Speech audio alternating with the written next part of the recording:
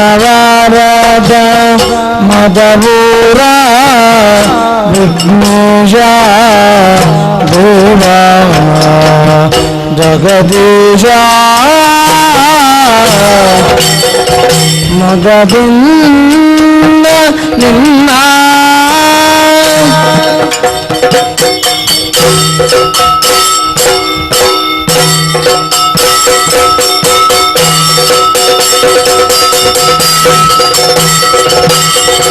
ಭರದಿಂದ ರಕ್ತಜಾರ ಪುರವಾಸ ತ್ಯಾವ ಮಾಡಿ ಹರಿಮೋದಲು ನಿನ್ನ ಅರ್ಚಿಸಿ ಮೆಚ್ಚಿಸಿ ಹರವೇ ರಂಜಿಗಳೆಲ್ಲ ಜಯತು ಜಯ ಜಯ ಜಯವನನು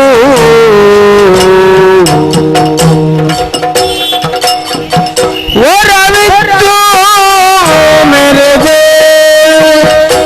ಗಣನಾಥ ಪ್ರಖ್ಯಾತ ಮುದದಿಂದ ನಿನ್ನ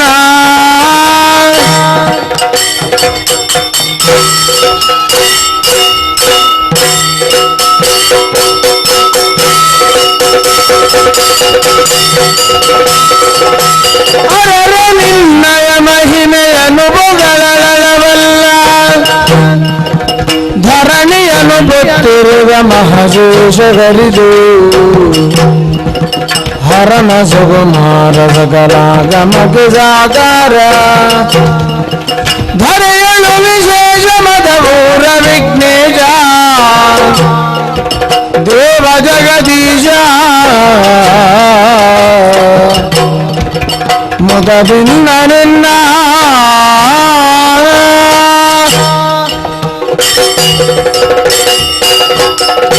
ಶರೀ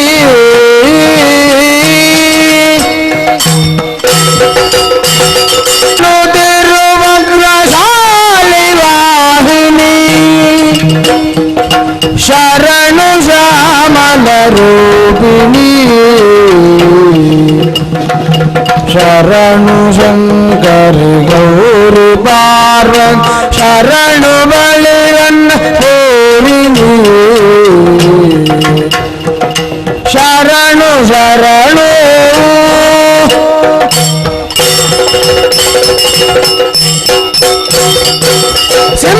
ಸಿಂಹವಾಹಿನಿ ಮಹಿಷ ಮರ್ದಿನಿ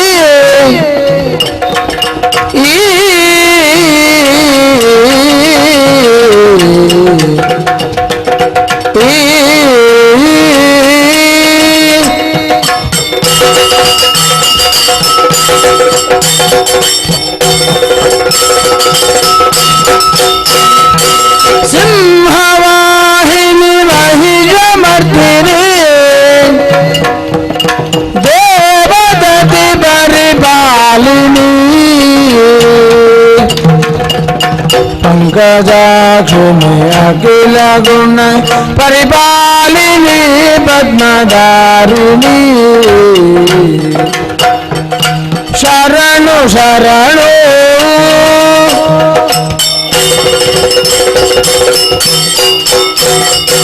पंकजामुनि परम पावने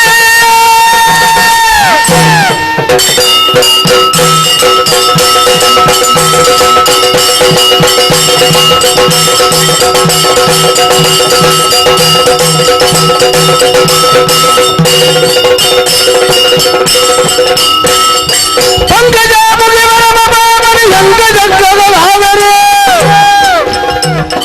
शंकर प्रिय देवी गौवर भंगरोगे नमो नमो शंकर प्रिय देवी गौवर भंगरोगे नमो नमो शरणु शरणु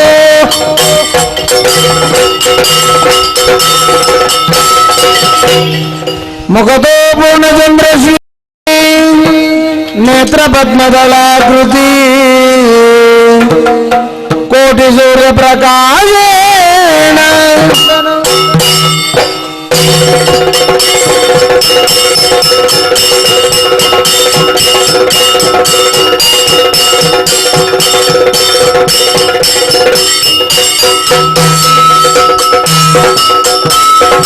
ಧರೆಯೆಲ್ಲವೂ ನಿನ್ನು ಜರಗಲಿರುತ್ತಿರುವುದು ಎಂಬಲು ನೀನು ಚರಣವನರಿಯಳು ಶರಣಾಗತ ರಕ್ಷಾ ಮಣಿಲ ಹರಿದಗರ ಎಲ್ಲವೂ ನಿನಗಾದು ಅಪೂಜನ ಜೀವಿತಾಪಹರಣ ಗೋವರ್ಧನೋದ್ಧಾರಣ ಕಂಸಚ್ಛೇದನ ಕೌರವಾದಿಹರಣ ಕುಂತಿ ಜಗತ್ಪಾಲನ ಹೇ ತದ್ಭಾಗವತ ಪುರಾಣ ಪುಣ್ಯ ಕಥನ ಶ್ರೀಕೃಷ್ಣ ಲೀಲಾವೃತ ಹರೇ ಗೋವಿಂದ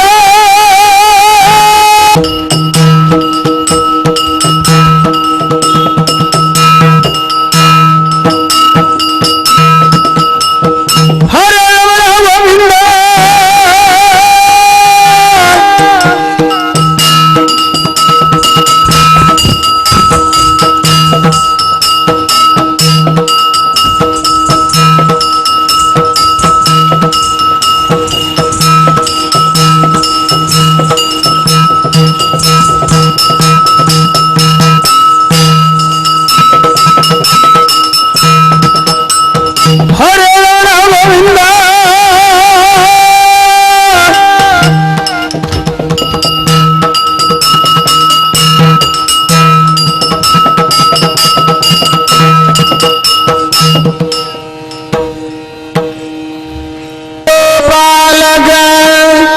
हे कृपा जलन जे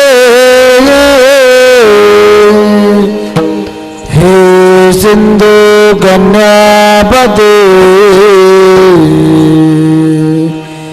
हे कंसांतक हे गजेंद्र करुणा पारेण हे माधवा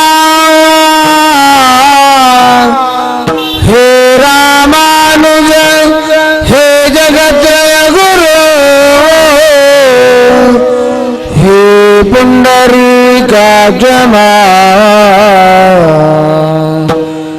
हे गोपी जगन्नाथ पालय पदो हे गोपी जगन्नाथ पालय पदो ध्यायामि चित्ते सदा ध्यायामि चित्ते सदा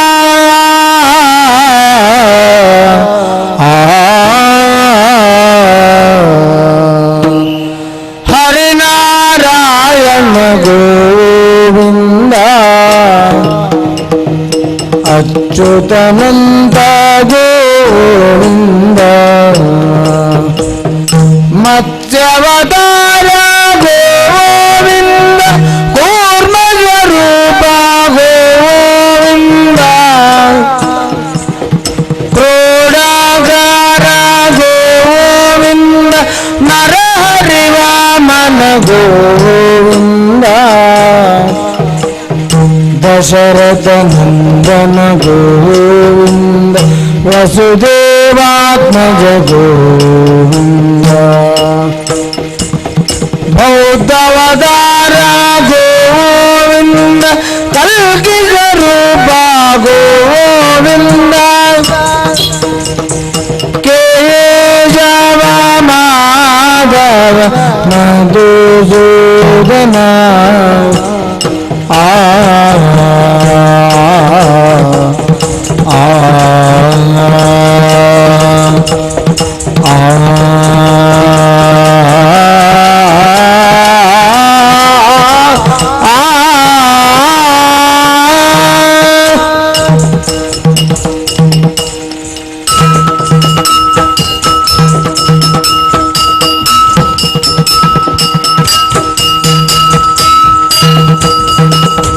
केशव माधव मधुसूदन राम दशरथ नंदन धनुजारी कण्णन दणियन नोडुवे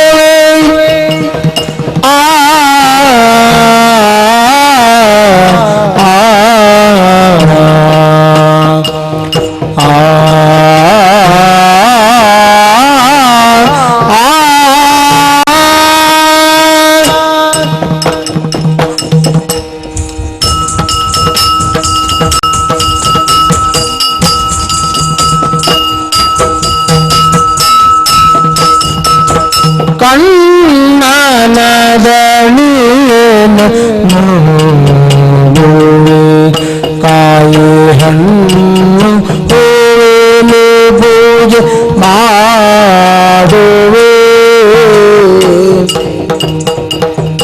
ಅನುದಿನ ನಿನ್ನಂಗ್ರಿ ಯೋಗವನ್ನು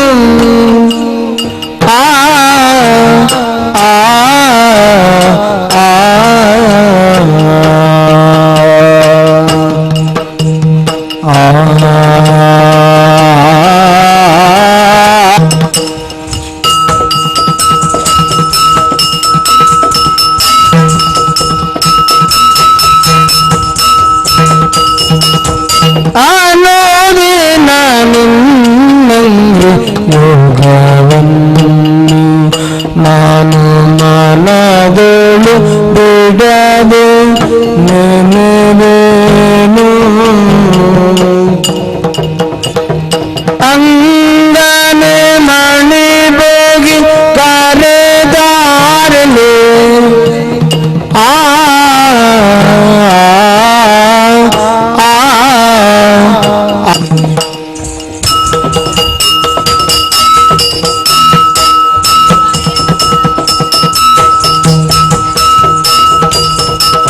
ದಿನದಿ ತಯದ ದಿನದಿ ತಗದ ದಿನದಿ ತಹದ ದಿನದಿ ದಿನದಿ ದಿನದಿ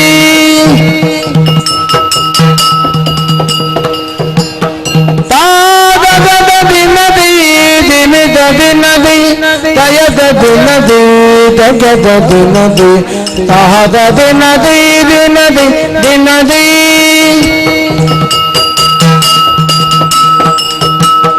ತಾದಗದ ದಿನದಿ ದಿನದ ದಿನದಿ ತಯದ ದಿನದಿ ತಗದ ದಿನದಿ ತಹದ ದಿನದಿ ದಿನದಿ ದಿನದಿ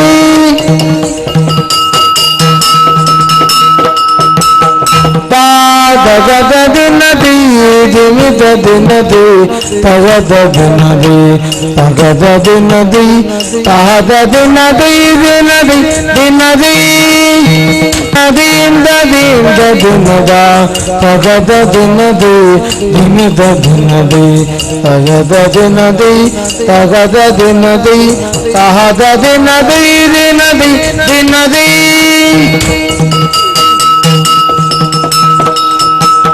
ತತ್ತೋಂಗದಿ ಕುತಗದಿ ತದರಿಗೆ ತತ್ತೋಂಗದಿ ಕುತಗದಿ ತತ್ತೋಂಗದಿ ಕುತಗದಿ ತದರಿಗೆ ತತ್ತೋಂಗದಿ ಕುತಗ ತಾದಗದ ದಿನದಿ ದಿನದ ದಿನದಿ ತಗದ ದಿನದಿ ತಹದ ದಿನದಿ ದಿನದಿ ದಿನದಿ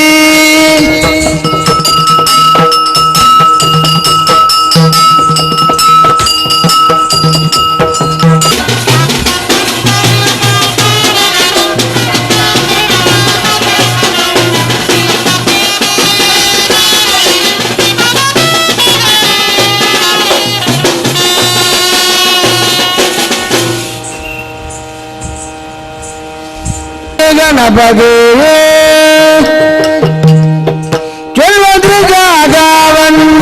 ವಂದಿತಾನೇಗಾರತಿ ಎತ್ತೀರೆ ಗಜಮುಖದ ಬಗೆ ಗಣಪಗೆ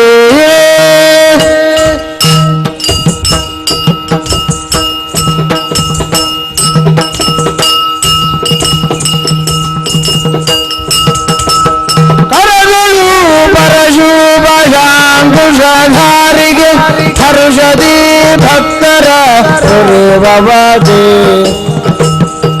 ಪುರದ ಭೂಷಣನ ಕುಮಾರ ಗಜವದನನ ಶರಣ ಕಮಲಗೆ ಆರತಿ ಎತ್ತಿರೆ ಆರತಿ ಬೆಳಗಿರೆ ಗಜಮುಖದ ಹೊಗೆ ಗಣಪಗೆ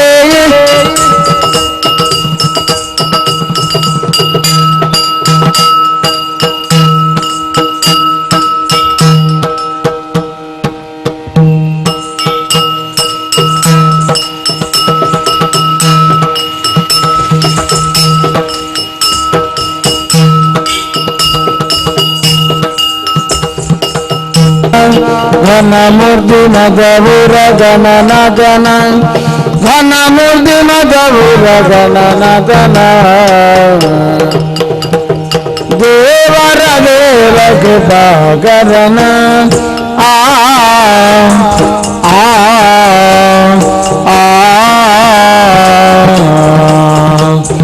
ಆ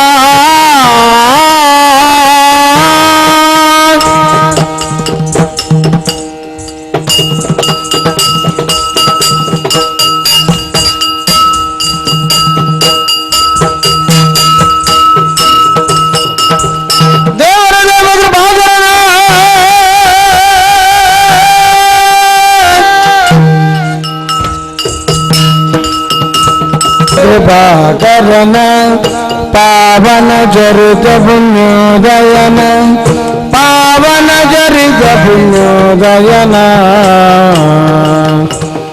ಭಾವಜ ವಿಷಯಕ್ಕೆ ಸುಲುಕದನ ಕೋವಿದ ಗಿರಿಜಯವರ ಸುತನ ಕೋವಿದ ಗಿರಿಜಯವರ ಸುತನ ಸುರಮುನಿ ನಮಿತ ಸರ್ವೇಶ್ವರನ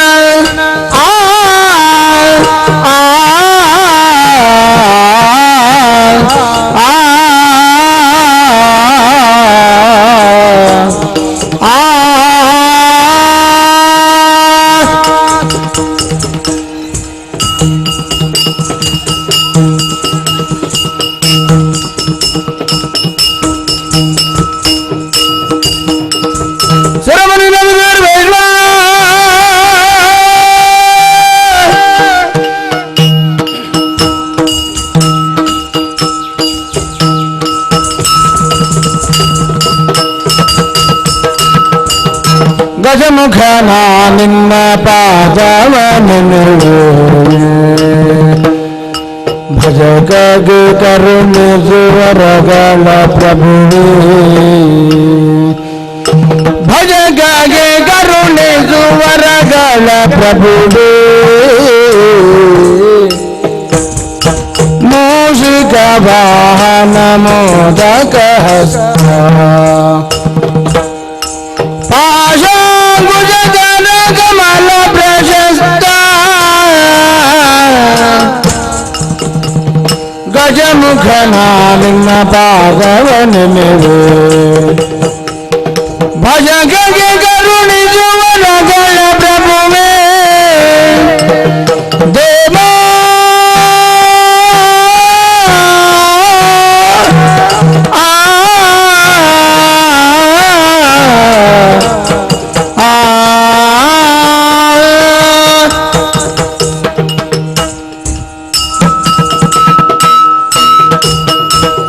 ಶ್ಯಾಮಲ ವರ್ಣ ವಿಲಂಬಿತ ಸೂತ್ರ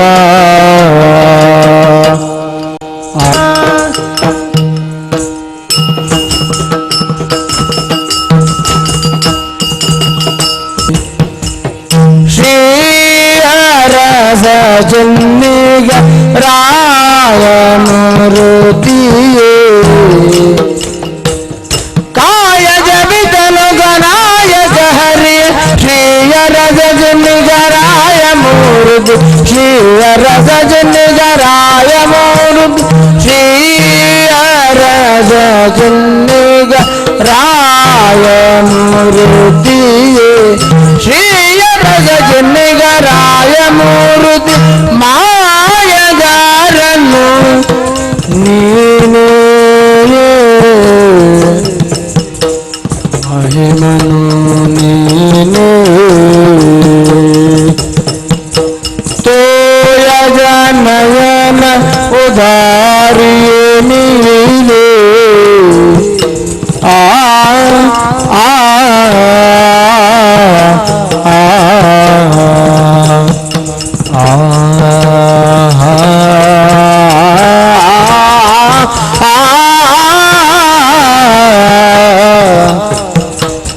ದಿನ್ನದಿ ದಿನನ ದಿನ್ನದಿ ತೋಂದನ ದಿನ್ನದ ದಿನ ದಿನ್ನದಿ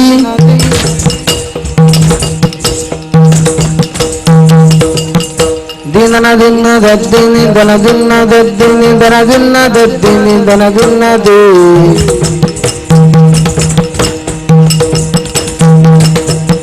ತೋಂದನ ದಿನ್ನದ ತೋಂದನ ದಿನ್ನದ ತೋಂದನ ದಿನ್ನದ ತೋಂದನ ದಿನ್ನದಿ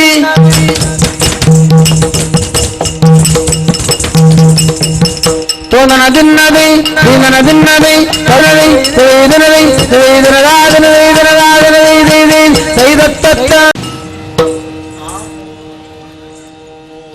ಆಹೋ ಶಿವರು ಶ್ರೀ ಕೊಡಮನಂತಾಯ ದೇವರುಗಳು ಮತ್ತು ಶ್ರೀ ಕೊಡಮನಂತಾಯ ದೇವರುಗಳು ನಂಬಿದಂತಹ ಭಕ್ತರ ಮೇಲೆ ಪ್ರೀತಿ ಇಟ್ಟುಕೊಟ್ಟೆಂದು ಅದರ ಮೇಲೆ ಗಂಧ ಪ್ರದಾದ ಶಿವಾರ್ಪಣಮಸ್ತು.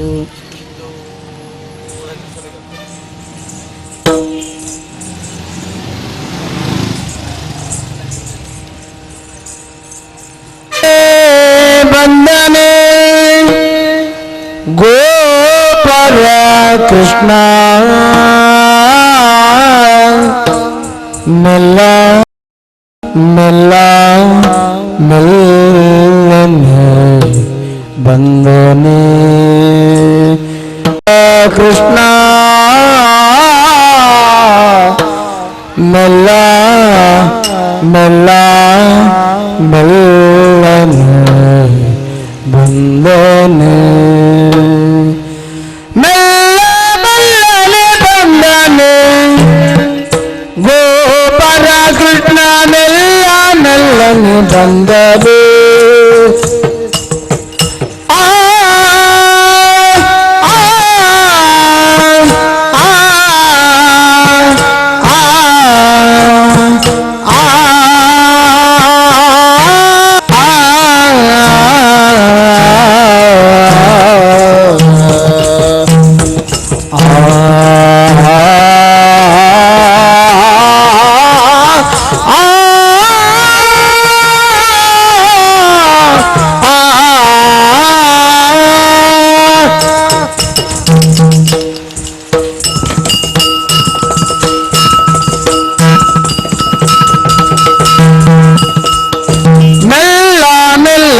ಬಂದನು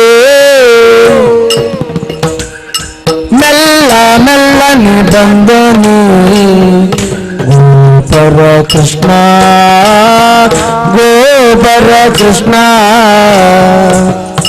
ಮೆಲ್ಲ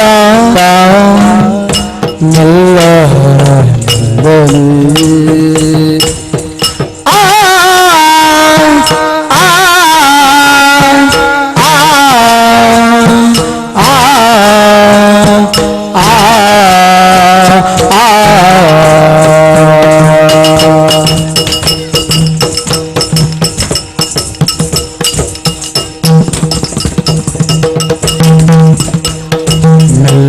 ಮೆಲ್ಲನೆ ಬಂದು ಚೆಲುವ ನಗೆಯ ಬೀರಿ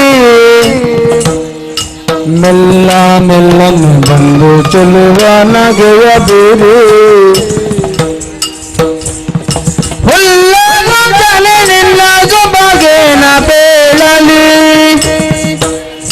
ಮೆಲ್ಲ ಮೆಲ್ಲನೆ ಬಂದು ಚೆಲುವ ನಗೆಯ ಬೀರಿ ಹುಲ್ಲನು ಜನೆ ನಿನ್ನ ಸೊಬಗೇನ ಬೇಳಲಿ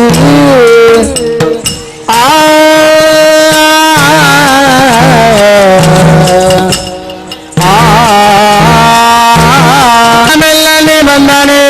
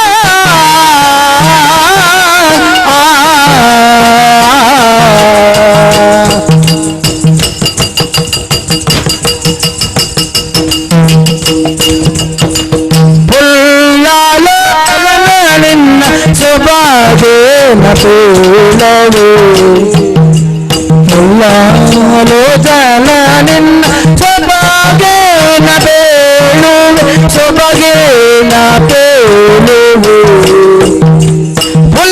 ಲೋಚನ ನಿನ್ನ ಸೊಬಗೇನ ಬೇಳುವೆ ಮೆಲ್ಲ ಮೆಲ್ಲನೆ ಬದು ಚೆಲುವ ನಗೆಯ ಬೆರಿ ಲೋಚನ ಸೊಬಗೇನ ಬೇಳುವೆ ನಿಗಮೋದ್ಧಾರ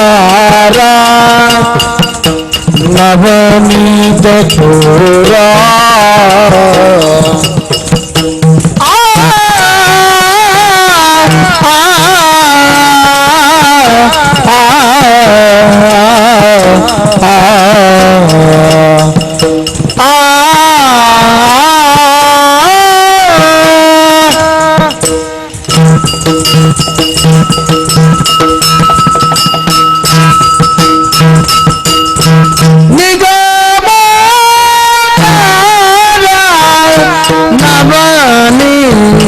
ಚೋರಾ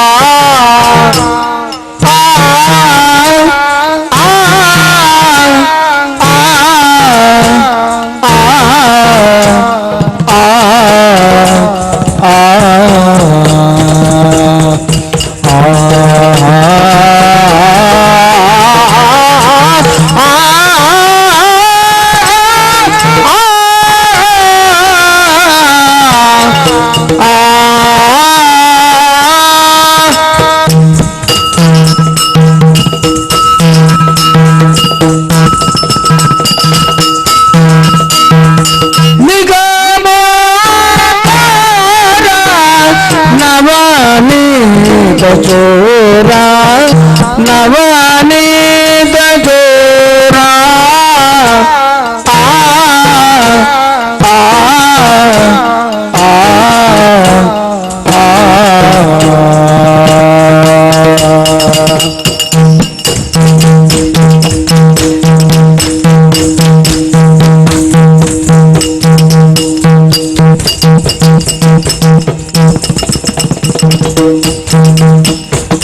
ಗಗಪತಿ ವಾಹನನೇ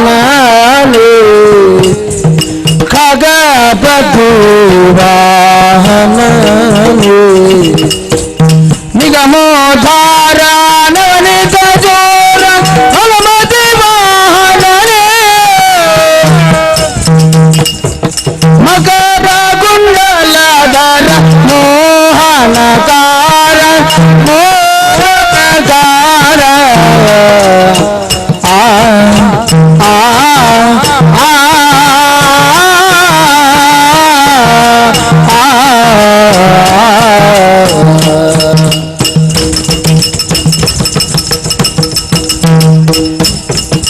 ರುಕುಮಿಣಿ ವಲ್ಲಭ ಪಾಂಡವ ಬಂಧು ರುಕುಮಿಣಿ ವಲ್ಲಭ ಪಾಂಡವ ಬಂಧು ಮಕರ ಕುಂಡಲಧರ ಮೋಹನಕಾರ ರುಕುಮಿಣಿ ವಲ್ಲಭ ಪಾಂಡವ ಬಂಧು ಮೆಲ್ಲ ಮೆಲ್ಲನೆ ಬಂದನೆ ಗೋಪರ ಬಾಲ ಗೋಪರ ಬಾಲ ಮಲ್ಲ ಮಲ್ಲನೆ ಬಂದನೆ ಮೆಲ್ಲ ಮೆಲ್ಲನೆ ಬಂದು ಜಲ್ವ ನಗೆಯ ಬೀರಿ ಮೆಲ್ಲ ಮೆಲ್ಲನೆ ಬಂದು ಜಲ್ವ ನಗೆಯ ಬೀರಿ ಕೊಲ್ಲಲೋಚನೆ ನಿನ್ನ ಸೊಬಗೆ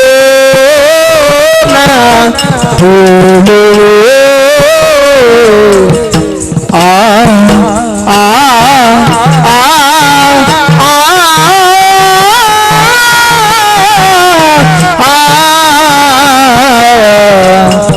ತೋನನ ದಿನ್ನದಿ ದಿನನ ದಿನ್ನದಿ ತೋನನ ದಿನ್ನ ದತ್ತಿ ನಿಧನ ದಿನ್ನದಿ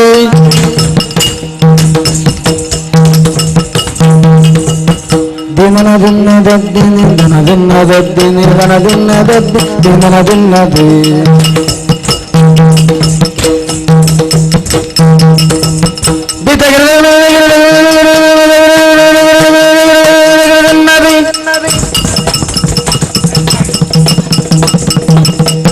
ತೋನನ ದಿನ್ನದಿ ದಿನನ ದಿನ್ನದಿ ಪದೈ ದಿನ್ನದಿ ಪದೈ ದಿನದಿ ಪದೈ ದಿನದಾದರೈ ದಿನದಾದರ ದೈ ದೈ ದೈ ದೈ ದೈ ರತ್ತತ್ತ ತೋಂಗತೋ ಭಗತ ದಿನ್ನದಿ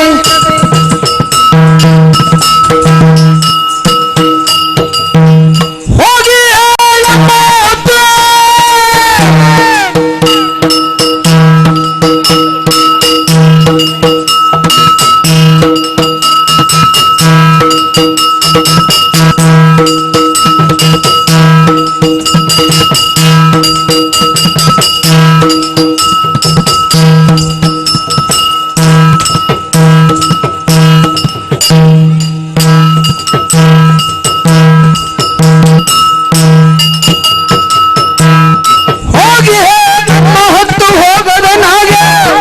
ಆದಿಕೇಶವ ರಂಗಧಾಮ ಬಾರ ಮನೆಗೆ ಕಣ್ಣ ಮುಚ್ಚಾಲು ನಿತ್ಯ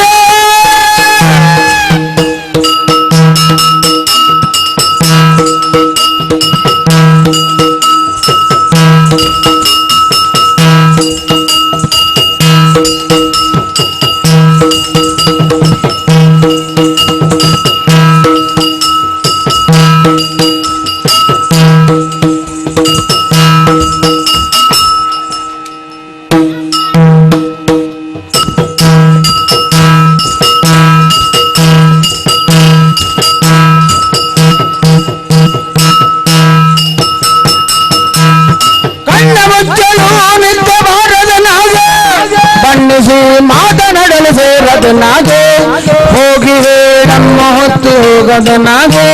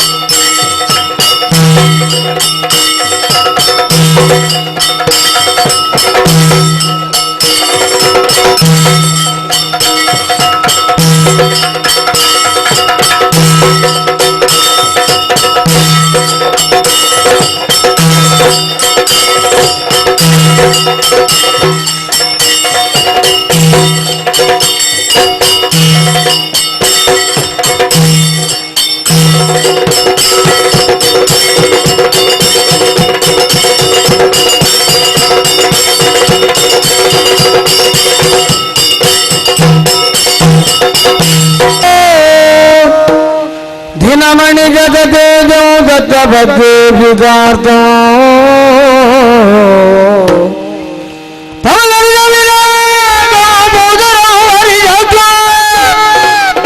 कमल जसुर स्तोत्र नमामि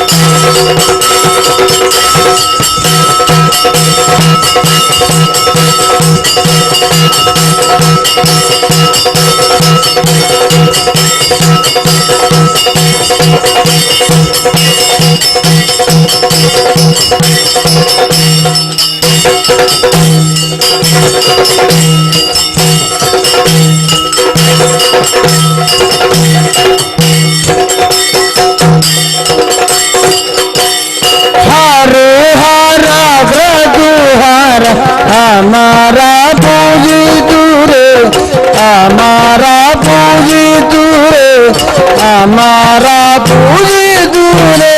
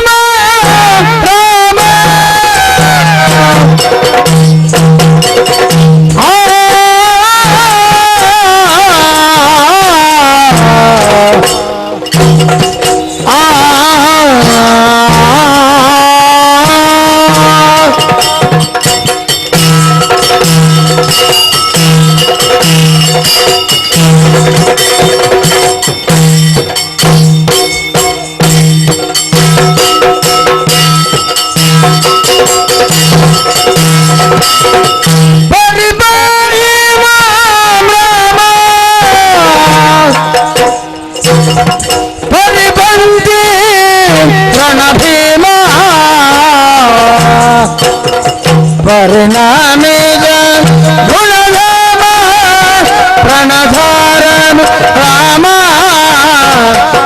ಜಯ ಜಯದು ಜಯದು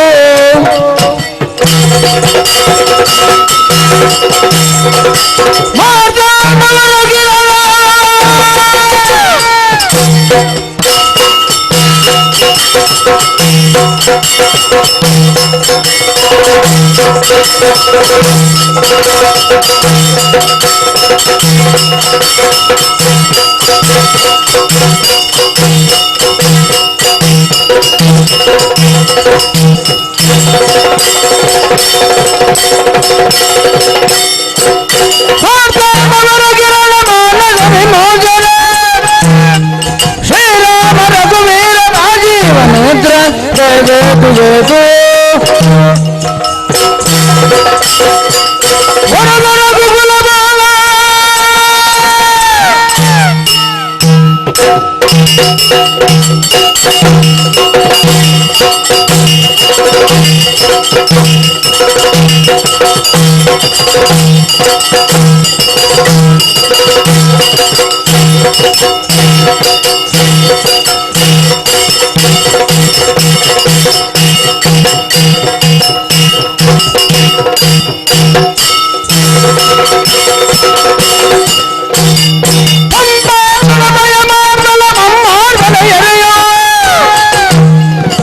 ಅಂಬಾಜುಗ ಶುಭ ಕೇರಳ ಅಂಬಾಜುಗ ಶುಭದು ಜಯ ಜಯ ಜಯ ಜಯತು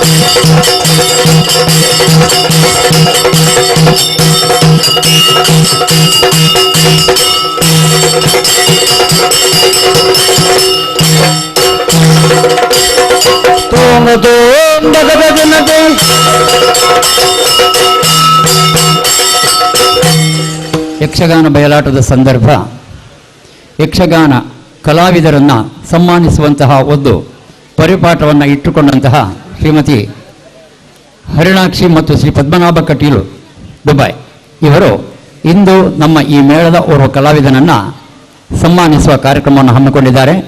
ಈ ಕಾರ್ಯಕ್ರಮದ ಸಂಪನ್ನತೆಗಾಗಿ ಇವರು ಈಗಾಗಲೇ ವೇದಮೂರ್ತಿ ಲಕ್ಷ್ಮೀನಾರಾಯಣ ಆಸರಣ್ಣ, ವೇದಮೂರ್ತಿ ಶ್ರೀ ಹರಿನಾರಾಯಣ ದಾಸ್ ಆಸರಣ್ಣ, ಸುರೇಶ್ ಭಂಡಾರಿ ಕಡಂದಲೆ ಮುಂಬೈ, ಕರ್ನಿರೆ ವಿಶ್ವನಾಥ್ ಶೆಟ್ಟಿ, ರಘುರಾಮ್ ಶೆಟ್ಟಿ ಅಬುದಾಬಿ, ಸುಧಾಕರ್ ತುಂಬೆ ಮುಂಬೈ, ಆನಂದ ಎಂ ಶೆಟ್ಟಿ ಎಕ್ಕಾರ್, ಕೇಶವ ಅಂಚನ್ ಮುಂಬೈ, ರವಿ ಕೋಟ್ಯಾನ್ ಮುಂಬೈ, ನೀಲೇಶ್ ಶೆಟ್ಟಿಗಾರ್ ಕಿನ್ನಿಗೋಳಿ ಮುಂಬೈ, ಸತೀಶ್ ಪೂಜಾರಿ ಅಧ್ಯಕ್ಷರು ಕರ್ನಾಟಕ ಸಂಘ ಶಾರ್ಜಾ ಇವರನ್ನು ಆಹ್ವಾನಿಸಿದ್ದಾರೆ. ದಯಮಾಡಿ ಈ ಅತಿಥಿಗಳು ವೇದಿಕೆಗೆ ಬರಬೇಕಾಗಿ ಕೇಳಿಕೊಳ್ತಾ ಇದ್ದೇನೆ.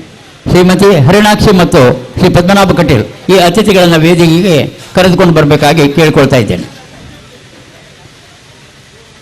ವೇದಮೂರ್ತಿ ಲಕ್ಷ್ಮೀನಾರಾಯಣ ಆಸರಣ್ಣ, ಶ್ರೀಹರಿನಾರಾಯಣ ದಾಸ್ ಆಸರಣ್ಣ, ಸುರೇಶ್ ಭಂಡಾರಿ ಕಡಂದಲೆ, ಕರ್ನೆರೆ ವಿಶ್ವನಾಥ್ ಶೆಟ್ಟಿ, ರಘುರಾಮ್ ಶೆಟ್ಟಿ ಅಬುದಾಬಿ, ಸುಧಾಕರ್ ತುಂಬೆ ಮುಂಬೈ, ಆನಂದ ಎಂ ಶೆಟ್ಟಿ ಎಕ್ಕಾರು, ಕೇಶವ್ ಅಂಚನ್ ಮುಂಬೈ, ರವಿ ಕೋಟ್ಯಾನ್ ಮುಂಬೈ, ಸತೀಶ್ ಪೂಜಾರ್, ನೀಲೇಶ್ ಶೆಟ್ಟಿಗಾರ್ ಕಿನ್ನಿಗೋಳಿ ಮುಂಬೈ, ಸತೀಶ್ ಪೂಜಾರಿ ಅಧ್ಯಕ್ಷರು ಕರ್ನಾಟಕ ಸಂಘ ಶಾರ್ಜಾ. ಹೌದು ಹೇಳಿ ಡಿಯಾ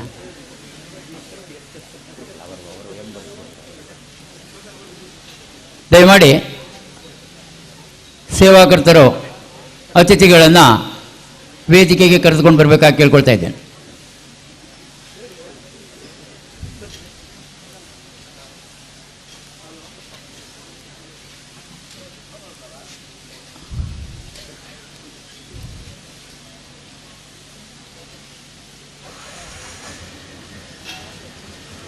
ವೇದಮೂರ್ತಿ ಲಕ್ಷ್ಮೀನಾರಾಯಣ ಆಸರಣರು, ಸುರೇಶ್ ಭಂಡಾರಿ ಕಡಂದಲೆ ಮುಂಬೈ, ಕರ್ನೆರೆ ವಿಶ್ವನಾಥ್ ಶೆಟ್ಟಿ, ರಘುರಾಮ್ ಶೆಟ್ಟಿ ಅಬುದಾಬಿ, ಸುಧಾಕರ್ ತುಂಬೆ ದುಬೈ, ಆನಂದ ಡಿ ಶೆಟ್ಟಿ ಎಕ್ಕಾರು, ಕೇಶವ ಅಂಜನ್ ಮುಂಬೈ, ರವಿ ಕೋಟ್ಯಾನ್ ಮುಂಬೈ, ಸತೀಶ್ ಪೂಜಾರಿ ಅಧ್ಯಕ್ಷರು ಕರ್ನಾಟಕ ಸಂಘ ಶಾರ್ಜಾ, ನೀಲೇಶ್ ಶೆಟ್ಟಿಗಾರ್ ಇವರೆಲ್ಲರೂ ವೇದಿಕೆಗೆ. ಎಕ್ಕಾರು ಉಮೇಶ್ ರಾವ್ ಇವರು ವೇದಿಕೆಗೆ ಆಗಮಿಸಬೇಕಾಗಿ ಕೇಳ್ಕೊಳ್ತಾ ಇದ್ದೇನೆ. ಉಮೇಶ್ ರಾವ್ ಎಕ್ಕಾರು ಬನ್ನಿ ಸರ್. ವೇದಿಕೆಯಲ್ಲಿ ಆಸೀನರಾಗಬೇಕು ಕೇಳ್ಕೊಳ್ತಾ, ಇಂದು ಹಮ್ಮಿಕೊಂಡಂತಹ ಯಕ್ಷಗಾನ ಕಲಾವಿದ ಸುಬ್ರಾಯ ಪಾಟಾಡಿ ಇವರ ಸನ್ಮಾನ ಕಾರ್ಯಕ್ರಮಕ್ಕೆ ಆಗಮಿಸಿದಂತಹ ಎಲ್ಲ ಗಣ್ಯರನ್ನು, ಕಲಾಭಿಮಾನಿಗಳಾದ ತಮ್ಮೆಲ್ಲರನ್ನ ಶ್ರೀಮತಿ ಹರಿಣಾಕ್ಷಿ ಮತ್ತು ಶ್ರೀ ಪದ್ಮನಾಭ ಕಟೀಲ್ ಇವರ ವತಿಯಿಂದ ನಾನು ಹಾರ್ದಿಕವಾಗಿ ಸ್ವಾಗತಿಸ್ತಾ, ಪದ್ಮನಾಭ ಕಟೀಲ್ ವೇದಿಕೆಗೆ ಬಂದು ಎಲ್ಲರಿಗೆ ಮಲ್ಲಿಗೆ ಹಾರವನ್ನು ತೊಡಿಸಿ ಗೌರವಿಸಬೇಕಾಗಿ ಕೇಳಿಕೊಳ್ತಾ ಇದ್ದೇನೆ. ಪದ್ಮನಾಭ ಕಟೀಲ್ ಇವರಿಂದ ಅತಿಥಿಗಳಿಗೆ ಮಾಲಾರ್ಪಣೆ. ಜೊತೆಗೆ ಶ್ರೀಮತಿ ಹರಿಣಾಕ್ಷಿ ಜೊತೆಗಿದ್ದು ಸಹಕರಿಸಬೇಕು ಅಂತ ಕೇಳ್ಕೊಳ್ತಾ ಇದ್ದೆ.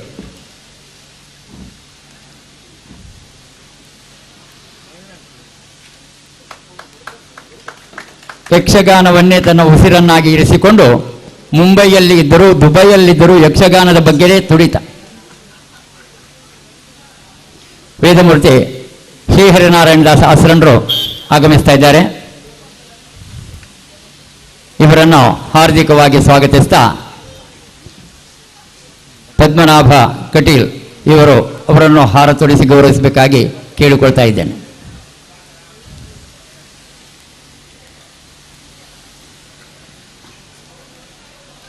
ಎಕ್ಕಾರ್ ಉಮೇಶ್ ರಾಯರಿಗೆ ಹಾರಾರ್ಪಣೆ. ಧನ್ಯವಾದಗಳು. ಇದೀಗ ಈ ಕಾರ್ಯಕ್ರಮದ ವೈಶಿಷ್ಟ್ಯತೆಯನ್ನು ನಮ್ಮ ಮಾಧವ ಬಂಗೇರ ಇವರು ಕೇವಲ 2 ನಿಮಿಷಗಳು ತಿಳಿಸಿಕೊಡ್ಬೇಕಾಗಿ ಕೇಳಿಕೊಳ್ತಾ ಇದ್ದೆ. ಪೂಜ್ಯ ಶ್ರೀ ಶ್ರೀ ಲಕ್ಷ್ಮೀನಾರಾಯಣ ಆಸರಣರ ಮಂಗಳ ಮಂತ್ರಾಕ್ಷತೆಯ ಅನುಗ್ರಹದೊಂದಿಗೆ ಕಳೆದ ವರ್ಷದ ಜುಲೈ ತಿಂಗಳಲ್ಲಿ ಹುಟ್ಟಿಕೊಂಡಂತಹ ಯಕ್ಷಕಲಾ ಕಟೀಲು ಎಂಬ ಸಂಸ್ಥೆ ಮಹತ್ತರ ಉದ್ದೇಶವನ್ನು ಇರಿಸಿಕೊಂಡು ಈ ಸಂಸ್ಥೆಯನ್ನು ಹುಟ್ಟುಹಾಕಿದೆ. ಒಂದು ಕಾರ್ಯಕ್ರಮವನ್ನು ಮಂಗಳೂರು ಪುರಭವನದಲ್ಲಿ ಆಯೋಜಿಸುವುದರ ಮೂಲಕವಾಗಿ ಆ ಮೂಲಕ ಬಂದಂತಹ ಲಾಭಾಂಶವನ್ನು ಅಶಕ್ತ ಕಲಾವಿದರಿಗೆ ನಿಧಿ ಸಮರ್ಪಣೆ ಎನ್ನುವಂತಹ ಪುಣ್ಯ ಸಂಕಲ್ಪದೊಂದಿಗೆ ಇರಿಸಿಕೊಂಡು ಆ ಕಾರ್ಯಕ್ರಮವನ್ನು ಕಳೆದ ವರ್ಷವೂ ನಡೆಸಿ 6 ಮಂದಿ ಅಶಕ್ತ ಕಲಾವಿದರನ್ನು ಗುರುತಿಸಿ ನಾವು ಗೌರವಿಸಿದ್ದೇವೆ. ಅದೇ ನೆಲೆಯಲ್ಲಿ ಇಂದು ಕೂಡ ಸುಬ್ರಾಯ ಪಾಟಾಳಿ ಸಂಪಾಜೆ ಇವರನ್ನೂ ಕೂಡ ಗುರುತಿಸುವಂತಹ ಒಂದು ಕಾರ್ಯಕ್ರಮ. ಮಾತ್ರವಲ್ಲ, ಕೀರ್ತಿಶೇಷ ಕಟೀಲು ಗೋಪಾಲಕೃಷ್ಣ ಆಸರಣ ಅಭಿಮಾನಿ ಬಳಗ ಮುಂಬೈ, ದುಬೈ ಈ ಸಂಸ್ಥೆಯ ವತಿಯಿಂದಲೂ 50 ಮಂದಿ ಕಲಾವಿದರನ್ನು ಸನ್ಮಾನಿಸಿದ್ದಾರೆ ಪದ್ಮನಾಭ ಕಟೀಲು ಇವರು. ಇವರ ಈ ಆಸಕ್ತಿಗೆ ಪೂರಕವಾಗಿ ನಮಗೆ ಪೂಜ್ಯ ಲಕ್ಷ್ಮೀನಾರಾಯಣ ಆಸರಣರು ಹಾಗೆ ಹರಿನಾರಾಯಣದಾಸ ಆಸರಣರ ಆ ಅನುಗ್ರಹ ಖಂಡಿತ ನಮ್ಮ ಪಾಲಿಗಿದೆ. ಹಾಗೆಯೇ ಕಟೀಲು ಮಹಾಮಾತೆಯ ಅನುಗ್ರಹದೊಂದಿಗೆ ಈ ಪವಿತ್ರವಾದಂತಹ ಕಾರ್ಯವನ್ನು ನಾವು ಹಮ್ಮಿಕೊಂಡಿದ್ದೇವೆ. ಧನ್ಯವಾದಗಳು ಬಂಗಿರ್ರೆ. ಇದೀಗ ಈ ಕಾರ್ಯಕ್ರಮದ ಯಶಸ್ಸನ್ನು ಕೋರಿ ವೇದಮೂರ್ತಿ ಶ್ರೀಹರಿನಾರಾಯಣದಾಸ ಆಸರಣರು ಆಶೀರ್ವಚನ ನೀಡಬೇಕಾಗಿ ಕೇಳ್ಕೊಳ್ತೇನೆ. ದುಃಖ ಭಯಹಾರಿಣಿಕ ತ್ವದನ್ಯ ಸರ್ವೋಪಕಾರಕರಣಾಯ ಸದಾರ್ದ್ರಚಿತ್ತ.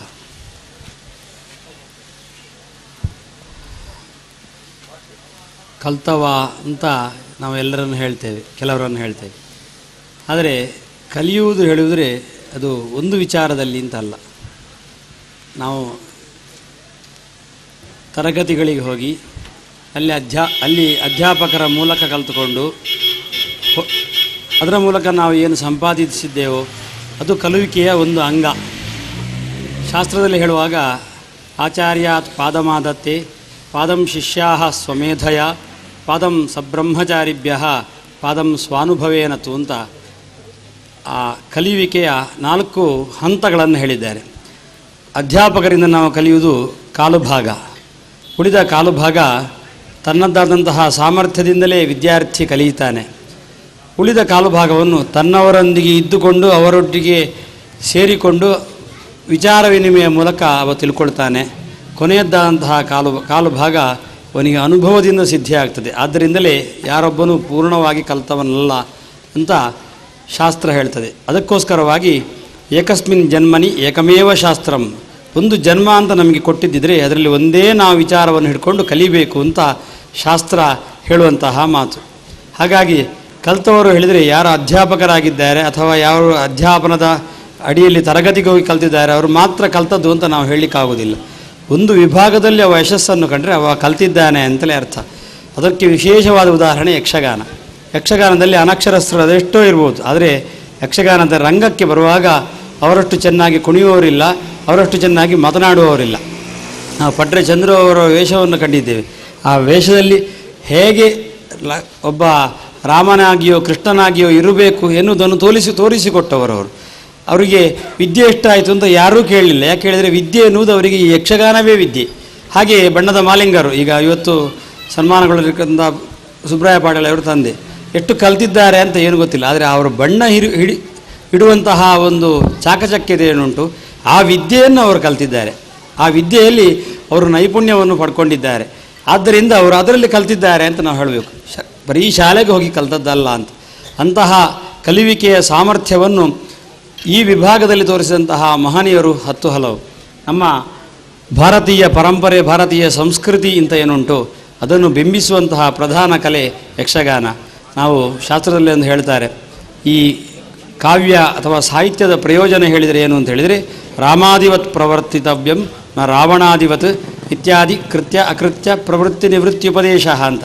ರಾಮನ ಹಾಗೆ ನೀವು ವ್ಯವಹರಿಸಿ, ರಾವಣನ ಹಾಗೆ ನೀವು ವ್ಯವಹರಿಸಬೇಡಿ ಎನ್ನುವುದನ್ನು, ಯಾವುದು ಮಾಡಬೇಕು ಯಾವುದು ಮಾಡಬಾರದು ಎನ್ನುವುದನ್ನು ಸರಿಯಾಗಿ ಹೇಳುವಂಥದ್ದು ಏನುಂಟು ಅದು ಸಾಹಿತ್ಯ ಅಂತ ಯಕ್ಷಗಾನದಲ್ಲಿ ನಾವು ಅದನ್ನು ಕಾಣ್ತೇವೆ. ಆ ಯಕ್ಷಗಾನದಿಂದಾಗಿ ಎಷ್ಟೋ ಜನ ಅನಕ್ಷರಸ್ಥರೊಂದಿದ್ದಾರೆ, ಊರಿನಲ್ಲಿ ಹಿರಿಯರೊಂದಿದ್ದಾರೆ. ಅವರೆಲ್ಲ ಅಲ್ಲ ಹಾಗೆ ಮಾಡಬಾರ್ದು, ಹೀಗೆ ಮಾಡಬೇಕು ಅಂತ ನೀವು ಆಟದಲ್ಲಿ ನೋಡಿಲ್ವಾ, ಆ ರೀತಿ ನೀವು ವ್ಯವಹರಿಸಬೇಕು ಅಂತ ಹೇಳುವಷ್ಟರ ಮಟ್ಟಿಗೆ ಯಕ್ಷಗಾನ ತನ್ನದಾದಂತಹ ಸಾಮರ್ಥ್ಯವನ್ನು ಈ ನಾಡಿನಲ್ಲಿ ಕಂಡಿದೆ. ಆದ್ದರಿಂದ ಯಕ್ಷಗಾನಕ್ಕಷ್ಟು ದೊಡ್ಡ ಒಂದು ಮಾಧ್ಯಮ ಧರ್ಮ ಪ್ರಚಾರಕ್ಕೆ ಬೇರೊಂದಿಲ್ಲ ಅಂತ ಹಿಂದಿನವರು ನಿರ್ಧರಿಸಿದ್ದಾರೆ. ಕಟೀಲು ತಾಯಿಯ ಅದಕ್ಕೆ ಅಸ್ತು ಅಂತ ಎನ್ನುವಂತಹ ವಚನ ಸಿಕ್ಕಿದೆ ಎನ್ನುವುದಕ್ಕೆ ಈ 5 ಮೇಳಗಳೇ ಸಾಕ್ಷಿ. ಶಾಸ್ತ್ರದಲ್ಲಿ ಒಂದುಂಟು, ಅಪೂಜ್ಯೋ ಪೂಜ್ಯತೆ ಯತ್ರ ಪೂಜ್ಯೋ ಯತ್ರ ನ ಪೂಜ್ಯತೆ ತ್ರೀಣಿ ತತ್ರ ಭವಿಷ್ಯಂತಿ ದುರ್ಭಿಕ್ಷಾ ಮರಣಂ ಭಯಂ ಅಂತ. ಯಾರು ನಿಜವಾಗಿ ಗೌರವಿಸಲಿಕ್ಕೆ ಇರುವವನೋ ಅವನು ಗೌರವಿಸದೇ ಇದ್ದಲ್ಲಿ, ಅಥವಾ ಯಾರು ಗೌರವಿಸಲಿಕ್ಕೆ ಅನರ್ಹನೋ ಅವನನ್ನು ಗೌರವಿಸಿದಲ್ಲಿ ದುರ್ಭಿಕ್ಷ ಮರಣ ಮತ್ತು ಭಯ ಎನ್ನುವುದು ಈ ಭೂಲೋಕಕ್ಕೆ ಪ್ರಾಪ್ತಿಯಾಗ್ತದೆ ಅಂತ. ಆದ್ದರಿಂದ ಕೃತಶ್ರಮರಾದಂತಹ ವಿದ್ವಾಂಸರು ಅಂತ, ಯಕ್ಷಗಾನದ ವಿದ್ವಾಂಸರು ಅಂತ ಯಾರಿದ್ದಾರೆ ಅವರನ್ನು ಗೌರವಿಸಬೇಕಾದದ್ದು ಈ ವೇದಿಕೆಯಲ್ಲಿ ನಿಜವಾದಂತಹ ಒಂದು ಸಂಪ್ರದಾಯ. ಕಟೀಲು ಮೇಳದ ಇತ್ತೀಚಿನ ದಿನಗಳಲ್ಲಿ ಇಂತಹ ಸಂಪ್ರದಾಯ ನಿರಂತರವಾಗಿ ನಡೀತಾ ಉಂಟು. ಈ ಕಲಾವಿದರ ಮೂಲಕ ಧರ್ಮ ಪ್ರಚಾರವೇ ಆಗುವುದರಿಂದಾಗಿ ಇದು ಸಾಧುವಾಗಿರ್ತದೆ. ಇಂತಹ ಒಂದು ವಿಶೇಷವಾದಂತಹ ಪ್ರಯತ್ನವನ್ನು ಪದ್ಮನಾಭ ಕಟೀಲ್ ಅವರು ನೆರವೇರಿಸಿದ್ದಾರೆ. ಅದರಲ್ಲಿಯೂ ಸಹ ಈ ಕ್ಷೇತ್ರದ ಪ್ರಾತಸ್ಮರಣೀಯರಾಗಿರತಕ್ಕಂತಹ ನಮ್ಮ ದೊಡ್ಡಪ್ಪ ಗೋಪಾಲಕೃಷ್ಣ ಆಸರಣ್ಣರ ಸ್ಮರಣಾರ್ಥವಾಗಿ ಅದನ್ನು ಮಾಡ್ತಾ ಇರುವುದು ಅವರದಾದಂತಹ ಮತ್ತೊಂದು ದೊಡ್ಡ ಗುಣ. ಈ ಕಾರ್ಯಕ್ರಮ ನಿರಂತರವಾಗಿ ನಡೀಲಿ. ಇಂತಹ 10 ಹಲವು ಕಲಾವಿದರು ಅಶಕ್ತರು ತನ್ಮುಖೇನ ಲಾಭವನ್ನು ಪಡ್ಕೊಳ್ಳಿ. ಇದರಿಂದಾಗಿ ಕ್ಷೇತ್ರ ಕಟೀಲಿದ್ದು ಆಮೇಲೆ ಪದ್ಮನಾಭ ಕಟೀಲ್ನವರ ಹೆಸರು ಚಿರಸ್ಥಾಯಿಯಾಗಿ ಉಳೀಲಿ ಅಂತ ಆ ತಾಯಿಯಲ್ಲಿ ಪ್ರಾರ್ಥಿಸ್ತಾ ನನ್ನ ಮಾತನ್ನು ಮುಗಿಸ್ತೇನೆ. ನಮಸ್ಕಾರ.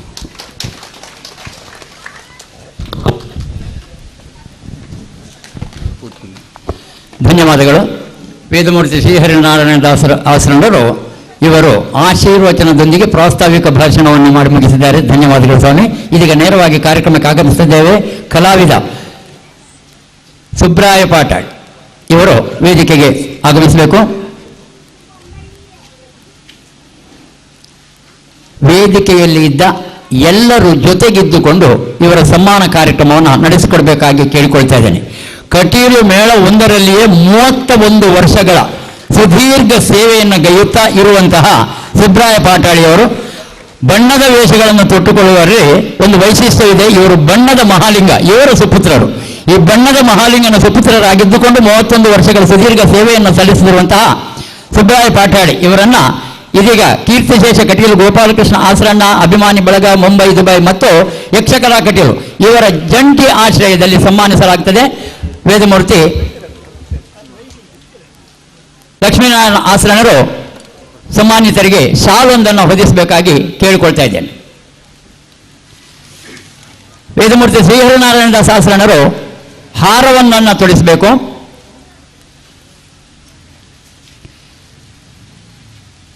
ಅಧ್ಯಕ್ಷರು ಕರ್ನಾಟಕ ಸಂಘ ಶಾರ್ಜಾ ಸತೀಶ್ ಪೂಜಾರಿ ಇವರು ಸನ್ಮಾನಿತರಿಗೆ ಸನ್ಮಾನ ಪತ್ರವನ್ನು ನೀಡಿ ಸಹಕರಿಸಬೇಕೆಂಬ ಕೇಳ್ಕೊಳ್ತಾ ಇದ್ದೇನೆ. ಉಳಿದ ಎಲ್ಲರೂ ಜೊತೆಗಿದ್ದುಕೊಂಡು ಫಲವಸ್ತು ಆನಂದ ಡಿ ಶೆಟ್ಟಿ ಇವರೆಲ್ಲರೂ ಸೇರಿಕೊಂಡು ಫಲಪುಷ್ಪ ನೀಡಿ ಗೌರವಿಸಬೇಕು ಎಂಬುದಾಗಿ ಕೇಳ್ಕೊಳ್ತಾ ಇದ್ದೇನೆ. ಜೊತೆಗೆ ಸನ್ಮಾನ ನಗದನ್ನು ನೀಡ್ತಾ ಇದ್ದಾರೆ ಪದ್ಮನಾಭ ಕಟೀಲು ಇವರು. ಶ್ರೀಮತಿ ಹರಿಣಾಕ್ಷಿ ಮತ್ತು ಶ್ರೀ ಪದ್ಮನಾಭ ಕಟೀಲು ಇವರ ಜೊತೆಗಿದ್ದುಕೊಂಡು ಈ ಕಾರ್ಯಕ್ರಮವನ್ನು ನೆರವೇರಿಸಿಕೊಡ್ತಾ ಇದ್ದಾರೆ. ಸಹಕರಿಸಿದ ಎಲ್ಲರನ್ನ ಅಭಿನಂದಿಸ್ತಾ ಮಾತನಾಡೋದು ಅಂತೇಳಿ. ಆದರೆ ಈಗ ಕಾರ್ಯಕ್ರಮಕ್ಕೆ ತಡ ಆಗೋದ್ರಿಂದ ಅವರನ್ನು ವೇಷ ಹಾಕಿಸುವ ಮಟ್ಟಿಗೆ ನಾವು ಹೋಗಲಿಲ್ಲ. ಅವರ ಸಮ್ಮತಿಯನ್ನು ನಾವು ನಿರೀಕ್ಷಿಸ್ತಾ ಇದೀಗ ಅತಿಥಿಗಳಲ್ಲಿ ಒಬ್ಬರಾದ ಕರ್ನಾಟಕ ಸಂಘ ಶಾರ್ಜಾ ಇದರ ಅಧ್ಯಕ್ಷ ಸತೀಶ್ ಪೂಜಾರಿ ಇವರು ತಮ್ಮ ಅನಿಸಿಕೆಯನ್ನು ನೀಡಬೇಕಾಗಿ ಕೇಳ್ಕೊಳ್ತಾ ಇದ್ದೆ. ಒಬ್ಬ ಯಕ್ಷಗಾನ ಕಲಾವಿದ ಶ್ರೀಮಾನ್ ಸುಬ್ರಾಯ ಪಾಠಕರಿಗೆ ವಿಶೇಷವಾಗಿ ಸನ್ಮಾನಿಸಿದರು.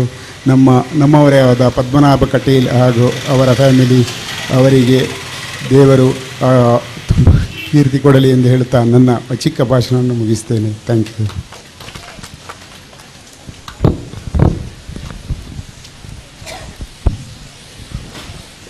ಸಮಯದ ಔಚಿತ್ಯವನ್ನು ಅರಿತು ನಿಜವಾಗಿಯೂ ಸಂದೇಶವನ್ನು ನೀಡಿದ್ದಾರೆ. ಧನ್ಯವಾದಗಳು ಸ್ವಾಮಿ.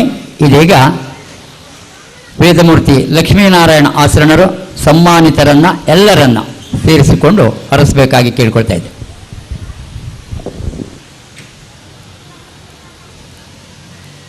ಪ್ರಕಾಶಮಜ್ಜಚ್ಯುತ ಸ್ವರೂಪಾಂ ವರಾಭಯೀ ಸಂದಧತೀಂ ತ್ರಿನೇತ್ರಾಂ ಸಿಂಧೂರವರ್ಣಾಂ ಮತಿಕೋಮಲಾಂಗೀಂ ಮಾಯಾಮಯೀಂ ತತ್ವಮಯೀಂ ನಮಾಮಿ. ವೇದಿಕೆಯಲ್ಲಿ ಆಸೀನರಾದಂತಹ ಎಲ್ಲ ಗಣ್ಯರೇ, ನೆರೆದಂತಹ ಕಲಾಸಕ್ತರೇ, ಪದ್ಮನಾಭ ಕಟೀಲ್ರವರು ವಿಶೇಷವಾಗಿ ಭಕ್ತಿಯಿಂದ ದೇವರ ಸೇವೆಯನ್ನು ನಡೆಸುವಂತಹ ಸಂದರ್ಭದಲ್ಲಿ ಕಲಾ ಸೇವೆ ಮಾಡುವವರನ್ನು ಗುರುತಿಸಬೇಕು. ಕಲಾ ಸೇವೆ ಮಾಡುವವರು ಕಲಾ ಸೇವೆ ಮಾಡುವವರಲ್ಲಿ ದೇವಿಗೆ ವಿಶೇಷವಾದಂತಹ ಪ್ರೀತಿ ಖಂಡಿತ ಉಂಟು. ಅವರನ್ನು ಸನ್ಮಾನಿಸಿದಾಗ, ಗೌರವಿಸಿದಾಗ ಅದೊಂದು ರೀತಿಯಲ್ಲಿ ಕಲೆಗೂ ಪ್ರೋತ್ಸಾಹವಾಗ್ತದೆ, ದೇವಿಯ ಅನುಗ್ರಹವೂ ಸಿಗ್ತದೆ ಎಂಬಂಥ ಒಂದು ವಿಶೇಷ ಒಂದು ಉತ್ಸಾಹದಲ್ಲಿ ಕಾರ್ಯಕ್ರಮದ ಮಧ್ಯದಲ್ಲಿ ಬಹುಶಃ ತುಂಬ ಮಂದಿ ಯಕ್ಷಗಾನ ನೋಡಲಿಕ್ಕೋಸ್ಕರ ಕಾದಿರುವಂಥ ಸಂದರ್ಭದಲ್ಲಿಯೂ ಈ ಯಕ್ಷಗಾನದ ಹಿಂದೆ ಕಲಾವಿದನ ಸಾಧನೆ ತುಂಬ ಇರುವುದರಿಂದ ಕಲಾವಿದನನ್ನು ಗುರುತಿಸುವುದು ಅತ್ಯವಶ್ಯ ಅಂತೇಳಿ ಕಲಾವಿದನ್ನು ಗುರುತಿಸಿ ಸನ್ಮಾನಂತಹ ಕಾರ್ಯಕ್ರಮ ಮಾಡ್ತಾ ಇದ್ದಾರೆ. ಬಹುಶಃ ಕಲೆಗಾಗಿ ತಾನು ಸ್ವತಃ ಕಲಾವಿದನಲ್ಲದಿದ್ದರೂ ಕಲೆಯ ಮೇಲೆ ಬಹಳಷ್ಟು ಮಮತೆಯಿಂದ ಬೊಂಬಾಯಿಯಲ್ಲಿರಲಿ ದುಬೈಯಲ್ಲಿರಲಿ ಕಲೆ ಅವರು ಮರೆಯುವುದಿಲ್ಲ. ಕಲಾವಿದನ ಸಂಪರ್ಕವು ಬಹುಶಃ ಯಾವುದೇ ಕಲಾವಿದನಲ್ಲಿ ಕೇಳಿದರೂ ಪದ್ಮನಾಭ ಕಟೀಲ್ ಅಂತ ಹೇಳಿದ್ರೆ ಅವರಿಗೆ ಗುರುತುಂಟು. ವರ್ಷಕ್ಕೊಂದಕ್ಕೆ ಒಂದು 3-4 ಸಲವಾದರೂ ಹೆಚ್ಚಿನ ಕಲಾವಿದರು ಅವರಲ್ಲಿ ದೂರವಾಣಿ ಮುಖಾಂತರ ಆದರೂ ಮಾತಾಡ್ತಾರೆ, ಅವರ ಸಹಾಯವನ್ನು ಪಡೆಯುತ್ತಾರೆ. ಬಹುಶಃ ತನ್ನ ಹೆಚ್ಚಿನ ಉತ್ಪತ್ತಿಯನ್ನು ಸಂಪಾದನೆಯ ಹೆಚ್ಚಿನ ಅಂಶವನ್ನು ಉಳಿದ ಎಲ್ಲದಕ್ಕೆ ಉಪಯೋಗಿಸುವುದರ 2 ಪಟ್ಟನ್ನು ಖಂಡಿತ ಅವ ಈ ಕಲೆಗೋಸ್ಕರ ಖರ್ಚು ಮಾಡ್ತಾ ಇದ್ದಾನೆ. ಬಹುಶಃ ಅಷ್ಟು ಕಲೆ ಕಲಾವಿದನ ಮೇಲೆ ಅವರಿಗೆ ಮಮಕಾರ. ಬಹುಶಃ ಹೋದ ವರ್ಷ ಬೊಂಬಾಯಲ್ಲಿ ದುಬೈಯಲ್ಲಿದ್ದರೂ ಆ ಹೊಸ ಒಂದು ಸಂಘವನ್ನು ಸ್ಥಾಪಿಸಿ ಅವ ದುಬೈಯಲ್ಲಿ ಆ ಸಂಘಕ್ಕೋಸ್ಕರ ಹಾಕಂತ ಆಟ ಮಂಗಳೂರು ಟೌನ್ ಹಾಲಲ್ಲಿ. ಆದರೆ ಬಹುಶಃ ಅವನ ಆ ಕಲೆಯ ಮೇಲಿನ ಪ್ರೀತಿ ಅದಕ್ಕೆ ವಿಶೇಷವಾದಂತಹ ಹಣ ಸಂಪಾದನೆಯಾಗಿ 6ನೇ ಕಲಾವಿದನನ್ನು ಸನ್ಮಾನಿಸ್ತಿರುವುದು. ಅಂತಹ ಒಂದು ದೇವರ ಅನುಗ್ರಹಕ್ಕೆ ಖಂಡಿತ ಅವನಿಗೆ ಉಂಟು. ಇಂತಹ ಒಂದು ಒಳ್ಳೆ ಕರ್ತವ್ಯ ಮಾಡುವಂತಹ ಪದ್ಮನಾಭನನ್ನು ನಾವು ಕೇಳುವುದಿಷ್ಟೇ, ದೇವರು ಹರಸಲಿ, ಅನುಗ್ರಹಿಸಲಿ ಅಂತ. ಬಹುಶಃ ನಮ್ಮ ತೀರ್ಥರೂಪರ ವಿಷಯದಲ್ಲಿ ಬೊಂಬಾಯಲ್ಲಿ ಹೆಚ್ಚಿನ ಜನ ಅರಿತವರು ಆಸರಣೆಯನ್ನು ದಾದಾಳ ಮಲ್ಪೋಡು ಅಂತ ಹೆಚ್ಚಿನವರು ಹೇಳ್ತಿದ್ರು. ಅವರೆಲ್ಲ ಹೇಳ್ತಿರುವಂತಹ ಸಂದರ್ಭದಲ್ಲಿ ಬೊಂಬಾಯಿಯಲ್ಲಿ ವಿಶೇಷವಾಗಿ ತೆಂಕುತಿಟ್ಟಿನ ಯಕ್ಷಗಾನವನ್ನು ವಿಶೇಷ ರೀತಿಯಲ್ಲಿ ಏರ್ಪಡಿಸಿ ನಿರಂತರ 10 ವರ್ಷಗಳಿಂದಲೂ ದೇವಿ ಮಹಾತ್ಮೆ ಯಕ್ಷಗಾನವನ್ನು ಒಂದಲ್ಲದೆ ಒಂದು ರೀತಿ ವಿಶೇಷತೆಯಲ್ಲಿ ಅಲ್ಲಿಗೆ ಜನರಿಗೆ ಪ್ರದರ್ಶನ ಕೊಡುವುದರೊಂದಿಗೆ ಪ್ರತಿ ವರ್ಷ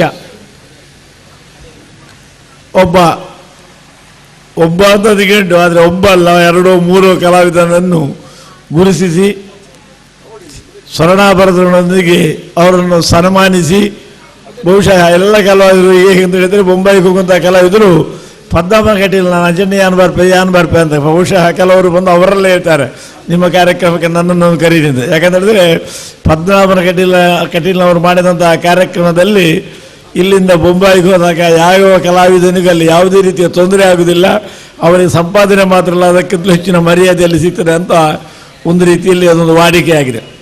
ಅಂತೆಯೇ ಕಲಾವಿದರನ್ನು ಬಹಳಷ್ಟು ಗುರುತಿಸಿ ಗೌರವಿಸಿ ಒಂದು ಕಲಾವಿದರನ್ನು ಸನ್ಮಾನಿಸಿದಾಗ ದೇವಿಗೆ ತೃಪ್ತಿ ಆಗ್ತದೆ ಅಂತ ಒಂದು ವಿಶೇಷ ಮನೋಭಾವನೆಯಲ್ಲಿ ಅವರು ಕಾರ್ಯಕ್ರಮ ಮಾಡ್ತಾ ಇದ್ದಾರೆ. ದೂರದ ದುಬಾಯಿಲ್ ಊರಲ್ಲಿದ್ದರೂ ಈ ಸನ್ಮಾನ ಕಾರ್ಯಕ್ರಮಕ್ಕೆ ಅದಕ್ಕೋಸ್ಕರ ಕೆಲವು ದಿವಸ ರಜೆ ಹಾಕಿ ಬಹುಶಃ ಇವತ್ತು ಬೆಳಿಗ್ಗೆ ಈ ಕಾರ್ಯಕ್ರಮಕ್ಕೋಸ್ಕರ ಬಂದವರು. ಅವರ ಸೇವೆ ಆಟ ನಿಜವಾಗಿ ಬರಲಿಕ್ಕೆ ಅವಕಾಶ ಇಲ್ಲ, ಆದರೆ ಹೇಗಾದರೂ ಮಾಡಿ ಹೋಗಲೇಬೇಕು ಅನ್ನೋ ದೃಷ್ಟಿಯಲ್ಲಿ ಇವತ್ತು ಬೆಳಿಗ್ಗೆ ಬಂದರೆ ನಾಳೆ ಸಂಜೆ ನಾಡ್ದು ಹಿಂದಕ್ಕೆ ಹೋಗ್ತಾರೆ. ಇದೇಂದರೆ ಈ ಕಲೆಯಲ್ಲಿ ಅವರಿಗಿರುವಂತಹ ಮಮಕಾರ ಎಷ್ಟೆಂದು ಅದು ತೋರಿಸ್ತದೆ. ಅಷ್ಟು ವಿಶೇಷವಾದಂತಹ ಮಮಕಾರದಲ್ಲಿ ಕಲಾ ಸೇವೆಯನ್ನು ಅವರು ಮಾಡ್ತಾ ಇದ್ದಾರೆ. ಬಹುಶಃ ಕಲೆಯಲ್ಲಿ ದೇವಿಗೆ ಬಹಳಷ್ಟು ಪ್ರೀತಿ, ಅದು ಎಲ್ಲರಿಗೂ ಗೊತ್ತಿದೆ. ಯಾಕಂತ ಹೇಳಿದರೆ ಕಲೆಯ ಮುಖೇನ ಧರ್ಮ ಪ್ರಚಾರವಾಗ್ತದೆ. ಬಹುಶಃ ಈ ಯಕ್ಷಗಾನ ಒಂದು ಅಲ್ಲದಿದ್ದರೆ ರಾಮ ಎಂದರೆ ದೇವರು, ರಾವಣ ಎಂದರೆ ರಾಕ್ಷಸ ಎಂಬಂತಹ ಪರಿಭೇದ ನಮ್ಮ ಮಕ್ಕಳಿಗೆ ಖಂಡಿತ ಗೊತ್ತಾಗಲಿಕ್ಕಿಲ್ಲ. ದಿವಸದ 24 ಗಂಟೆಗಳು ಪುಸ್ತಕವನ್ನು ನೋಡೋ ಬದಲು TV ನೋಡುವಂತಹ ಈ ಸಮಯದಲ್ಲಿ ಬಹುಶಃ ಅಂತಹ ಒಂದು ವ್ಯತ್ಯಾಸವನ್ನು ಆ TV ಮೂಲಕ ಕಾಣಲಿಕ್ಕೆ ಸಾಧ್ಯವೇ ಇಲ್ಲ. ಅದೆಲ್ಲ ಸಿಗಬೇಕಾದ್ರೆ ಬಹುಶಃ ನಮ್ಮ ಸಂಸ್ಕಾರದ ಯಾವುದೇ ಒಂದು ಪರಿಚಯ ಗುರುತು ತಮಗೆ ಸಿಗಬೇಕಾದ್ರೆ ಯಕ್ಷಗಾನದಿಂದ, ಅದರ ಒಂದು ರೀತಿಯಲ್ಲಿ ಯಕ್ಷಗಾನದ ಕಲಾವಿದರು ಅಂತ ಹೇಳಿದರೆ ನಮ್ಮ ಹಿಂದೂ ಸಮಾಜದ ಗುರುಗಳು ಅಂತ ಹೇಳಿದ್ರು ತಪ್ಪಾಗಲಿಕ್ಕಿಲ್ಲ. ಯಾಕಂತ ಹೇಳಿದರೆ ನಮ್ಮ ಮಕ್ಕಳಿಗೆ ಆ ಕಲೆ ಅಂದರೆ ಎಂಥದ್ದು, ಕಲೆ ಅಂದರೆ ಏನು ಅಂತ ಹೇಳೋದಕ್ಕಿಂತಲೂ ಹೆಚ್ಚು ತಂದೆಯನ್ನು ನೋಡುವಾಗ ಯಾವ ರೀತಿ ಗೌರವ ಕೊಡಬೇಕು, ಗುರುಗಳನ್ನು ಹೇಗೆ ಗೌರವಿಸಬೇಕು, ಮಾತಾಪಿತೃಗಳಿಗೆ ಹೇಗೆ ನಮಸ್ಕಾರ ಮಾಡಬೇಕು, ಆ ಎಡಕೈಯಲ್ಲಿ ಹಾಯಿ ಅಂತ ಹೇಳುವುದನ್ನು ಬಿಟ್ಟು ಕಾಲು ಹಿಡಿದು ಮುಟ್ಟಿ ನಮಸ್ಕಾರ ಮಾಡಬೇಕಂತ ಸಂಸ್ಕಾರ ಈ ಕಲಾವಿದರಿಂದ ನಮ್ಮ ಸಮಾಜಕ್ಕೆ ಸಿಗ್ತದೆ. ಬಹುಶಃ ಈ ಕಲಾವಿದರ ಒಂದು ಅಚ್ಚ ಕನ್ನಡದ ಮಾತಿನಿಂದ ವೇದಿಕೆಗೆ ಬಂದಾಗ ಅವರು ಪೂರ್ತಿ ತಾನು ಯಾವ ಪಾತ್ರವನ್ನು ಮಾಡಿದನೋ ಆ ಪಾತ್ರವನ್ನು ತನ್ನಲ್ಲಿ ಆವಾಹಿಸಿಕೊಂಡ ರೀತಿಯಲ್ಲಿ ಅವರು ಕರ್ತವ್ಯ ಮಾಡಿದ್ದರಿಂದ ಸಮಾಜದ ಜನರಿಗೆ ನಮ್ಮ ಪುರಾಣದ ಪೂರ್ಣ ಪರಿಚಯವನ್ನು ಯಕ್ಷಗಾನದ ಬಗ್ಗೆ ಈ ಮನೋರಂಜನೆಯ ಪ್ರದರ್ಶನದಲ್ಲಿ ನೀಡ್ತಾ ಇದ್ದಾರೆ. ಬಹುಶಃ ಇದೊಂದು ವಿಶೇಷವಾದಂತಹ ಕೊಡುಗೆ ನಮ್ಮ ಸಮಾಜಕ್ಕೆ. ದೊಡ್ಡ ದೊಡ್ಡ ಪುರಾಣ ಪ್ರವಚನ ಮಾಡುವವರಿದ್ದಾರೆ, ಹೆಚ್ಚು ಉಪದೇಶ ಕೊಡುವಂತಹ ಸಾಮರ್ಥ್ಯವಿರುವಂತಹ ವಿಶೇಷ ವಿದ್ವಾಂಸರಂತಹ ಸ್ವಾಮಿಗಳೆಲ್ಲ ಇದ್ದಾರೆ. ಆದರೆ ಅವರು ಕೊಟ್ಟರೆ ಕೇಳುವವರಿಲ್ಲ. ಯಾಕೆಂತ ಹೇಳಿದ್ರೆ ಅದರಲ್ಲಿ ಮನೋರಂಜನೆ ಇಲ್ಲ, ಕಿವಿಗೆ ಮಾತ್ರ ಕೇಳುವುದು. ಆದ್ದರಿಂದ ಅವರ ಭಾಷಣ ಮುಗಿಲಿ ಮತ್ತೆ ನಾವು ಮುಂದೆ ಹೋಗ್ತೀವಿ ಅಂತ ಹೇಳುವವರೇ ಜನ ಜಾಸ್ತಿ. ಹಾಗಿರುವಾಗ ನಮ್ಮ ಧರ್ಮ ಪ್ರಚಾರದ ಈ ಯಕ್ಷಗಾನ ಧರ್ಮವನ್ನು ಉಳಿಸುವಂತಹ ನಮ್ಮ ಸಂಸ್ಕೃತಿ ಸಂಸ್ಕಾರಗಳಿಗೆ ವಿಶೇಷ ಕೊಡುವಂತಹ ಈ ಯಕ್ಷಗಾನವನ್ನು ಉಳಿಸಿ ಬೆಳೆಸುವುದರಲ್ಲಿ ಇದೊಂದು ಉತ್ತಮ ಕೆಲಸ. ಉತ್ತಮ ಕೆಲಸಗಳನ್ನು ಮಾಡಿದಾಗ ನಾವು ಪ್ರತ್ಯೇಕವಾದ ಆಶೀರ್ವಾದ ಮಾಡಬೇಕಾಗಿಲ್ಲ. ಗುಣಾಶ್ರಯೇ ಗುಣಮಯೇ ಅಂತ. ಯಾರಲ್ಲಿ ಒಳ್ಳೆಯ ಗುಣ ಉಂಟು, ಯಾರಲ್ಲಿ ಗುಣವನ್ನು ಆಶ್ರಯ ಮಾಡಿರ್ತಾರೋ ಅವರೊಟ್ಟಿಗೆ ದೇವರು ಇರ್ತಾರಂತೆ. ಹಾಗೆ ಪದ್ಮನಾಭ ಕಟೀಲ್ರವರು ಭಾಳಷ್ಟು ಸಾಧನೆ ಮಾಡಿ ಈ ಕಲೆಗೆ ಪ್ರೋತ್ಸಾಹ, ಕಲಾವಿದರನ್ನು ಸನ್ಮಾನಿಸುವ ಮುಖೇನ, ವಿಶೇಷವಾದಂತಹ ಯಕ್ಷಗಾನ ಪ್ರದರ್ಶನ ಮುಖೇನ ಅಭೂತಪೂರ್ವವಾದ ಯಕ್ಷಗಾನಗಳನ್ನೆಲ್ಲ ಮಾಡಿ ವಿಶೇಷವಾಗಿ ಇದರಲ್ಲಿ ಒಂದು ರೀತಿಯಲ್ಲಿ ತನ್ನನ್ನು ಅದಕ್ಕೆ ತಾನು ಕಲಾವಿದನಲ್ಲದು ತನ್ನನ್ನು ತಾನು ಅದರಲ್ಲಿ ಪೂರ್ಣ ತೊಡಗಿಸಿಕೊಂಡಿದ್ದಾರೆ.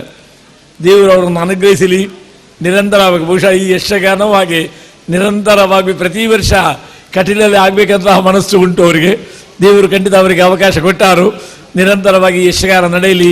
ಯಕ್ಷಗಾನ ನಡೆಯುವುದರೊಂದಿಗೆ ಹೀಗೆ ಪ್ರತಿ ವರ್ಷ ಯಾರಾದರೂ ಕಡೇ ಪಕ್ಷ ಒಬ್ಬ ಕಲಾವಿದರನ್ನಾದಂತೂ ಸನ್ಮಾನಿಸುವಂತಹ ಕಾರ್ಯಕ್ರಮದೊಂದಿಗೆ ಯಕ್ಷಗಾನ ಪ್ರದರ್ಶನವಾಗಲಿ. ಅದಕ್ಕೆ ಬೇಕಾದಂತಹ ಶಕ್ತಿ ಸಾಮರ್ಥ್ಯವನ್ನು ಆ ಮಹಾದೇವಿ ಅವರಿಗೆ ಅನುಗ್ರಹಿಸಲಿ ಅಂತ ದೇವರಲ್ಲಿ ಪ್ರಾರ್ಥಿಸುವುದರೊಂದಿಗೆ ಈ ಒಳ್ಳೆಯ ಅವಕಾಶಕ್ಕಾಗಿ ಕೃತಜ್ಞತೆ ಸಲ್ಲಿಸಿ ಲೋಕ ಸಮಸ್ತ ಸುಖಿನೋ ಭವಂತು ಅಂತ ಹೇಳ್ತಾ, ಕಲಾವಿದರ ಮುಖೇನ ಇನ್ನಷ್ಟು ಧರ್ಮ ಪ್ರಚಾರವಾಗಲಿ, ಕಲೆಗೆ ಪ್ರೋತ್ಸಾಹ ಸಿಗಲಿ ಅಂತ ದೇವರಲ್ಲಿ ಪ್ರಾರ್ಥಿಸಿ ನನ್ನ ಮಾತನ್ನು ದೇವರಿಗೆ ಅರ್ಪಿಸ್ತೇನೆ.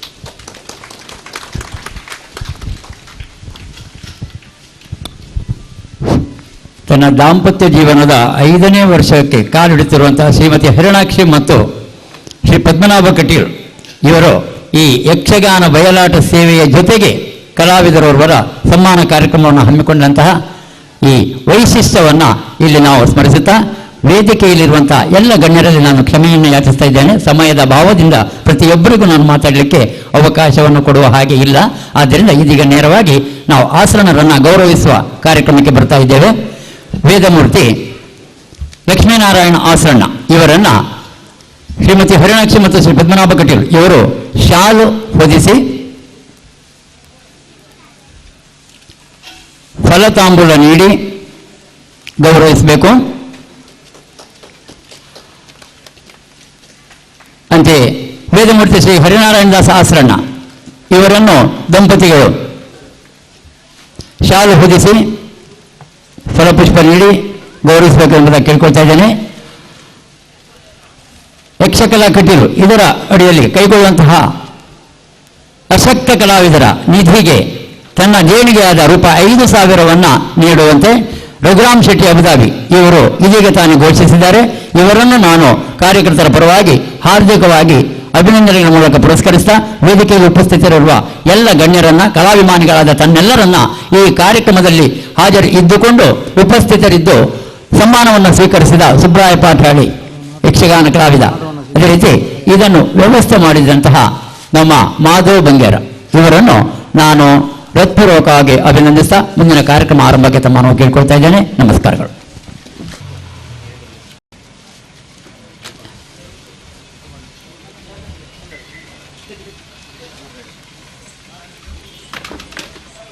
ಅಭಯ್ ಚಂದ್ರ ಜೈನ್ ಇವರನ್ನ ಶ್ರೀಮತಿ ಹರಿಣಾಕ್ಷಿ ಮತ್ತು ಶ್ರೀ ಪದ್ಮನಾಭ ಕಟೀಲ್ ಇವರು ಗೌರವಿಸಬೇಕು ಎಂಬುದಾಗಿ ಕೇಳಿಕೊಳ್ತಾ ಇದ್ದೆ. ಇವರಿಗೆ ದಂಪತಿಗಳಿಂದ ಮಾಲಾರ್ಪಣೆ. ಧನ್ಯವಾದಗಳು.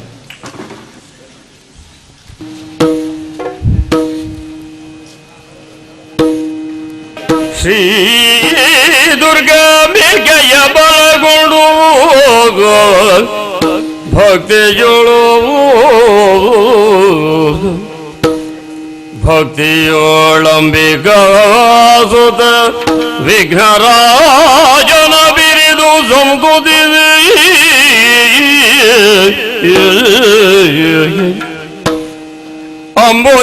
ಅಂಬುನಿಧಿಯಾತ್ಮಜಗೆ ಕೈ ಮುಗಿದಂಬುಜಾಸನವಾಣಿಯರಗ ಪಾದಾಂಬುಜಗೆ ಬಡಮರುತ ವಾಣಿ ಬೆನಿ ಕಥಾಮೃತವ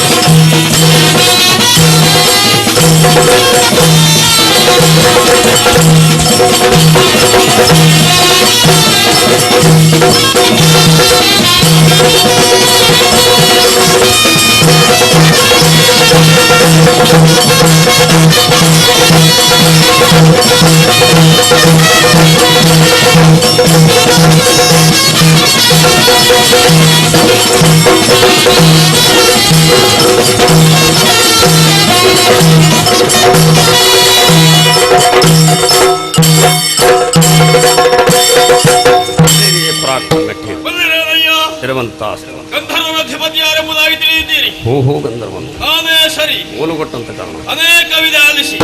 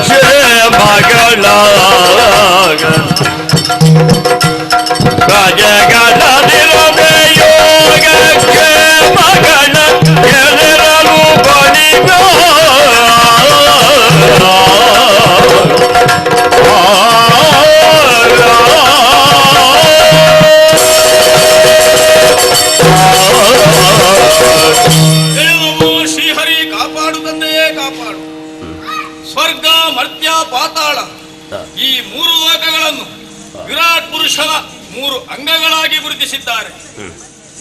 ಸ್ವರ್ಗವನ್ನು ಶಿರೋಭಾಗವೆಂದು, ಮಧ್ಯವನ್ನು ಮರ್ತ್ಯವೆಂದು ಮಾತ್ರವೇ ಅಲ್ಲ, ಪಾದವನ್ನು ಪಾತಾಳ ಎಂಬುದಾಗಿ ಹೇಳಿದ್ದಾರೆ.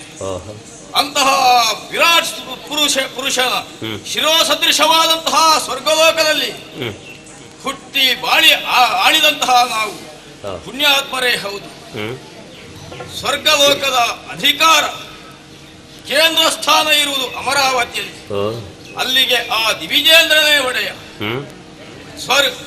ಸ್ವರ್ಗದ ಆಡಳಿತದ ವ್ಯಾಪ್ತಿಗೆ ಒಳಪಟ್ಟ ಗಂಧರ್ವ, ಕಿಂಪುರುಷ, ಯಕ್ಷಖಂಡಾದಿಗಳೆಲ್ಲವೂ ಕೂಡ ಸ್ವರ್ಗದ ಆಡಳಿತಕ್ಕೆ ಒಳಪಟ್ಟಿದೆ.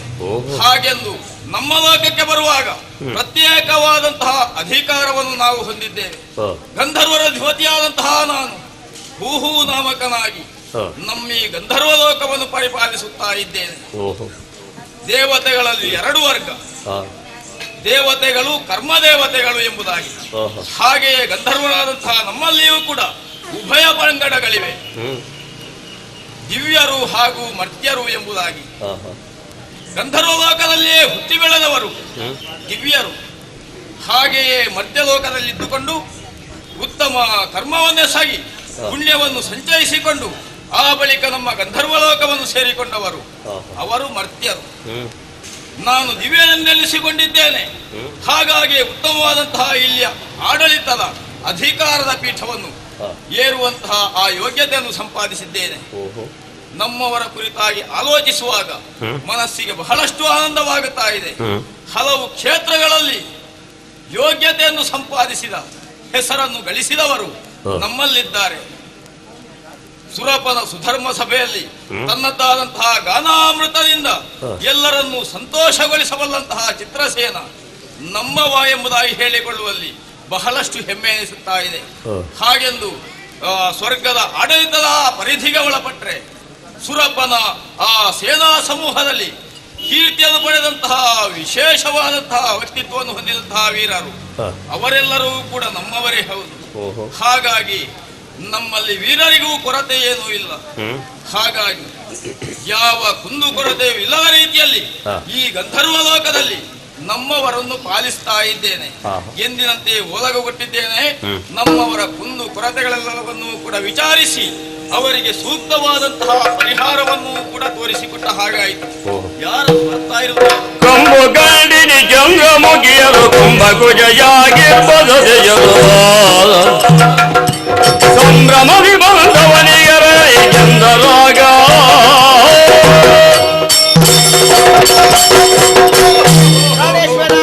ಪವಿತ್ರವಾದ ವಂದಿಸಿಕೊಳ್ಳುತ್ತಾ ಇದ್ದೇವೆ. ಎದ್ದೇಳಿ ರಹುದೋಗಿದ ಚಂದ್ರದ ನದಿ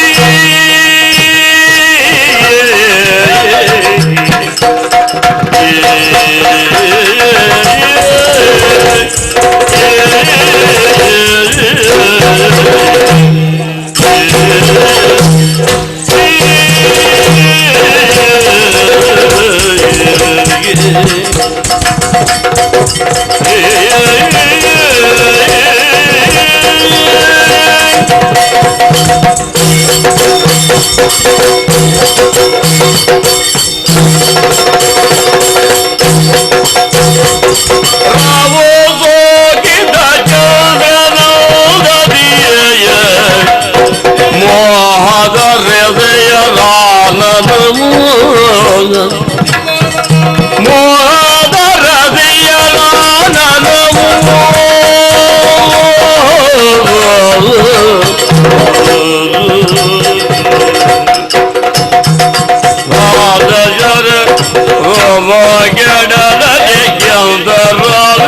ರಾಜರ ರೋಮಗೆಡಲ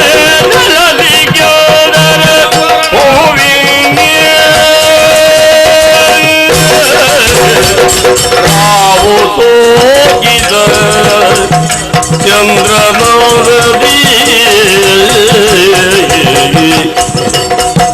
ಮೋಹ ಹರದಿಯ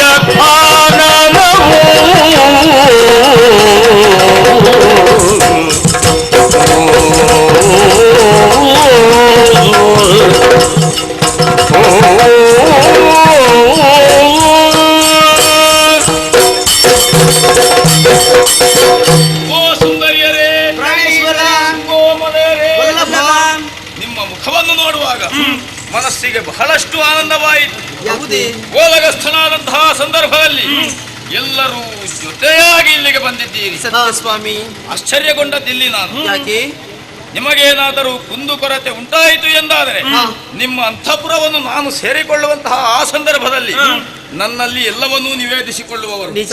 ಆದರೆ ಈಗ ಹಾಗಲ್ಲ, ಎಲ್ಲರೂ ಕೂಡ ಇಲ್ಲಿಗೇ ನೇರವಾಗಿ ಬಂದಿದ್ದೀರಿ. ನಿಮ್ಮ ಮುಖವನ್ನು ನೋಡುವಾಗ ಬಹಳಷ್ಟು ವಿಶೇಷವಾಗಿ ಗೋಚರಿಸ್ತಾ ಉಂಟು.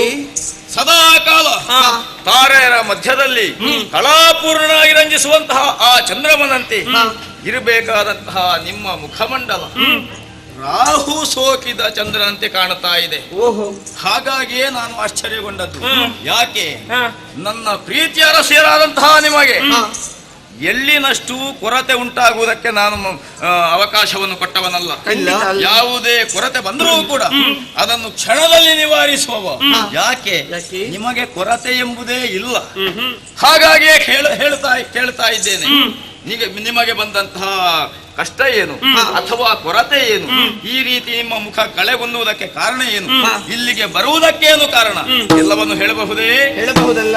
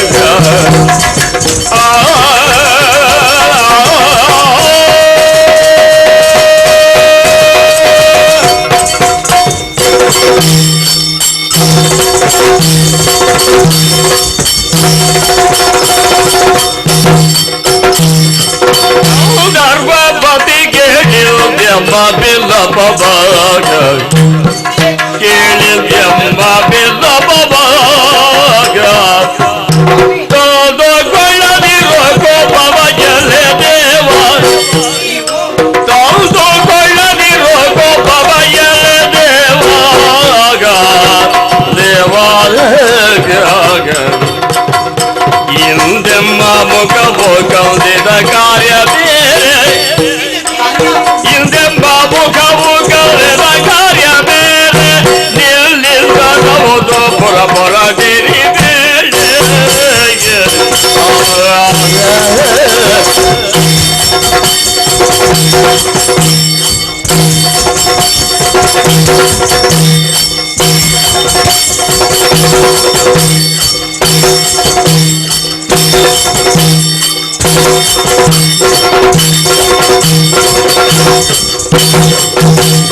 ಗಂಧರ್ವ ಬದಿಗೇಳಿ ಬೆಂಬ ಬಿಲ್ಲಬವ ತಗೊಳ್ಳದಿರು ಕೋಪವ ಗೆಲ್ಲದೇವ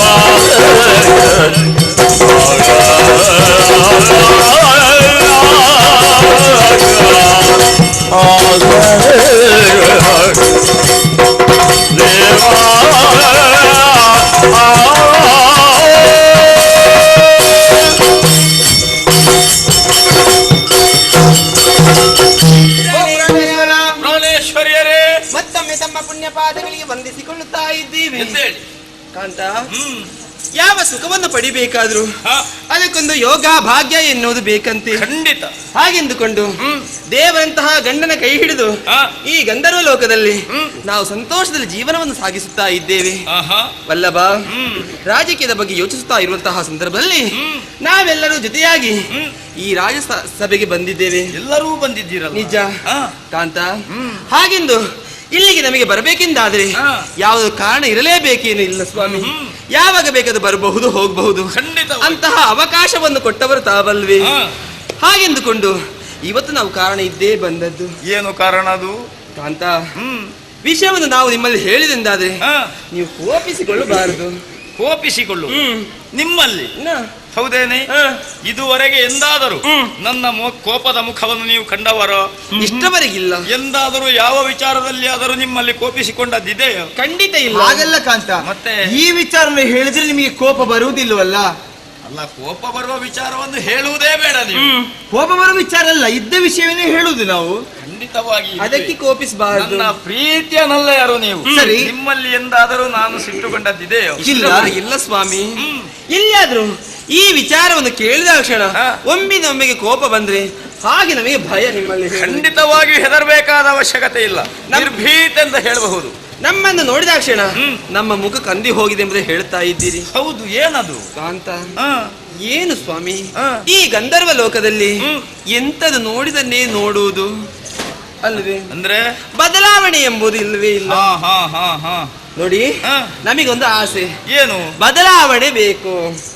ಬದಲಾವಣೆ? ಹೌದು. ಜೊತೆಯಲ್ಲಿ ಮನಸ್ಸಿನ ಬೇಸರವೂ ಹೋಗ್ಬೇಕು, ದೂರವಾಗಬೇಕು. ನಿಮಗೆ ಬೇಸರ ಹುಟ್ಟಿದ್ದು ಈ ರೀತಿಯಲ್ಲಿ? ನೋಡಿದ್ದನ್ನೇ ನೋಡಿ. ಹೌದು. ಯಾವತ್ತು ತಿನ್ನದನ್ನೇ ತಿನ್ನುವುದಲ್ವೇ? ನಿತ್ಯ ನೂತನೆಯನ್ನು ಕಾಣಬೇಕೆಂಬ ಬಯಕೆ ಹಂಬಲಿಸ್ತಾ ಇದ್ದೇವೆ. ಹೌದು, ನಮ್ಮ ಲೋಕದಲ್ಲಿ ಹಾಗೆ ನಿನ್ನೆ ನೋಡಿದ ಆ ದೃಶ್ಯವೇ ಇವತ್ತೂ ಕೂಡ ಇರುವುದು ಅಲ್ವೇ? ಹೊಸತನ ಅಂತ ಇಲ್ಲ. ಇಲ್ಲ. ಭೋಗ ಭೂಮಿ. ಹೌದೌದು. ಹಾಗೆ ಬದಲಾವಣೆ ಆಗ್ಬೇಕು. ಬದಲಾವಣೆ ಆಗ್ಬೇಕೆಂಬ ಆಸೆ ಆದ್ರೆ ತಪ್ಪು, ಖಂಡಿತ ತಪ್ಪಲ್ಲ. ಅದು ಸುಧಾರಣೆಯ ಲಕ್ಷಣ ಅಂತೆ. ಇಲ್ಲಿ ಸ್ವಾಮಿ, ಹಾಗೆಂದುಕೊಂಡು ನಾವೆಲ್ಲೊಂದು ತೀರ್ಮಾನ ಮಾಡಿದ್ದೇನೆ. ನಾವಂದ್ರೆ ನಿಮ್ಮ ಸತಿಯರು ಎಲ್ಲರೂ ತೀರ್ಮಾನ ಮಾಡಿ ಆಗಿದೆಯೋ? ನಮ್ಮ ಬೇಸರ ದೂರವಾಗಬೇಕೆಂದಾದ್ರೆ ಯಾವ ದಾರಿ ಇದೆ ಎಂಬುದಾಗಿ ನಾವು ಸುತ್ತಲೂ ಕುಳಿತುಕೊಂಡು ಆಲೋಚಿಸಿದೆವು. ಒಂದು ತೀರ್ಮಾನ ಕೈಗೊಂಡಿದ್ದೇವೆ. ಯಾವ ತೀರ್ಮಾನಕ್ಕೆ? ಕಾಂತ,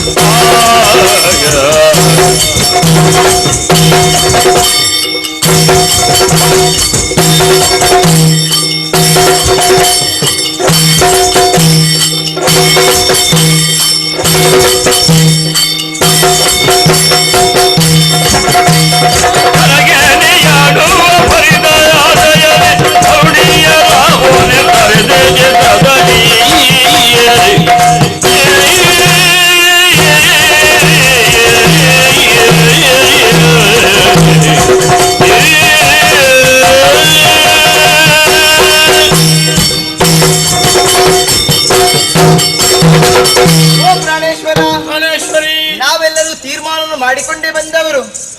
ಹೌದು ಸ್ವಾಮಿ. ಮನಸ್ಸಿನ ಬೇಸರ ಹೋಗ್ಬೇಕಾದ್ರೆ ಜಲಕೇಳಿ ಆಡ್ಬೇಕೆಂಬ ಬಯಕೆ ನಮ್ಮದ್ದು. ಈಗ ನೀರಾಟಕ್ಕೆ ಹೊರಟದ್ದ ನೀವು? ಹೌದು. ತೊಂದರೆ ಇಲ್ಲ. ಏನು? ಮನಸ್ಸಿಗೆ ಬೇಕಾದಷ್ಟು ಜಲಕೇಳಿಯನ್ನು ಆಡಿದಿರಿ ಎಂದಾದರೆ ಆ ಮನಸ್ಸಿಗೆ ಆವರಿಸಿದಂತಹ ಬೇಸರ ಹೋಗುತ್ತದೆ ಎಂದಾದರೆ ಮತ್ತೆ ಹಿಂದೆ ಮುಂದೆ ನೋಡುವುದಕ್ಕೇನು? ನಮ್ಮ ಲೋಕದಲ್ಲಿ ಒಂದೋ ಎರಡೋ ಎಷ್ಟು ಸರೋವರಗಳಿವೆ. ಬೇಡ, ನಮ್ಮ ಉದ್ಯಾನವನದಲ್ಲಿ ಹೋಗಿ ನೋಡಿ. ನನ್ನ ಮಡದಿಯಾದಂತಹ ನಿಮಗೆ ಮಾತ್ರ ಜಳಕಕ್ಕೆಂದು ಎಷ್ಟು ಕೆರೆಗಳನ್ನು ನಿರ್ಮಿಸಿದ್ದೇನೆ ಸ್ವಾಮಿ. ಕೆರೆ ಹೌದು, ಬೇಕಾದೆಲ್ಲ ಮಾಡಿಕೊಟ್ಟಿದ್ದೀರಿ ಹೌದು, ಅದರಿಂದ ಪ್ರಯೋಜನ ಇಲ್ಲ ಸ್ವಾಮಿ. ಅದೇನು ಹೇಳಿದರೆ ಇದು ಭೋಗ ಭೂಮಿ, ನಿತ್ಯ ನೂತನ ಕಾಣ್ಬೇಕು ಬಯಕೆ ಅಂತ ಹೇಳಿದ್ದೇವಲ್ವಾ. ಈಗ ಇಲ್ಲಿ ಜಲ ಕೇಳಿ ಆಡಿದ್ರೆ ಯಾವ ಪ್ರಯೋಜನವಿಲ್ಲ. ಇಲ್ಲ. ಆದುದರಿಂದ ಧರ್ಮಭೂಮಿ ಅಂತ ಭೂಲೋಕಕ್ಕೆ ಹೋಗ್ಬೇಕು, ಜಲಕಿಳಿ ಆಡ್ಬೇಕೆಂಬ ಬಯಕೆ ನಮ್ಮದ್ದು. ಓಹೋ, ಈಗ ಜಲ ಕೇಳಿಗಾಗಿ ಭೂಲೋಕಕ್ಕೆ ಹೋಗಬೇಕು. ಹೋಗ್ಬೇಕು ಸ್ವಾಮಿ. ಕೇವಲ ನಾವು ಮಾತ್ರ ಹೋಗುದಲ್ಲ, ಮತ್ತೆ ಜೊತೆಯಲ್ಲಿ ನೀವು ಬರಬೇಕು. ನಾನು ಯಾಕೆ? ಹೆಂಡತಿರ ಅಂತ ನಮ್ಮ ಮನಸ್ಸಿನ ಬೇಸರ ದೂರ ಮಾಡುದು ಯಾರು? ಗಂಡನ ಕರ್ತವ್ಯ ಅಂತೆ. ಎಲ್ಲಿಗೆ ಹೋಗ್ತಿದ್ರು ಸತಿಪತಿಯರು ಜೊತೆಯಾಗಿ ಹೋಗುದು ಚಂದ. ಮತ್ತೊಂದು ವಿಚಾರ, ಭೂಲೋಕಕ್ಕೆ ಹೋದಂತಹ ಸಂದರ್ಭದಲ್ಲಿ ಇವರೆಲ್ಲರೂ ಯಾರು ಅಂತ ಕೇಳಿದಾಗ ನಮಗೊಬ್ಬ ಯಜಮಾನ ಬೇಕಲ್ಲ. ಗಂಡನಾಗಿ ನೀವೇ ನಮ್ಮ ಯಜಮಾನ. ವಿಷಯ ಹೌದು ಪುಣ್ಯಾತ್ಮರೇ, ಹೋಗಬಹುದಿತ್ತು, ಆದರೆ ಅವಕಾಶ ಇಲ್ಲಲ್ಲ. ಯಾವಾಗ ನೋಡಿದ್ರು ರಾಜಕೀಯ. ಕಿರೀಟ ಹೊತ್ತವನಿಗೆ ಕಿರುಕುಳ ಎಂಬುದು ತಪ್ಪುವುದಕ್ಕಿಲ್ಲ. ಈ ರಾಜಕೀಯ ಅಂತ ಹೇಳಿದ್ರೆ ಮತ್ತವ್ರ ಮದುವೆ ಆಗುದು ಯಾಕೆ ಸ್ವಾಮಿ? ಹೆಂಡತಿ ಬೇಕವರಿಗೆ. ಏನು ಆ ವಿಚಾರದಲ್ಲಿ ನಿಮಗೆ ಯಾವ ಕೊರತೆಯನ್ನು ನಾನು ಮತ್ತೆ ನಾವು ಹೇಳುದು ನಮ್ಮ ಆಶೆ ಅದಂತೆ ಹೇಳಿದ್ದಲ್ವಾ? ನಿಮಗೆ ಗಂಡನಾಗಿ ಯಾವ ಕೊರತೆಯನ್ನಾದ್ರೂ ಮಾಡಿದ್ದೆ? ಇಷ್ಟವರೆಗೆ ಮಾಡಿಲ್ಲ, ನಾವು ಕೇಳಿಕೊಂಡವರಲ್ಲ ನಿಮ್ಮ ಹತ್ರ. ಹಾಗಿದ್ರೆ ಇಂದು ನಿಮ್ಮ ಜೊತೆಯಲ್ಲಿ ನಾನು ಬರದೇ ಇದ್ರೆ ಅದು ಕೊರತೆ ಅಂತ ಆಗ್ತದೆ. ಖಂಡಿತವಾಗಿ ಕೊರತೆ. ನೀವು ಬರಲೇಬೇಕು ಜೊತೆ. ಬರಲೇಬೇಕಾ? ಹಾಗೆಂದುಕೊಂಡು ಭೂಲೋಕಕ್ಕೆ ಹೋಗುದು ಸರಿ. ಅಲ್ಲಿ ಅಂತ ಇಂಥ ಕೊಳದಲ್ಲಿ ನಾವು ನೀರಾಟ ಆಡುದಲ್ಲ, ವಿಶೇಷವಂತ ಕೊಳೆ ಆಯ್ಕೆ ಮಾಡಿಕೊಂಡಿದ್ದೇವೆ. ಅದಕ್ಕೆ ಬೇರೆ ಸ್ಥಳ. ಬೇರೆ ಸ್ಥಳ ಎಲ್ಲಿ ಅದು? ಕಮಲಕಾಸಾರ ಎಂಬಂತಹ ಒಂದು ನದಿ ಇದೆ ಅಂತೆ. ಪದ್ಮಗಳ ವಿಶಾಲವಾದಂತಹ ಸರೋವರ. ಪದ್ಮಕಾಸಾರ, ಕಮಲಕಾಸಾರ ನಾನು ಕೇಳಿ ತಿಳಿದಿದ್ದೇನೆ. ಅದೇ ಕಾಸಾರದಲ್ಲಿ ಅದೇ ಸರಸಿಯಲ್ಲಿ ನಾವು ನೀರಾಟ ಆಡಬೇಕು. ಈಗ ಭೂಲೋಕಕ್ಕೆ ಹೋಗಬೇಕು. ಹೌದು. ಆ ಪದ್ಮಕಾಸಾರದಲ್ಲಿ ಜಲಕೇಳಿಯನ್ನು ಆಡಬೇಕು. ನಿಜ. ಜೊತೆಗೆ ನಾನೂ ಬರಬೇಕು. ನೀವು ಬರಲೇಬೇಕು. ಆದೀತು, ಆದೀತು. ಸಂತೋಷ ಆಯಿತು.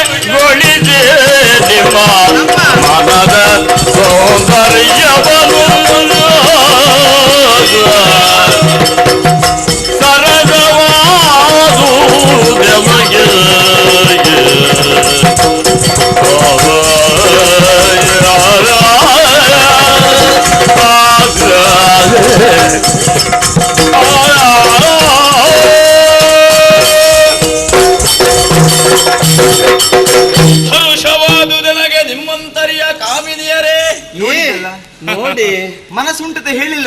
ಗಂಡ ಅಂದ್ರೆ ಹೌದಪ್ಪ, ಹೀಗಿರ್ಬೇಕು. ಗಂಡ ಬಹಳ ಸಮಯದಿಂದ ಇಂತಹ ಒಂದು ಅವಕಾಶಕ್ಕಾಗಿ ಇದಿರು ನೋಡುತ್ತಾ ಇದ್ದೆ.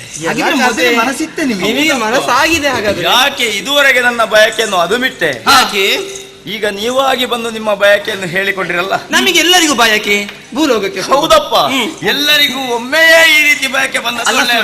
ಒಬ್ಬರ ಇಬ್ಬರ ಎಷ್ಟು ಮಂದಿ ಇಲ್ಲ, ನಾವು ಎಷ್ಟು ಮಂದಿ ಮಡದಿಯರಿದ್ದೀರಿ. ಹಾಗೆಂದು ಸಾಕು ಅಂತ ಆಗ್ತದ.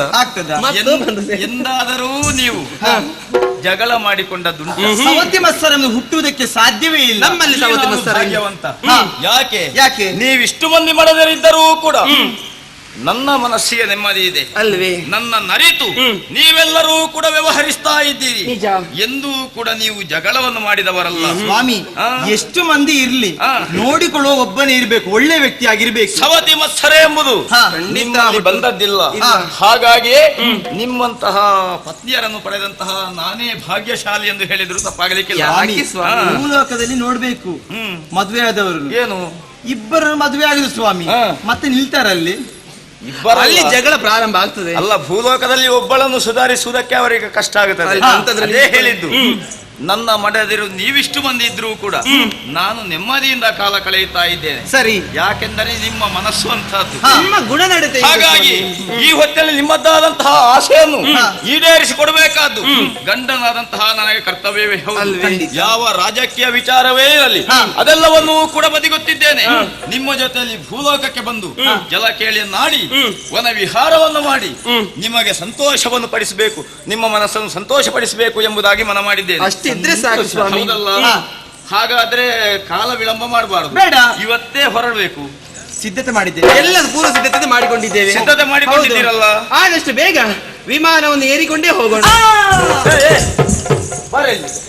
ನಿನಗೇನಾಯ್ತು? ವಿಮಾನವನ್ನು ನಾನು ಹತ್ತುವುದಿಲ್ಲ ಈ ಸಲ. ಮುಂದೆ ಬಾ.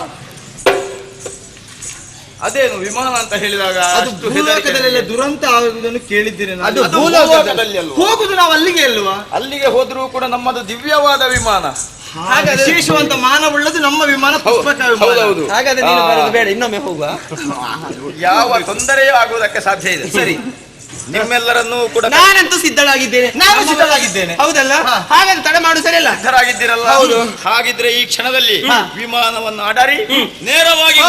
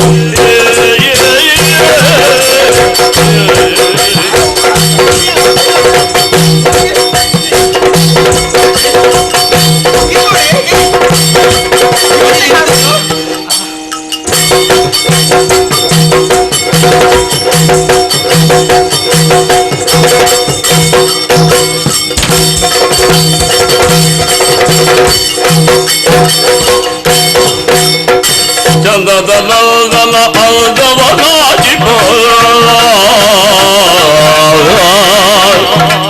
ಚಂದದ ನಂದದ ಅಲ್ದವನಾಜಿಪ ಚಂದದ ನಲ್ದನ ಅಲ್ದವನಾಜಿಪ ಅಂದವನಾಜಿಪ ನಿಲ್ದ ನಿಸರ್ಗದ ಮಾಡಿರಗೆ ನಿಲ್ದ ನಿಸರ್ಗದ ಮಾಡಿರಗೆ ನಿಂದ ನಿಸರ್ಗದ ಮಾಡಿರಗೆ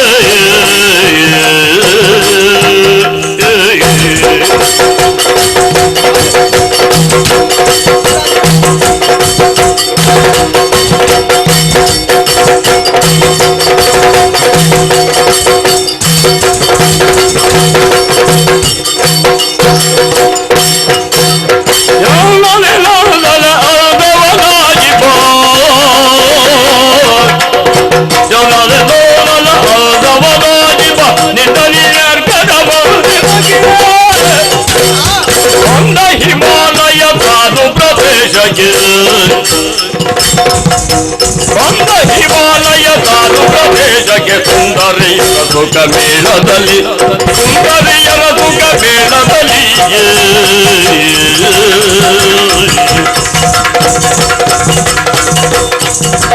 ಯೌವನದ ಮೌನದ ಆಗಮದ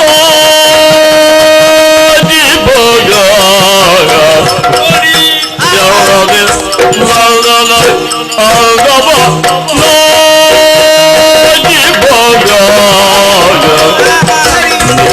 ನಿಸರ್ಗದ ಮಂದಿರಗೆ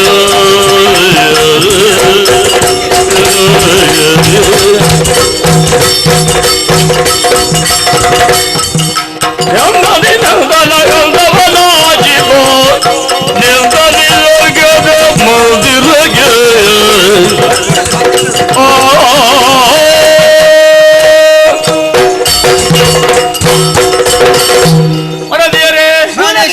ಭೂಲೋಕಕ್ಕೆ ಹೋಗು, ಇಲ್ಲಿ ಬೇಗ ಹೋಗಿ ಇಳಿಯು. ಬೇಗವೇ ಭೂಲೋಕಕ್ಕೆ. ಇನ್ನೆಲ್ಲಿಗೆ ಇಳಿಯುವುದು? ಇನ್ನು ಪಾತಾಳಕ್ಕೆ ಇಳಿಬೇಕಷ್ಟೇ. ಸ್ವಾಮಿ, ಇದು ಭೂಲೋಕವ? ಈಗ ನಾವು ಹೇಗೆ ಕಾಣ್ತಾ ಉಂಟು ನಿನಗೆ? ಭೂಲೋಕಕ್ಕೆ ಬಂದಾಯ್ತಾ? ಅತಿ ಶೀಘ್ರವಾಗಿ ನಾವು ಈಗ ಇಳಿದು ಬಂದದ್ದೇ. ಹಾ, ಇದೇ ಭೂಲೋಕ. ಅಷ್ಟೇ. ಹೌದಪ್ಪ, ಅಯ್ಯೋ, ಕ್ಷಣ ಮಾತ್ರ ತಲುಪಿದ್ದೇವೆ. ಹಾಗಾದ್ರೆ ನಾನು ತೀರ್ಮಾನ ಮಾಡಿದ್ದೇನೆ, ಏನು? ಇನ್ನು ಭೂಲೋಕಕ್ಕೆ ಹೋಗುದು ಬೇಡ, ಇಲ್ಲೇ ನಿಂತುಕೊಳ್ಳುವ ಎಂಬುದಾಗಿ. ಹಾಗಾದ್ರೆ ಇದೇ ಭೂಲೋಕವ? ಇದೇ ಭೂಲೋಕ. ಇಲ್ಲಿಯ ವಿಶೇಷತೆಯನ್ನು ಕಾಣುವಾಗ ಇನ್ನು ಮುಂದೆ ಹೋಗ್ಬೇಕೆಂಬ ಆಸೆ ಆಗುದಿಲ್ಲ ಸ್ವಾಮಿ. ಇಲ್ಲಿಯ ಪರಿಸರವನ್ನೊಮ್ಮೆ ಚೆನ್ನಾಗಿ ಅವಲೋಕಿಸಿ. ಎಂತ ಅಂದ, ಎಂತ ಚಂದ. ಆ ಕಡೆಗೆ ದೃಷ್ಟಿಯನ್ನು ಹರಿಸಿ ನೋಡಿ ಅಂತೆ. ಏನದು? ಏನದು ಗೋಚರಿಸುತ್ತಾ ಅದೇನು? ಅದೇನು?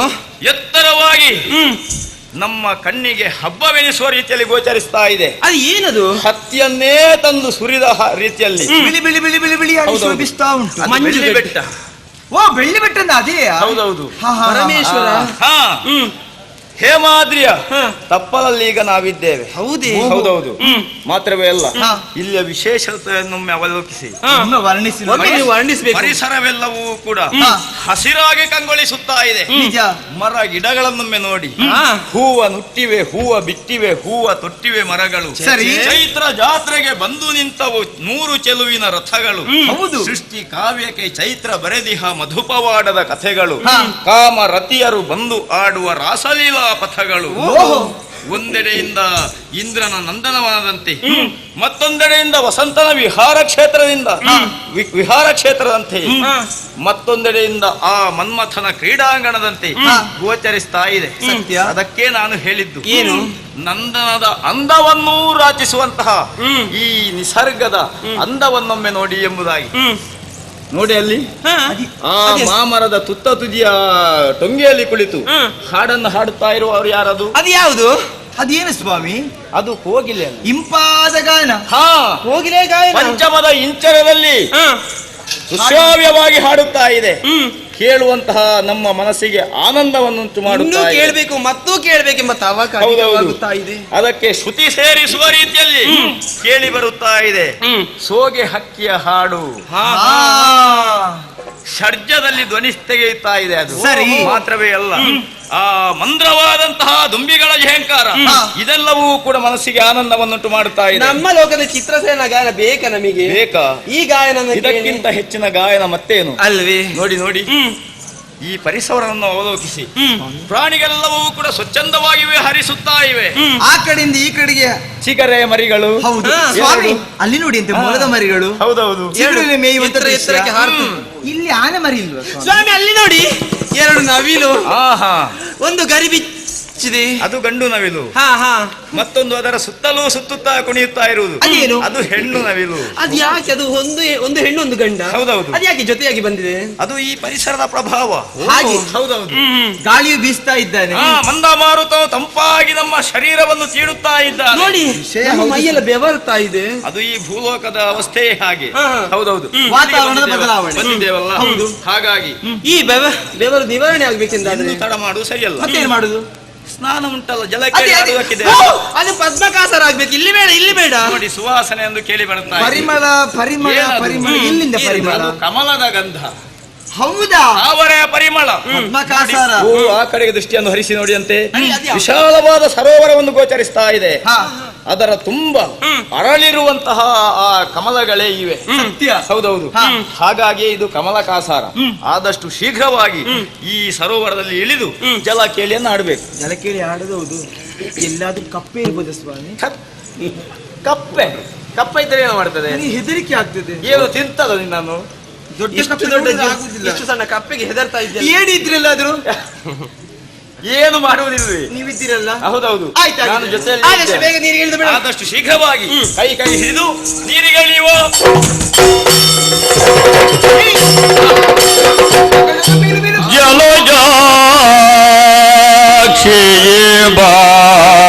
ಹೋಯ್ತು, ಹಿಡಿಯುವ.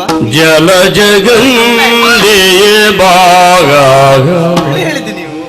ಜಲ ಕ್ರೀಡೆ ಓ ಜಲ ಕ್ರೀಡೆ ಆ ಜಲ ಕ್ರೀಡೆಯಾಡುವ ಬಾರೇ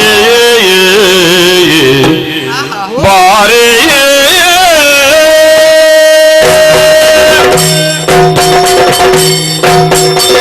ಜಲಜಾಕಿಯೇ ಬಾ ಜಲ ಜಗಂದಿಯೇ ಬಾ ಜಲಜಾಕಿಯೇ ಬಾ ಜಲ ಜಗಂದಿಯೇ ಭಾಗ ಜಲಜಾಕಿಯೇ ಬಾ ಜಲಜಾಕಿಯೇ ಬಾ ಜಲ ಜಗಂದಿಯೇ ಬಾ ಜಲ ಜಗಂದಿಯೇ ಬಾ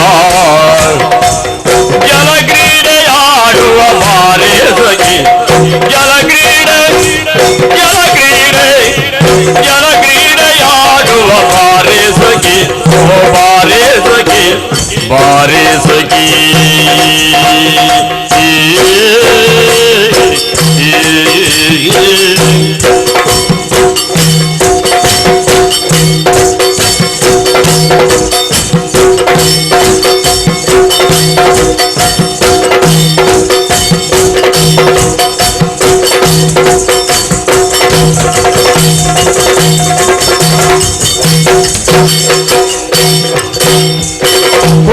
ಕುಸುಮಾಗಿಯೇ ಬಾ ಅದು ನೀವೇ.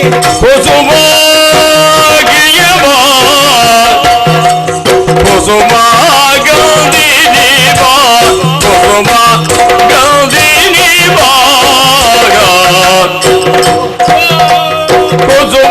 ಕುಸುಮಾಗಿಯೇ ಬಾ ಕುಸುಮ ಗಂಧಿನಿ ಬಾ ಕುಸುಮ ಗಂಧಿನಿ ಬಾ ಕುಶಲದ ಆಡುವ ಬಾರಿ ಸಖಿ ಕುಶಲದ ಆಡುವ ಕುಶಲದ ಆಡುವ ಕುಶಲದ ಆಡುವ ಬಾರಿ ಸಖಿ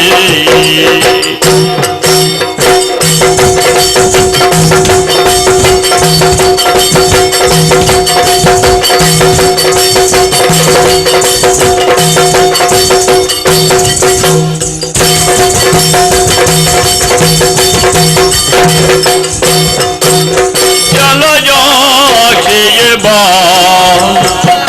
ಜಲ ಜಗಂದಿಯೇ ಬಾ ಜಲಜಾಕ್ಷಿಯೇ ಬಾ ಜಲ ಜಗಂದಿಯೇ ಬಾ ಜಲ ಕ್ರೀಡೆ ಓ ಜಲ ಕ್ರೀಡೆ ಓಹೋ ಜಲ ಕ್ರೀಡೆ ಜಲ ಕ್ರೀಡೆಯಾಡುವ ಬಾರೇ ಸಖಿ ಬಾರೇ ಸಖಿ ಬಾರೇ ಸಖಿ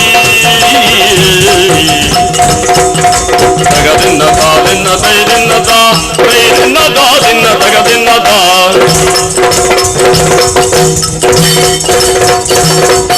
ತೊಂದಗಿಡ ತೊಂದಗಿಡ ತೊಂದಗಿಡ ಇಲ್ಲ ತೈ ದಿಂದಗಿಡ ದಿಂದಗಿಡ ದಿಂದಗಿಡ ಇಲ್ಲ ತಾ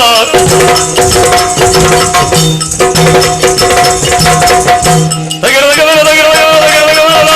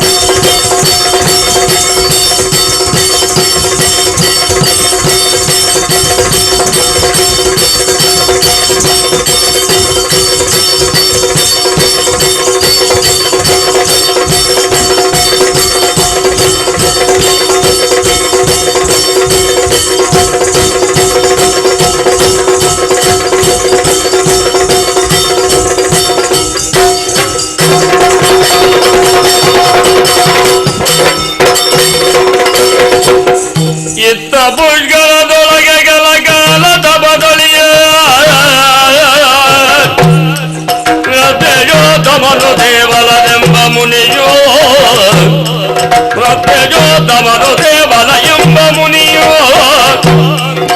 ಎದ್ದ ಯೋಗವನೆಡೆ ಬಲದೆ ವೈಭಂಗಲ ಕಾಮಾಯ ಯುವಡೋ ಕಾಮಾಯ ಇಂಪರಡೋ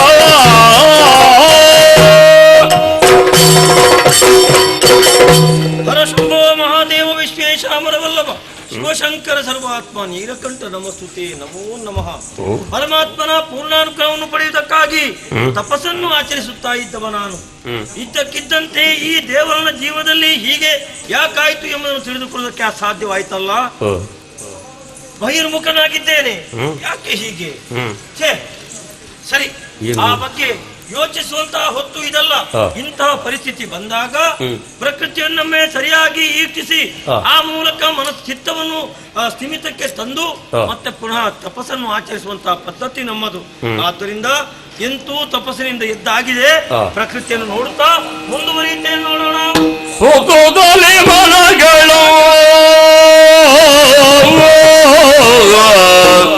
ಸುತ್ತುತ್ತಲೆ ಬನಗಳ ಮೃಗ ಪಕ್ಷಿ ಸಂಕುಲವಾಗ ಮೃಗ ಪಕ್ಷಿ ಸಂಕುಲವನಿದು ನೋಡುದೆ ಸುಮ ಬಲಗಳಿಗೆ ನಿತು ನೋಡುದೆ ಸುಮ ಬಲಗಳಿಗೆ ತಲೆದೂಗಿ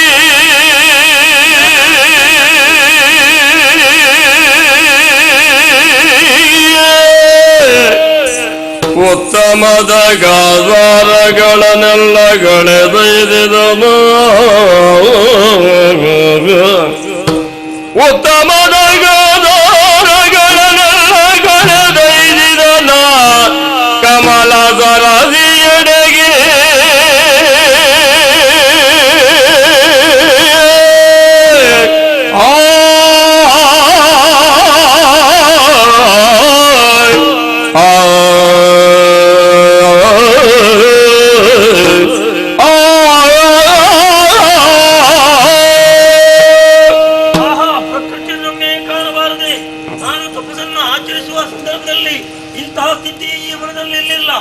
ಏನು ಸೊಬಗು, ಏನು ಸೌಂದರ್ಯ! ವಸಂತ ಮಾಸವೇ ಪ್ರಾರಂಭವಾಗಿದೆ ಎಂಬ ಹಾಗೆ ಭಾಸವಾಗುತ್ತಾ ಇದೆ. ಅದರಲ್ಲಿ ನಿಂತಹ ಹೂಗಳು ಒಂದು ಕಡೆಯಲ್ಲಿ ಅದು ಹಣ್ಣು ಹಂಪಲು ಮಾತ್ರವಲ್ಲ, ಈ ಪ್ರಕೃತಿಯಲ್ಲಿ ನೆರೆಯಾಗಿರುವಂತಹ ಮೃಗ ಪಕ್ಷಿಗಳು ತಮ್ಮದಾದಂತಹ ಜಾತಿ ವೈರವನ್ನು ಮರೆತು ಈ ಸ್ಥಳದಲ್ಲಿ ವ್ಯವಹರಿಸುತ್ತಾ ಇವೆ. ಹಾಗಾದ್ರೆ ತಪಶ್ಚರ್ಯೆಯನ್ನು ಮಾಡುತ್ತಿರುವಂತಹ ನಮ್ಮ ಈ ಕ್ಷೇತ್ರದಲ್ಲಿ ಅಂತಹ ಒಂದು ವಿಶೇಷವಾದಂತಹ ವ್ಯವಸ್ಥೆ ಇದೆ ಎಂಬುದನ್ನು ಈ ಪ್ರಕೃತಿಯನ್ನು ಕಂಡಾಗಲೇ ಅರ್ಥವಾಗುತ್ತಾ ಇದೆ. ಇದನ್ನು ಕಾಣುವುದಕ್ಕೆ ಪರಮಾತ್ಮ ನನಗೆ ಎರಡೇ ಕಣ್ಣು ಕೊಟ್ಟನಲ್ಲ ಎಂಬ ಹಾಗೆ ಪಶ್ಚಾತ್ತಾಪ ಪಡ್ತಾ ಇದ್ದೇನೆ. ಮಾತ್ರವಲ್ಲ, ಅದೆಷ್ಟೋ ನದಿಗಳು, ಅದೆಷ್ಟೋ ಕೊಳಗಳನ್ನು ದಾಟಿ ದಾಟಿ ಮುಂದೆ ಬಂದಿದ್ದೇನೆ. ಆಹಾ, ಇಂತಹ ಪ್ರಕೃತಿಯನ್ನು ನಾಡುವಾಗ ಆಶ್ಚರ್ಯ ಮತ್ತೆ ಹಾಕುವಲ್ಲ. ಆ ಪರಮಾತ್ಮ ಲೋಕದ ಆ ಪಾಲನೆಯ ಅಧಿಕಾರಿ ಆ ಪದ್ಮನಾಭನ ಪ್ರಯತ್ನಕ್ಕೆ ಇಂದು ಇವತ್ತು ಫಲ ಇಸ್ಲಿ ದೊರೆತಿದೆ ಎನ್ನುವುದರಲ್ಲಿ ಯಾವುದೇ ಸಂದೇಹ ಇಲ್ಲ. ಯಾಕಂದ್ರೆ ಮೊದಲು ಇಲ್ಲಿ ಈ ಸ್ಥಳದಲ್ಲಿ ಇಂಥ ವ್ಯವಸ್ಥೆ ಇರಲಿಲ್ಲ. ಏನು ಚಂದ ನೋಡಿ, ಇಲ್ಲಿ ಬಂದು ಸೇರಿದ ಸ್ಥಳ ಇದುವೇ ಕಮಲಾಕಾಸಾರದ ತಳಿ. ಏನದು?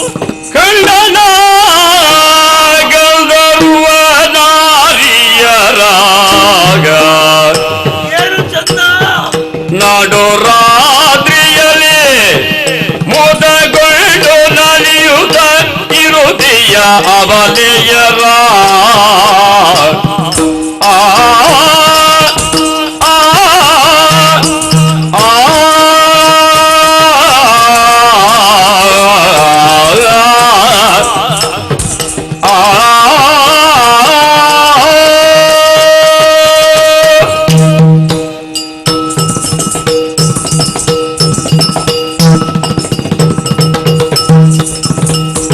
ಗಂಡನ ಗಂಧರ್ವ ನಾರಿಯರ ನಡು ರಾತ್ರಿಯಲ್ಲಿ ಮುದಗೊಂಡು ನಲಿಯುತ್ತ ಇರುವ ಅಬಲೆಯರ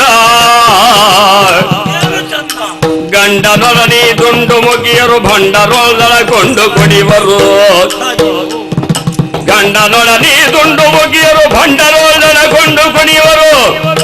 ಗಂಡರಿಯ ಭೂಮಂಡಲನಿ ಮುದಗೊಂಡು ನಡು ರಾತ್ರಿಯಲ್ಲಿ ಮೆರೆಯುವ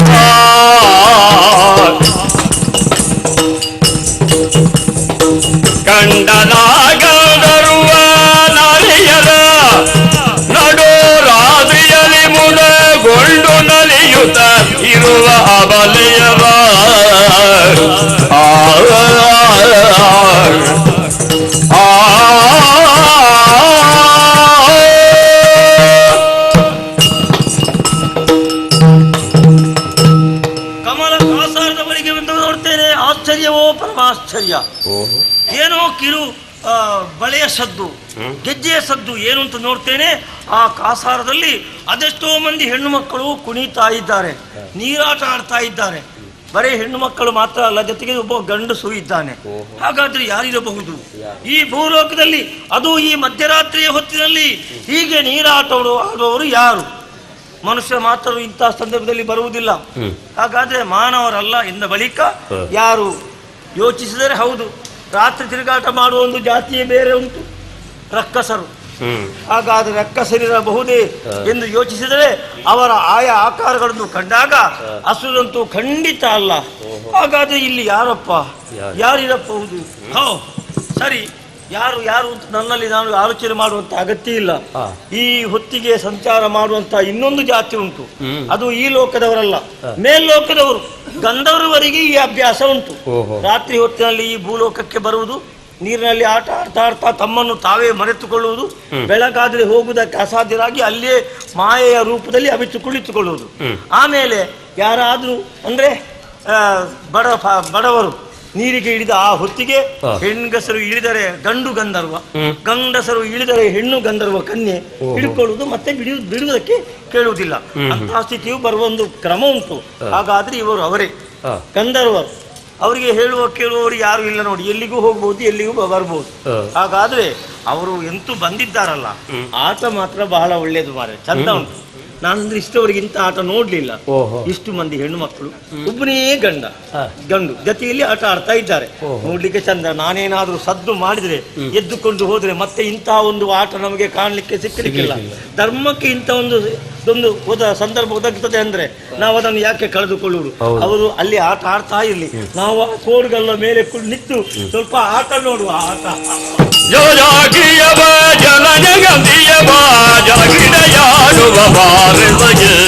ಜಲಕ್ರೀಡೆಯಾಡುವ ಬಾರದಗಿ ನೀರಾಟವನ್ನು ನೋಡೋದು ನನಗೆ ಧ್ಯಾನಗಳ ಗೈಯುತ್ತದೆ. ನೀವು ನಿರ್ವಯವರನ ಕಾಡುದಾಗ ಗದರಿವ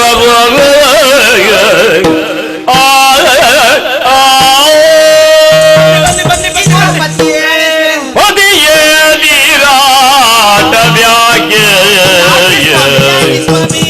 ಪ್ರಾರಾಬ್ಧ ಪಿಡಿದು ಗದಿಗಡಿಸಿತು ಪರಾಗೆ. ಪ್ರಾರಾಬ್ಧ ಪಿಡಿದು ಗದಿಗಡಿಸಿತು ಪರಾಗೆ. ಕ್ಷಿತಿಗೆ ಸುಮ್ಮನೆ ಬಂದೆವು, ಕ್ಷಿತಿಗೆ ಸುಮ್ಮನೆ ಬಂದೆವು, ಗಂಧರ್ವಪುರವೇ ಹಿತವಾಗುತ್ತಿತ್ತು ನಿಜವೋ ಪತಿಯೇ.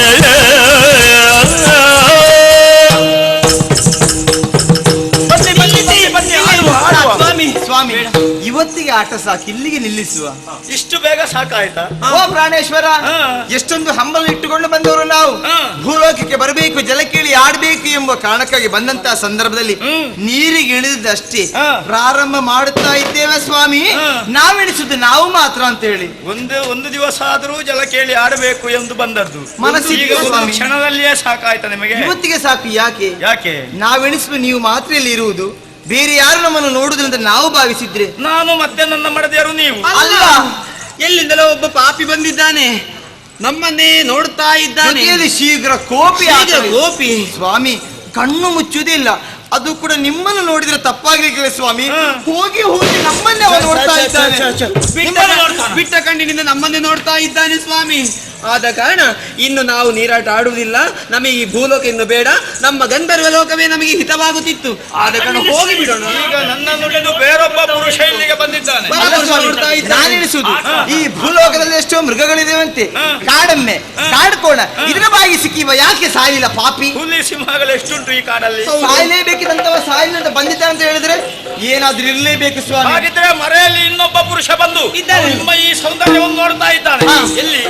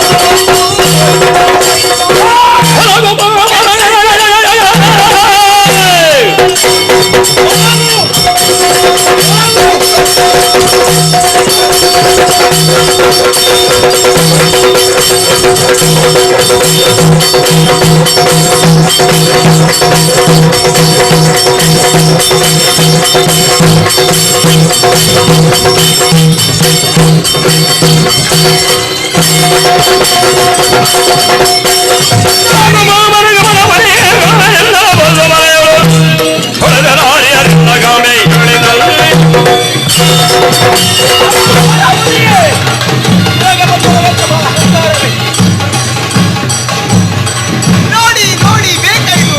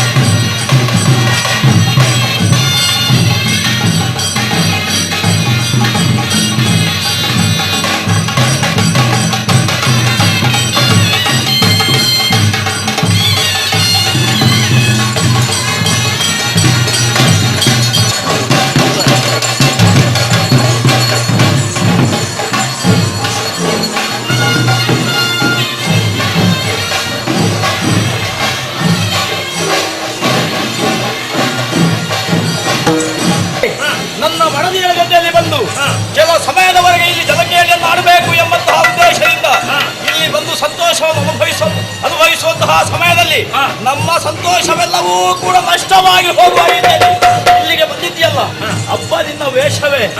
ಪ್ರಪಂಚದಲ್ಲಿ ನಾವು ಹಲವು ಮಂದಿ ವಿದ್ವೋತ್ತಮರನ್ನು ಅಲ್ಲ ತಪಸ್ಸೋತ್ತಮರನ್ನು ಕಂಡಿದ್ದೇವೆ, ಅವರ ಮೇಲೆ ಗೌರವವೂ ಇದೆ. ಆದರೆ ನೀನು ಹಾಗಲ್ಲ, ನಿನ್ನ ಚರ್ಯೆಯೇ ಬೇರೆ. ನನ್ನ ಮಡದಿಯರು ಏಕವಾಸನಾಧಾರಿಗಳಾಗಿ ಸ್ನಾನವನ್ನು ಮಾಡುತ್ತಾ ಇರುವ ಸಂದರ್ಭದಲ್ಲಿ ಅವರ ಬಿಳಿ ತೊಗಲನ್ನು ನೋಡಬೇಕು ಎಂಬ ಉದ್ದೇಶದಿಂದ ಬಂದಿದ್ದೆಯಲ್ಲ, ನಾವು ಸಾಮಾನ್ಯ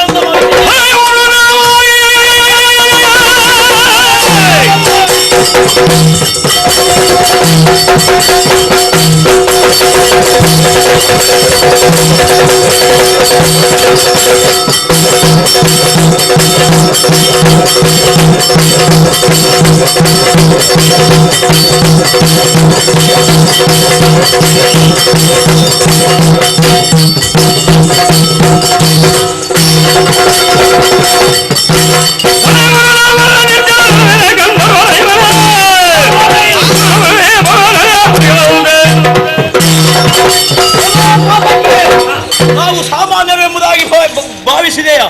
ಖಂಡಿತವಾಗಿಯೂ ಅಲ್ಲ. ಥರಯವರು ನಾವಲ್ಲ, ನಿರ್ಜರ ನೆರವಿಯಲು ಗಂಧರ್ವರೈ. ನಮ್ಮ ಯೋಗ್ಯತೆ ಏನು ಎಂದು ಅರಿಯದೆ ಈ ರೀತಿಯಾಗಿ ವರ್ತಿಸಿದೆ ನೀನು. ಅಂತಹ ನೀನು ತಕ್ಕ ಶಾಸ್ತಿಯನ್ನು ಅನುಭವಿಸಲೇಬೇಕು. ಇದೇನು ಧರ್ಮದ ಆಟ ಅಂತ ಭಾವಿಸಿದ್ದೆ? ಧರ್ಮದ ಆಟ ಅಂತ ಭಾವಿಸಿದ್ಯಾ? ಏನು ಧರ್ಮಕ್ಕೆ ನೋಡಿ ಸಂತೋಷ ಅನುಭವಿಸುತ್ತ ಭಾವಿಸಿದ್ಯಾ? ನಾವು ಎಲ್ಲಿ ಹೋದ್ಲು ಏನು ಕೊಡ್ಲಿಕ್ಕಿಲ್ಲ, ನಾವು ಈಗ ಧರ್ಮಕ್ಕೆ ಅಲ್ಲ, ನಿನಗೆ ಇಷ್ಟೂ ಚಟ ಉಂಟುತ್ತಾದ್ರೆ ಹೋಗುದಪ್ಪ. ಬೇಡುವೆನು ವರವನ್ನು, ಕೊಡುಮಾವ ಮಗಳನ್ನು, ಕಡೆತನಕ ಮರೆಯುವುದಿಲ್ಲ ಜೋಗಿ ಬಾಯಿ ಬಿಟ್ಟು ಹೇಳ್ಬೋದಲ್ಲ. ಎಷ್ಟು ಮಂದಿ ಹೆಣ್ಣು ಮಕ್ಕಳು ಈ ಭೂಲೋಕದಲ್ಲಿಲ್ಲ. ಅಂತಹ ಯಾರಾದರೂ ಹೆಣ್ಣನ್ನು ಮದುವೆಯಾಗಿ ಸಂಸಾರಸ್ಥನಾಗುವುದು, ಅದನ್ನು ಬಿಟ್ಟು ಈ ರೀತಿ ವೇಷವನ್ನು ಮಾಡಿ ಇಲ್ಲದಂತಹ ಕಾರ್ಯಗಳಿಗೆ, ಕೆಟ್ಟ ಕಾರ್ಯಗಳಿಗೆ ಮನ ಮಾಡಿದ್ದಿ. ನಿನ್ನಂಥವನನ್ನು ಬಿಡಬಾರದು. ನಿನ್ನ ಹೀಗ ಕಟ್ಟಿದಂತ ನಿನ್ನ ಆ ಗಡ್ಡವನ್ನು ಹಿಡಿದು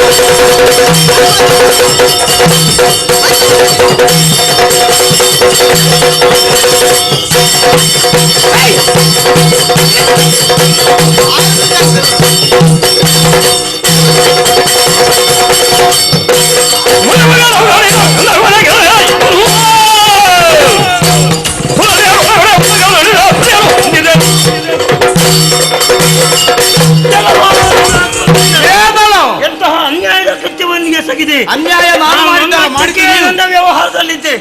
ಬಂದವನೇ ನಾನಾ ವಿಧವಾಗಿ ನನ್ನನ್ನು ಬೈದು ಭಂಗಿಸಿದ್ದು ಮಾತ್ರವಲ್ಲ, ನನ್ನ ಗಡ್ಡಕ್ಕೆ ಕೈ ಹಾಕಿದೆಯಾ? ನಿನ್ನ ವ್ಯವಹಾರದಲ್ಲಿ ನೀನು ಇರ್ತಿದ್ರೆ ಆಕ್ಷೇಪ ಇರ್ತಿರ್ಲಿಲ್ಲ. ನಮ್ಮ ವ್ಯವಹಾರದಲ್ಲಿ ನೀನು ಮಧ್ಯಪ್ರವೇಶ ಮಾಡಿದ್ದಿ. ನಿಮ್ಮ ವ್ಯವಹಾರ ಎಲ್ಲಿ? ನಿಮ್ಮ ಕ್ಷೇತ್ರದಲ್ಲಿ. ಯಾಕೆ ಇಲ್ಲಿ ಆಗದ? ಕೂಡದು. ಯಾಕೆ? ಇದು ನಮ್ಮ ಕ್ಷೇತ್ರ. ಇರಲಿ. ನಮ್ಮಂತಹ ಯೋಗ್ಯತವಂತರಾದಂತಹ ಮಹರ್ಷಿಗಳು ತಪಸ್ಸನ್ನು ಆಚರಿಸುವಂತಹ ಈ ಸ್ಥಳದಲ್ಲಿ ಬಂದು ಈ ಮಾರಿಗಳನ್ನು ನಿನ್ನ ನಾಲಿಗೆ ಸೀಳುವ ವಿಷಯ ಬಿಡು. ನಿನ್ನ ಹೆಂಡತಿನ ನಿಮ್ಮ ಗಂಧರ್ವ ಲೋಕವನ್ನೇ ಕೇಳಿಯನು. ಅಂತಹ ಸಾಮರ್ಥ್ಯ ಹೊಂದಿರುವ ಈ ಗಂಧರ್ವರು. ನೀನು ಗಂಧರ್ವನಿರಬಹುದು. 3 ಲೋಕದಲ್ಲಿ ಎಲ್ಲಿ ಬೇಕಿದ್ರು ಸಂಚರಿಸುವಂತಹ ಯೋಗ್ಯತಾವಂತರು ನಾವು. ನೀನು ಸಂಚಾರ ಮಾಡುವ ಹಾಳಾಗಿ ಹೋಗಿ ನಮಗೆ ಉಪದ್ರ ಆಗಬಾರದು. ನಿನಗೆ ಉಪದ್ರ ಮಾಡಲಿಲ್ಲ. ನಾನು ಇಲ್ಲಿ ತಪಸ್ಸನ್ನು ಆಚರಿಸಿರುವಾಗ ಇಲ್ಲಿಗೆ ಬಂದು ಯಾಕೆ ನಿನ್ನ ಆಟ ಪ್ರಾರಂಭ ಮಾಡಬೇಕು? ಈಗ ಬೇರೆ ಎಲ್ಲಿಯಾದ್ರೂ ಆಟ ಆಡಬಹುದು. ಪುಣ್ಯಾತ್ಮ, ಈ ಸರೋವರದ ತಟದಲ್ಲಿ ನೀನು ತಪಸ್ಸನ್ನು ಆಚರಿಸ್ತಾ ಇದ್ದದ್ದ? ಅಂತೂ ಕಾಡಿನಲ್ಲಿ ತಪಸ್ಸನ್ನು ಆಚರಿಸುವಂತಹ ಋಷಿ ಈ ಕಾಡನ್ನೆಲ್ಲ ನಿನಗೆ ಬರೆದು ಕೊಟ್ಟಿದ್ದಾರಾ? ನಿನಗೆ ಬರೆದು ಕೊಟ್ಟಿದ್ದಾರೆ. ನಾವು ಹೇಳಿಲ್ಲಲ್ಲ. ಹಾಗಲ್ಲ ಸ್ವಾಮಿ, ತಪಸ್ಸನ್ನು ಆಚರಿಸಿ ಅಂತ ಹೇಳಿದ್ದೆಲ್ಲ, ಮತ್ತೆ ಕಣ್ಣು ಬಿಟ್ಟದ್ದು ಯಾಕೆ? ಅದಕ್ಕೆ ಕಾರಣ ಇದೆ. ನಾವು ಯಾವ ಹೊತ್ತಿಗೆ ಕಣ್ಣು ಬಿಡ್ತೇವೆ, ಯಾವ ಹೊತ್ತಿಗೆ ಕಣ್ಣು ಮುಚ್ಚಿ ತಪಸ್ಸನ್ನು ಆಚರಿಸುತ್ತೇವೆ, ಅದು ನಮ್ಮ ಸ್ವೇಚ್ಛೆ. ಕಣ್ಣು ಬಿಡು, ಕಣ್ಣು ಮುಚ್ಚು, ಹಾಳಾಗಿ ಹೋಗು. ಇಲ್ಲಿಗೆ ಬಂದು ನನ್ನ ಮಡದಿಯರನ್ನು ನೋಡಬಹುದು. ಯಾಕೆ? ಮನಸ್ಸು ಶುದ್ಧ ಇದೆ ಎಂದಾದ್ರೆ ಯಾರನ್ನು ಎಲ್ಲಿಯೂ ಹೇಗೂ ನೋಡಬಹುದು. ಹಾಗೆ ನೋಡಿದೆ ನನ್ನ ಮಕ್ಕಳು ಆಟ ಆಡ್ತಾ ಇದ್ದಾರಪ್ಪ, ಆಡ್ಲಿ ಎನ್ನುವ ಭಾವನೆಯಿಂದ ನೋಡಿದರೆ ನನ್ನನ್ನು ಏನು ಇದು ಕಟ್ಟಿದ ಗಡ್ಡವ? ನಿನ್ನ ನಾಳೆಗೆ ಹೇಗೆ ಬೇಕಿದ್ರು ತಿರುಗುತ್ತದೆ. ನಿಮ್ಮ ಹಾಗಲ್ಲ, ನೀವು ಬಂದು ಎಲ್ಲೆಲ್ಲಿ ಏನು ಮಾಡ್ತೀರಿ ಎಂಬ ವಿಷಯ ನಿಮಗೆ ಗೊತ್ತಿಲ್ಲ. ಅದನ್ನು ಚೆನ್ನಾಗಿ ತಿಳಿದುಕೊಂಡವರು ನಾವು ಮಾಡಿದ್ದೇವೆ. ಅಲ್ಲಲ್ಲ, ನಿಮ್ಮಂತವರು ಬಂದು ಈ ಭೂಲೋಕದಲ್ಲಿ ಕೆಲವು ಹೆಣ್ಣು ಮಕ್ಕಳನ್ನು ಗಂಡಸರು ಹೆಣ್ಣು ಮಕ್ಕಳನ್ನೆಲ್ಲ ಹಾಳು ಮಾಡುವ ವಿಷಯ ನಮಗೆ ಗೊತ್ತಿದೆ. ಅಂತಹ ಗಂಧರ್ವರನ್ನು ಇಲ್ಲಿಂದ ಓಡಿಸುವಂತ ಕೆಲಸವನ್ನು ನಾವು ಮಾಡುವಂತ ಅವರ ದಾರಿಯನ್ನೇ ನೀವು ತುಳಿದದ ಇಲ್ಲಿ. ಆದ್ರೆ ನಾನೇ ನೋಡಿದ್ದರಿಂದ ಆಯ್ತು. ಎಲ್ಲಿಯಾದ್ರೂ ಇಲ್ಲಿ ವ್ಯವಹರಿಸುವಂತಹ ಕಾಮುಕರು ನೋಡುತ್ತಿದ್ರೆ ನಿನ್ನನ್ನು ಕಂಬಕ್ಕೆ ಕಟ್ಟಿ ಹಾಕಿ ಇವರಿಗೆ ಬೇಕಾದ ವ್ಯವಸ್ಥೆ ಈಗ ಹಾಗೆ ಮಾಡಬಹುದಿತ್ತು. ನನ್ನ ಗಡ್ಡಕ್ಕೆ ಕೈ ಹಾಕಿದೆಯಾ? ನಾನು ವೇಷ ಮಾಡಿದ್ದ? ನನ್ನ ವೇಷದ ಸಾಮರ್ಥ್ಯ ಈಗ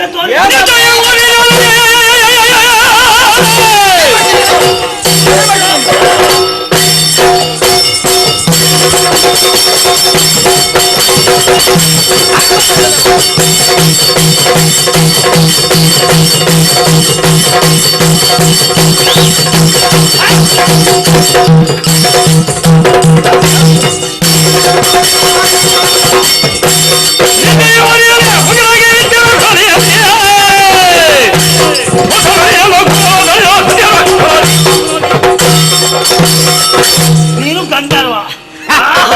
ನಿಮ್ದೊಂದು ಸರಿಯಾಗಿ ಕರೆಯುವುದಕ್ಕೆ ಹೆಸರಿಲ್ಲ. ಹೂಹು ಗಂಧರ್ವ, ಹೂವಿನಂತ ಗಂಧರ್ವ, ಹೇ ಗಂಧರ್ವ. ಹೆಸರು ಯಾಕೆ ಪುಣ್ಯಾತ್ಮ? ಹೆಸರು ಒಳ್ಳೆ ಹೆಸರು ಇಟ್ಟುಕೊಂಡವರು ದೊಡ್ಡವರು ಅಂತ ಲೆಕ್ಕವ? ದೊಡ್ಡವರು ಅಂತಲ್ಲ, ಹೆಸರಿನೋಳೇನಿದೆ ಅಂದದ ಹೆಸರೇನೆ. ಮಾರಿ ಹೋಗು. ನಿನ್ನ ಊರಿನಲ್ಲಿ ಅದಕ್ಕೂ ಬರಗಾಲ ಅಂತ ನಾನು ಹೇಳಿದ್ದು. ನನ್ನನ್ನು ನೋಡಿ ವೇಷಧಾರಿ ಅಂತ ಹೇಳಿದ್ಯಾ? ನಾವು ಹೆಸರನ್ನು ನೋಡಿ ವ್ಯವಹರಿಸುವುದಿಲ್ಲ, ಅವರ ಗುಣವನ್ನು ನೋಡಿ ವ್ಯವಹರಿಸು. ಹೌದು, ಮನಸ್ಸನ್ನು ನೋಡಿ. ನಿನ್ನ ಹೆಸರು ಹೇಗುಂಟು ಅದೇ ರೀತಿ ಗುಣ ಎಂಬ ಮನಸ್ಸು ನೋಡಿ. ನನ್ನ ಗಡ್ಡಕ್ಕೆ ಕೈ ಹಾಕಿದೆಯಾ ದುರಾತ್ಮ? ಈ ದೇವರನ ಯೋಗ್ಯತೆ ಏನು? ಇದು ಕಟ್ಟಿದ ಗಡ್ಡವೋ ದೇವಲ ಅಲ್ಲ ಬಿಟ್ಟ ಗಡ್ಡವೋ ಎಂಬುದನ್ನು ಚೆನ್ನಾಗಿ ನೀನು ದೇವಲನ? ಏನು ಹಾಗಂದ್ರೆ?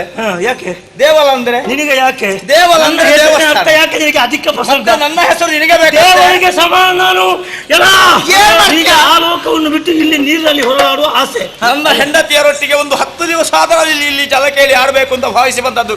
ನೀನೊಬ್ಬ ಬಂದಿಯಲ್ಲ ಮಧ್ಯದಲ್ಲಿ. 10 ದಿವಸ ಅಲ್ಲ, ಇನ್ನು ಜೀವನ ಪರ್ಯಂತ ನೀನು ಅಲ್ಲಿಯೇ ಉಳಿಯುವ ಹಾಗೆ ನಾನು ಮಾಡ್ತೇನೆ. ಮೇಲಿದ್ದ ಬಂದಿನಕ್ಕೆ ಕೆಳಗಿಳಿದು ನನ್ನಂತವರನ್ನು ಪೀಡಿಸುವಂತಹ ಒಂದು ಮನಸ್ಸಾಗಿದಳು. ಅದಕ್ಕೆ ಸರಿಯಾದಂತಹ ಶಾಸ್ತ್ರೀಯರಾಗಬೇಕು. ಆದ್ದರಿಂದ ನನ್ನ ಮೈ ಮೇಲೆ ಕೈ ಮಾಡಿದಂತ ನೀರು ಮುಂದೆ ಈ ನೀರಿನಲ್ಲಿ ಮಕರವಾಗಿ ಹೋಗು.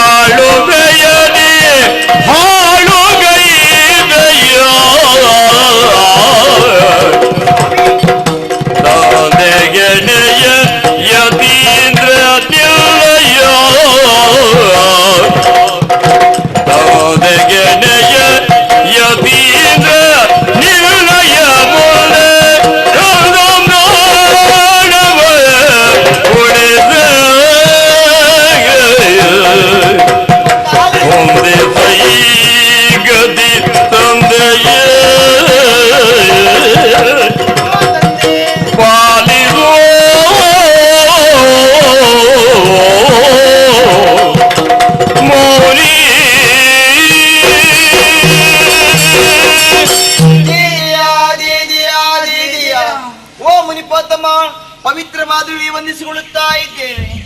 ಅಲ್ಲಿಗೆ ಮೆಟ್ಟಿದ್ದೇನೆ. ಈಗ ರಸಾತಳಕ್ಕೆ ಹೋಗ್ಬೇಕು, ನನ್ನ ಸಾಮರ್ಥ್ಯ ಹೋಗ್ತಾ. ಆಹಾ, ಎಲ್ಲಿದ್ದ ಬಂದನೆ ತಾಚಿ ನಿಮ್ಮ ನಾಲಿಗೆಗೆ ದನ ಮೆಟ್ಲಿಕ್ಕೆ. ಸ್ವಾಮಿ, ನಾನು ಶೀಘ್ರ ಕೋಪಿ ಹೌದು, ಆದ್ರೆ ಶೀಘ್ರ ಕೋಪಿ ಹೌದು, ದೀರ್ಘ ದ್ವೇಷಿ ಅಲ್ಲ. ನನ್ನನ್ನು ಕೆಣಕಿದಂತ ನಿಮ್ಮನ್ನೆಲ್ಲ ನಿಮ್ಮ ಒಳಗೆ ಏನುಂಟು ಅಂತ ನಾವು ತಿಳಿಯದೇ ಹೋದೆವು. ಶಾಂತರಾಗಬೇಕು. ಈಗ ಗೊತ್ತಾಯ್ತಾ? ಏನು ತಿಳಿಯದೆ ತಪ್ಪು ಮಾಡಿದ್ದು ಹೌದು. ನೀವಾದು ಸಾಮಾನ್ಯರೇ ಹೇಳಿ. ಕ್ಷಮಾ ಗುಣ ಸಂಪನ್ನರು ತಾವು. ನಾವು ನಮ್ಮ ಮಕ್ಕಳನ್ನೇ ತಂದೆ. ಎಲ್ಲ ಹೋದ ಮೇಲೆ ಗೊತ್ತಾಗ್ತದೆ ಯಾರ್ಯಾರ ಯೋಗ್ಯತೆ ಏನು ಅಂತ. ಹೌದು, ನಮಗೆ ತಂದೆಗೆ ಸಮಾನ. ನಮ್ಮ ತಂದೆ ನೀವು. ನಿಮ್ಮಂತ ಮಕ್ಕಳು ನನಗೆ ಕನಸಿನಲ್ಲಿ ಹುಟ್ಟುವುದು ಬೇಡ. ಗಂಧರ್ವ ಲೋಕದಿಂದ ಭೂಲೋಕಕ್ಕೆ ಬಂದದ್ದು ಯಾಕೆ? ಜಲಕ್ಕೆ ಆಡುವುದರ ಮೂಲಕ ಮನಸ್ಸನ್ನು ಸಂತೋಷಪಡಿಸಬೇಕೆಂಬ ಕಾರಣಕ ಈ ಗಂಡನ ಜೊತೆ ಬಂದವರು ನಾವು ಸ್ವಾಮಿ. ಏನೋ ದೂರದಲ್ಲಿ ನಿಮ್ಮನ್ನು ನೋಡಿದಂತಹ ಸಂದರ್ಭ ಪರಿಹಾಸ್ಯವನ್ನು ಮಾಡಿದವರು ಸಹಿ. ಗಂಡನಿಗೆ ಪ್ರಚೋದನೆ ಕೊಟ್ಟೆವು, ಗಡ್ಡವನ್ನು ಎಳೆದು ಬಿಟ್ಟೆವು. ನಮ್ಮ ಕಾಣುವಾಗ ದೃಶ್ಯಕ್ಕೆ ಯಾವುದು ಹೇಗೆ ಕಂಡರೂ ಅದರ ಒಳಗೇನಿದೆ ಎಂಬುದನ್ನು ಪರಾಮರಿಸಿ ನೋಡಬೇಕಾದ ಜೀವಿಗಳ ಲಕ್ಷಣ ಸ್ವಾಮಿ. ಹಾಗಾದ್ರೆ ಅದನ್ನು ಕಾಣುವಂತ ತಿಳಿಯುವಂತ ಆ ಒಂದು ಬುದ್ಧಿ ನಿಮಗೆ ಬರಲಿಲ್ಲ. ಯಾಕೆ? ಅಧಿಕಾರದ ಮದ, ಐಶ್ವರ್ಯದ ಮದ, ರೂಪ ಮದ, ಯೌವನ ಮದ. ಅದರಿಂದ ಈ ಗಡ್ಡ ಬಿಟ್ಟ ಋಷಿ ಇಲ್ಲಿಗೆ ಮತವ ವೇಷ ಮಾಡಿಕೊಂಡು ಬಂದಿದ್ದಾನೆ. ವೇಷ ಮಾಡುವ ಚಟವ ಗಂಡನಿಗೆ ಕೊಟ್ಟ ಶಾಪದಿಂದಾಗಿ ನಮ್ಮ ಅಹಂಕಾರವೆಲ್ಲವೂ ನೀರಾಗಿ ಹೋಯಿತು. ಹರ ಮುನಿದರೆ ಗುರು ಕಾವ, ಗುರುವೇ ಮುನಿದರೆ ಈ ಲೋಕದಲ್ಲಿ ಕಾಯುವರು ಯಾರಿದ್ದಾರೆ ತಂದೆ? ಕಾಮ, ಕ್ರೋಧ, ಲೋಕ, ಮೋಹ, ಮದ ಮತ್ಸರಗಳೆಂಬ ಷಡ್ವೈರಿಗಳನ್ನು ತೊರೆದು ಲೋಕ ಕಲ್ಯಾಣವನ್ನು ಬಯಸುವರು ತಾವಂತೆ. ಶೀಘ್ರ ಕೋಪಿಯಾದ್ರೂ ದೀರ್ಘ ದ್ವೇಷಿ ನೀವಲ್ವಲ್ಲ ತಂದೆ. ಇದೋ ನಿಮ್ಮ ಮಕ್ಕಳಿಗೆ ಬಂದಂತಹ ಕಷ್ಟ ಅಂತ ತಿಳ್ಕೊಳ್ಳಿ. ನಮ್ಮ ಗಂಡನ್ನು ಉದ್ಧರಿಸಬೇಕು. ಇಲ್ಲದಿದ್ರೆ ಮೊದಲೊಂದು ಹೇಳಿದಿರಲ್ಲ, ಕಾಲಲ್ಲಿ ತುಳಿಯುತ್ತಿರದ, ಇಲ್ಲ ರಸಾತಳಕ್ಕೆ ತಳ್ಳಿ ಬೇಜರಿಲ್ಲ ನಮಗೆ ಸ್ವಾಮಿ. ಮಾಂಗಲ್ಯ ಭಾಗವನ್ನು ಉಳಿಸಿಕೊಡಬೇಕು ತಂದೆ. ಸುಮಕೋಮಲಯರ ವಿಭ್ರಮೆಗೊಳ್ಳಬೇಡಿ, ಸುಮಕೋಮಲಯರ ವಿಭ್ರಮೆಗೊಳ್ಳಬೇಡಿ, ಕಮಗೈನದಿಗೆ ಕೊಟ್ಟ ಅಮಿತ ಶಾಪವನು ಹುಸಿಯಾಗಲುಂಡೆ ಕರುಣಿಸುವೆನ ಹುರಿಯಾಬ, ಹುಸಿಯಾಗಲುಂಡೆ ಕರುಣಿಸುವೆನ ಹುರಿಯಾಬ, ಬಿದಜನಾಭನ ಚಕ್ರದ ಸುಗೆಯು ಮುಂದೆ, ಬಿದಜನಾಭನ ಚಕ್ರದ ಸುಗೆಯು ಮುಂದೆ, ಕೋಮಲಯರೇ ಸುಖದಲ್ಲಿರುವಾಗ ಯಾರ ಯೋಗ್ಯತೆ ಏನು ಎಂಬುದನ್ನು ಅರ್ಥ ಮಾಡಿಕೊಳ್ಳುವುದಕ್ಕೆ ಶಕ್ತಿ ಇರುವುದಿಲ್ಲ. ಕಷ್ಟ ಬಂದಾಗ ಎಲ್ಲವರ ಯೋಗ್ಯತೆಯು ಗೊತ್ತಾಗ್ತದೆ. ಹಾಗೆ ನಾನಾ ವಿಧವಾಗಿ ನನ್ನನ್ನು ಬೈದು ಭಂಗಿಸಿದವರು ನೀವು. ಈಗ ಗೊತ್ತಾಯ್ತು ನನ್ನ ಯೋಗ್ಯತೆ ಏನು ಅಂತ. ಆದರೆ ಕಣ್ಣೀರ ಧಾರೆಯಿಂದ ನನ್ನ ಕಾಲು ತೊಳೆದಿದ್ದೀರಾ. ನಿಮ್ಮ ಕಣ್ಣೀರನ್ನು ಮನ ಕರಗಿ ಅದು ಶಾಂತನಾಗಿದ್ದೇನೆ. ಓ ಸುಮಾ ಕೋಮಲೆಯರೇ, ನೀವು ಭ್ರಮೆಗೊಳ್ಳುವಂತಹ ಅಗತ್ಯ ಇಲ್ಲ. ಹಾಗೆಂದು ಅಲ್ಲ, ಅವನಿಗಿಂತ ಸ್ಥಿತಿ ಒದಗಿತಲ್ಲ ಎಂಬ ಹಾಗೆ ಇನ್ನು ಪಶ್ಚಾತ್ತಾಪ ಪಟ್ಟು ಏನು ಮಾಡುವುದಕ್ಕೂ ಸಾಧ್ಯ ಇಲ್ಲ. ಯಾಕಂದ್ರೆ ತಪ್ಪು ಮಾಡಿದವ ಶಿಕ್ಷೆಯನ್ನು ಅನುಭವಿಸಲೇಬೇಕು. ಆದ್ದರಿಂದ ಅವನಿಗೆ ನಾನು ಕೊಟ್ಟ ಶಾಪ ಯಾವ ಕಾರಣಕ್ಕೂ ಅದು ಖುಷಿಯಾಗುವುದಕ್ಕೆ ಸಾಧ್ಯ ಇಲ್ಲ. ಕಾಲು ಹಿಡಿದು ಬೇಡಿಕೊಂಡಿದ್ದೇವೆ, ಕಣ್ಣೀರಿಂದ ಪಾದದೊಳನೆ ತೊಳೆದಿದ್ದೇವೆ. ನಿಮ್ಮ ಮಕ್ಕಳಿಗೆ ಬಂದಂತಹ ಕಷ್ಟಕ್ಕೆ ಪರಿಹಾರ ಎಂಬುದು ಇಲ್ವೇ ಸ್ವಾಮಿ? ಆ ಒಂದು ಮಾತು ಹೇಳಿದ್ರು ನೋಡಿ, ನಿಮ್ಮ ಮಕ್ಕಳು ಅಂತ ಅಲ್ಲ, ನನ್ನ ಮಕ್ಕಳು ಹೀಗೆ ಮಾಡ್ತಿರ್ಲಿಲ್ಲ. ಆದ್ರೂ ಆ ಮಾತು ಹೇಳಿದ್ದಕ್ಕೆ ಸರಿಯಾಗಿ ಕೆಲವೊಂದು ಮಕ್ಕಳು ತಪ್ಪಿದ್ರೆ ತಂದೆಯಲ್ಲಿ ತಿದ್ದಬೇಕಲ್ವೇ ಸ್ವಾಮಿ? ಹೌದು, ಆ ಕಾರಣಕ್ಕೆ ಬೇಕಾಗಿ ನಿಮಗೆ ಅದಕ್ಕೆ ಸರಿಯಾದಂತಹ ದಾರಿ ತೋರಿಸ್ತೇನೆ. ತಪ್ಪು ಮಾಡಿದವ ಶಿಕ್ಷೆಯನ್ನು ಅನುಭವಿಸುತ್ತಾನೆ. ಆದರೆ ಕಾಲಾಂತರದಲ್ಲಿ ಹರಿಯ ಆ ಚಕ್ರದ ಆಘಾತ ಆ ಮಕ್ಕಳದ ಮೇಲೆ ಆದ ತಕ್ಷಣ ಅವನಿಗೆ ಹರಿದರ್ಶನವಾಗ್ತದೆ, ನಿಮ್ಮ ಗಂಡನಿಗೆ ನಿಜ ರೂಪ ಬರ್ತದೆ. ಅಷ್ಟರವರೆಗೆ ನೀವು ಹರಿದಾನ ಮಾಡ್ತಾ ನಿಮ್ಮದಾದಂತ ಲೋಕದಲ್ಲಿ. ಹಾಗಿದ್ರೆ ಪದ್ಮನಾಭನ ಧ್ಯಾನವನ್ನು ನಾವು ಮಾಡಬೇಕೇ ಸ್ವಾಮಿ? ಪದ್ಮನಾಭ ಬಂದಲ್ಲಿಗೆ ನಿಮ್ಮ ಗಂಡ ಪುನಃ ನಿಮಗೆ ಸಿಕ್ಕಿದ. ಜಯ ಜಯ ಜಯ ಜಯ, ಹೋಗಿ ನಿಮಗೆ ಶುಭವಾಗಲಿ. ಕ್ಷಣ ಕಾಲದ ಕೋಪ ಎಂತ ಅನಾಹುತವನ್ನು ಎಸಗಿದ್ದು ನೋಡಿ. ನಾನು ಎಷ್ಟು ವರ್ಷದಿಂದ ಸಂಪಾದನೆ ಮಾಡಿದಂತ ಅಷ್ಟು ದೊಡ್ಡ ಸಂಪತ್ತು ಕ್ಷಣಕ್ಕೆ ಅದು ವ್ಯಯ ಆಗಿ ಹೋಯ್ತು. ಆಯ್ತಲ್ಲ, ಖರ್ಚು ಮಾಡುವಾಗ ಸುಲಭ ಅಂತ ಕಾಣ್ತದೆ, ಆದ್ರೆ ಅದನ್ನು ಮತ್ತೆ ಪುನಃ ಪಡೀಲಿಕ್ಕೆ ಎಷ್ಟು ವರ್ಷ ಬೇಕು? ಇಲ್ಲಿ ಹಾಗಾದ್ರೆ ಅದಕ್ಕೆ ಸರಿಯಾದಂತಹ ಸ್ಥಳ ಇದು ಯೋಗ್ಯವಾದ್ದಲ್ಲ. ಯಾಕೆ ಇಲ್ಲಿ ಇಂಥದ್ದು ಇನ್ನೊಂದಾದ್ರೆ ಮತ್ತು ಪುನಃ ಅದೇ ರೀತಿಯಾಗಿ ಖರ್ಚು ಮಾಡಬೇಕಾಗ್ತದೆ. ಆದ್ದರಿಂದ ಆದದ್ದಾಯಿತು, ತಪಸ್ಸನ್ನು ಆಚರಿಸುವುದಕ್ಕೆ ಯೋಗ್ಯ ಸ್ಥಳ ಎಲ್ಲಿ ಅಂತ ಹುಡುಕುತ್ತಾ ಮುಂದೆ ಹೋಗ್ತೇವೆ. ಒಂದು ದಿನ ಮನದಿ ಮೌನದಿ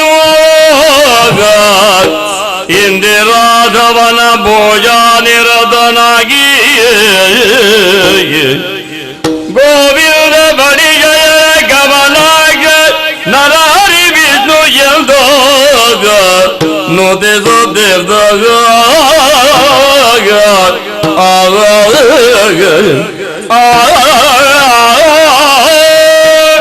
ಜೇನಮೋ ಶ್ರೀಹರಿ ಪರಿಪಾಲಿಸು ತಂದೆ ಪರಿಪಾಲಿಸು. ವ್ಯಕ್ತಿಯೊಬ್ಬ ತನ್ನ ಸ್ವಸಾಮರ್ಥ್ಯದಿಂದ ಎಷ್ಟು ಎತ್ತರಕ್ಕೆ ಏರಬಹುದು ಎಂಬುದನ್ನು ತೋರಿಸಿಕೊಟ್ಟವ ಈ ಇಂದ್ರದ್ಯುಮ್ನ. ಉತ್ತಮವಾದಂತಹ ಪಾಂಡ್ಯವಣಿಯನ್ನು ಆಳಿಕೊಂಡು ಬಂದವ ನಾನು. ಮರ ಹುಟ್ಟಿ ಮರ ಸತ್ತಂತೆ ಆಗಬಾರದೆಂಬ ಕಾರಣದಿಂದ ದಿಗ್ವಿಜಯವನ್ನೇ ಕೈಗೊಂಡವ. ಧರಣಿ ಪಾಲರನ್ನೆಲ್ಲ ಗೆದ್ದು ಅವರಿಂದಲೇ ಕಪ್ಪವನ್ನು ಪಡೆದು ಮರಳಿ ಪುರವನ್ನು ಸೇರುವ ಸಂದರ್ಭದಲ್ಲಿ ಪತ್ನಿಯಾದ ಚಂದ್ರಸೇನೆ ದುಃಖದತ್ತಲಾಗಿದ್ದಳು. ಆಕೆಯ ದುಃಖಕ್ಕೆ ಕಾರಣವೇನೆಂದು ವಿಚಾರಿಸಿದಾಗ ಅವಳಾಡಿದಂತಹ ವಿಚಾರ ಐಶ್ವರ್ಯ ಅಂತಸ್ತು ಎಷ್ಟಿದ್ದರೇನು ಪ್ರಯೋಜನ, ಮಕ್ಕಳಿಲ್ಲವಲ್ಲವೆಂಬ ಕೊರಗು. ಆಕೆಗೆ ಧೈರ್ಯದ ಮಾತುಗಳನ್ನು ಹೇಳಿ ಶ್ರೀಹರಿಯ ಧ್ಯಾನಕ್ಕಾಗಿ ಒಂದು ಯಮುನೆಯ ತಡವನ್ನು ಸೇರಿದ್ದೇನೆ. ಕಾಣುತ್ತಿರುವ ನದಿಯಲ್ಲಿ ಮಿಂದು ಶುಚಿರ್ಭೂತನಾಗಿದ್ದೇನೆ. ಶ್ರೀಹರಿಯನ್ನೇ ಮನದಲ್ಲಿ ಧ್ಯಾನಿಸುತ್ತಾ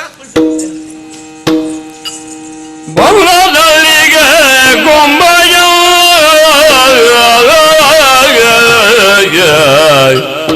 ಬಂದನಿಗೆ ಕುಂಭಯ ಸ್ನೇಹಭಾವದಲ್ಲಿ ಇಂದ್ರದ್ಯುಮ್ನ ಯೋಗವಾರದಯ ದಿಳೆಯಗೆ ಇಂದ್ರದ್ಯುಮ್ನ ಯೋಗವಾರದಯ ದಿಳಿಯಲ್ಗೆ ನಿಂದಿರುವ ಮುನಿಯ ಸತ್ಕರಿಸಿದ ಬಗ ನಿಂದಿರುವ ಮುನಿಯ ಸತ್ಕರಿಸದ ನಿರ್ದ ಧ್ಯಾನದ ಬರಬರಿಯದೆಯ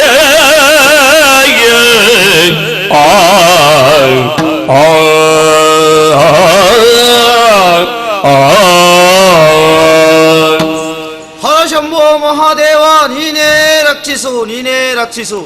ಲೋಕ ಕಲ್ಯಾಣಾರ್ಥಕ್ಕಾಗಿ ಸದಾಕಾಲ ನಾವು ದುಡಿಯುತ್ತಿರುವವರು ಅಗಸ್ತ್ಯ ಮಹರ್ಷಿಯೇ ನಾನು. ಹಾಗಾಗಿ ತಪಸ್ಸಿನಲ್ಲಿದ್ದಂತಹ ನಾನು ಒಮ್ಮೆಲೆ ಬಹಿರ್ಮುಖನಾದೆ. ಯಾರನ್ನಾದರೂ ಹರಸಬೇಕೆಂಬ ಉದ್ದೇಶವನ್ನಿರಿಸಿಕೊಂಡೇ ಹೊರಟವ.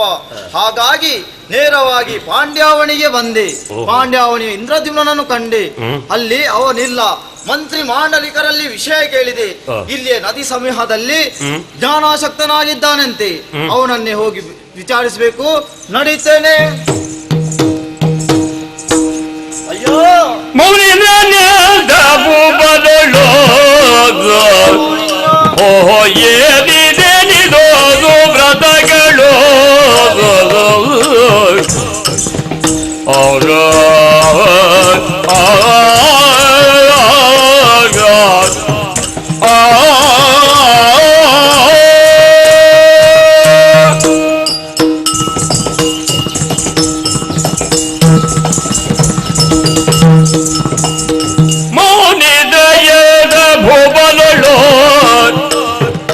ಓಹೋ ಏನಿದೆನಿದು ವ್ರತಗಳು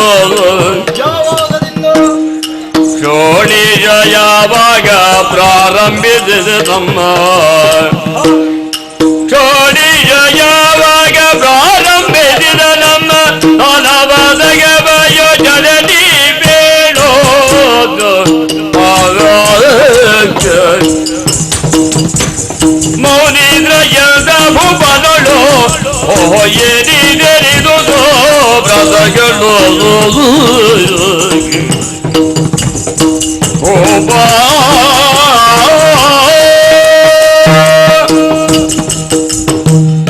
ಅಯ್ಯ ಮೌನೀಂದ್ರ, ಏನಯ್ಯ ಇದು? ಯಾವಾಗದಿಂದ ಈ ತಪಸ್ಸನ್ನು ಆಚರಿಸುವುದಕ್ಕೆ ಪ್ರಾರಂಭಿಸಿದೆಯೋ? ನಮ್ಮಂತವರ ಸ್ಥಾನಮಾನವನ್ನು ಕೀಳುವ ಉದ್ದೇಶವೇ ನಿನಗೆ? ಅಯ್ಯ ಹೇಳು, ನಿನ್ನನ್ನು ಹರಸುವುದಕ್ಕೆ ಬಂದವ ಅಗಸ್ತ್ಯ ಮಹರ್ಷಿ. ಹೇಳಯ್ಯ, ಮಾತಾಡು, ನನ್ನನ್ನು ನೋಡು, ಮಾತಾಡು. ಅಯ್ಯ ನೋಡಿ ಗುಮ್ಮನೆ ಕುಣಿದೆಯ ಗರ್ವ ಮೂಡಿದೇನಿದು ಚೋದ್ಯವಯ್ಯ ಮಾಡದೆ ಅತಿಥಿ ಸತ್ಕಾರವ ಧ್ಯಾನದಿ ಮಾಡದೆ ಅತಿಥಿ ಸತ್ಕಾರವ ಧ್ಯಾನದಿ ಮೂಡರಸಿಯ ಯಾಕೆ ಏಳು ನೀನೆ ಓಬಾ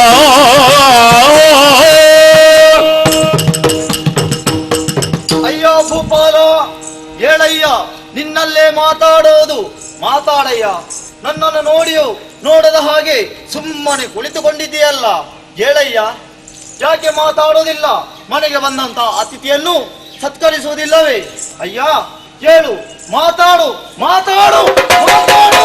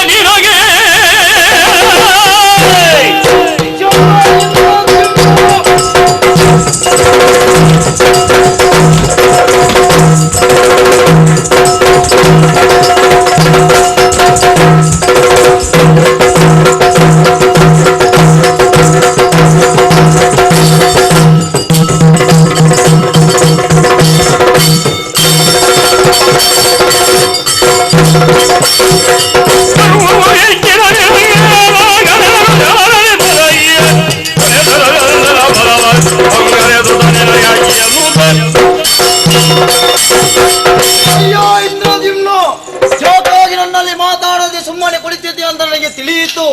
ಅಧಿಕಾರ ಮದ, ಆಶ್ಚರ್ಯ ಮದ ನಿನ್ನ ತಲೆಗೆ ಪಿತ್ತದ ಬಾರಿಯಲ್ಲಿ ಆಡಲಿದೆ.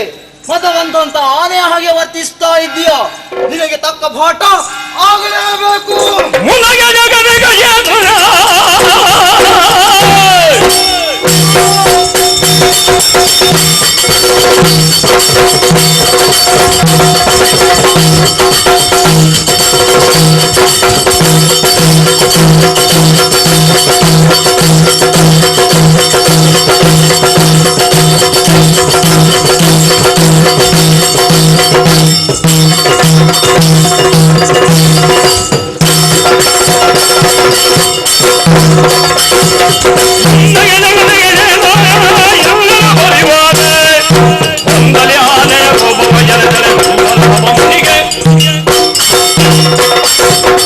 ಅಯ್ಯೋ ಇಂದ್ರಜಿಮ್ನ, ನಿನಗೆ ಮದ ಏರಿದೆ. ಮದ ಬಂದಂತ ಆನೆಯನ್ನು ಅಂಕುಶದಿಂದ ಇಳಿಸಬಹುದು, ಆದ್ರೆ ನಿನ್ನ ಮದವನ್ನು ಅಗಸ್ತ್ಯನಾದ ನನಗೆ ಇಳಿಸಲು ಸಾಧ್ಯವಿಲ್ಲವೇ? ಸಾಧಿಸ್ತೇನೆ. ಇದು ಮಾತನಾಡದೆ ಸುಮ್ಮನೆ ಕುಳಿತಂತಹ ನೀನು ಇನ್ನು ಮುಂದೆ ನಿನ್ನ ಕುಟುಂಬ ಸಮೇತ ಪರಿವಾರ ಗಜೇಂದ್ರನಾಗಿ ಹೋಗಿ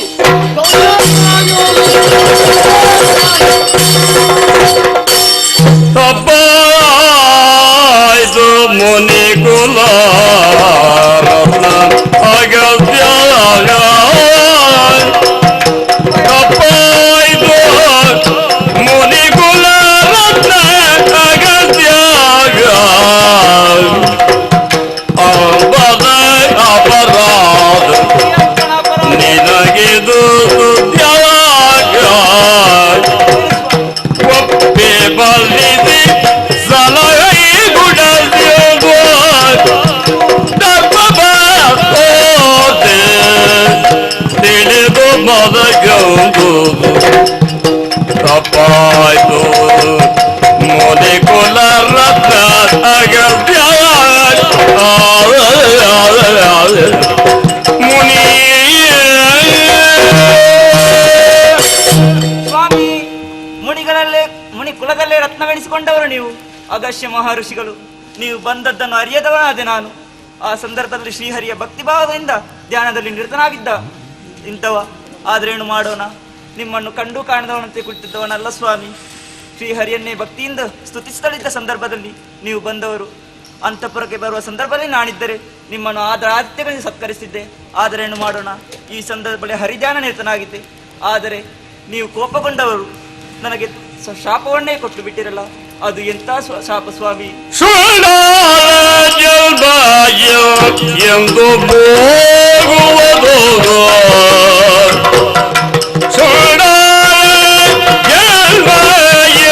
ಎಂದು ಹೋಗುವುದು ಕೊಂಡರಿ ಕಾಗಲ ಎಂದು ಕಾಡುವುದು ದಂಡವಾದುದಿನ ಗೈದಿಯ ಕಾರ್ಯ ಖಂಡಿತ ತಿಳುಯಿರಗಿದು ಮೋದಿ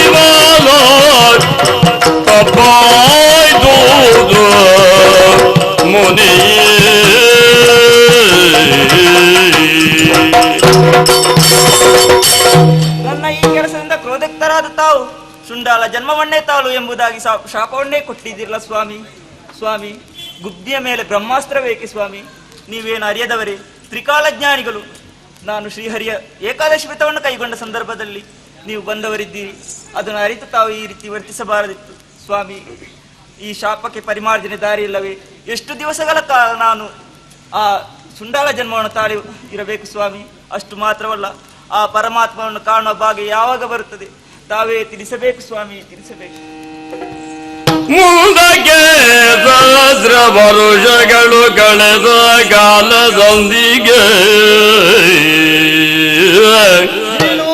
ಮುಂದಕ್ಕೆ ಸಹಸ್ರ ವರುಷಗಳು ಕಳೆದ ಕಾಲದೊಂದಿಗೆ ಸಹಸ್ರಮುಖದಾಯುಧನು ನಿನ್ನೆಡೆಗೆ ಸಹಸ್ರಮುಖದಾಯುಧನು ನಿನ್ನೆಡೆಗೆ ಹೊಂದಿ ಸಹಸ್ರ ವರುಷವು ಕಷ್ಟಪಡೆಯೇ ಸಹಸ್ರ ವರುಷವು ಕಷ್ಟಪಡೆಯೇ ನಿನ ಕಂದ ಭಯವನು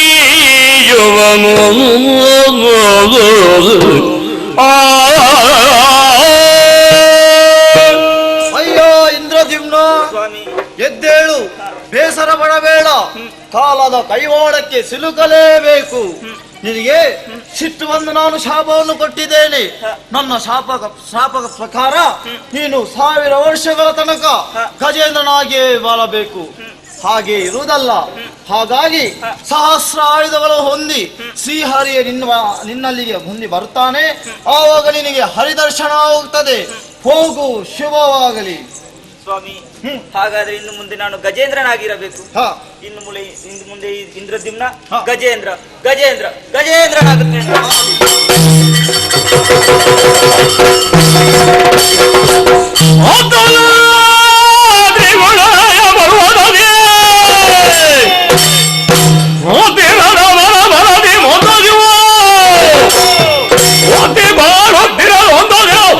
ಅಕ್ಷರಾದಿ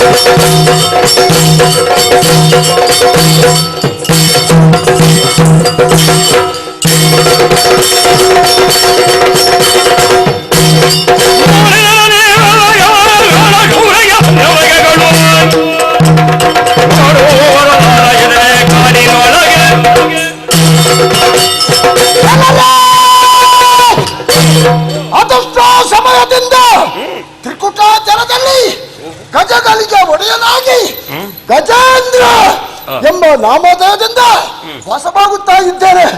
ನಾನು ಒಬ್ಬನಲ್ಲ, ನನ್ನ ಬಂಧು ಮಿತ್ರರು, ಅಣ್ಣ ತಮ್ಮಂದಿರು ಎಲ್ಲರೂ ಇದ್ದಾರೆ. ಆದರೂ ಒಂದೊಮ್ಮೆಗೆ ಅರಣ್ಯವನ್ನು ಬಿಟ್ಟು ನಾಡಿಗೆ ತೆರಳಬೇಕೆಂಬ ಆಸೆ ಆಗಿದೆ. ನಾಡಿಗೆ ಇಳಿದಾಕ್ಷಣವೇ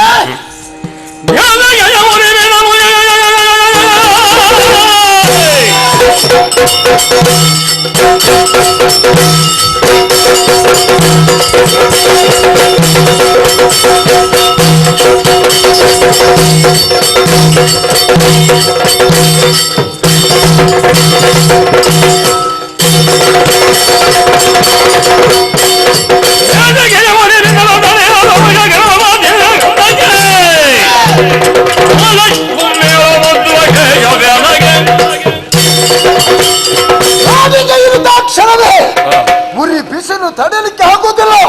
ಒಂದು ಕಡೆಯಲ್ಲಿ ಬಾಯಾರಿಕೆ, ಮತ್ತೊಂದು ಕಡೆಯಿಂದ ಉತ್ತರಾಗ್ನಿ ಆಗುತ್ತಾ ಇದೆ. ಹಾಗಾದರೆ ಏನು ಮಾಡುವುದೆಲ್ಲರೂ ಕೂಗುತ್ತಾ ಇದ್ದಾರೆ. ಆದ್ದರಿಂದ ನೋಡ್ತಾ ಇದ್ದೇನೆ.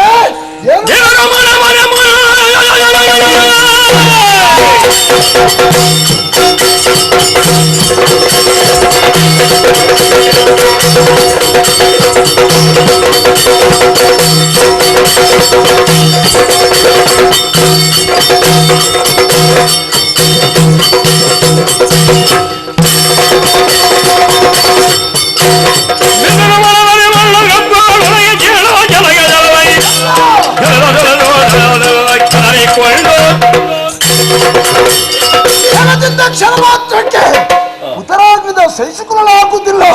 ಹಾಗಾದರೆ ಏನು ಮಾಡುದು ಎಂದು ಯೋಚನೆ ಮಾಡುವಾಗ ಕಾಣುತ್ತಾ ಇದ್ದ ಬಿದಿರು ಮುಳ್ಳುಗಳು ಅದನ್ನೆಲ್ಲ ಇರಿ.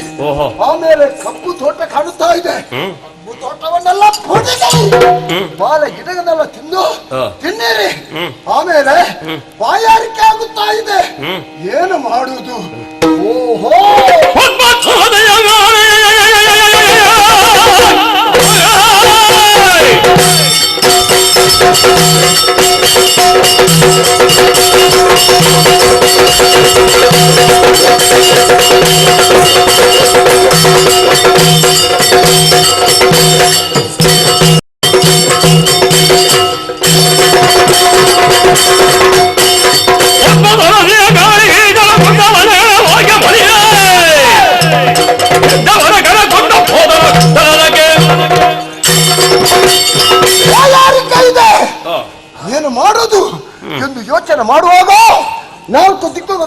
ನೋಡುವಾಗ ಯಾವ ಕಡೆಯೂ ಜಲ ಕಾಣುತ್ತಾ ಇಲ್ಲ. ಹಾಗಾದರೆ ಏನು ಮಾಡುದು? 4 ಹೆಜ್ಜೆ ಮುಂದೆ ಇಟ್ಟು ನೋಡುತ್ತಾ ಇದ್ದೇನೆ.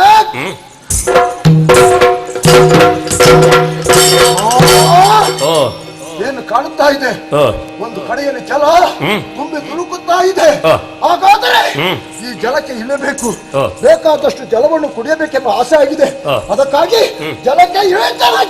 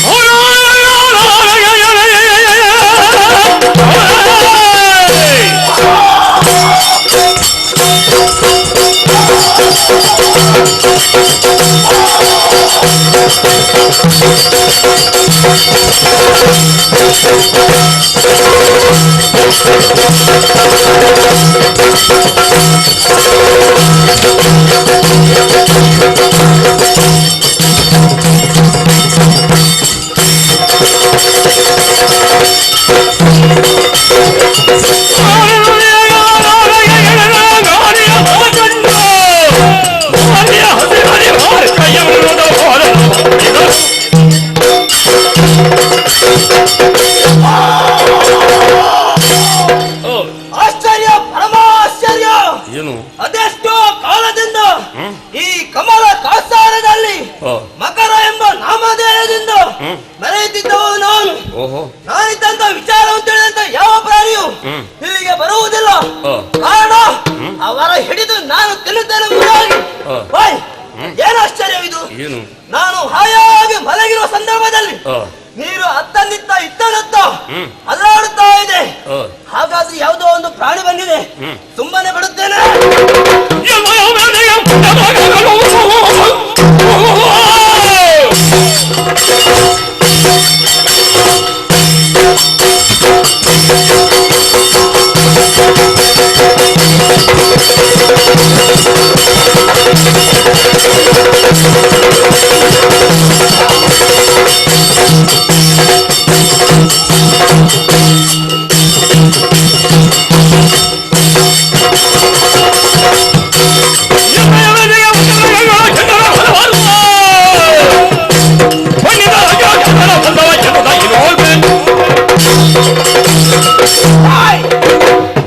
ಬಂದಂತ ಪ್ರಾಣಿಯನ್ನು ಸುಮ್ಮನೆ ಬಿಡುವುದಿಲ್ಲ. ಅದರ ಕಾಲನ್ನು ಹಿಡಿದು ತರತರದ ಎಳೆದುಕೊಂಡು ನೀರಿನ ಆಳಕ್ಕೆ ಹೋಗುತ್ತೇನೆ. ಮಾಂಸ ಬೇರೆ, ರಕ್ತ ಬೇರೆ, ಮೂಳೆ ಬೇರೆ ಎಂಬುದಾಗಿ ತಿನ್ನುತ್ತೇನೆ. ತಡ ಮಾಡು ಸರಿಯಲ್ಲ. ಆ ಪ್ರಾಣಿ ಎಲ್ಲಿದೆ ಎಂಬುದಾಗಿ ಹುಡುಕುತ್ತೇನೆ.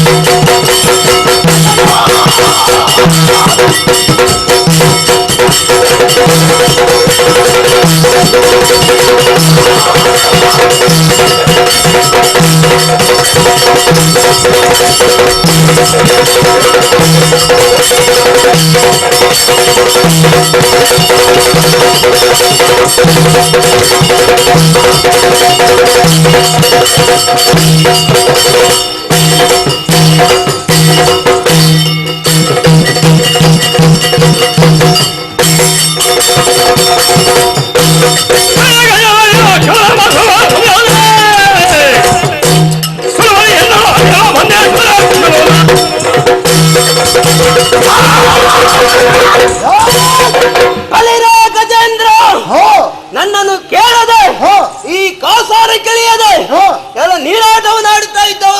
ನಿಜ. ಏನ್?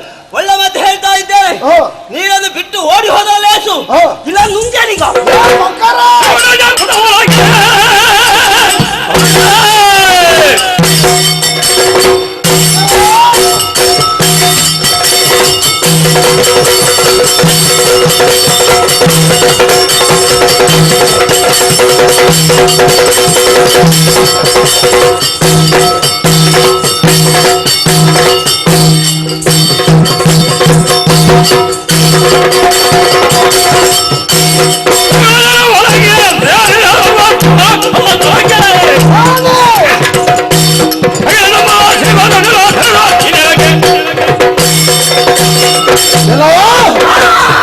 ಈ ಜಲಕ್ಕೆ ಇಳಿದ ಕ್ಷಣವೇ ಅಟ್ಟಹಾಸವನ್ನು ಕೊಡುತ್ತಾ ಮುಂದುವರಿತಾ ಇದ್ದಿ.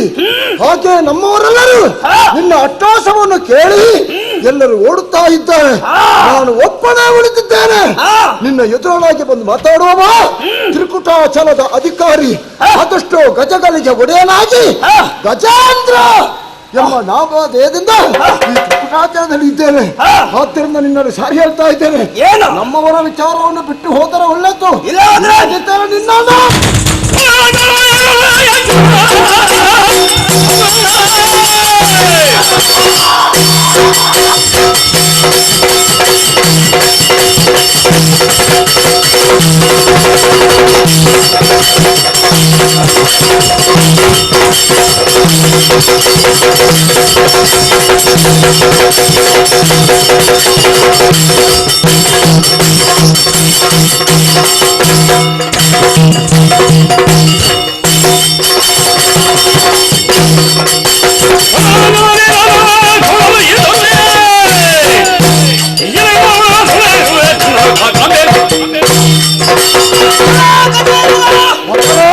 ನೀನು ತ್ರಿಕುಟಾಚಲಕ್ಕೆ ಒಡೆಯನಾಗಿರಬಹುದು, ಆದ್ರೆ ನಾನು ಈ ಕಮಲಕಾಸಾರದಲ್ಲಿ ನಾನೇ ಒಡೆಯ ಆಗಿರಬಹುದು. ನನ್ನನ್ನು ಕೇಳಿದೆಯಾ? ನಿನ್ನನ್ನು ನುಂಗುವಾಗ ಯಾರು ಬಂದಿರ್ತಾರೆ ನೋಡು.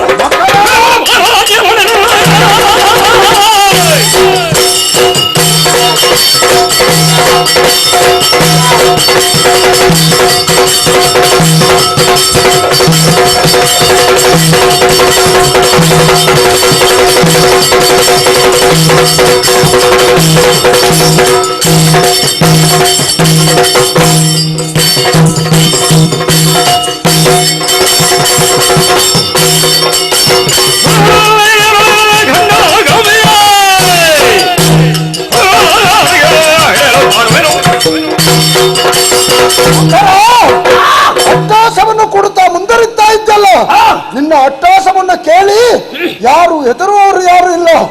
ಆದ್ದರಿಂದ ನೇರವಾಗಿ ನೀರೊಳಗೆ ಹೋದ್ರೆ ಒಳ್ಳೆತು. ಒಂದು ವೇಳೆ ನನ್ನನ್ನು ನುಂಗುತ್ತೇನೆಂದು ಮುಂದೆ ಬಂದರೆ ನನ್ನ ಎಡ ಕಾಡಿನ ಇನ್ನು ಉದರಕ್ಕೆ ಬಾಗಿದ್ದೇನೆ.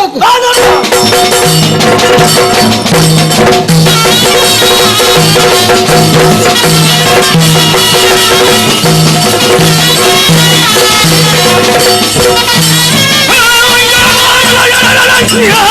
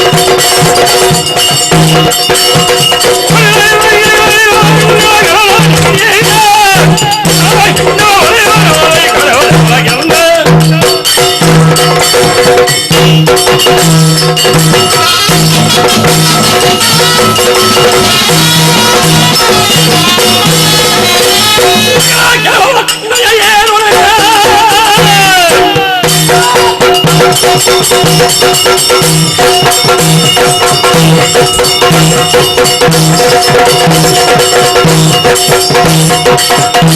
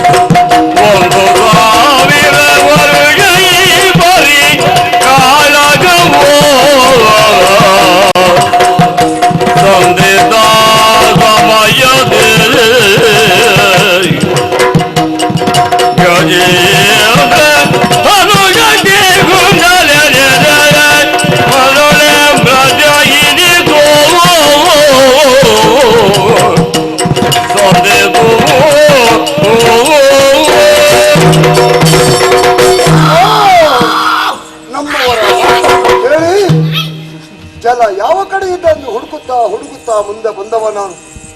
ಜಲವನ್ನು ಕಂಡ ಕ್ಷಣವೇ ಸಂತೋಷವಾಯಿತು. ಎಲ್ಲರ ಹತ್ರ ಹೇಳಿದ್ದೇನೆ, ಬೇಕಾದಷ್ಟು ನೀರನ್ನು ಕುಡಿಯಿರಿ, ಜಲ ಕ್ರೀಡೆಯನ್ನು ಆಡಿರಿ ಎಂದು. ಹಾಗೆ ನೀರನ್ನು ನೋಡುವಾಗಲೇ ನಮ್ಮವರು ಎಲ್ಲರೂ ಹೆದರಿ ನೀರಿಗೆ ಇಳಿಯಲಿಲ್ಲ. ಆಮೇಲೆ ಹೇಳಿ ನಾನೇ ಜಲಕ್ಕೆ ಇಳಿದೆ. ಆ ಕ್ಷಣದಲ್ಲಿ ಈ ದುಷ್ಟ ಮಕರ ಎಲ್ಲಿದ್ದಾನೋ ಏನೋ ನನ್ನ ಎದುರಾಲಾಗಿ ಬಂದು ಯುದ್ಧವನ್ನು ಮಾಡಿದ. 1,000 ವರ್ಷ ಈ ತರನೇ ಕಾಳಗವನ್ನು ಮಾಡಿ ಕೈ ಸೋತಿದ್ದೇನೆ. ಏನು ಮಾಡುವುದು? ಅಯ್ಯೋ, ಬಂಧು ಮಿತ್ರರು ಬಿಡಿಸಲಾರರಿ ವೇಳೆಗಳು ಮಂದಮತಿ ಮೊಸಳೆಯೋ ನಾ ಬಾಳಲುಂಟೆ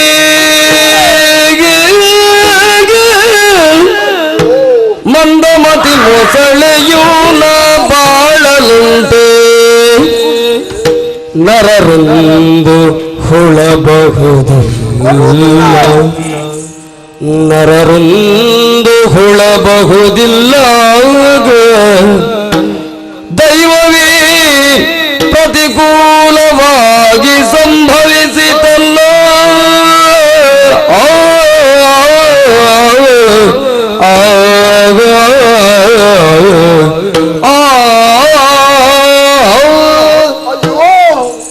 ನನ್ನ ಬಂಧು ಮಿತ್ರರಿದ್ದಾರೆ, ಅಣ್ಣ ತಮ್ಮಂದಿದ್ದಾರೆ ಎಂದು ಧೈರ್ಯದಿಂದ ಈ ಮಕರನಲ್ಲಿ ಕಾಳಗವನ್ನು ಮಾಡೋದಕ್ಕಾಗಿ ನಾನು ಮುಂದುವರಿದೆ. ಕಾಳಗದಲ್ಲಿ ಕೈ ಸೋತಿದ್ದೇನೆ. ಈ ಮಕರನಲ್ಲಿ ಕ್ಷಣದಿಂದ ಕ್ಷಣ ಮಾತ್ರಕ್ಕೆ ಈತನನ್ನು ನೀರೊಳಗೆ ಕೊಂಡೋಗುತ್ತಾ ಇದ್ದಾನೆ. ಹಾಗಾದ್ರೆ ನನ್ನ ಬಂಧು ಮಿತ್ರರು, ಅಣ್ಣ ತಮ್ಮಂದಿರು ಎಲ್ಲರೂ ನೋಡದ ಹಾಗೆ ಎಲ್ಲರೂ ಹೋಗುತ್ತಾ ಇದ್ದಾರೆ.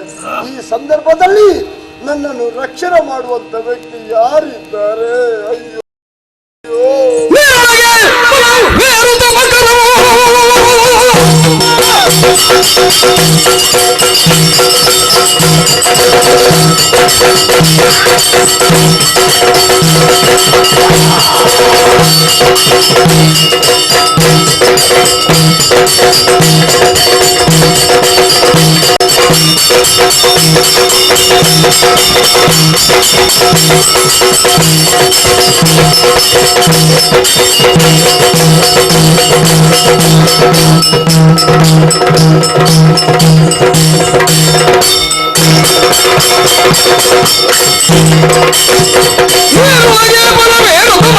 ಭಾರಿ ಶಕ್ತಿಯಿಂದ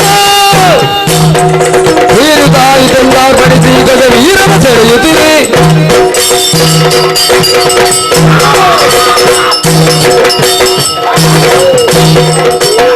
ಮಾಯೆಯೋ ಸಕಲವನ್ನು ನಡೆಸುವ ಜಯ ರೂಪನೇ ಪರಮ ಪುರುಷನೇ ಬಾಯೊಳಾಡಲಿ ಕರಿಯೇ ಬಾಯೊಳಾಡಲಿ ಕರಿಯೇ ನಿತ್ಯಾನಂದ ದೈತ್ಯಾರೇ ಶ್ರೀಗರಸ ಪನಿಶಯನನುದಕೋ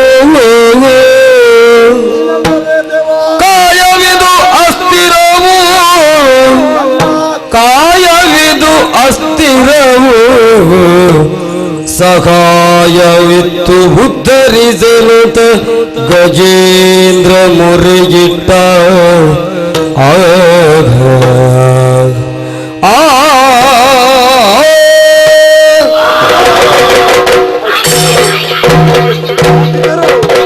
ಎಷ್ಟು ಕೂಗಿದರು. ಈತ ಯಾರಿದ್ದಾರ ನಿನ್ನನ್ನು ರಕ್ಷಣೆ ಮಾಡುವವರು? ಬರಲಿ, ನನ್ನ ಎದುರಾಲಾಗಿ ಮೊದಲಾಗಿ ನಿನ್ನನ್ನು ತಿನ್ನುತ್ತೇನೆ, ಆಮೇಲೆ ಅವರನ್ನೇ ನೋಡುತ್ತೇನೆ ಎಂದು ಹೇಳುತ್ತಾ ಇದ್ದಾನೆ. ಪ್ರಾಣದ ಆಸೆಯಿಂದ ಒಂದು ಪದರಲ್ಲಿ ಇಟ್ಕೊಂಡಿದ್ದೇನೆ. ದೇವಾ ಪರಮಾತ್ಮ,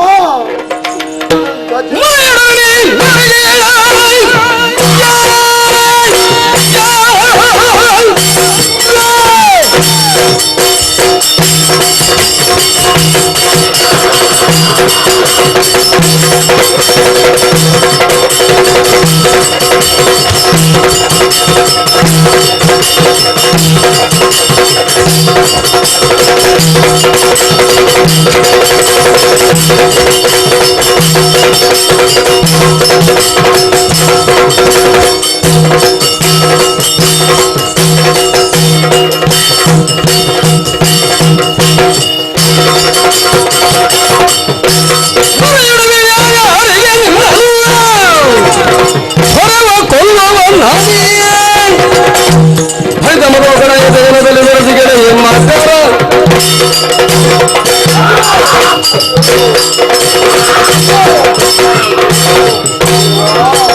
ಸಲಗೈ ಮಹಾದೇವ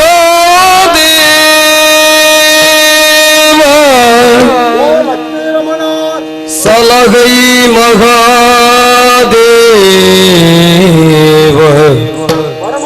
ಉಳಿಸದೆ ಕಾಯವನು ಚಲ ಜಲಧಿ ಉಳಿಸದೆ ಕಾಯವನು ಚಲ ಜಲಧಿ ರವಿಚಂದ್ರ ನವತಾರೆಗಳ ಕರ್ತ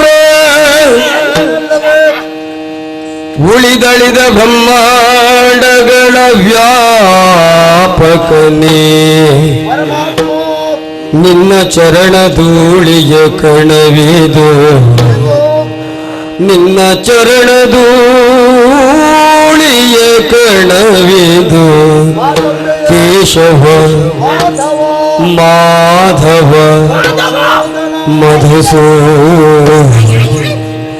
ಅಚ್ಯುತ ಚಿದಾನಂದ ಚಿದಾನಂದ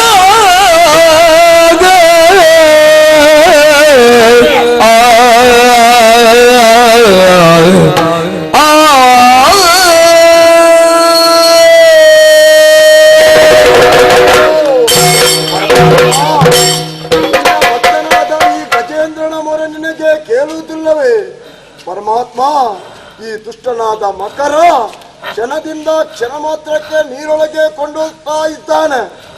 ದೇವಾ, ಇನ್ನು ಮುಂದೆ ಅನಿಸುವುದು ಉಳಿಸುವುದು ಎಲ್ಲ ನಿನ್ನ ಕೈಯಲ್ಲಿದೆ. ಆದ್ದರಿಂದ ಇಷ್ಟರವರೆಗೆ ಪ್ರಾಣದ ಆಸೆಯಿಂದ ಒಂದು ಪದರನ್ನು ಇಟ್ಕೊಂಡಿದ್ದೇನೆ. ಅದನ್ನು ಇನ್ನು ಮುಂದೆ ಬಿಡ್ತೇನೆ. ನಿನ್ನ ನಾಮಸ್ಮರಣೆಯನ್ನು ಮಾಡುತ್ತಾ ಇರುತ್ತೇನೆ. ಓ ಪದ್ಮನಾಭ, ಅಚ್ಯುತ, ಕೇಶವ, ಮಾಧವ, ಮಧುಸೂದನ, ಲಕ್ಷ್ಮೀ ರಮಣ, ಬಾಯ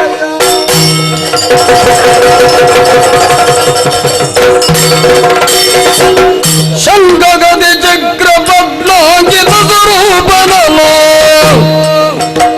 ಕಂಡು ಮುದದೊಳ ಗಜೇಂದ್ರ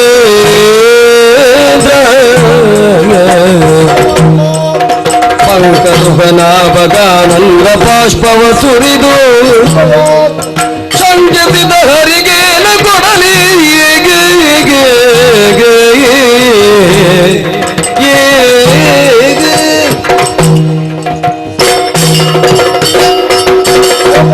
ಜಯ ಅಚ್ಯುತ, ಕೇಶವ, ಮಾಧವ, ಪದ್ಮನಾಭ, ಪರಮಾತ್ಮ ವಂದೆಯ.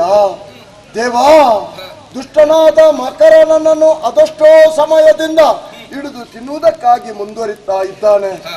ಆಮೇಲೆ ನಿನ್ನ ನಾಮಸ್ಮರಣೆಯನ್ನು ಮಾಡುತ್ತಾ ಮಾಡುತ್ತಾ ಇರುವಂತಹ ಸಂದರ್ಭದಲ್ಲಿ ಶಂಖ ಚಕ್ರ ಗದಾ ಪದ್ಮಧಾರಿಯಾಗಿ ಬಂದೆಯ. ಪರಮಾತ್ಮ, ಈ ನೀರಿನಲ್ಲಿ ನಿನ್ನ ಸೇವೆ ಮಾಡುವುದಕ್ಕೆ ಯಾವ ನನ್ನಲ್ಲಿಲ್ಲ.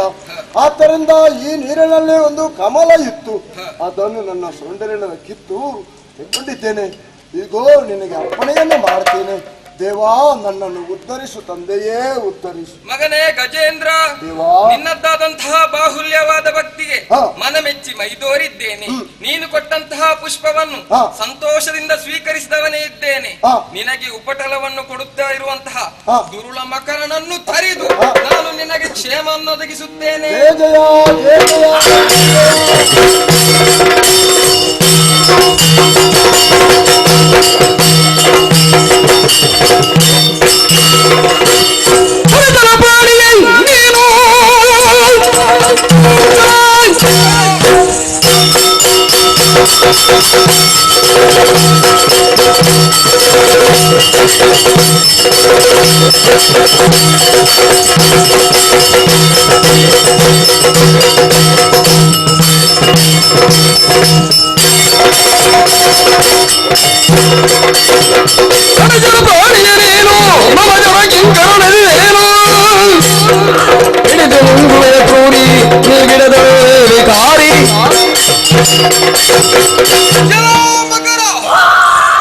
ನೀರನ್ನು ಕುಡಿಯುವುದಕ್ಕಾಗಿ ಬರುವಂತಹ ವನ್ಯಜೀವಿಗಳನ್ನು ಹಿಂಸಿಸುತ್ತಾ ಇದ್ದೀಯನೋ? ಇದು ಗಜೇಂದ್ರನನ್ನು ಸಲಹುವುದಕ್ಕಾಗಿ ಬಂದಿದ್ದೇನೆ. ಒಳ್ಳೆಯ ಮಾತಿನಲ್ಲಿ ಬಿಟ್ಟು ಇಲ್ಲಿಂದ ಹೋಗು.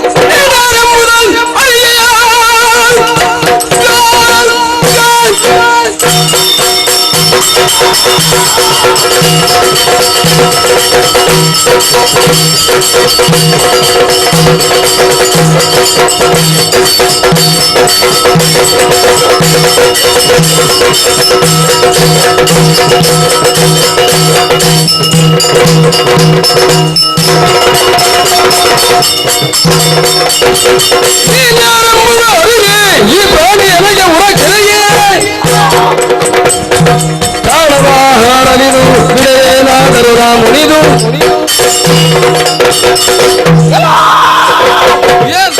ಇವನನ್ನು ತಿನ್ನುವಷ್ಟರಲ್ಲಿ ಅವನನ್ನು ತಡೆದು ನೀನು ಮುಂದೆ ಬಂದಿದ್ದೀಯೋ ಒಳ್ಳೆ ಮಾತು ಹೇಳ್ತಾ ಇದ್ದೇವೆ.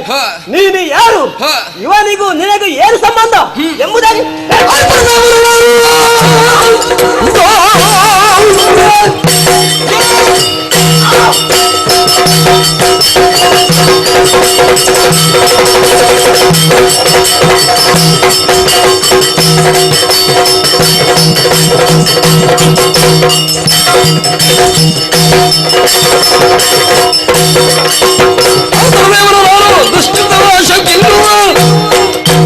ಭಕ್ತರ ಬಿಡದೆ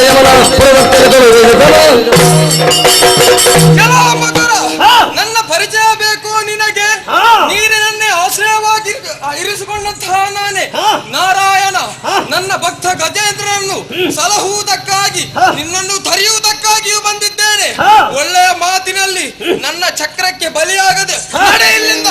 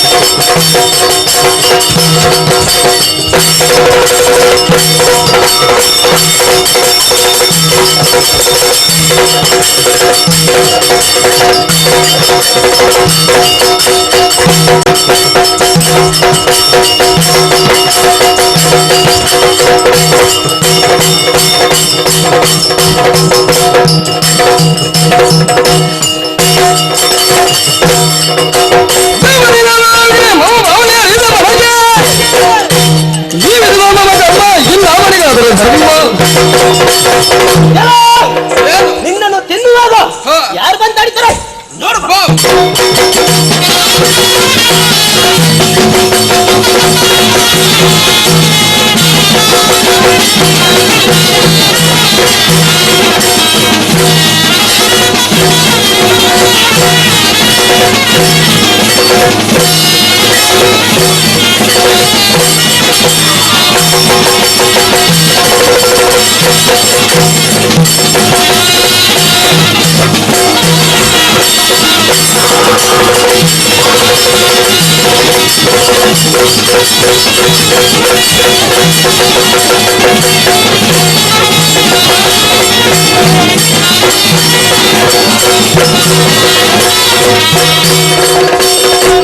ಜಯ ಅಚ್ಯುತ ಕೇಶವ ಮಾಧವ ಪರಮಾತ್ಮ ದುಷ್ಟನಾದ ಮಕರನ ವಶೆಯನ್ನು ಮಾಡಿದ್ಯಾ ದೇವಾ, ನನ್ನನ್ನು ಉತ್ತರಿಸು. ಬಲುದನಿದೆಯ ಮಕರದಲ್ಲಿ ಗಜೇಂದ್ರ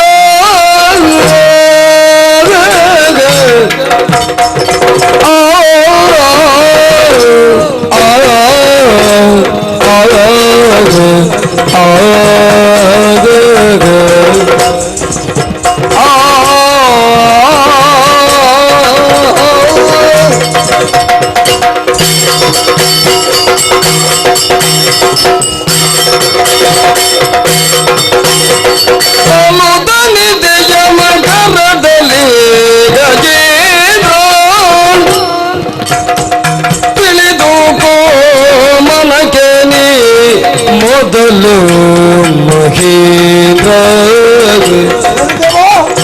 ಕಳೆದ ಜನ್ಮದ ಭಕ್ತಿ ಬಲಿದಿಂದು ನಿನಗೆ, ಕಳೆದ ಜನ್ಮದ ಭಕ್ತಿ ಬಲಿದಿಂದು ನಿನಗೆ ತಳುವದ ದರ್ಶನ ಇತ್ತಯಿಗಳಿಗೆ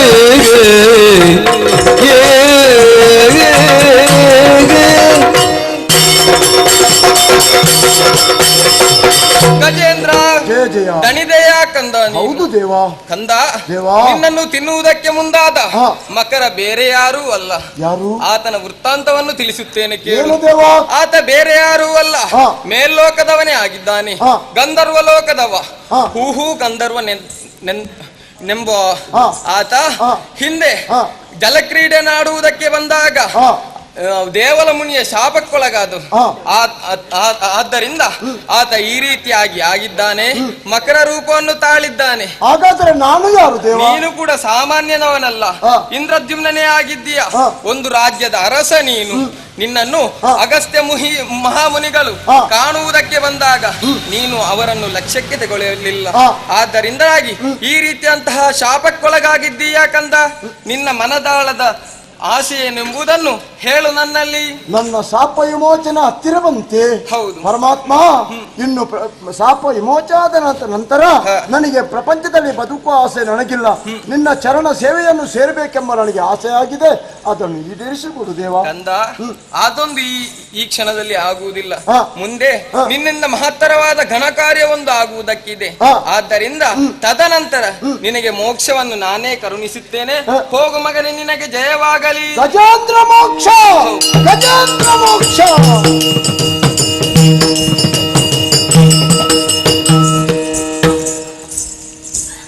ಆತ್ಮೀಯ ಕಲಾಭಿಮಾನಿಗಳಲ್ಲಿ ವಿಜ್ಞಾಪನೆ. ಇಂದಿನ ಸೇವಾಕರ್ತರಾದ ಶ್ರೀಮತಿ ಮತ್ತು ಶ್ರೀ ಪದ್ಮನಾಭ ಕಟೀಲು, ದುಬೈ ಇವರಿಗೆ ನಮ್ಮ ಮಂಡಳಿಯ ಪರವಾಗಿ ಧನ್ಯವಾದಗಳು.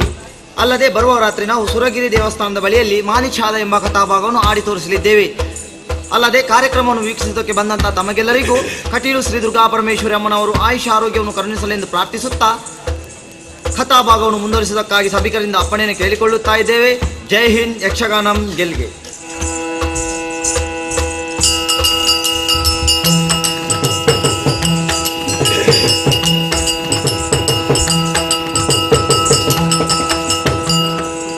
ಅಜಕುಮಾರ ಸುಧೀರ ಮಂಗಳ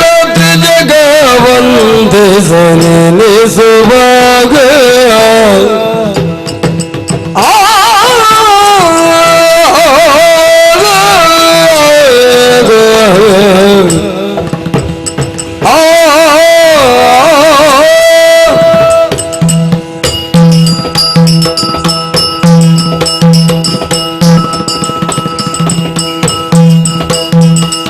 ಅಜಕುಮಾರ ಸುಧೀರ ಮಂಗಳ ತ್ರಿಜಗವಂದಿತನೆನಿಸುವ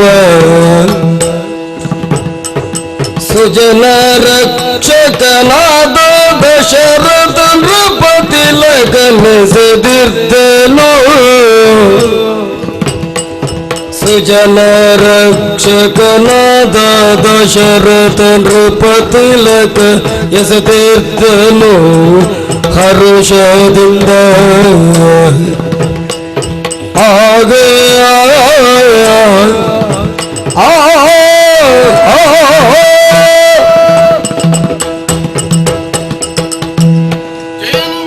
ಜಗದ್ರಕ್ಷಕ ಕಾಪಾಡು ತಂದೆ ಕಾಪಾಡು. ವೀರ ದಶರಥ ಇನಕುಲ ವಾರಿಷ್ಠಿಗೆ ಪ್ರತಿ ಚಂದ್ರಮಣೋ ಎಂಬಂತೆ ಈ ಪ್ರಜಾ ಸ್ತೋಮವೆಲ್ಲ ನನ್ನನ್ನು ಕೊಂಡಾಡುತ್ತಾ ಇರುವಂತ ಮಾತನ್ನು ಕೇಳಿದಾಗ ಆತ್ಮಾನಂದ ಉಂಟಾಗುತ್ತಾ ಇದೆ. ಸೂರ್ಯವಂಶ ಸಂಭೂತನದಂತ ದಶರಥ ಮಹಾರಾಜರಿಗೆ ಜಯವಾಗಲಿ ಎಂಬುದಂತ ಉದ್ಘೋಷವನ್ನು ಕೇಳಿದಾಗ ಮನಸ್ಸಿಗೆ ಅಪರಿಮಿತವಾದಂತ ಆನಂದ ಉಂಟಾಗುತ್ತಾ ಇದೆ. ಪವಿತ್ರವಾದಂತ ಅಯೋಧ್ಯ ನಗರ ಯಾರಿಗೂ ಭೇದಿಸಲಾಗದ್ದು ಮಾತ್ರವಲ್ಲ, ಯೋಧರೇ ಇರುವಂತ ನಾಡದ್ದರಿಂದಲೇ ಅಯೋಧ್ಯ ಎಂಬ ಒಂದು ರೀತಿಯಂತ ಅಂಕಿತ ನಾಮವನ್ನೇ ನಮ್ಮ ಪೂರ್ವಿಕರು ಇರಿಸಿದ್ದಾರೆ. ಮಾತ್ರವಲ್ಲ, ದಶರಥ ದಶ ದಿಕ್ಕುಗಳಿಗೂ ಏಕಕಾಲದಲ್ಲಿ ರಥವನ್ನು ಹರಿಸಬಲ್ಲಂತ ಸಾಮರ್ಥ್ಯವುಳ್ಳ ಅವನೇ ಆಗಿದ್ದರಿಂದ ನನ್ನನ್ನು ದಶರಥ ಎಂಬುದಾಗಿ ಒಂದು ರೀತಿಯಾದಂತಹ ಅನ್ವರ್ಥನಾಮ ನನ್ನ ಪಾಲಿಗೆ ಸಿದ್ಧಿಸಿದೆ. ಏನೇ ಇರಲಿ, ಓಲಗ ಸ್ಥಾನವನ್ನು ಪ್ರವೇಶ ಮಾಡಿದ ಕ್ಷಣವೇ ಪ್ರಜಾ ಜನಗಳೆಲ್ಲರೂ ದಶರಥ ಮಹಾರಾಜರಿಗೆ ಜಯವಾಗಲಿ ಎಂಬ ಉದ್ಘೋಷವನ್ನು ಕೇಳಿದಾಗ ಮನಸ್ಸಿಗೆ ಬಹಳ ಸಂತೋಷ ಉಂಟಾಯಿತು. ನಮ್ಮ ಈ ಪೂರ್ವಿಕರೇನು ಸಾಮಾನ್ಯರೇ. ಮನು, ದಿಲೀಪ, ಸಗರ, ಮಂದಾತ ಮಾತ್ರವಲ್ಲ, ಭಗೀರಥ ಮೊದಲಾದಂತ ಪೂರ್ವಿಕರು ಮಾಡಿದಂತ ಸಾಧನೆ ಅದು ನಮ್ಮ ಜೀವನಕ್ಕೆ ಆದರ್ಶ ಎಂಬುದಾಗಿ ಭಾವಿಸಿಕೊಂಡಿದ್ದೇನೆ. ಹಿರಿಯರು ತೋರಿದಂತ ಆದರ್ಶವಾದಂತಹ ಪಥ ಯಾವುದುಂಟು ಅದರಂತೆ ನಡೆಯುವಂತ ಜಾಯಮಾನ ಉಲ್ಲವಣೆ ನಾನಾಗಿದ್ದೇನೆ. ಏನೇ ಕಿರಳಿ ಓಲಗ ಸ್ಥಾನವನ್ನು ಪ್ರವೇಶ ಮಾಡಿದ್ದೇನೆ. ಬಂದು ಸೇರುವಂತವರೆಲ್ಲರೂ ಬಂದು ಸೇರಿದ್ದಾರೆ. ಒಂದು ನಾಡಿನ ಸಿಮಿ ವಿಚಾರವನ್ನು ಮಾಡರಿ. ಪ್ರಜಾ ಪರಿಪಾಲನೆಯನ್ನು ಮಾಡಬೇಕು ಅಂತಾದರೆ ಯೋಗ ಬೇಕು, ಭಾಗ್ಯ ಬೇಕು. ಮಾನುಷ ದೇಹಂ ಕ್ಷಣಭಂಗುರವೂ ನಶ್ವರೂ ಆದಂತ ಈ ದೇಹ ಯಾವ ಕ್ಷಣದಲ್ಲಿ ಬಿದ್ದು ಹೋಗ್ತದೆ ಎಂಬುದಾಗಿ ಹೇಳಲಿಕ್ಕೆ ಸಾಧ್ಯವಿಲ್ಲ. ಈ ಬಿದ್ದು ಹೋಗುವುದಕ್ಕಿಂತ ಪೂರ್ವದಲ್ಲಿ ನಾವು ಮಾಡಬೇಕಾದಂತ ಯಾವ ಕರ್ಮಗಳುಂಟು, ಯಾವ ಕಾರ್ಯಗಳುಂಟು, ಅದನ್ನು ದೈವಿ ಪ್ರಿಯವಾಗಿ ನಾವು ಮಾಡಲೇಬೇಕೆಂಬುದಾಗಿ ಹಿರಿಯರು ಹೇಳಿಕೊಟ್ಟಂತಹ ಮಾತು. ಏನೇ ಇರಲಿ, ಪ್ರಸ್ತುತ ದಶರಥನು ಕ್ಷೇಮಿ ಮಾತ್ರವಲ್ಲ, ನನ್ನ ಪ್ರಜಾ ವರ್ಗವಲ್ಲರೂ ಎಲ್ಲರೂ ಕೂಡ ಕ್ಷೇಮಿಗಳೇ ಆಗಿದ್ದಾರೆ. ಆದರೆ ಅದೆಲ್ಲ ನನಗೆ ಚಿಂತೆ, ನನ್ನ ಸಂಸಾರಕ್ಕೆವಾಗಿ ಭಾಸುರಾಂಗದ ದಶರಥೇಂದ್ರಗೆ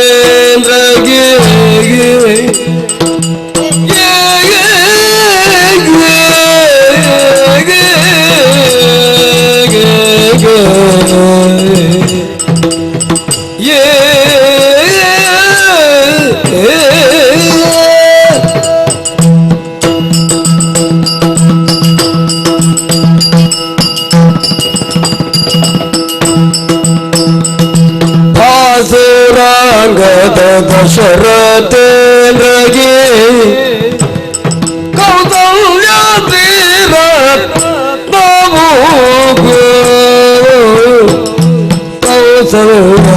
ಶ್ರೀರತ್ನವು ಆಸೂಕೈಕೆ ಸುಮಿತ್ರೆಯರ ರಾಜೇಶ ವರಿಸಿ ವಿವಾಗದಿ ಸುಖದೋಳಿದ್ದಾಗ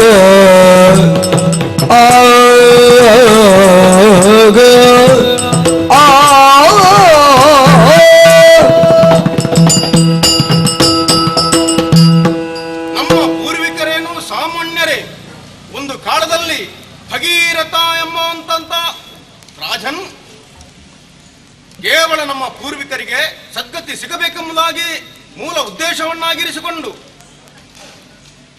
ಆ ಕಾಮ ಪಿತನಾಗಿರುವಂತ ಅಥವಾ ಹರಿ ಪಾದ ನಖದಿಂದ ಹರಿದು ಬಂದಂತ ಗಂಗೆಯನ್ನೇ ಈ ಭೂಲೋಕಕ್ಕೆ ತರಿಸಿದಂತ ಒಂದು ಮಹಾನ್ ಪುರುಷವ. ಅಂತ ವಂಶದಲ್ಲಿ ಸಂಜನಿಸಂತ ನಾನೇ ಪುಣ್ಯಶಾಲಿ ಭಾಗ್ಯಶಾಲಿ ಎಂಬುದಾಗಿ ಹೇಳಿದರೂ ತಪ್ಪೆಣಿಸಲಾರದು. ಅದು ಮಾತ್ರವಲ್ಲ, ಸಂಸಾರಿಕವಾಗಿ ಆಲೋಚನೆ ಮಾಡಿದಂತಾದ್ರೆ ರಾಜಂ ಬಹುವಲ್ಲವ ಎಂಬುದಾಗಿ ಹೇಳಿದ್ದಾರೆ. ಯಾಕೆ?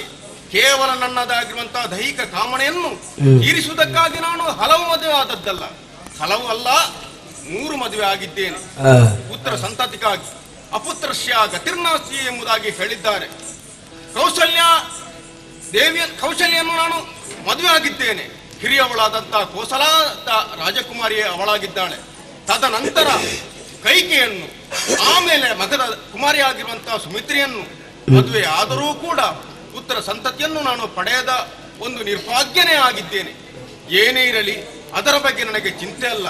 ಆದರೂ ದಿನದಿಂದ ದಿನಕ್ಕೆ ಮಾನಸಿಕವಾಗಿ ಒಂದು ರೀತಿಯಂತಹ ಚಿಂತೆ ನನ್ನನ್ನು ಆವರಿಸುತ್ತಾ ಇದೆ.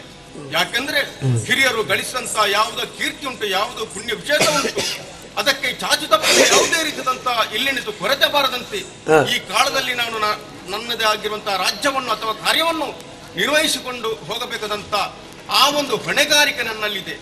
ಆದರೆ ಏನು ಮಾಡೋಣ, ಎಲ್ಲವೂ ಇದ್ದರೂ ಕೂಡ, ಎಷ್ಟು ಇದ್ದರೂ ಕೂಡ ಮಕ್ಕಳಿಲ್ಲ ಎಂಬಂತ ಒಂದು ಕೊರಗು. ಆಲೋಚನೆ ಮಾಡಿದಾಗ ನಮ್ಮವರೇ ಆಗಿರುವಂತ ಗುರುಗಳಾಗಿರುವಂತ ವಶಿಷ್ಠರನ್ನು ಕಾಣಬೇಕೆಂಬ ಒಂದು ರೀತಿಯಂತಹ ತವಕ ಉಂಟಾಗುತ್ತಾ ಇದೆ. ಅತ್ತ ಕಡೆ ನಡೆಯುತ್ತೇನೆ.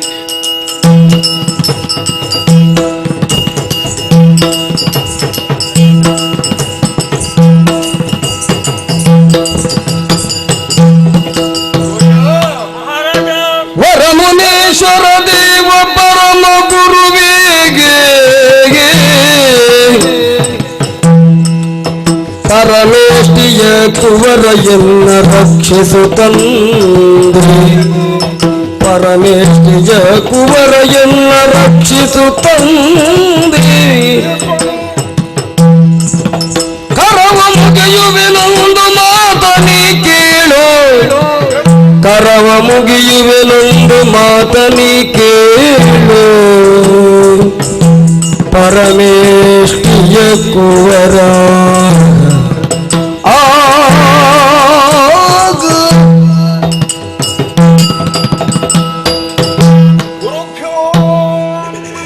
ಶುಭವಸ್ತು. ಪವಿತ್ರವಾದಂತಹ ಪಾದಾರವಿಂದಗಳಿಗೆ ವಂದಿಸಿಕೊಂಡಿದ್ದೇನೆ ಗುರುವರ್ಯ. ಏನೇ ಕಿರಳಿ, ಯಾಕೋ ಏನೋ ನಿಮ್ಮನ್ನು ಕಾಣಬೇಕೆಂಬ ಒಂದುರಿತಂತ ತವಕ ಉಂಟಾಯಿತು. ಮನೋ ಚಿಂತೆಯಲ್ಲಿ ಮನೋ ಬೇಗುದಿಯಲ್ಲಿ ನಾನು ಈ ಕಾಲದಲ್ಲಿ ದಿನವನ್ನು ಕಳೆಯುತ್ತಾ ಇದ್ದವ. ಯಾಕೋ ನಿಮ್ಮನ್ನು ಕಾಣುವುದು ಮಾತ್ರವಲ್ಲ, ನಿಮ್ಮಲ್ಲಿ ಎರಡು ಮಾತುಗಳನ್ನು ಆಡಬೇಕೆಂಬ ಒಂದುರಿತಂತಹ ಕಾತುರತೆಯಿಂದ ನಿಮ್ಮ ಬಳಿಗೆ ಬಂದಿದ್ದೇನೆ ಗುರುದೇವ. ನನ್ನ ಮನದಿಚ್ಛೆಯನ್ನು ಅರಿತು ನನ್ನ ಆ ಇಷ್ಟಾರ್ಥವನ್ನು ತಾವು ಈಡೇರಿಸಿಕೊಡಬೇಕೆಂಬುದಾಗಿ ನನ್ನ ದೈನ್ಯ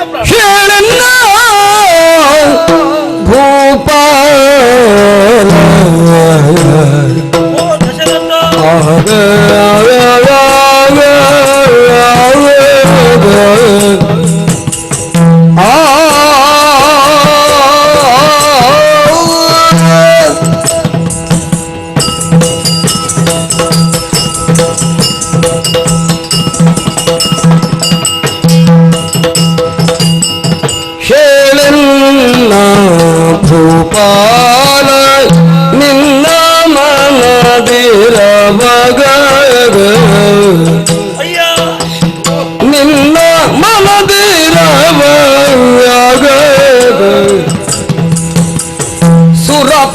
ಸುರಪಾಲನಿಗೆ ಸಮಧೀರ ಮೋಲೋಕ ತಿಲಕ ಹೇಳೆನ್ನ ಭೂಪಾಲ ನಿನ್ನ ಮನದಿರವ ಸುರಪಾಲನಿಗೆ ಸಮಧೀರ ಮೂಲೋಕ ತಿಲಕ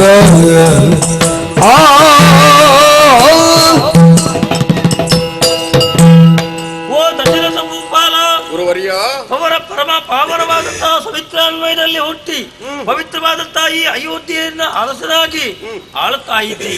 ಚಪ್ಪನ್ನ ದೇಶದ ದೊರೆಗಳೆಲ್ಲ ಬಂದು ನಿನ್ನ ಪಾದ ಕಾಣತರಾಗಿ ಜೀಯ ಹಸಾದ ಎಂಬ ಹಾಗೆ ಕೇಳಿಕೊಳ್ಳುತ್ತಾ ಇದ್ದಾರೆ. ಯೋಗ್ಯತೆಯಲ್ಲಿ ಅಧಿಕಾರ ಐಶ್ವರ್ಯದಲ್ಲಿ ಆ ಸುರೇಂದ್ರನಿಗೆ ನೀನು ಸರಿ ಸಮಾನನೆಂಬುದರಲ್ಲಿ ಯಾವುದೇ ಸಂದೇಹ ಇಲ್ಲ. ಎಲ್ಲವನ್ನು ಆರ್ಜಿಸಿಕೊಂಡು ವ್ಯವಹರಿಸಬೇಕಾದಂತಹ ನೀನು ಇಂದು ಚಿಂತಾಕ್ರಾಂತನಾಗಿ ನನ್ನ ಬಳಿಗೆ ಬಂದು ನನ್ನನ್ನು ರಕ್ಷಿಸಿ ಹೀಗೆ ಕೇಳಿಕೊಳ್ಳಬೇಕಾದ್ರೆ ಏನಾದ್ರೂ ಕಾರಣ ಬೇಕಲ್ಲ. ನಿನ್ನ ಅಂತರ್ಯದಲ್ಲಿ ಅವಿತಿರುವಂತಹ ಚಿಂತೆ ಏನು? ಯಾಕೆ ಈ ದುಗುಡ ಹೇಳಯ್ಯ? ಮಕ್ಕಳಿಲ್ಲದರಿಂದ ಮಾನಸದುಳಿಂದು ಮಕ್ಕಳಿಲ್ಲದರಿಂದ ಮಾನಸದುಳಿಂದು ನಾಗಕ್ಕುಲದಿಗೊಳುದ ಬಲು ದುಃಖಿಸುವಿರಯ್ಯ ನಾಗಕ್ಕುಲದಿಗೊಳುದ ಬಲು ದುಃಖಿಸುವಿನಯ್ಯ ಪರಮೇಷ್ಠಿಯ ಕುವರ ಲಾಲಿಸೋ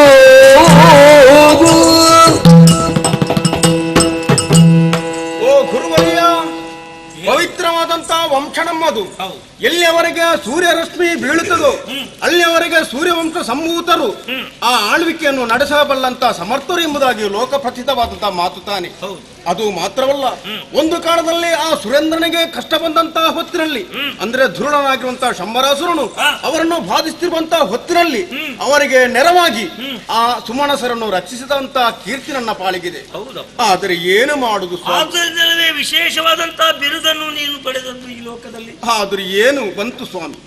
ಈ ಕಾಲದಲ್ಲಿ ಎಲ್ಲವನ್ನೂ ಪಡೆದರು, ಎಲ್ಲವೂ ನನ್ನ ಪಾಲಿಗೆ ಸಿದ್ಧಿಸಿದರೂ ಕೂಡ ಆದರೆ ಒಂದನ್ನು ಕಳೆದುಕೊಂಡಂತ ನತದೃಷ್ಟನೇ ನಾನಾಗಿ ಹೋದನಲ್ಲ ಎಂಬ ಚಿಂತೆ ನನ್ನನ್ನು ಆವರಿಸಿದೆ ಸ್ವಾಮಿ. ಏನಪ್ಪ ಅದು? ಒಂದಲ್ಲ ಎರಡಲ್ಲ 3 ಹೆಂಡತಿಯರನ್ನು ಪಡೆದರು ಅಥವಾ ನಾನು ಮದುವೆ ಆದರೂ ಕೂಡ ಆ ಪುತ್ರ ಸಂತಾನವನ್ನು ಪಡೆಯದಂತ ಒಬ್ಬ ನಿರ್ಭಾಗ್ಯವಂತನಾಗಿ ನಾನು ಹೋದಿರಲೆಂಬ ಒಂದು ರೀತಿಯ ಕೊರಗು ನನ್ನನ್ನು ದಿನದಿನಕ್ಕೆ ಬಾಧಿಸ್ತಾ ಇದೆ. ಮಕ್ಕಳಿಲ್ಲದವರಿಗೆ ಪರಲೋಕದಲ್ಲಿ ಸದ್ಗತಿ ಇಲ್ಲವೆಂಬುದಾಗಿ ಜ್ಞಾನಿಗಳು ಪ್ರಾಜ್ಞರು ಹೇಳಿದಂತ ಮಾತು ತಾನೆ. ನಿಮಗೆ ಎಲ್ಲವೂ ವೇದ್ಯವಾಗಿದೆ ಸ್ವಾಮಿ. ನೀವು ಸಾಮಾನ್ಯರೇ, ಬ್ರಹ್ಮ ಪುತ್ರರಾಗಿದ್ದೀರಿ. ಹಾಗಿರುವಲ್ಲಿ ನನ್ನ ಈ ಸಮಸ್ಯೆಯನ್ನು ತಾವು ಯಾವ ರೀತಿಯಿಂದ ಆದರೂ ಅದನ್ನು ನೀಗಿಸಿ ನನ್ನನ್ನು ರಕ್ಷಿಸಬೇಕು. ಪುತ್ರ ಸಂತಾನ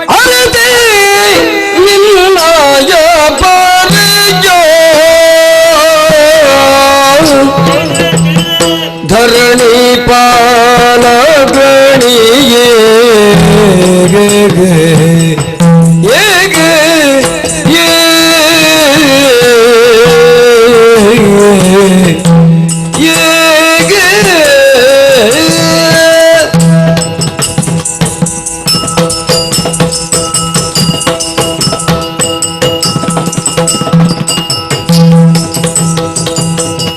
ಅರಿತೆ ನಿನ್ನಯ ಪರಿಯ ಧರಣಿ ಪಾಲ ಗಣಿಯೇ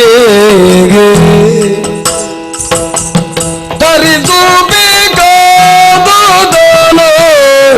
ಮಾಡು ಯಜ್ಞವನು ಅಶ್ವಮೇಧವ ರಚಿಸು ಅಮರ ಕುಲಗಳಿಗೆಲ್ಲ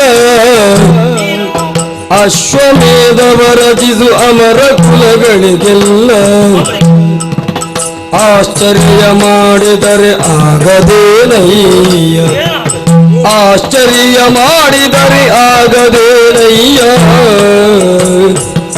ತುರಗಮ ಬಿಡು ನೃಪತಿ ದೀಕ್ಷೆಯನ್ನು ಆಚರಿಸು ತುರಗಮ ಬಿಡು ನೃಪತಿ ದೀಕ್ಷೆಯನ್ನು ಆಚರಿಸು ಹರಿಣಾಕ್ಷಿಯರ ಸಹಿತನಾಗಿ ತೊಡಗಯ್ಯ ಹರಿಣಾಕ್ಷಿಯರ ಹಾಗೆ ತೊಡಗಯ್ಯ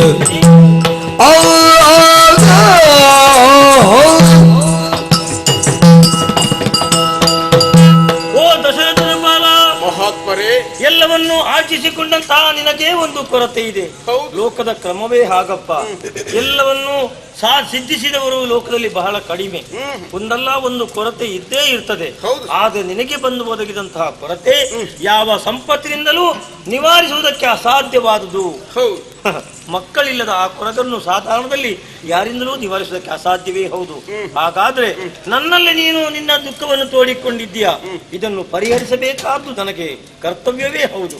ಅಯ್ಯ, ಯೋಚಿಸುವಂತಹ ಅಗತ್ಯ ಇಲ್ಲ. ಏಕೆಂದ್ರೆ ಏನನ್ನೂ ಸಾಧಿಸುವಂತಹ ಸಾಮರ್ಥ್ಯವುಳ್ಳವ ನೀನು. ಆದ್ದರಿಂದ ವಿಶೇಷವಾದ ಅಂದ್ರೆ ಹಿಂದಕ್ಕಾದ್ರೆ ಹೀಗಾಗಬೇಕಾದ್ರೆ ಏನಾದ್ರೂ ಒಂದು ಕಾರಣ ಇರಬೇಕು. ಯಾವ ಜನ್ಮದಲ್ಲಿ ಮಾಡಿದಂತಾದ್ರೆ ಈ ಜನ್ಮದಲ್ಲಿ ನಾವು ತಿಳಿದು ಮನುಷ್ಯರಾದವರು ತಪ್ಪು ಮಾಡುವುದಿಲ್ಲ, ಹಾಗೆಂದು ತಿಳಿಯದೆ ನಮ್ಮಿಂದ ಅಪರಾಧ ಆಗ್ಲಿಕ್ಕಿಲ್ಲ ಎಂದು ಹೇಳುವುದಕ್ಕೆ ಸಾಧ್ಯ ಇಲ್ಲ. ಹಾಗೆಂದು ಕಳೆದ ಜನ್ಮದಲ್ಲಿ ನಾವು ಮಾಡಿದಂತಹ ಪಾಪವೋ ಪುಣ್ಯವೋ ಏನು ಅಂತ ನಾವು ತಿಳಿದುಕೊಂಡಿದ್ದೆವು. ಆದ್ದರಿಂದ ಆ ಕರ್ಮದ ಬಳಿ ಮಾಡಿದಂತಹ ಪಾಪವನ್ನು ತೊಳೆಯುವುದಕ್ಕಾಗಿ ಇದಕ್ಕಿಂತ ಹಿಂದೆ ಅದೆಷ್ಟೋ ಮಂದಿಗಳು ನಾನಾ ವಿಧವಾದಂತಹ ಯಾಗ ಯಜ್ಞಾದಿ ಸತ್ಕರ್ಮಗಳನ್ನು ಮಾಡಿದ್ದಾರೆ.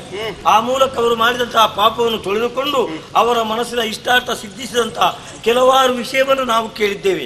ಹಾಗೆಯೇ ನೀನು ವಿಶೇಷವಾದಂತಹ ಒಂದು ತುರಗಾದ್ವರವನ್ನು ಮಾಡು.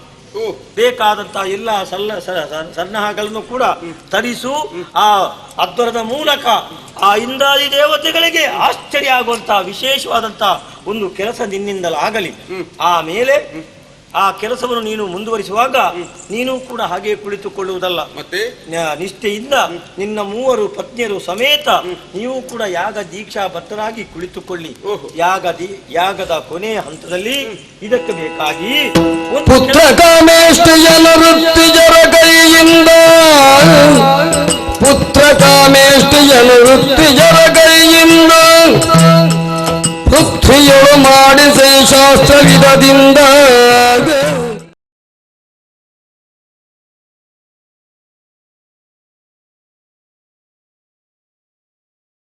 ಸಾಧ್ಯತೆ ಇದೆ.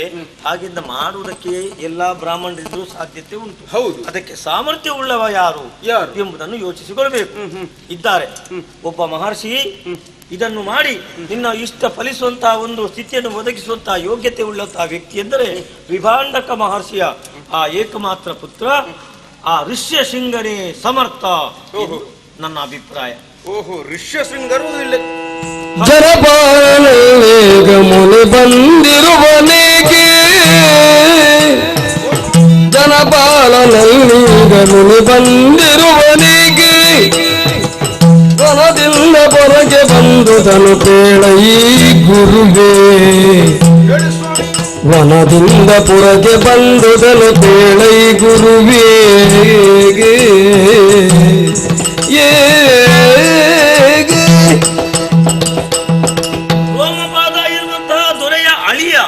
ಋಷ್ಯಶೃಂಗ ಎಂಬಂತಹ ಮಹರ್ಷಿಯೇ ಈ ಯಾಗ ಮಾಡುವುದಕ್ಕೆ ಯೋಗ್ಯತಾವಂತ. ಸ್ವಾಮಿ, ನೀವು ಹೇಳಿದ್ದನ್ನು ಕೇಳಿದಾಗ ಬಹಳ ಆಶ್ಚರ್ಯ ಉಂಟಾಗುತ್ತಾ ಇದೆ. ರೋಮಪಾದ ಒಬ್ಬ ರಾಜ, ಕ್ಷತ್ರಿಯನು. ಅಂತ ಕ್ಷತ್ರಿಯನು ತನ್ನ ಮಗಳನ್ನು ಒಬ್ಬ ಋಷಿಗೆ ಯಾವ ರೀತಿ ಕೊಟ್ಟ ಆ ಚರಿತ್ರೆಯನ್ನು ಕೇಳಬೇಕೆಂಬ ಒಂದು ತವಕ ಉಂಟು. ಅಲ್ಲಿಗೆ ಹಾಗೆ ಹೋಗುವುದಕ್ಕೆ ಕಾರಣ ಏನು ಅಂತ ನಿನ್ನ ಸಮಸ್ಯೆ. ಹೌದು. ರೋಮಪಾದರು ಪೂರ್ವದೊಳಗೆ ಯಜ್ಞವನ್ನು ತಾಮಾಡಲು ಸುರಪ ಮಳೆಯ ತಡೆಸಿದನು, ಸುರಪ ಮಳೆಯ ತಡೆಸಿದನು.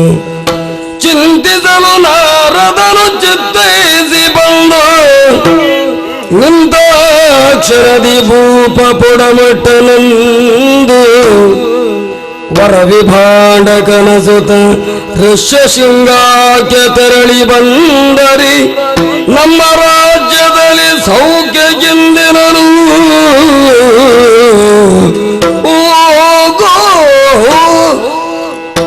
ಅಯ್ಯ ದಶರಥ, ಗುರುವರ್ಯ, ರೋಮಪಾದ ಎನ್ನುವ ಮಹಾರಾಜ ಸತ್ಯ ಧರ್ಮದಿಂದ ತನ್ನ ನಾಡನ್ನು ಪಾಲಿಸಿಕೊಂಡು ಬರುತ್ತಾ ಇದ್ದ. ಕಾಲಾಂತದಲ್ಲಿ ಆ ನಾಡಿಗೆ ಅದು ಬರಗಾಲ ಪ್ರಾರಂಭವಾಯಿತು. ಯಾಕೆ ಹೀಗಾಯಿತು? ದೇವತೆಗಳ ಮನಸ್ಸಿಗೆ ಸಮಾಧಾನ ಇಲ್ಲವೋ ಎಂಬ ಹಾಗೆ ಭಾವಿಸಿಕೊಂಡಂತ ಆತ ಶ್ರದ್ಧಾ ಭಕ್ತಿಯಿಂದ ಯಾಗವನ್ನನ್ನು ಮಾಡಿದ.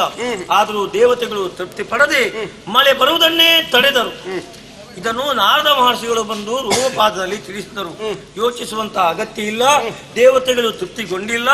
ಆದರೂ ನಿನ್ನ ನಾಡಿಗೆ ಸುಭಿಕ್ಷೆ ಉಂಟಾಗಬೇಕಾದ್ರೆ ಒಂದು ಉಪಾಯ ಇದೆ. ಅದು ವರ್ತಮಾನ ಕಾಲದಲ್ಲಿ ವಿಭಾಂಡಕ ಮಹರ್ಷಿಗೆ ಋಷ್ಯಶೃಂಗ ಎಂಬಂತಹ ಒಬ್ಬ ಮಗ ಹುಟ್ಟಿದ್ದಾನೆ. ಆತನನ್ನು ತಂದು ನಿನ್ನ ನಾಡಿನಲ್ಲಿ ಪೂಜಿಸಿದೆ ಎಂದಾದ್ರೆ, ಅಲ್ಲ ಆತನ ಪಾದ ನಿನ್ನ ನಾಡಿಗೆ ಸ್ಪರ್ಶ ಆಯಿತು ಎಂದಾದ್ರೆ ಖಂಡಿತವಾಗಿಯೂ ನಿನ್ನ ನಾಡಿಗೆ ಬಂದಂತಹ ಬರಗಾಲ ದೂರವಾಗ್ತದೆ. ಹಾಗಾದ್ರೆ ಹೇಗೆ ಆತನನ್ನು ಭರಿಸೋಣ?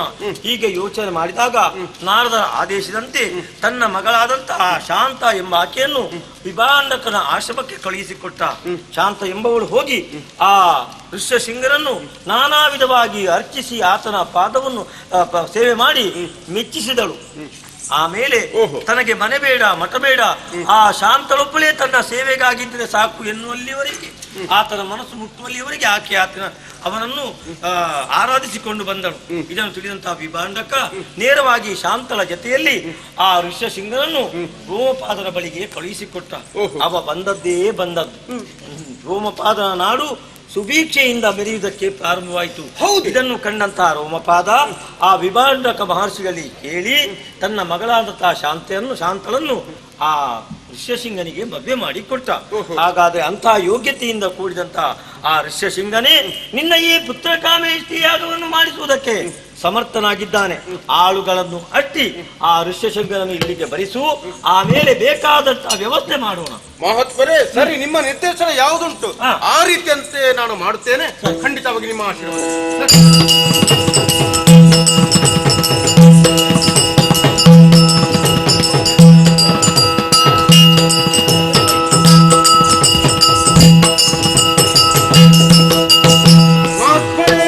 ಮಹಾರಾಜ ದಶರಥ, ವಂದಿಸಿಕೊಂಡಿದ್ದೇನೆ ಸ್ವಾಮಿ. ನಿನ್ನದಾದಂತಹ ಆಳುಗಳನ್ನು ನೇರವಾಗಿ ನನ್ನ ಬಳಿಗೆ ನೀನು ಅಟ್ಟಿದವ. ಆ ಸಂದರ್ಭದಲ್ಲಿ ನಿನ್ನ ಮಾತಿಗೆ ಮಾನ್ಯತೆಯನ್ನು ಕೊಟ್ಟಂತಹ ನಾನು ನೇರವಾಗಿ ಅಯೋಧ್ಯೆಯನ್ನು ಬಂದು ಸೇರಿದ್ದೇನೆ. ಹೌದು ಸ್ವಾಮಿ. ಪುತ್ರಕಾಮೇಷ್ಟಿ ಯಾಗವನ್ನು ನೀನು ರಚಿಸುವಂತಹ ಆ ಸಿದ್ಧತೆಯಲ್ಲಿದ್ದಿ ಎನ್ನುವಂತಹ ವರ್ತಮಾನ ನನಗೂ ತಿಳಿಯಿತು. ಆದುದರಿಂದಲೇ ಯಜ್ಞ ದೀಕ್ಷಾಬದ್ಧನಾಗಿ ಕುಳಿತಿರುವಂತಹ ನೀನು ಯಾಗಕ್ಕೆ ಅಭಿಮುಖನಾಗಿ ಕುಳಿತುಕೊಳ್ಬೇಕು. ನಿನ್ನ ಮಡದಿಯರು 3 ಮಂದಿಯನ್ನು ನಿನ್ನ ವಾಮಭಾಗದಲ್ಲಿ ಕುಳಿತುಕೊಳ್ಳುವುದಕ್ಕೆ ಹೇಳಬೇಕು. ಯಾಗದ ಪುರೋಹಿತನಾಗಿ ನಿನ್ನ ಮುಂಭಾಗದಲ್ಲಿ ನಾನೇ ಕುಳಿತುಕೊಳ್ಳುವವನಿದ್ದೇನೆ. ತಡ ಮಾಡುವುದು ಸರಿಯಲ್ಲ. ಆದಷ್ಟು ಶೀಘ್ರವಾಗಿ ಯಾಗದ ಸಿದ್ಧತೆ ನಡೆಸು. ಮೊದಲು ಅಗ್ನಿಯನ್ನು ನಾವು ಪ್ರಜ್ವಲಿಸಬೇಕಲ್ಲ. ಓಂ ನೆಲಸುದ್ದಿ ಜಲಸುದ್ದಿ ಊರೆಲ್ಲ ಸುದ್ದಿ ಅಗ್ನಿ ಪ್ರಜ್ವಲಿತಂ ಜಾತ ವೇದ ಹುತಾಚಲಂ. ಓಂ ಕುಳಿತುಕೊಳ್ಳು ಮಹಾರಾಜ. ಸ್ವಾಮಿ ನೀವಲ್ಲಿ ರಾಗಿರಿ, ನಾವು ಇಲ್ಲಿ ಬದಿಯಲ್ಲಿ ಇರುವ ಒಟ್ಟಿನಲ್ಲಿ ಅಂತೂ ಯಾಗ ಪ್ರಾರಂಭವಾಯಿತು. ಹೌದು, ನಡೆಯಲಿ ನಡೆಯಲಿ. ನೃಪತಿ ಮಹಾರಾಜ ದಶರಥ, ನೃಪತಿ ಮಹಾರಾಜ ದಶರಥ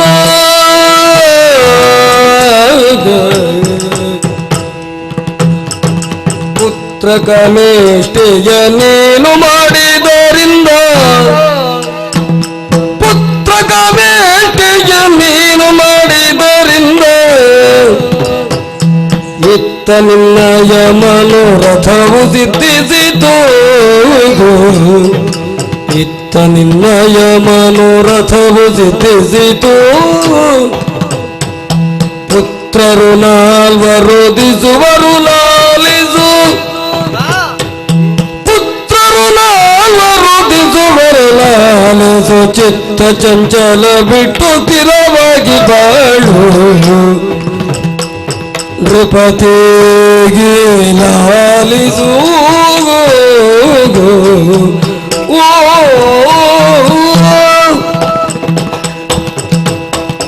ಮಹಾರಾಜ ದಶರಥ ಮಹಾತ್ಮರೇ, ನೀನು ಕೈಗೊಂಡಂತಹ ಈ ಯಾಗ ಸಾಂಗವಾಗಿ ನೆರವೇರುತ್ತಾ ಇದೆ. ಇದನ್ನು ಕಂಡಾಗ ಮನಸ್ಸಿಗೆ ಸಂತೋಷವಾಗುತ್ತಾ ಇದೆ. ಆದುದರಿಂದಲೇ ನಿನ್ನದಾದಂತಹ ಮನದ ಆಸೆ ಕ್ಷಣ ಮಾತ್ರದಲ್ಲೇ ಈಡೇರುತ್ತದೆ ಎನ್ನುವುದರಲ್ಲಿ ಸಂಶಯವೇ ಇಲ್ಲ. ಅದು 3 ಮಂದಿ ಮಡದಿಯರಲ್ಲಿ 4 ಮಂದಿ ಪುತ್ರರನ್ನು ಪಡೆಯುವಂತಹ ಒಂದು ಯೋಗ ನಿನಗೆ ಲಭಿಸಿದೆ. ಆದುದರಿಂದಲೇ ಯಾವುದೇ ಕ್ಲೇಶಗಳಿಲ್ಲದೆ ಚಂಚಲ ಬುದ್ಧಿಯನ್ನು ತೋರ್ಪಡಿಸದೆ ಆ ಅವಕಾಶ ನಿನಗೆ ಒದಗಿದೆ. ಇದನ್ನು ನಾನು ಹೇಗೆ ತಿಳಿದೆ ಎಂಬುದಾಗಿ ನೋಡಿದೆಯಾ? ಲಕ್ಷಣ ಶುಭವಾಗಿ ಕಾಣಬರುವುದೀಗ ದಕ್ಷಿಣಾದಿಯೋಳು ಜ್ವಲಿಸುವ ಬುಧವಹನ ದಕ್ಷಿಣಾದಿಯೋಳು ಜ್ವಲಿಸುವ ಬುಧವಹನ ಪಕ್ಷೀಂದ್ರವಾಗನ ಪರಮ ವೈಭವದಿಂದ ಪಕ್ಷೀಂದ್ರವಾಗನ ಪರಮ ವೈಭವದಿಂದ ಈ ಕ್ಷಣ ದಯ ಮಾಡುವ ರೂಪ ಕೇಳು.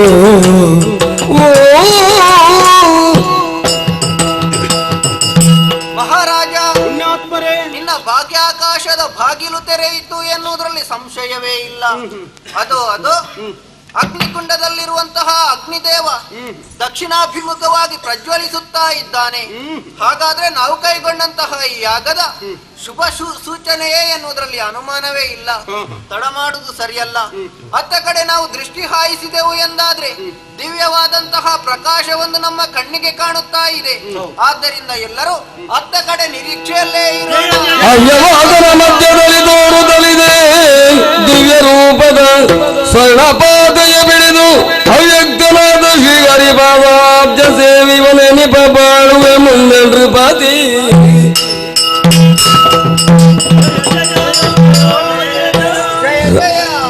ರಾಜಶೇಖರ ಮಗ ರಾಜ ಮನವಧೀರ ರಾಜೀವಾಕ್ಷನ ಭಜಕ ರಾಜೀಪಾಗ್ನಿಯೋಳಿಂದು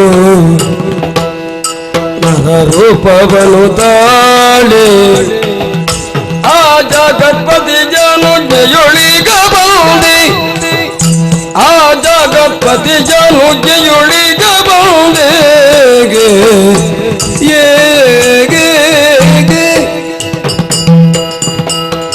ಮಹಾರಾಜ, ನೀನು ಯಾವ ಉದ್ದೇಶವನ್ನಿರಿಸಿಕೊಂಡು ಯಜ್ಞವನ್ನು ಕೈಗೊಂಡಿದ್ದೇಯೋ ಆ ಆಸೆಯನ್ನು ಈಡೇರಿಸುವುದಕ್ಕಾಗಿ ಯಜ್ಞೇಶ್ವರನಾದ ನಾನೇ ಬಂದಿದ್ದೇನೆ.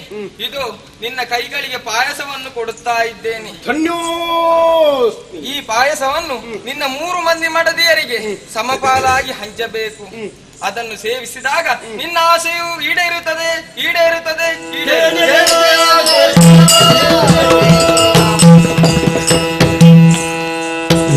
ಮಹಾತ್ಮರೇ, ನನ್ನ ಜೀವನ ಪಾವನವಾಯಿತು.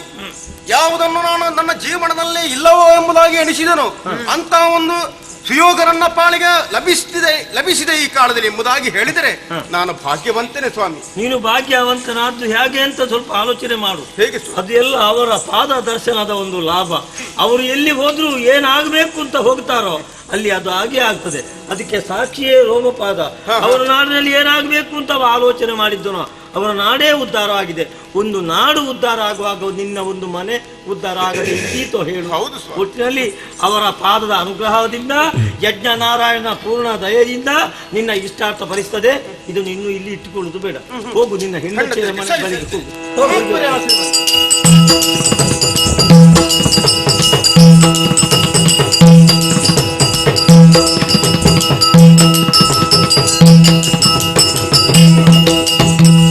ಫುಲ್ಲಲೋಚನೆ ಕೌಶಲ್ಯೇ ಸಲ್ಲನವಧರಿಸೇ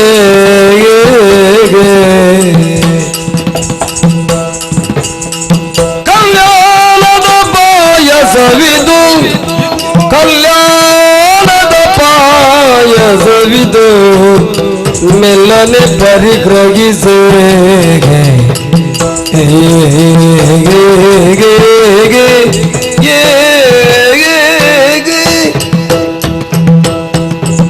ಓ ಸತಿ ಶಿರೋಮಣಿಯರೇ, ನನ್ನ ಮನದ ಇಚ್ಛೆಯನ್ನು ಅರಿತು ನಡೆಯುವಂತಹ ಸತಿ ಶಿರೋಮಣಿಗಳು ಎಂಬುದಾಗಿ ಹೇಳಿದರೂ ತಪ್ಪೆಣಿಸಲಾರದು. ಸತ್ಯ.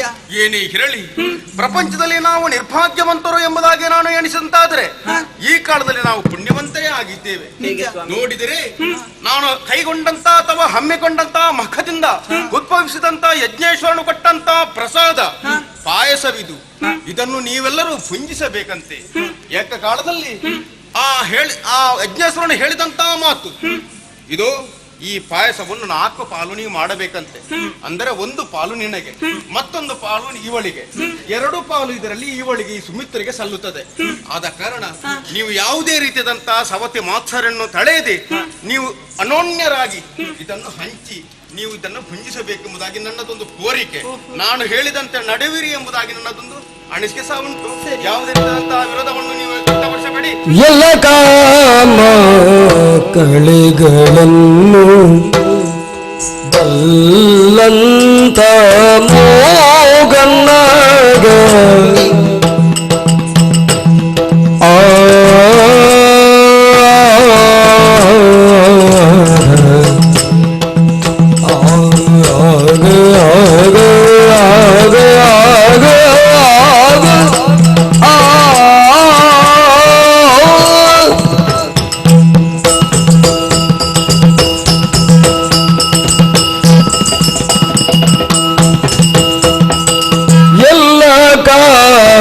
ಕಲೆಗಳನ್ನು ಬಲ್ಲಂತ ಮೋಗನ್ನ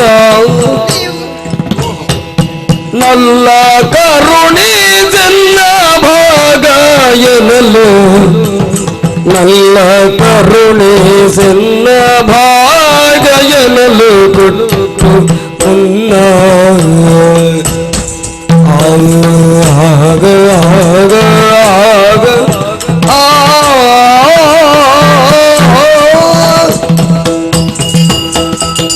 ರಮಣ, ಪ್ರಿಯೇ, ಪವಿತ್ರ ಪಾದಕ್ಕೆ ನಮೋ ನಮಃ. ಶುಭಮಸ್ತು. ಸ್ವಾಮಿ, ನಮಗೆ ಮದುವೆಗೆ ಎಷ್ಟೋ ವರ್ಷಗಳು ಕಳೆದ ಕೂಡ ನಮಗೆ ಮಕ್ಕಳಿಲ್ಲದೆ ನಾವು ಕರಗುತ್ತಾ ಇರುವಂತಹ ಒಂದು ಸಂದರ್ಭ, ರೀತಿಯ ವೇದನೆ ಇತ್ತು. ಸತ್ಯ ತಾನೇ? ಏನು ಮಾಡ ಈ ವೇಳೆಯಲ್ಲಿ ಪುತ್ರ ಕಾಮೇಷ್ಟಿ ಯಾಗದ ಮೂಲಕವಾಗಿ ಯಜ್ಞೇಶ್ವರನೇ ಉದ್ಭವಿಸಿ ನಮಗೆ ಪಾಯಸ ಮುಖನವಾಗಿ ಮಕ್ಕಳಾಗ್ತಾರೆ ಎಂಬುದಾಗಿ ಹೇಳಿದ್ದಾನೆ. ಇದು ಸಂತೋಷ ತಾನೆ. ಅದಕ್ಕಾಗಿ ಸ್ವೀಕರಿಸಕ್ಕೆ ನಾನು ಸಿದ್ಧ. ನೀವು ಮೂವರು ಸಮಾನವಾಗಿದ್ದನ್ನು ಹಂಚಿಕೊಳ್ಳಿ. ಸರಿ ಸರಿ ಬನ್ನಿ.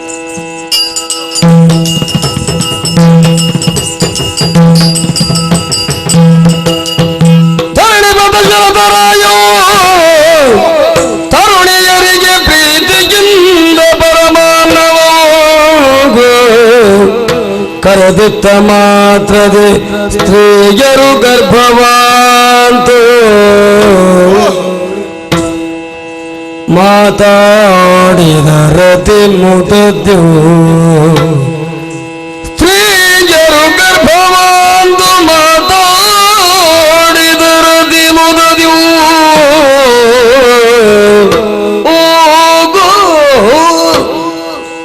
ಎಂತ ಸುದಿನ ನನ್ನ ಪಾಳಿಗೆ ಬಂದು ಒದಗಿತ್ತು. ನಾನು ನನ್ನ ಜೀವನದಲ್ಲಿ ನಿರ್ಭಾಗ್ಯವಂತ ಎಂಬುದಾಗಿ ಎಣಿಸಿದಂತಾದರೆ ಈ ಕಾಲದಲ್ಲಿ ನನ್ನ ಮಡದಿಯರು ಏಕಕಾಲದಲ್ಲಿ ಗರ್ಭಿಣಿಯರಾಗಿದ್ದಾರೆ. ಮಾತ್ರವಲ್ಲ, ಅವರವರು ಒಬ್ಬೊಬ್ಬರು ಒಂದೊಂದು ರೀತಿಯಾದಂತ ಒಬ್ಬೊಬ್ಬರು ಒಂದೊಂದು ಮಗುವಿಗೆ ಜನ್ಮವನ್ನು ಕೊಟ್ಟಿದ್ದಾರೆ. ಮಾತ್ರವಲ್ಲ, ಸುಮಿತ್ರೆಯು ಈ ಇರುವರು ಅವಳಿ ಮಕ್ಕಳಿಗೆ ಜನ್ಮವನ್ನಿತ್ತಿದ್ದಾಳೆ. ಹಾಗಾದ್ರೆ ನಾನು ಪುಣ್ಯವಂತನೇ ಆಗಿದ್ದೇನೆ. ಹಿರಿಯ ಮಗ ಅಂದ್ರೆ ಕೌಸಲ್ಯಲ್ಲಿ ಹುಟ್ಟಿದಂತ ಮಗ ಓಹೋ ಶುಭ ಕಾಲದಲ್ಲೇ ಹುಟ್ಟಿದ್ದಾನೆ. ಪುನರ್ವಸು ನಕ್ಷತ್ರದಲ್ಲಿ ಮಹಾನವಮಿಯಂದು ಮಧ್ಯಾಹ್ನ ಕಾಲದಲ್ಲಿ ಹುಟ್ಟಿದ್ದ ಅಂತ ಆ ಗಳಿಗೆ ಶುಭ ಮುಹೂರ್ತ ಎಂಬುದಾಗಿ ನನ್ನ ಕುಲಗುರುಗಳಾಗಿರುವಂತಹ ವಶಿಷ್ಠರೇ ಹೇಳಿದರು. ಆಮೇಲೆ ಪುಷ್ಯ ನಕ್ಷತ್ರದಲ್ಲಿ ಕೈಕೆಯು ಜನ್ಮವೆತ್ತಿದ್ದಾಳೆ. ಮಖ ನಕ್ಷತ್ರದಲ್ಲಿ ಸುಮಿತ್ರೆಯು ಅವಳಿ ಮಕ್ಕಳಿಗೆ ಜನ್ಮವೆತ್ತಿದ್ದಾಳಂತ ಆದಮೇಲೆ ಹಾಗಾದ್ರೆ ನಾನು ಹಮ್ಮಿಕೊಂಡಂತ ಅಥವಾ ಈ ಕೈಗೊಂಡಂತ ಈ ಮಖ ನನ್ನ ಪಾಳಿಗೆ ನನ್ನ ಜೀವನದ ಉತ್ಕರ್ಷಕ್ಕೆ ಪ್ರೇರೇಪಣೆಯನ್ನು ಕೊಡುವಂತಾಯ್ತಲ್ಲ. ಏನೇ ಇರಲಿ ಭಾಗ್ಯಶಾಲಿ ಪುಣ್ಯಶಾಲಿ ಮಕ್ಕಳ ಅಭ್ಯುದಯದತ್ತ ಗಮನ ಹರಿಸುತ್ತೇನೆ ನೋಡು.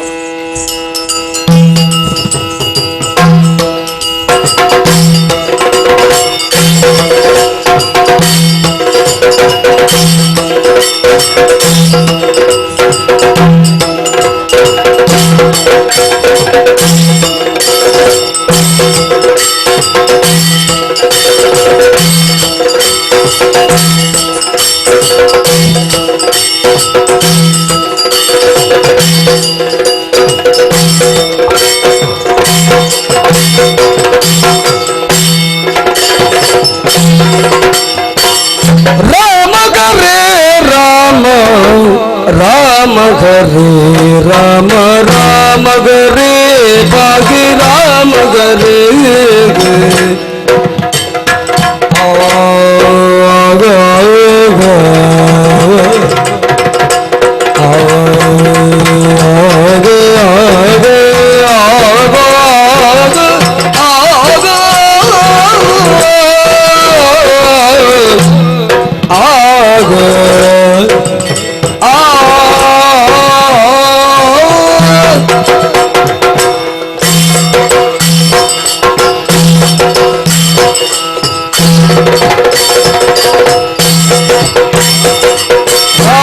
ಗರೇ ರಾಮ ರಾಮ ಗರೇ ರಾಮ ರಾಮ ಗರೇ ಪಾಗಿ ರಾಮ ಗರೇ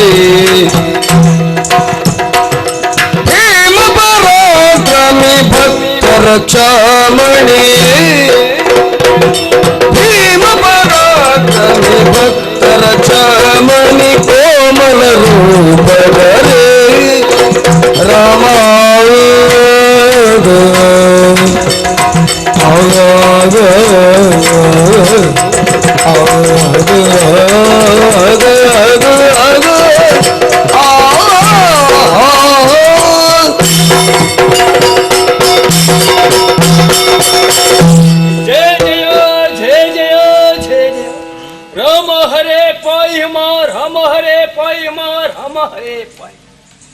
ಧನ್ಯನಾದ ದೇವ. ಪವಿತ್ರವಾದಂತಹ ಫಲಪದ್ಮಗಳನ್ನು ಕಂಡಾಕ್ಷಣವೇ ಮನಸ್ಸಿನಲ್ಲಿ ಉಂಟಾದಂತಹ ನೋವೆಲ್ಲವೂ ದೂರವಾಗುವುದರ ಮೂಲಕವಾಗಿ ಜೀವನದಲ್ಲಿ ನಾನು ಪುನೀತನಾಗಿದ್ದೇನೆ ಎನ್ನುವಂತಹ ತೃಪ್ತಿ ನನ್ನನ್ನು ಆವರಿಸಿತ್ತು. ಪಂಪಾ ಸರೋವರದಲ್ಲೇ ನಿಮ್ಮೀರುವರನ್ನು ಕಂಡಂತಹ ನಾನು ಆಂಜನೇಯ ಮೂಲಕವಾಗಿ ನಿಮ್ಮನ್ನು ಬರಮಾಡಿಸುವುದರೊಂದಿಗೆ ನೀವು ಯಾರು ಎನ್ನುವ ಹಾಗೆ ಸ್ಪಷ್ಟವಾಗಿ ಹನುಮಂತ ನನ್ನಲ್ಲಿ ಸಮಸ್ತ ವಿಚಾರವನ್ನು ಹೇಳಿದವನಿದ್ದಾನೆ. ಆದ ಕಾರಣವೇ ಈ ಋಷ್ಯಮುಖದಲ್ಲಿ ವಿಶೇಷವಾದಂತಹ ಸತ್ಕಾರವನ್ನು ಮಾಡುವುದಕ್ಕೆ ನಾನು ಅಸಾಧ್ಯವಾಗಿದೆ ಈ ಸ್ಥಿತಿ. ಅದಕ್ಕೋಸ್ಕರವಾಗಿ ಈ ಬಂಡೆ ಕಲ್ಲಿನ ಮೇಲೆ ನಿಮ್ಮನ್ನು ಕುಳ್ಳಿರಿಸಿದವನಿದ್ದೇನೆ ಸ್ವಾಮಿ. ಯಥಾ ಸಾಧ್ಯ ಎನ್ನುವ ನೆಲೆಯಲ್ಲಿ ಸೇವೆ ಮಾಡಿದ್ದೇನೆ, ಸ್ವೀಕರಿಸಿಕೊಳ್ಳಬೇಕು ಸ್ವಾಮಿ.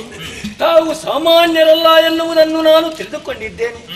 ಶ್ರೇಷ್ಠವಾದಂತಹ ಸೂರ್ಯವಂಶದ ಮನೆತನದ ಅಯೋಧ್ಯ ನಗರದ ದಶರಥ ನಂದನರು ತಾವು ಎನ್ನುವ ಹಾಗೆ ನಿಮ್ಮದಾದಂತಹ ಇಕ್ಷ್ವಾಕು ವಂಶದ ಮನೆತನದ ಬಗ್ಗೆ ಬಹಳಷ್ಟು ಕೇಳಿ ತಿಳಿದವ ಈ ಒಬ್ಬ ವಾನರ ಸ್ವಾಮಿ. ನಾನು ಏನಾದರೂ ಮಾತನಾಡುವಲ್ಲಿ ಹೆಚ್ಚು ಕಡಿಮೆಯಾದರೆ ಕ್ಷಮಿಸಬೇಕು ಎನ್ನುವ ಹಾಗೆ ಮೊದಲಾಗಿ ನನ್ನ ಕೇಳಿಕೆ ಸ್ವಾಮಿ. ಆಗಲಿ ಸುಗ್ರೀವ. ತಾವು ಭೀಮ ಪರಾಕ್ರಮವುಳ್ಳವರು, ಧರ್ಮ ಸಂರಕ್ಷಕರು, ಸತ್ಯಕ್ಕಾಗಿ ಧರ್ಮಕ್ಕಾಗಿ ನ್ಯಾಯಕ್ಕಾಗಿ ತಮ್ಮದೇ ಆದಂತಹ ಜೀವನವನ್ನು ಮುಡಿಪಾಗಿಟ್ಟುಕೊಂಡವರು ಎನ್ನುವುದನ್ನು ನಾನು ತಿಳಿದುಕೊಂಡವನಿದ್ದೇನೆ ಸ್ವಾಮಿ.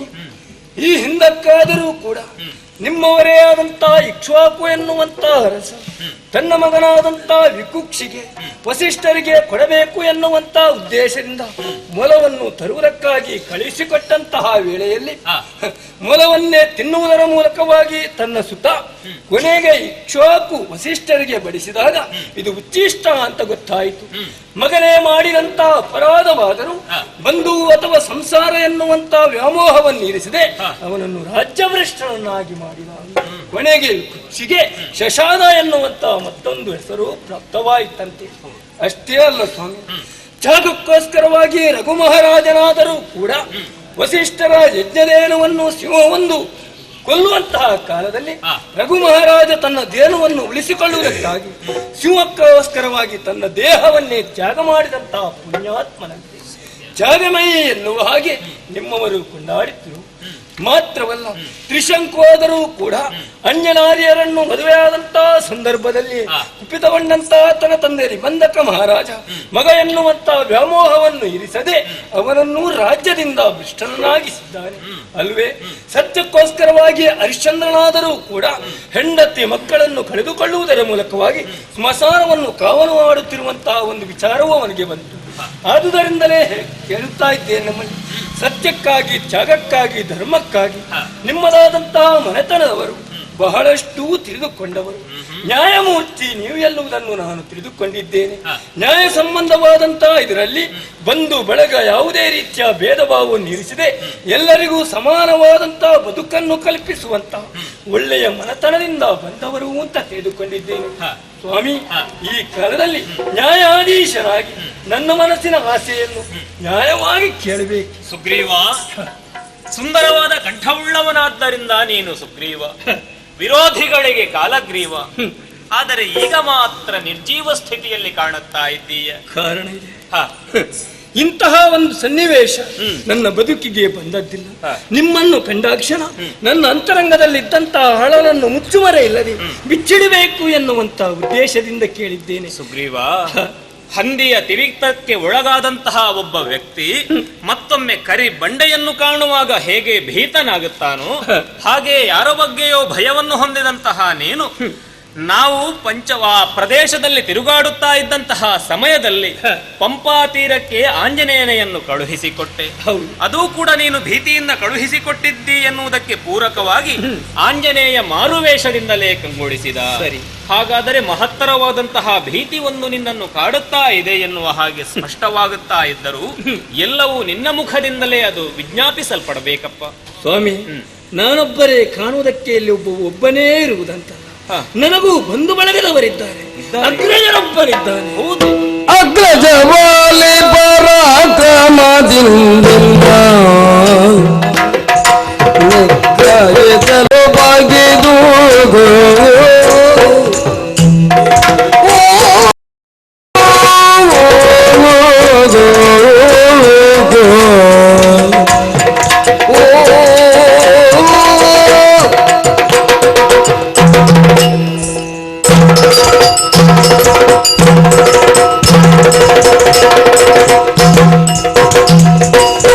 ಅಗ್ರಜವಾಲಿ ಪರಾಕ್ರಮದಿಂದ ನಿಗ್ರಹಿಸಲು ಬಗೆದು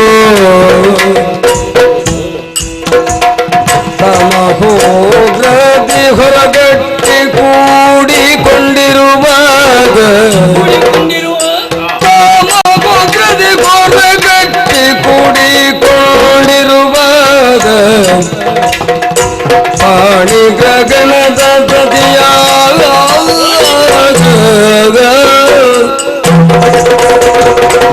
ಅಗ್ರಜವಾಲಿ ಪರಾಕ್ರಮದಿಂದ ನಿಗ್ರಹಿಸಲು ಬಗೆದು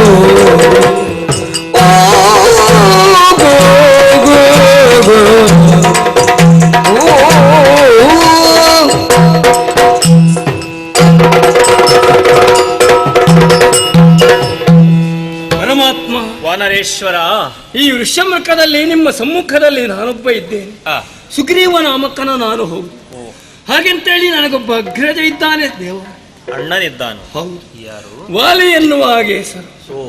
ಕಾರಣ ಇಷ್ಟೇ, ನಮ್ಮ ತೀರ್ಥರೂಪರಾದಂತಹ ಅವರು ಬೇರೆ ಬೇರೆ ಆದರೂ ಕೂಡ ಮೂಲ ಪುರುಷನಾಗಿರಂತಹ ವ್ಯಕ್ತಿ ಮತ್ತೊಬ್ಬ ಯಕ್ಷರಾಜ ಎನ್ನುವ ಹಾಗೆ ನದಿ ಸನಿಹದಲ್ಲಿ ಸ್ನಾನವನ್ನು ಮಾಡುತ್ತಿರುವಂತಹ ವೇಳೆಯಲ್ಲಿ ಸ್ತ್ರೀರೂಪವನ್ನು ಧಾರಣೆ ಮಾಡಿಕೊಂಡರಂತೆ. ಆ ಸ್ತ್ರೀರೂಪಕ್ಕೆ ಮೋಹಿತನಾದಂತಹ ದೇವೇಂದ್ರ ಬಂದು ಅಂತಹ ಯಕ್ಷರಾಜನಲ್ಲಿ ಯೋಚಿಸಿ ಕಾಮಭಿಕ್ಷೆಯನ್ನು ಕೇಳುವುದರ ಮೂಲಕವಾಗಿ ಅಲ್ಲಿಗೆ ದೇವೇಂದ್ರನೂ ಬಂದದ್ದು ಮಾತ್ರವಲ್ಲ, ಭಗವಂತನಾದಂತಹ ಸೂರ್ಯದೇವನೂ ಬಂದಿದ್ದಾನೆ. ಅವರನ್ನು ಕೂಡಿದ್ದು ಆಯಿತು. ವಾಲಾಗ್ರದಿಂದಲೇ ಸಂಜನಿಸಿಕೊಂಡ ಕಾರಣ ಆತನಿಗೆ ವಾಲಿ ಎಂದರು, ಗ್ರೀವ ಭಾಗದಿಂದ ಉದಯಿಸಿದ ಕಾರಣ ನನಗೆ ಸುಗ್ರೀವ ಎನ್ನುವ ಹಾಗೆ ಸಹೋದರತೆಯಿಂದ ನಾವು ಬಾಳಿ ಬದುಕುತ್ತಾ ಇದ್ದೆವು.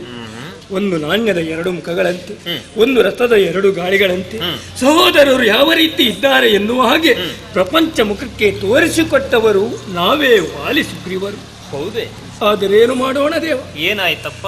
ಆ ಬಾಂಧವ್ಯ ಜೀವನದಲ್ಲಿ ಕೊನೆ ತನಕ ಇರಬೇಕು ಎನ್ನುವ ಅಪೇಕ್ಷೆ ನನಗಿದ್ದರು. ಅದರಿಂದ ನಾನು ವಂಚಿತನಾಗಿ ಹೋಗಿದ್ದೇನೆ. ಕಾರಣ ಇಷ್ಟೇ, ಮಾಯಾವಿ ಎನ್ನುವಂತಹ ರಾಕ್ಷಸ ಯುದ್ಧಕ್ಕೋಸ್ಕರವಾಗಿ ನನ್ನ ಅಣ್ಣನನ್ನು ಕರೆದನಂತೆ. ಯುದ್ಧ ಅಂದರೆ ಬಹಳ ಉಲ್ಲಾಸ ನನ್ನ ಅಣ್ಣನಿಗೆ. ಮಾಯಾವಿಯನ್ನು ಸದಬಡಿಬೇಕು ಎನ್ನುವ ತೀರ್ಮಾನದಿಂದ ಹೊರಟಂತಹ ವಾಲಿ ಅಣ್ಣನ ಕಣ್ಣು ತಪ್ಪಿಸಿ ಓಡುವುದಕ್ಕೆ ಆರಂಭಿಸಿದ. ಓಡುತ್ತಾ ವನಾಂತರವನ್ನು ಸೇರಿಕೊಂಡು ಒಂದು ಗುಹೆಯ ಒಳಗೆ ಸೇರಿಕೊಂಡ. ಆ ಕಾಲದಲ್ಲಿ ಅಣ್ಣನ ನೆರವಿಗೆ ಸಹೋದರನಾದಂತ ನಾನು ಅವನನ್ನು ಹಿಂಬಾಲಿಸಿಕೊಂಡು ಹೋದೆ. ಹೊಳವಕ್ಕಂತ ರಾಕ್ಷಸರನ್ನು ಕಂಡ ಅಣ್ಣ ಹೇಳಿದಂತ ಒಂದು ವಿಚಾರ ಏನು? ಸುಗ್ರೀವ, ಈ ಗುಹೆಯ ಹೊರದಾರದಲ್ಲೇ ನೀನೇರು ಎನ್ನುವ ಹಾಗೆ ನನ್ನನ್ನು ತಿಳಿಸಿ ಅಣ್ಣನು ಆ ಕಳನನ್ನು ನಿಗ್ರಹಿಸುವುದಕ್ಕೆ ಗುಹಾದ್ವಾರವನ್ನು ಸೇರಿಕೊಂಡ. ಕೆಲವೇ ದಿವಸಗಳು ಕಳೆದರೂ ಅಣ್ಣ ಹೊರಗೆ ಬರಲಿಲ್ಲ. ಒಂದು ಆರ್ತಧ್ವನಿ ಕೇಳಿಸಿತು. ಮತ್ತೆ ಹಾ ಸುಗ್ರೀವ ಎನ್ನುವ ಹಾಗೆ ಕ್ಷಣ ಮಾತ್ರದಲ್ಲಿ ರಕ್ತ ಮಾಂಸಾದಿಗಳು ಆ ಗುಹೆಯಿಂದ ಹೊರಬರುವುದಕ್ಕೆ ಕಾಣಿತು. ಅಣ್ಣನಿಗೆ ಏನೋ ಆಪತ್ತು ಸಂಭವಿಸಿರಬಹುದು ಎನ್ನುವ ತೀರ್ಮಾನದಿಂದ ಇನ್ನು ಅಣ್ಣ ಪರಾಕ್ರಮವಂತನಾದಂತ ಅಣ್ಣನನ್ನೇ ಸದೆಬಡಿದಿದ್ದಾನೆ, ಮತ್ತೆ ನನ್ನನ್ನು ಉಳಿಸಬಹುದು ಎನ್ನುವಂತಹ ದೂರಾದೃಷ್ಟಿ ಉಳ್ಳವನಾದ ನಾನು ಕಳನೂ ಕೂಡ ಆ ಮಾಯಾವಿ ಅದರೊಳಗೆ ಸಾಯಬೇಕು ಎನ್ನುವ ತೀರ್ಮಾನದಿಂದ ಸನಿಹದಲ್ಲಿದ್ದಂತಹ ದೊಡ್ಡ ಬಂಡೆಕಲ್ಲನ್ನು ಹೋಗಿ ಗುಹೆಕ್ಕೆ ಮುಚ್ಚಿಬಿಟ್ಟೆ. ಮತ್ತೆ ನನ್ನದಾದಂತಹ ಕಣ್ಣೀರ ಧಾರೆಯಿಂದ ನಾನು ಕಿಷ್ಕಿಂದೆ ಬಂದು ಸೇರಿಕೊಂಡೆ.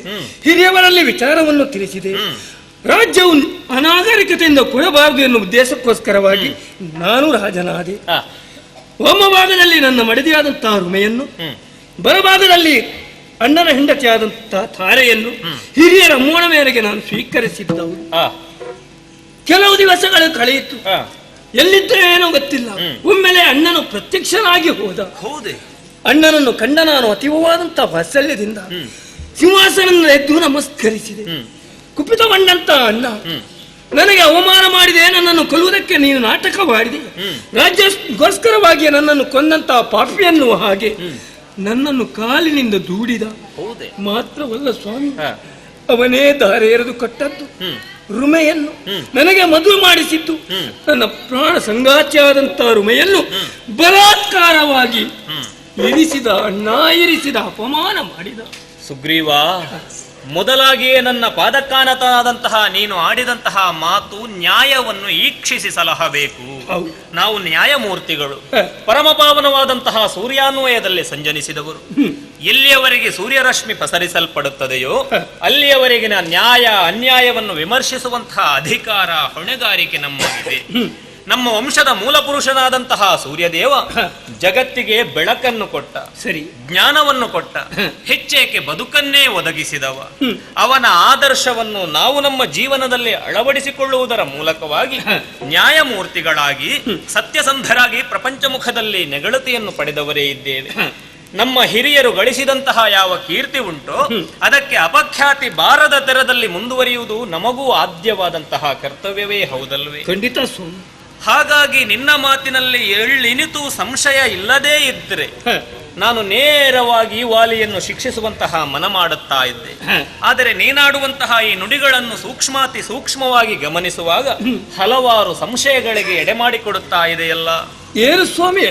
ಮಾಯಾವಿ ಮಹಾನ್ ಪರಾಕ್ರಮಿ ಎನ್ನುವ ಹಾಗೆ ನೀನು ಆಡುತ್ತಾ ಇದ್ದಿ. ಮಾತ್ರವಲ್ಲ, ವಾಲಿ ಬಹುವಿಕ್ರಮಿ ಇದ್ದಾನೆ. ಖಂಡಿತ. ಆ ಗುಹೆಯನ್ನು ಪ್ರವೇಶ ಮಾಡಿದಂತಹ ಮಾಯಾವಿಯನ್ನು ಹೊಡೆದಾಟದ ಮೂಲಕವಾಗಿ ಕೊಲ್ಲುವುದಕ್ಕೆ ಅಸಾಧ್ಯನಾದಂತಹ ವಾಲಿ ಹತನಾಗಿದ್ದಾನೆ ಎನ್ನುವ ಹಾಗೆ ನೀನು ಭಾವಿಸಿ ಒಂದು ಬಂಡೆಯನ್ನು ಅದಕ್ಕೆ ಅಡ್ಡವಾಗಿ ಮುಚ್ಚಿದೆ. ಅಂತಹ ಮಹಾನ್ ವಿಕ್ರಮಿಯೋರ್ವ, ಅಂದ್ರೆ ಅಣ್ಣ ವಾಲಿಯನ್ನು ಕೊಂದಂತಹ ವಿಕ್ರಮಿಯೋರ್ವನಿಗೆ ಆ ಸಾಮಾನ್ಯವಾದಂತಹ ಬಂಡೆ ಸಾಕಾದೀತಿ, ಅದನ್ನು ಕ್ಷಣ ಮಾತ್ರದಲ್ಲಿ ಹೊರದೂಡಿ ಅವ ಬರಬಲ್ಲನೆ ಎನ್ನುವಂತಹ ಯೋಚನೆ ನಿನಗೆ ಬೇಕೇ ಬೇಡುವೆ? ಪರಮಾತ್ಮ, ಆ ಕಾಲದಲ್ಲಿ ನಾನು ಏನು ಮಾಡಬೇಕು ಎನ್ನುವ ಹಾಗೆ ದಿಕ್ಕು ಕಾಣದೆ ನಾನು ಹೋದೆ.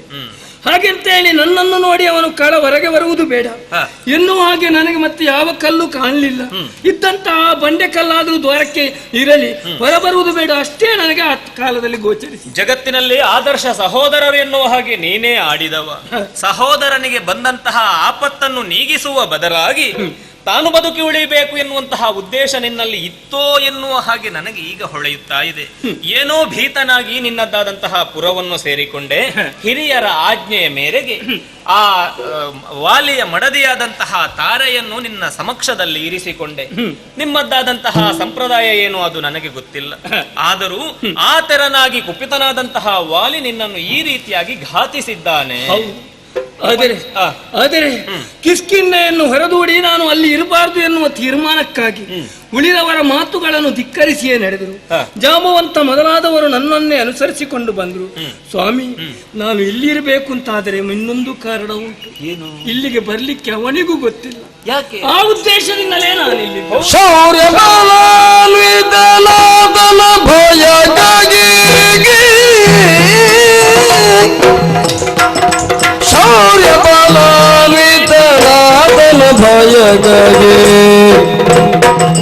ಸೂರ್ಯನಪ್ಪನೆಯಿಂದ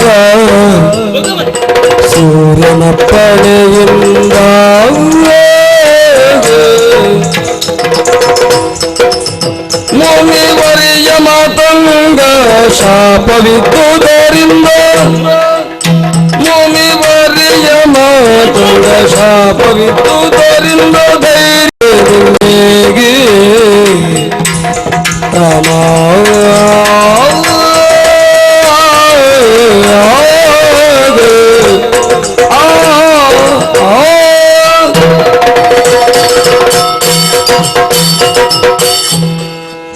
ಶ್ರೀರಾಮಚಂದ್ರಮ, ಸುಗ್ರೀವ, ಕೇವಲ ಒಂದೇ ನಾಣ್ಯದ ಮುಖಗಳಂತಿರುವಂತಹ ಅಣ್ಣನು ಸತ್ತಾಗ ಅಂತಹ ಕಳನನ್ನು ಸೆದಬಡಿಯಬೇಕು ಎನ್ನುವ ತೀರ್ಮಾನ ನನಗಿತ್ತು. ಆದರೆ ನಾನು ಯೋಚಿಸಿದ್ದೇನು, ಅಣ್ಣನೇ ಸತ್ತಿದ್ದಾನೆ, ಮತ್ತೆ ನಾನು ಜೀವಂತವಾಗಿ ನಾನು ಉಳಿಯುವನಲ್ಲ. ಹಾಗೆಂತೇಳಿ ಕಿಷ್ಕಿಂಧೆಯ ಆಡಳಿತೆಯ ಬಗ್ಗೆ, ಕಿಷ್ಕಿಂಧೆಯ ಜನತೆಯ ಬಗ್ಗೆ ಒಂದಿಷ್ಟು ಹರಿಕ್ಷಣ ನಾನು ಯೋಚಿಸಿಕೊಂಡೆ. ಕೇವಲ ಅಣ್ಣನ ತಮ್ಮಂದಿರಾದಂತಹ ನಾವೇ ಹತರಾಗಿ ಹೋದೆವೆಂದಾದರೆ ಅಲ್ಲಿನ ಪರಿಸ್ಥಿತಿ ಏನಾಗಬಹುದು, ಅರಾಜಕವಾಗಬಾರದು. ಆ ಉದ್ದೇಶದಿಂದಲೇ ಎಲ್ಲರಿಗೂ ನಾನು ಸಮಾಧಾನದ ಉಕ್ತಿಗಳನ್ನು ಆಡಬೇಕು, ನಮ್ಮದಾದಂತಹ ಕಿಷ್ಕಿಂಧೆ ಒಳದಿಯಿಂದ ಇರಬೇಕು ಎನ್ನುವಂತಹ ಒಂದು ಯೋಚನೆಯಿಂದಲೇ ಆ ಬಂಡೆಕಲ್ಲನ್ನು ಮುಚ್ಚಿ ನಾನು ಹೊರಬಂದವ. ಸರಿ, ಈ ಕಾಲದಲ್ಲಿ ಇಲ್ಲಿರುವುದಕ್ಕೆ ಮತ್ತೊಂದು ಕಾರಣ ಉಂಟು. ಏನು? ಕೆಲವು ಸಮಯದ ಬಳಿಕ ಮಾಯಾವಿಯ ಕೆಲವರು ಹೇಳ್ತಾರೆ ಮಗ ಅಂತ, ಇನ್ನು ಕೆಲವರು ಹೇಳ್ತಾರೆ ಅಪ್ಪ ಅಂತ, ಅಂತೊಬ್ಬ ರಕ್ತ ಸಂಬಂಧಿ ಎನ್ನುವುದು ಸತ್ಯ ಸ್ವಾಮಿ. ಯಾರವ? ದುಂದುಬಿ ಎನ್ನುವ ಮಧ್ಯರಾತ್ರಿಯ ಕಾಲದಲ್ಲಿ ಮಾಯಾವಿಯನ್ನು ಕೊಂದಂತಹ ವಾಲಿಯನ್ನು ಸದಬಡಿಯುತ್ತೇನೆ ಎನ್ನುವ ಹಾಗೆ ತೀರ್ಮಾನಕ್ಕೆ ಬಂದವನು ಹೌದು. ಆದರೇನು ಮಾಡೋಣ, ಕುಪಿತಂತಹ ಅಣ್ಣ ಅವನ ಕೈ ಕಾಲುಗಳನ್ನ ಹಿಡಿದು ರಭಸವಾಗಿ ಬಿಸಾಡಿದನಂತೆ. ಸನಿಹದಲ್ಲಿದ್ದದ್ದು ಮತಂಗಮುನಿಗಳ ಆಶ್ರಮ. ಇಂಥ ಒಂದು ಅಪವಿತ್ರ ಮಾಡಿದ್ದು ಈ ಸ್ಥಳಕ್ಕೆ ಯಾರು ಎನ್ನುವ ಹಾಗೆ ಸುಜ್ಞಾನ ದೃಷ್ಟಿಯಿಂದಲೇ ಯೋಚಿಸಿಕೊಂಡಂತಹ ಮುನಿವರ ಇಲ್ಲಿಗೆ ಈ ಪ್ರದೇಶಕ್ಕೆ ಅವನು ಬಂದೆ ಅಂತಾದರೆ ಅವನ ತಲೆ 1000 ಹೋಳಾಗಲಿ ಎನ್ನುವ ಹಾಗೆ ಶಪಿಸಿಬಿಟ್ರು. ಮಾತಂಗ ಮುನಿಯ ಶಾಪ ಅಣ್ಣನಿಗುಂಟು. ವಿಚಾರವನ್ನು ತಿಳಿಸಿದ್ದೇನೆ ನಾನು ನನ್ನದಾದಂತಹ ತಂದೆ ಸೂರ್ಯದೇವನನ್ನು. ಇನ್ನು ವಾಲಿಯ ಭಯ ನಿನಗಿಲ್ಲ, ನೀನು ನೇರವಾಗಿ ಋಷ್ಯಮುಖದಲ್ಲಿ ಇರು ಎನ್ನುವ ಹಾಗೆ ತಂದೆಯ ಅಪ್ಪಣೆಯ ಮೇರೆಗೆ ನಾನು ಇಲ್ಲಿದ್ದೇನೆ ಸ್ವಾಮಿ. ಪರಮಾತ್ಮ, ಈಗ ಒಂದೇ ವಿಚಾರ ನನಗೆ, ಅಣ್ಣ ತಮ್ಮಂದರು ಯಾವ ಜನ್ಮದಲ್ಲಿ ನಾವು ಅನ್ಯಾಯವನ್ನು ಮಾಡಿದ್ದೆವು, ಈ ಜನ್ಮದಲ್ಲಿ ನಾವು ಬೇರೆಯಾಗಿದ್ದೇವೆ ಎನ್ನುವ ಪ್ರಶ್ನೆ ಅಲ್ಲ. ನಾನು ಜೀವಂತ ಇರುವಾಗ ನನ್ನ ಮಡದಿ ಇನ್ನೊಬ್ಬಳ ವಶವಾಗಿರುವುದನ್ನು ನನ್ನ ಕಣ್ಗಳಿಂದ ನೋಡುವುದಕ್ಕೆ ಆಗುವುದಿಲ್ಲ. ನೋಡಿದೆ ತುಂಬಾ ಸಮಯವಾಯಿತು, ಈಗ ಹೇಗಿದ್ದಾಳೆ ಎನ್ನುವುದೇ ನನಗೆ ಯೋಚನೆ. ಸುಗ್ರೀವ, ವಾಲಿಯಿಂದ ಅನ್ಯಾಯಕ್ಕೆ ಒಳಪಟ್ಟಂತಹ ನೀನು ಇತರ ಶ್ರೇಷ್ಠರಲ್ಲಿ ಅಥವಾ ಅವನಿಗಿಂತ ಸಮರ್ಥರಲ್ಲಿ ದೂರು ನೀಡಲಿಲ್ವೇ? ಅವನಿಗೆ ಸಂಬಂಧ ಇರುವುದು ಯಾರು? ದೇವತೆಗಳಲ್ಲ. ದೇವತೆಗಳಲ್ಲ ದೇವತೆಗಳು ಜಗ ಅಂಜುವರನ್ನ ಟಿವಿ ಪರಾಕ್ರಮಕ್ಕೆ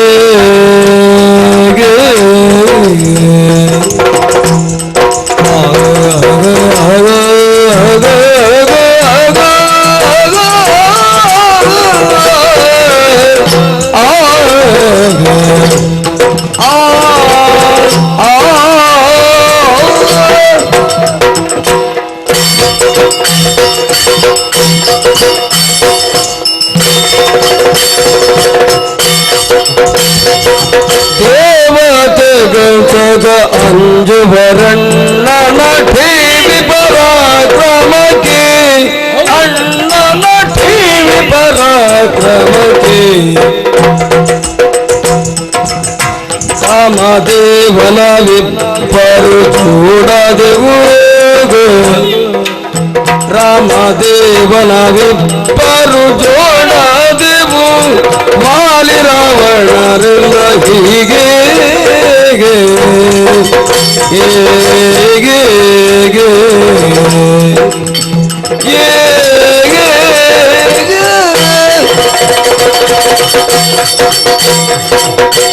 ಶ್ರೀರಾಮಚಂದ್ರಮ ಸೂರ್ಯನಂದನ ವಾಲಿಯ ತಂದೆಯಾದಂತಹ ದೇವೇಂದ್ರ ಅಥವಾ ಅನುಯಾಯಿಗಳು ಅಲ್ಲೆಲ್ಲರೂ ದೇವಲೋಕದಲ್ಲಿರುವವರು ದೂರನ್ನು ಕೊಡಬಹುದೋ ಎನ್ನುವ ಪ್ರಶ್ನೆ.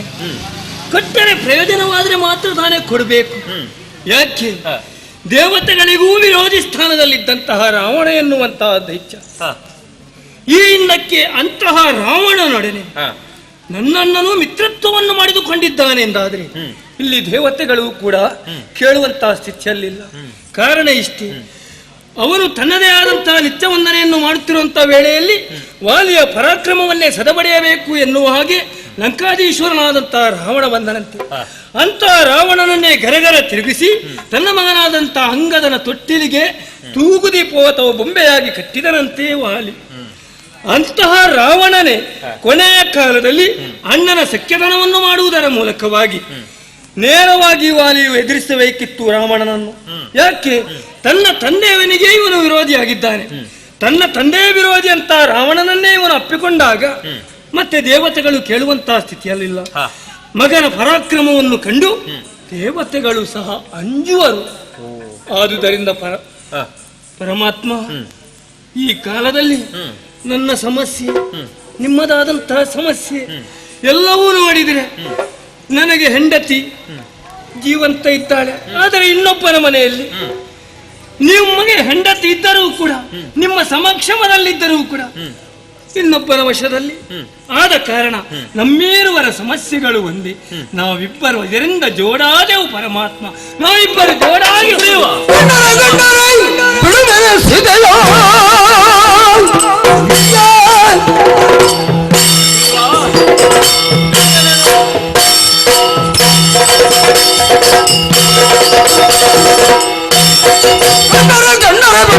ಸೀತೆಯ ಎಂದ ಮನೋ ಪ್ರೀತೆಯ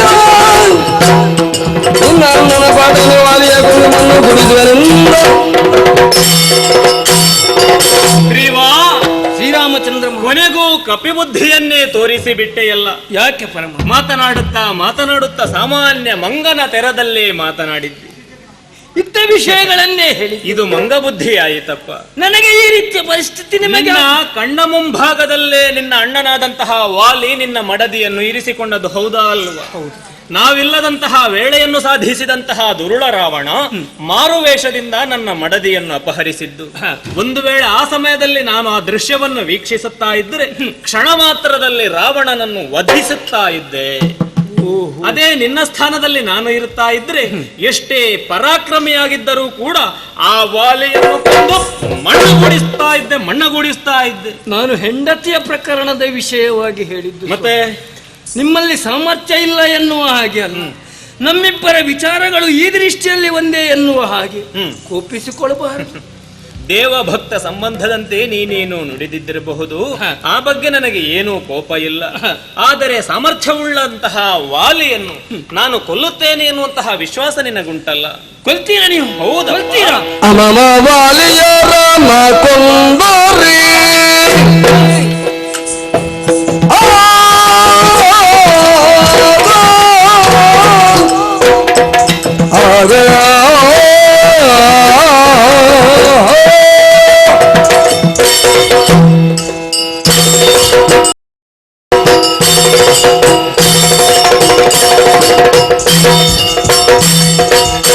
ಅಮಮ ವಾಲಿಯ ರಾಮ ಕೊಂದರಿ ಸತಿರುಮೆಯ ಬಿಡದೆ ಮೀನು ತಂದರೆ, ಸತಿರುಮೆಯ ಬಿಡದೆ ಮೀನು ತಂದರೆ,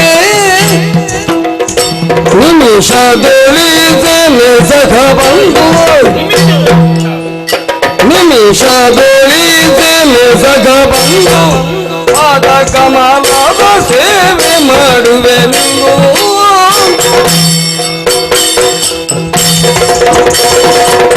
ಅಮಮ ವಾಲಿಯ ರಾಮ ಕೊಂದರೆ ಸತಿರುಮೆಯ ಬಿಡಿಸಿ ನೀನು ತಂದರೆ,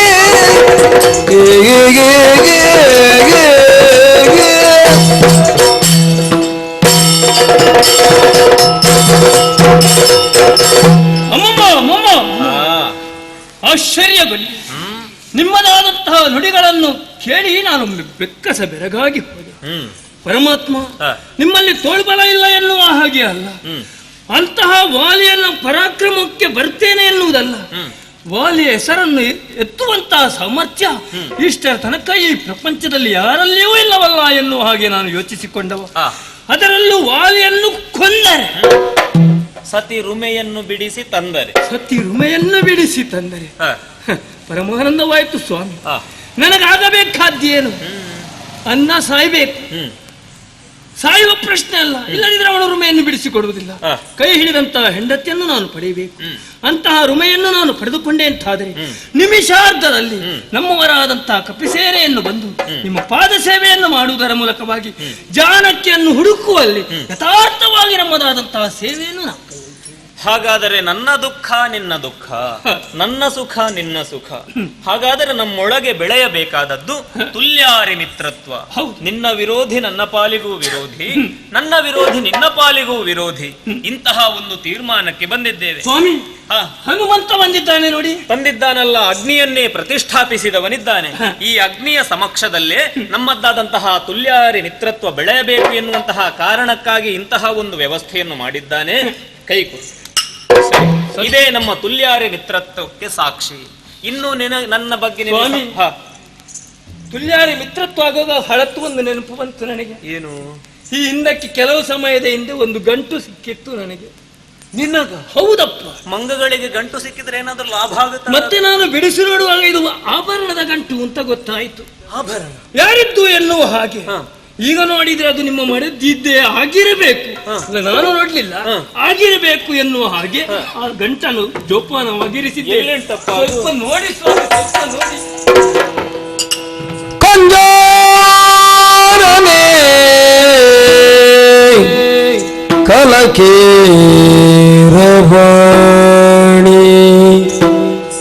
ಸಂಜೀವನಿ ಸರಸ ಕಲಾಪಿ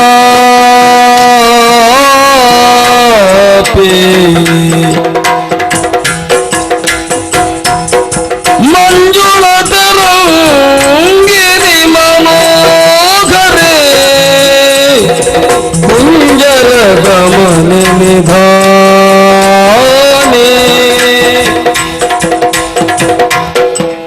ಕಣಿವೇನೆಯ ಕುಚಗಳ ಮಧ್ಯದಿ ಕುಣಿದಾಡುವ ಸರವಿದು ಸಗಜ ಮಣಿಕಂಕಣ ಸರ ಪಣಿಯಂಬವ ಪಣಿಸಲೇ ಕಂಜಾನ ಕಲಕೀರವಾಣಿ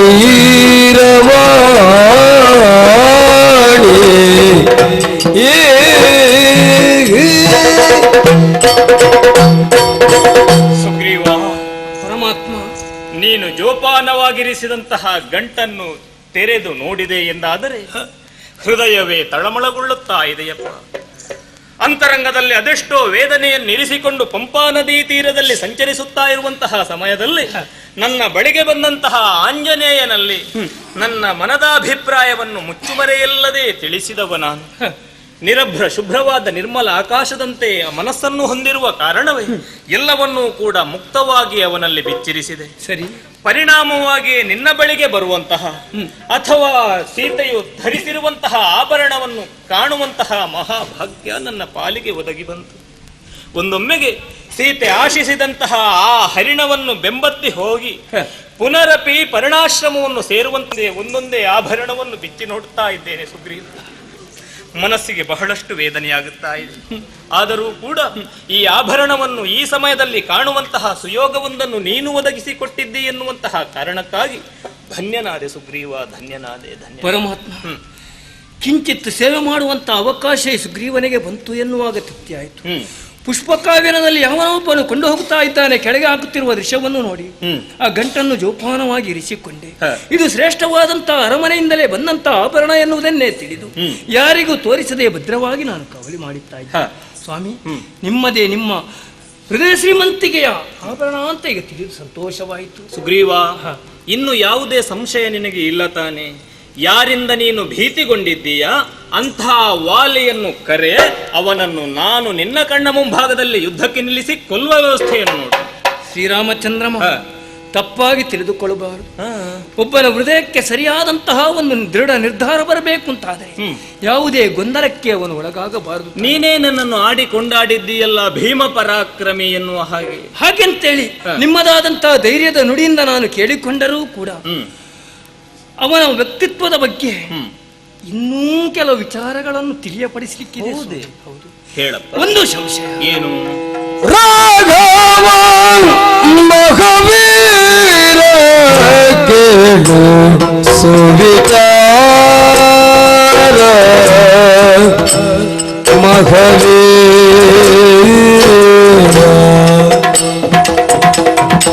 ಆಗ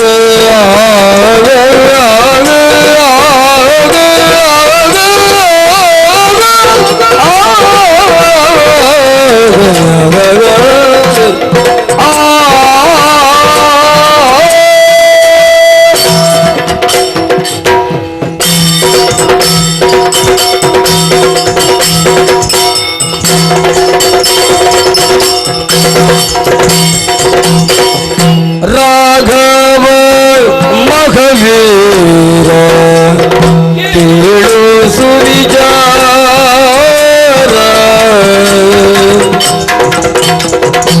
ಈಗೆಲ್ಲ ಸಂಶಯವ ಪರಿಹರಿಸು ಪೂರ, ಈಗೆಲ್ಲ ಸಂಶಯವ ಪರಿಹರಿಸು ಪೂರ. ರಾಘವ ಮಹಾವೀರ ಕೇಳು ಸುವಿಚಾರ, ಈಗೆಲ್ಲ ಸಂಶಯವ ಪರಿಹರಿಸು ಪೂರ. ದುಂದುಬಿಯ ಒಡಲ ಧರೆಯಿಂದ ನಮರೇಂದ್ರ ಸುತ, ದುಂದುಬಿಯ ಒಡಲ ಧರೆಯಿಂದ ನಮರೇಂದ್ರ ಸುತ. ಒಂದು ಮೊಳವನ್ನು ಸಗಸದಿಂದಲಿತ್ತುವನು, ಒಂದು ಮೊಳವನ್ನು ಸಗಸದಿಂದಲಿತ್ತುವನು. ಇಂದು ನೀನೆತ್ತಿದರೆ ಸಂದೇಹ ಹೋಗಿ, ಇಂದು ನೀನೆತ್ತಿದರೆ ಸಂದೇಹ ಹೋಗಿ ಬಳಿಕೊಂದೆ ಮತದಿಂದಲಿಗೆ ಎಂದು ಹೇಳಿದನು. ರಾಘವ ಮಹಾವೀರ ಕೇಳು ಸುವಿಚಾರ.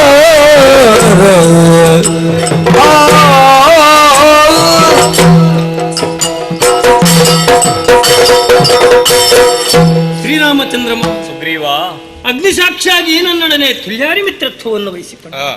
ಯಾವ ಕಾಲದಲ್ಲೂ ವಿರೋಧಿಯ ಬಗ್ಗೆ ಸರಿಯಾದಂತಹ ವಿಚಾರವನ್ನು ನಾನು ನಿನ್ನಲ್ಲಿ ತಿಳಿಸದೇ ಇದ್ದೆ ಅಂತಾದರೆ ನಾನೊಬ್ಬ ಮಿತ್ರದ್ರೋಹಿಯನ್ನೆನಿಸಿಕೊಂಡಂತಹ ಪಾಪಿಷ್ಠನಾಗಿ ಹೋಗುತ್ತೇನೆ. ಸತ್ಯವನ್ನು ಸಾಕ್ಷಾತ್ಕರಿಸಿಕೊಳ್ಳಬೇಕಾದದ್ದು ಧರ್ಮ, ಹೌದಲ್ಲ? ಹಾಗೆಂತ ಹೇಳಿಕೊಂಡು ಮನಸ್ಸಿನಲ್ಲಿರುವಂತಹ ಕೆಲವೊಂದು ಸಂಶಯಗಳನ್ನು ನೀವು ಪರಿಹರಿಸಿಕೊಡುತ್ತೀರಿ ಎನ್ನುವ ಅಚಲವಾದ ವಿಶ್ವಾಸ ನನಗುಂಟು. ಬೇರೇನಲ್ಲ ಸ್ವಾಮಿ, ಅಣ್ಣನ ಬಗ್ಗೆ ಹೇಳಿದ್ದೆ. ಕೇವಲ ಮಾಯಾವಿಯನ್ನು ದುಂದುಬಿಯನ್ನು ಅವನು ಕೊಂದಿದ್ದಾನೆ ಎನ್ನುವ ಹಾಗೆ, ಅಥವಾ ನನ್ನ ಹೆಂಡತಿಯನ್ನು ಅವನ ಸ್ವಂತ ಎಲ್ಲಿ ಇರಿಸಿದ್ದಾನೆ ಎನ್ನುವ ಹಾಗೆ. ಇಷ್ಟಕ್ಕೆ ಅಲ್ಲ ಸ್ವಾಮಿ, ಅವನ ಪರಾಕ್ರಮದ ಬಗ್ಗೆ ಕೇಳಿಕೊಂಡರೆ ಆಶ್ಚರ್ಯವಾಗುತ್ತಾ ಇದೆ. ಏನು? ತನ್ನ ತೋಳತೀಟೆಯನ್ನು ತೀರಿಸಿಕೊಳ್ಳುವುದಕ್ಕೋಸ್ಕರವೂ ಬೆಳಿಗ್ಗೆ ಎದ್ದು ದುಂದುಬಿ ಸತ್ತು ಬಿದ್ದಂತಹ ಅಸ್ಥಿಪಂಜರವನ್ನು ಬಹಳಷ್ಟು ಕಷ್ಟಪಟ್ಟು ಒಂದು ಮೊಣಕಾಲ ಪರ್ಯಂತರ ಅದನ್ನು ಎತ್ತುತ್ತಿದ್ದ ಸ್ವಾಮಿ. ಹೌದು, ಯಾಕೆಂದ್ರೆ ಯುದ್ಧಕ್ಕಾಗಿ ಬರುವಂತಹ ಕಾಲದಲ್ಲಿ ಅವನ ಕೈಕಾಲುಗಳನ್ನು ಹಿಡಿದು ಗರಗರನೆ ತಿರುಗಿಸಿ ಬಿಸಾಡಿದವು. ಅದೇ ಸಂಶಯಕ್ಕೆ ಎಡೆ ಮಾಡುತ್ತಾ ಇದೆಯಲ್ಲ.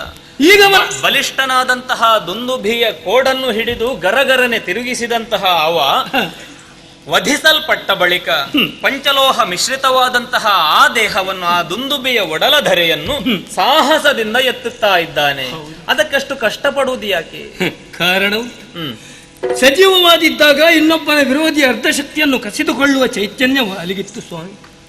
ಆ ದೇವೇಂದ್ರನ ಅನುಗ್ರಹ. ಹೌದು. ಈ ಕಾಲದಲ್ಲಿ ಈ ದುಂದುಬಿ ಸಜೀವನಲ್ಲ, ನಿರ್ಜೀವವಾಗಿದೆ. ಈಗ ತನ್ನದಾದಂತಹ ಅರ್ಧಶಕ್ತಿಯನ್ನು ಕಸಿದುಕೊಳ್ಳುವುದಕ್ಕೆ ಇವನಿಂದ ಆಗುವುದಿಲ್ಲ.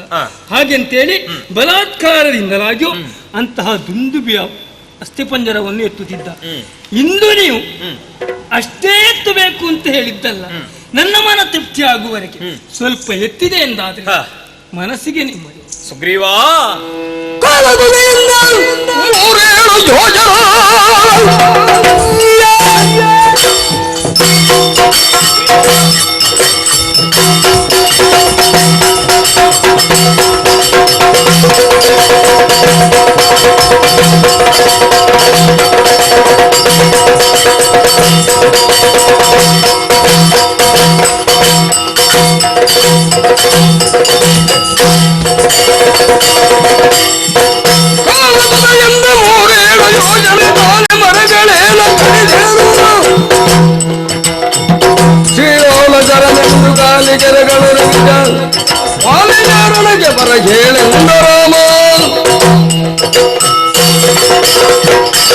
ಕ್ಷಣಾರ್ಧದಲ್ಲಿ ನನಗೆ ಆವರಿಸಿರುವಂತಹ ಸಂಶಯವನ್ನು ಪರಿಹರಿಸ್ತಾ ಇದ್ದೇನೆ.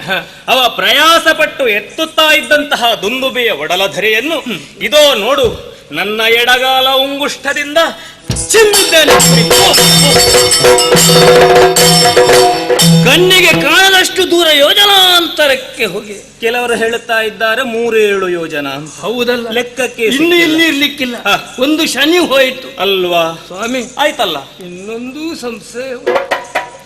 ಇನ್ನೂ ಸಂಶಯ ನೋಡಿದಿರಾ? ಓ, ಇಲ್ಲಿ ಕಾಣುತ್ತಿರುವಂತಹ ಸಪ್ತತಾಳ ವೃಕ್ಷಗಳು ವಕ್ರಾಕಾರವಾಗಿ ಬೆಳೆಯುತ್ತಾ ಇದೆ. ನನ್ನನ್ನ ಒಂದೊಂದೇ ಬಾಣದಿಂದ ಆ ಒಂದೊಂದೇ ತಾಳ ವೃಕ್ಷಗಳನ್ನು ಕಡಿಯುತ್ತಾ ಇದ್ದ. ಮಾತ್ರವಲ್ಲ, ಅದು ಚಿಗುರುತ್ತಾ ಇತ್ತು ಸ್ವಾಮಿ. ಈಗ ನೀವು ಅಂಥದ್ದೇ ಬಾಣದಿಂದ ಆ ತಾಳ ವೃಕ್ಷಗಳನ್ನು ಛೇದಿಸಿದರೆ ಇಂತಹ ಸಮರ್ಥವಾಲಿ ಎನ್ನುವ ಹಾಗೆ ಈಗ ನನಗೆ ಅರ್ಥವಾಗುತ್ತಾ ಇದೆ. ಕೇವಲ ಭುಜಬಲವನ್ನು ಮಾತ್ರ ಹೊಂದಿದ್ದಲ್ಲ, ಧನುರ್ಬಾಣದಲ್ಲಿಯೂ ಒಬ್ಬ ವಾನರನಾಗಿ ಧನುರ್ವಿದ್ಯಾ ಪಾಂಡಿತ್ಯವನ್ನು ಹೊಂದಿದ್ದಾನೆ ಎಂದಾದರೆ ಇವನ ಚಾಕಚಕ್ಯತೆಗೆ ಮೆಚ್ಚಲೇಬೇಕು. ವಕ್ರಾಕಾರವಾಗಿರುವಂತಹ ತಾಳೆ ವೃಕ್ಷಗಳನ್ನು ಇವ ಒಂದೊಂದೇ ಬಾಣದಿಂದ ಕತ್ತರಿಸುತ್ತಾ ಇದ್ದವನಲ್ಲಿ. ಇದು ನೋಡು, ಈ ತಾಳೆ ವೃಕ್ಷಗಳನ್ನು ನೇರಗೊಳಿಸಿದ್ದೆ. ಮಾತ್ರವಲ್ಲ, ಕೇವಲ ಒಂದೇ ಬಾಣದಿಂದ ಈ ತಾಳೆ ವೃಕ್ಷಗಳನ್ನು ಕತ್ತರಿಸ್ತಾ ಇದ್ದೇವೆ. ಮತ್ತೆ ಚಿಗುರೊಡೆಯುತ್ತಾ ಇಲ್ಲ. ಅದೇ ಹೌದು. ಬುಡಭಾಗದಲ್ಲಿ ಏನೋ ಒಬ್ಬ ಎಂತದೋ ಒಂದು ಶಬ್ದ ಕೇಳಿತ್ತು ನನಗೆ. ಹೌದು ಸುಗ್ರೀವ, ಶಾಪಗ್ರಸ್ತನಾದಂತಹ ಅಹಿರೂಪಿ ಗಂಧರ್ವ ಈ ಬುಡದಲ್ಲಿ ಅವಿತಿದ್ದ.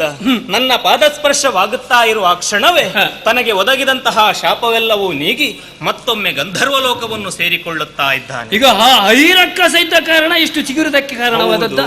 ಅವನನ್ನು ಸಮೂಲಾಗ್ರವಾಗಿ ಮೊದಲೇ ನಾನು ನಾಶಪಡಿಸಿದ್ದೇನೆ. ಈಗ ಸಂತೋಷವಾಯ್ತಲ್ಲ? ಮನದ ಯಾವುದೇ ಸಂಶಯಗಳನ್ನು ದೂರೀಕರಿಸಿಕೊಂಡವನು ಸಂತೋಷವಾಯಿತು.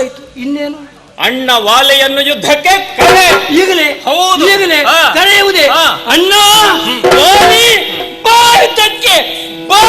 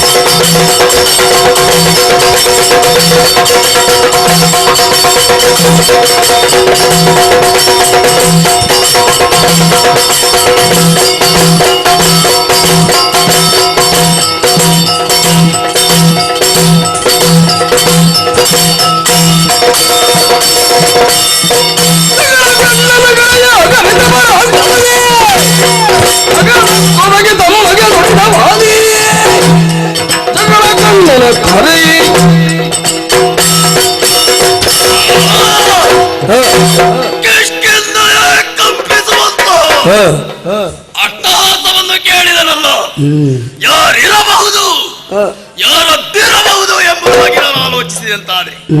ಮತ್ತೆ ಯಾರು ಕಿಷ್ಕಿಂಧೆಗೆ ಪ್ರವೇಶಿಸುವುದಕ್ಕೆ ಸಾಧ್ಯ ಗೊತ್ತಾಯಿತು. ಅವನೇ ಸುಗ್ರೀವ. ಇದುವರೆಗೆ ಅವನ ಎದೆಗೆ ತೊಳೆಯುತ್ತಾ ಪೆಟ್ಟನ್ನು ಕೊಟ್ಟು ಓಡಿಸುತ್ತಾ ಇದ್ದೆ. ಆದರೆ ಇಂದು ಹಾಗಲ್ಲ, ಅವನ ಉಸಿರನ್ನೇ ಅಡಗಿಸುವುದಕ್ಕಾಗಿ ರಣಕ್ಕೆ ತೆಗೆದರು.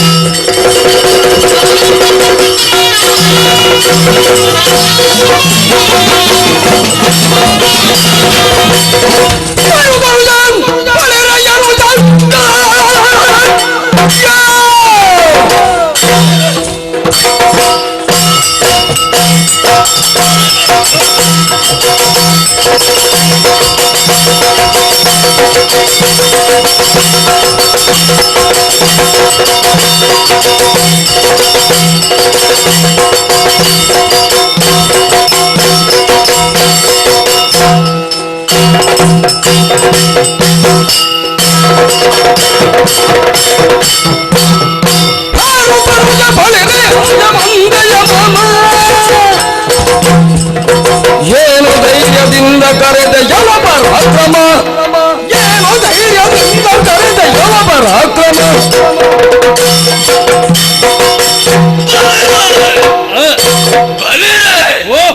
ನೀನು ಭಾರತ ಯೋಜನೆ ಹೌದು.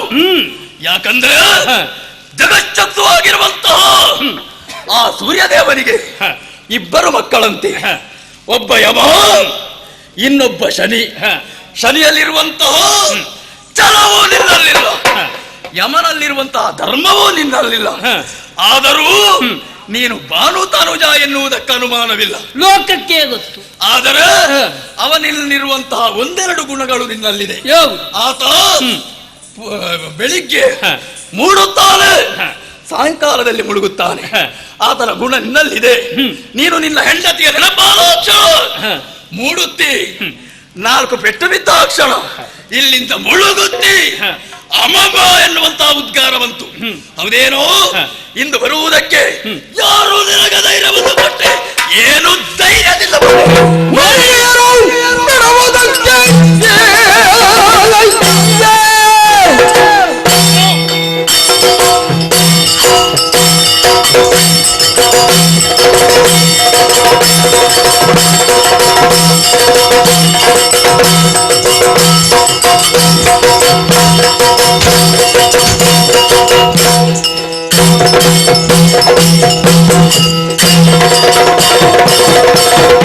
ಮೂರ್ಖತನಕ್ಕಾಗಿ ಕಾರಣ ಉಂಟು.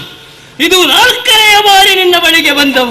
ಆದರೂ ಮತ್ತು ಬರ್ತಿಯಲ್ಲ. ಹೌದೇನೋ, ಸೂರ್ಯನ ಮಗ ನಾನೇ. ಈ ಕಾಲದಲ್ಲಿಯೂ ಶನಿಯು ಯಮನುವ ಹಾಗೆ ಬಂದಿದ್ದೇನೆ. ಹೌದಾ? ಯಾಕೆ? ಶನಿಯಾಗಿ ನಿನಗೆ ಕಾಟ ಕೊಡ್ತಾ ಇದ್ದೇನೆ. ಯಮನಂತೆ ನಿನ್ನನ್ನು ಎದುರಿಸಿಯೇನು ಎನ್ನುವಂತಹ ಛಲ ನನಗುಟ್ಟು. ಛಲ ಇರಬಹುದು, ಕಾರ್ಯಗತವಾಗುವುದಕ್ಕಿಲ್ಲು. ನನ್ನ ಹೆಂಡತಿಯನ್ನು ಇಟ್ಟುಕೊಂಡವ ನೀನು, ನೀನೇ ಭಾವಿಸಿಕೊಳ್ಬೇಕು. ಏನು? ಅಣ್ಣನಾದವ ತಂದೆಗೆ ಸಮಾನ. ಹಾಗೆಂತೇಳಿ ತಮ್ಮನಿಗೆ ಮದುವೆ ಮಾಡಿಸಿದ ನೀನು ನನ್ನ ಹೆಂಡತಿ ನಿನಗೆ ಮಗನಿಗೆ ಸಮಾನ ಎನ್ನುವುದನ್ನೇ ತಿಳಿಯದೆ, ಏನೋ ಒಂದು ತಿಳಿಯದಂತಹ ಒಂದು ತಪ್ಪಾಗಿ ನನ್ನಿಂದ ಆದರೂ ಕೂಡ ಅದು ಪ್ರಮಾದ ಅಂತ ನೀನು ಒಪ್ಪಿಕೊಳ್ಳದೆ, ನೀನು ಮಾಡುವುದೆಲ್ಲ ತಿಳಿಯದೆ. ಹೌದೇನೋ? ನೀನಿಲ್ಲಿ ಯೋಚಿಸಿಕೊಳ್ಬೇಕು. ಕಾರಣ ಇಷ್ಟೇ, ಸಿಂಹಾಷ್ಟರದಲ್ಲಿದ್ದಾಗ ನೀನು ಬಂದಾಕ್ಷಣ ನಿನ್ನ ಕಾಲಿಗೆ ಬಿದ್ದರೋ ಇಲ್ವೋ? ಆಮೇಲೆ ಬಿದ್ದಿದ್ದು ಬದುಕುವುದಕ್ಕೆ ಬೇಕಾದ ಹಾಗಲ್ಲ. ನನ್ನ ಹೇಡಿಗಳಂತೆ. ಹಾಗಲ್ಲ. ಮತ್ತೆ ಬಿದ್ದದ್ದು ಯಾಕೆ? ಯಾಕೆ? ನನ್ನ ಅಣ್ಣ ಬಂದಿದ್ದಾನಲ್ಲ ಎನ್ನುವ ಸಂತೋಷ ನನಗೆ. ಇನ್ನೂ ಬಂದಿದ್ದಾನಲ್ವ? ಇನ್ನೂ ಬಂದಿದ್ದಾನಲ್ಲ. ನೀನು ಸತ್ತಿದ್ದಿ ಎನ್ನುವ ನೀನು ಸತ್ತಿದ್ದಿ ಎನ್ನುವ ಹಾಗೆ ನಾನೆಷ್ಟು ಕಣ್ಣೀರನ್ನು ಸುರಿಸಿದ್ದೇನೆ. ಎಷ್ಟು ದಿವಸ ನಿದ್ದೆ ಮಾಡದೆ ಇದ್ದೆ. ಅದು ನೀನು ನೋಡಿದ್ಯೋ? ನಿನ್ನ ಮಕರದ ಕಣ್ಣೀರು ಗೊತ್ತಾಯ್ತು. ಅದು ನೀನು ನೋಡ್ಲಿಲ್ಲ, ಕೇಳಲಿಲ್ಲ. ಬೇಡವೋ ಇವರು ಹೇಳಿದ ನುಡಿಗಳನ್ನು ನಿನಗೆ ಕೇಳುವುದಕ್ಕೆ ಆ ಕಾಲದಲ್ಲಿ ಪಥ್ಯವಾಗಲಿಲ್ಲ. ಬೇಡ, ಇಕೋ ನಾನಿನ್ನಲ್ಲಿ ಬೇರೆ ಯಾವುದು ಸಿಟ್ಟಲ್ಲ. ಅಣ್ಣ, ಹೆಂಡತಿಯನ್ನು ಬಿಟ್ಟು ಕೊಡಣ್ಣ.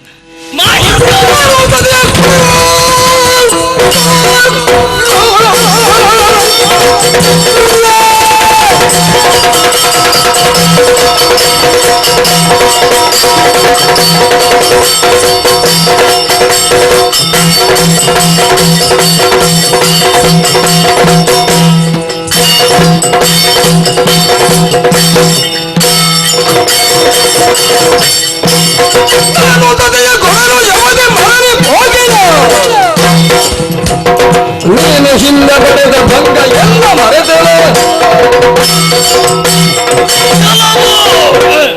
ನಿನಗೆ ಹೆಂಡತಿ ಬೇಕಲ್ವೇನೋ? ನೀನು ಮಾಡಿದಂತಹ ದ್ರೋಹವನ್ನು ನಾನೆಣಿಸಿದೆ ಅಂತಾದರೆ ರೋಷವೆನ್ನುವುದು ಉಕ್ಕೇರುತ್ತಾ ಇವೆ. ಅವಳೇನು ತಪ್ಪು ಮಾಡಿದ್ದಾಳೆ ಬೇಕು? ಹೌದೇನೋ? ಅಂದು ಮಾಯಾವಿಯ ಪ್ರಕರಣ. ಆತ ಬಂದ ಯುದ್ಧಕ್ಕಾಗಿ ಆತನನ್ನು ಬೆನ್ನಟ್ಟುತ್ತಾ ಹೋದಾಗ ಗುಹೆಯನ್ನು ಪ್ರವೇಶಿಸಿದ. ಆ ಸಂದರ್ಭದಲ್ಲಿ ನಿನ್ನನ್ನು ನಿಲ್ಲಿಸಿ ಹೋದೆ. ನಾನು ಬರುವಲ್ಲಿವರೆಗೆ ಇರು ಎನ್ನುವ ಹಾಗೆ. ಆದ್ರೆ ನೀನು ಮಾಡಿದ್ದೇನು? ಒಳಗೆ ಕಾದಾಟ ಮಾಡುತ್ತಿರುವಂತಹ ವೇಳೆಯಲ್ಲಿ ಬಂಡೆ ಕಲ್ಲನ್ನು ಮಚ್ಚೆ ನಾನು ಹೊರಗೆ ಬರದಂತೆ ಮಾಡಿದೆ. ನೇರವಾಗಿ ಕಿಷ್ಕಿಂದೆಗೆ ಹೋಗಿ ನಾನು ಸತ್ತೆ ಎನ್ನುವ ಹಾಗೆ ಅಪಪ್ರಚಾರವನ್ನು ಮಾಡಿದೇನು? ಮಾತ್ರವಲ್ಲ, ಎರಡು ಕಡೆಯಲ್ಲಿ ವಾಮಭಾಗದಲ್ಲಿಯೂ ಆ ಕಡೆ ಈ ಕಡೆ ನನ್ನ ಹೆಂಡತಿಯನ್ನು ನಿನ್ನ ಹೆಂಡತಿಯನ್ನು ಇರಿಸಿಕೊಂಡ ಹೇಳುವ ತಮ್ಮ ರಾಜ್ಯಭಾರವನ್ನು ಮಾಡಿದೆಯಾ? ದ್ರೋಹಿ! ನಾನು ಜೀವಂತ ಇರುವಾಗಲೇ ನನ್ನ ಶ್ರಾದ್ದದ ಊಟವನ್ನು ಮಾಡಿದಂತಹ ಪಾಪಿಯೇ, ನಿನಗೀಗ ಹೆಂಡತಿ ಬೇಕು. ನಿನ್ನಲ್ಲಿಗೆ ಮುಗಿಸಿಬಿಟ್ಟೇನೆ. ಅನಗವಲ್ಲ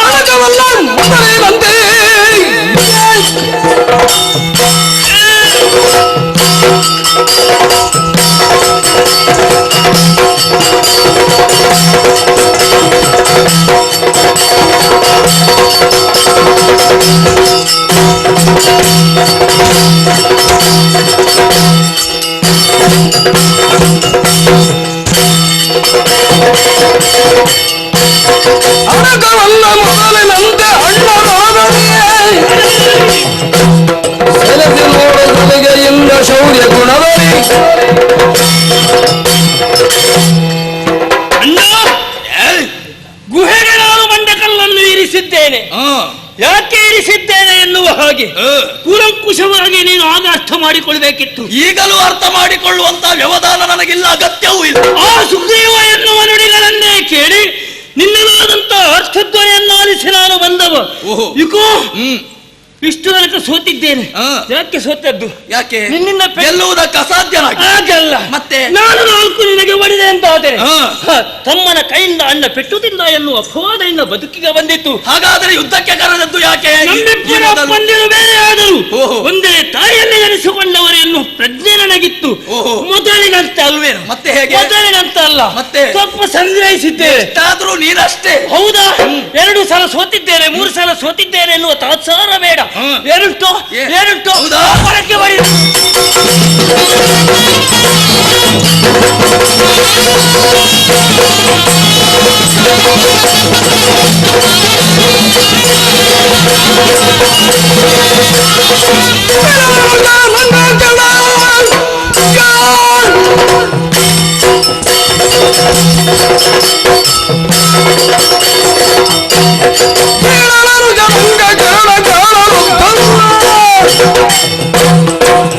ಹೋಗು ಸಾಯನುತ್ತ ಮನೆಗೆ ನಡೆದ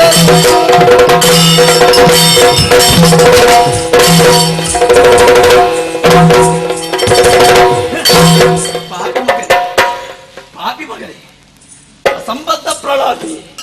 ಈಗ ಮಾತಾಡು ನೋಡು.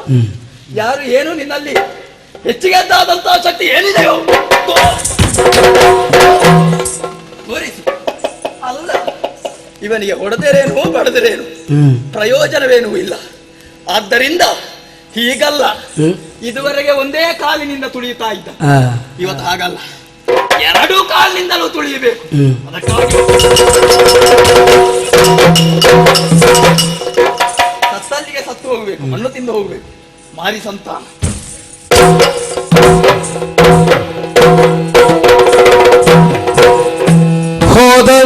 ಹೋದನನ್ನೆಂದು ತಿಳಿಭೂತಾದರಿಸಿದನು,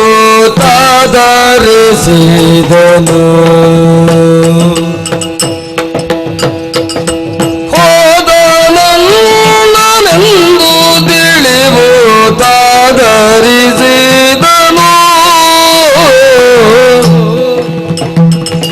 ಕೋದೋಧರಾಧಿಪತಿಯ ಮೂದಲಿಸಿದನು,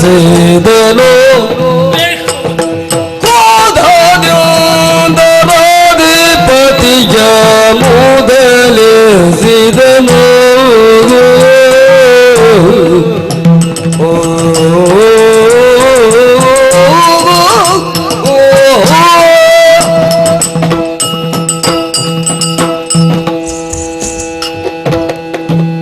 ಮತ್ತೆ ಮತ್ತೆ ಇಣುಕಿ ನೋಡುವುದು ಯಾಕೆ, ಇನ್ನು ಬರ್ತಾನ ಎನ್ನುವ ಹಾಗೆ.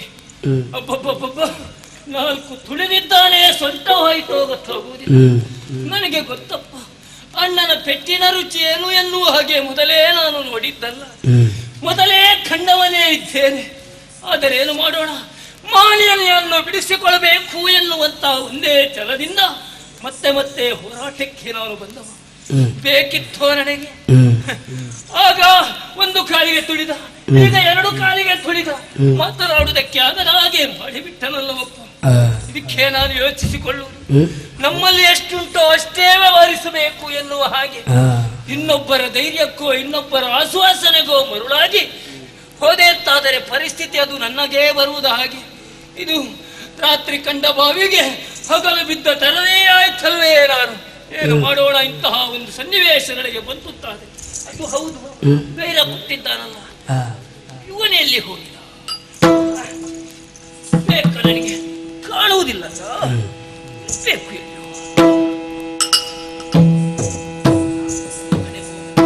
ಇವನು ಕಾಣುತ್ತಾ ಇಲ್ಲ, ಇವನಿಗೆ ಒಂದು ಧೈರ್ಯದ ಏನು ಸುಗ್ರೀವ? ವಿಶ್ವನಾಯಕ ನಿನ್ನ ಭಾಗ್ಯವ ವಿಶ್ವಾಸವೆಂದು ನಂಬಿದೆ ನಿಂದು, ವಿಶ್ವನಾಯಕ ನಿನ್ನ ಭಾಗ್ಯವ ವಿಶ್ವಾಸವೆಂದು ನಂಬಿದೆ ನಿಂದು, ಸೂರ್ಯವಂಶದ ರಾಯರಾಡಿದ ಕಾರ್ಯ ತಪ್ಪದು ಕಪಟವಲ್ಲಿದು, ವಿಶ್ವನಾಯಕ ನಿನ್ನ ಭಾಗ್ಯವ ವಿಶ್ವಾಸವೆಂದು ನಂಬಿದೆ ನಿಂದು, ಸೂರ್ಯವಂಶದ ರಾಯರಾಡಿದ ಕಾರ್ಯ ತಪ್ಪದು ಕಪಟ ಅಲ್ಲಿದು, ಸೂರ್ಯವಂಶದ ರಾಯರಾಡಿದ ಕಾರ್ಯ ತಪ್ಪದು ಕಪಟವಲ್ಲಿದು, ವಿಶ್ವನಾಯಕ ನಿನ್ನ ವಾಕ್ಯವ ವಿಶ್ವಾಸವೆಂದು ನಂಬಿದೆ ನಿಂದು.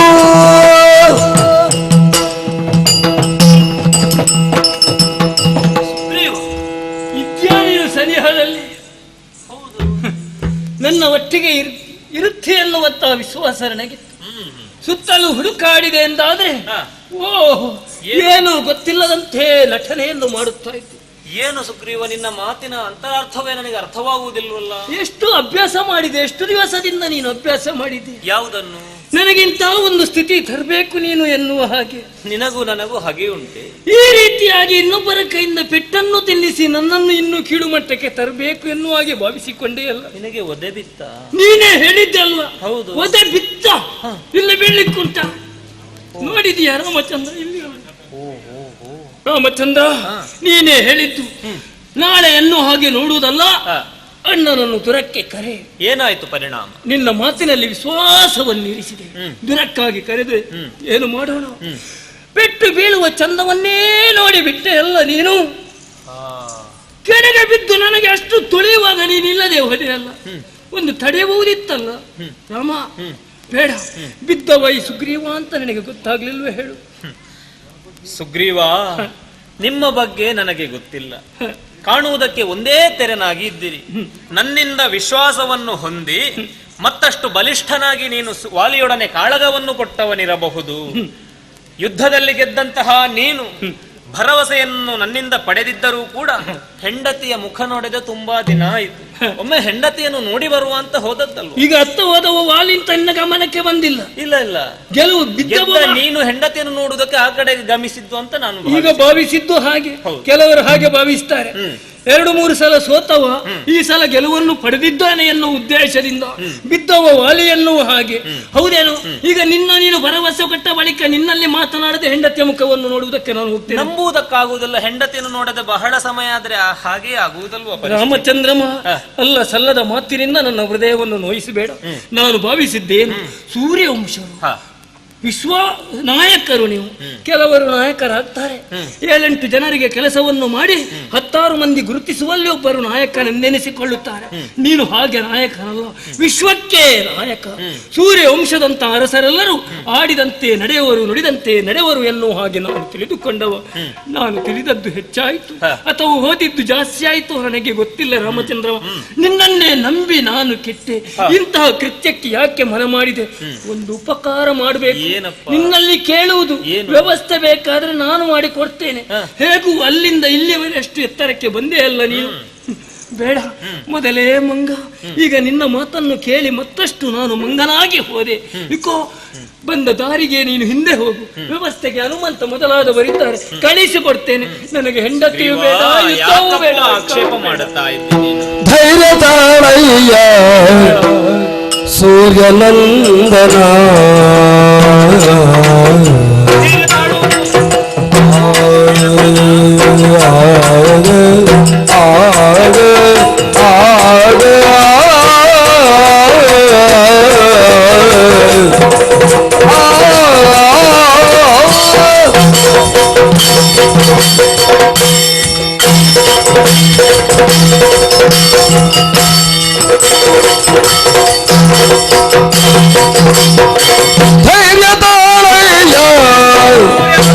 ಸೂರ್ಯಾನಂದನ ಸೂರ್ಯಾನಂದನ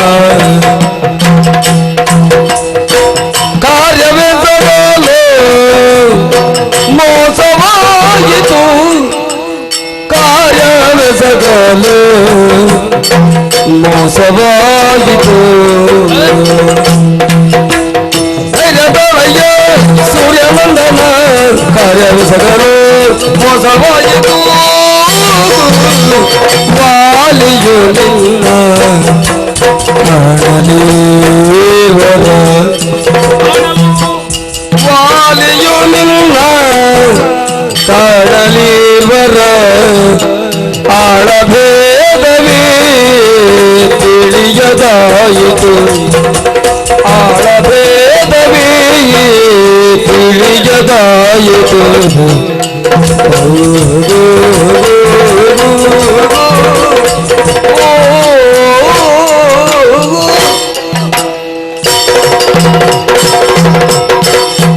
ಸುಗ್ರೀವ, ವಾಲಿಯಿಂದ ಬಹಳಷ್ಟು ಹೊಡೆತದಿಂದ ಬಳಿಕ ಅದನ್ನು ತಡೆಯುವುದಕ್ಕೆ ಅಸಾಧ್ಯವಾಗಿ ಆ ಉರಿ ಶಮನಗೊಳಿಸುವುದಕ್ಕೆ ಬೇಕಾಗಿ ನನಗೆ ದೋಷಾರೋಪಣೆ ಮಾಡುವುದು ನೀನು. ಪೆಟ್ಟು ತಿಂದ ನೋವಿರುವುದು ನನಗೆ, ನಿನಗಲ್ಲ. ನಿನ್ನನ್ನು ಬಾರಿ ಬಾರಿಗೂ ನಾನು ಮಂಗ ಎನ್ನುವುದು ಸಂಬೋಧಿಸಿದ್ದಕ್ಕೆ ಪೂರಕವಾಗಿ ನೀನು ನಡೆದು ಬಿಟ್ಟೆಯಲ್ಲ. ಮಂಗನಾಗಿ ಮತ್ತು ಮಾಡಿದಿ ನನ್ನ ಎಲ್ಲಾ ವಿಷಯವನ್ನು ನೀನು ಸ್ಪಷ್ಟಪಡಿಸಿದ್ದಿ. ವಾಲಿಯ ಪರಾಕ್ರಮದ ಬಗ್ಗೆ ಹೇಳಿದ್ದಿ, ನಿನ್ನ ದೀನಸ್ಥಿತಿಯ ಬಗ್ಗೆ ಅರುಹಿದ್ದಿ. ಆದರೆ ಕಾಣುವುದಕ್ಕೆ ವಾಲಿ ಹಾಗೂ ಸುಗ್ರೀವನಾದಂತಹ ನಾವು ಒಂದೇ ತೆರನಾಗಿದ್ದೇವೆ ಎನ್ನುವಂತಹ ವಿಷಯವನ್ನು ನೀನು ಸ್ಪಷ್ಟಪಡಿಸಿಲ್ಲ. ಆಳ ಭೇದವ ಅರಿಯದಾದೆನು. ಪರಿಣಾಮವಾಗಿ ನೀನೇ ಸುಗ್ರೀವ ಅವನಿಂದ ಹೊಡೆತ ತಿನ್ನುತ್ತಾ ಇದ್ದಿ ಎನ್ನುವಂತಹ ವಿಷಯ ನನ್ನ ಗಮನಕ್ಕೆ ಬಂದೇ ಇಲ್ಲ. ಸುಗ್ರೀವ, ಈ ಪ್ರಕರಣದಲ್ಲಿ ತಪ್ಪಿತಸ್ಥ ನೀನು. ಮತ್ತೆ ನಾನು ವಿಶ್ವನಾಯಕನಾಗುವಂತಹ ಯಾವ ಅಪೇಕ್ಷೆಯನ್ನು ಹೊಂದಿದವನಲ್ಲ. 2-3 ಮಂದಿಗೆ ಮೋಸ ಮಾಡಿದ್ರೆ ಗ್ರಾಮಕ್ಕೆ ಅವ ನಾಯಕನಾಗುತ್ತಾನೆ, 5-6 ಮಂದಿಗೆ ಮೋಸ ಮಾಡಿದ್ರೆ ಅವ ರಾಜ್ಯಕ್ಕೆ ನಾಯಕನಾಗುತ್ತಾನೆ, ಎಲ್ಲರಿಗೂ ಮೋಸ ಮಾಡಿ ಹೆಚ್ಚಿನವರಿಗೆ ಮೋಸ ಮಾಡಿದ್ರೆ ಅವ ರಾಷ್ಟ್ರಕ್ಕೆ ನಾಯಕನಾಗುತ್ತಾನೆ. ಈಗ ರಾಷ್ಟ್ರ ನಾಯಕ ಅಂತಹ ಅಪೇಕ್ಷೆ ನನಗಿಲ್ಲ. ನಾವು ತಿಳಿದುಕೊಂಡದ್ದು. ಮತ್ತೆ ಕಪಿಗಳ ಆಟವನ್ನು ನೋಡುವಂತಹ ಉದ್ದೇಶವೂ ನನ್ನದ್ದಲ್ಲ. ಸುಗ್ರೀವ, ಆರ್ತನಾಗಿ ನೀನು ಪ್ರಾರ್ಥಿಸಿದ್ದೀಯ. ನಿನ್ನನ್ನು ಪೊರೆಯಬೇಕಾದದ್ದು ನನ್ನ ಆದ್ಯ ಕರ್ತವ್ಯ. ಆಳ ಭೇದವನ್ನು ಅರಿಯದೇ ಇರುವ ಕಾರಣ ನಿನಗೆ ಸಹಕರಿಸುವಲ್ಲಿ ವಿಳಂಬ ಆಯಿತಷ್ಟೇ. ರಾಮಚಂದ್ರ, ನೋವಿನ ಭರದಲ್ಲಿ ನಾನೇನೇನೋ ಅಪರಾಧದ ನುಡಿಗಳನ್ನಾಡಿದೆ. ತಪ್ಪು ನನ್ನದೇ. ಧನುರ್ವಾದ ಪಂಡಿತ, ತೋಳ್ಬಲವುಳ್ಳ ಎಲ್ಲಾ ಸಾಮರ್ಥ್ಯಗಳನ್ನು ನಿನ್ನಲ್ಲಿ ವ್ಯಕ್ತಪಡಿಸಿದೆ.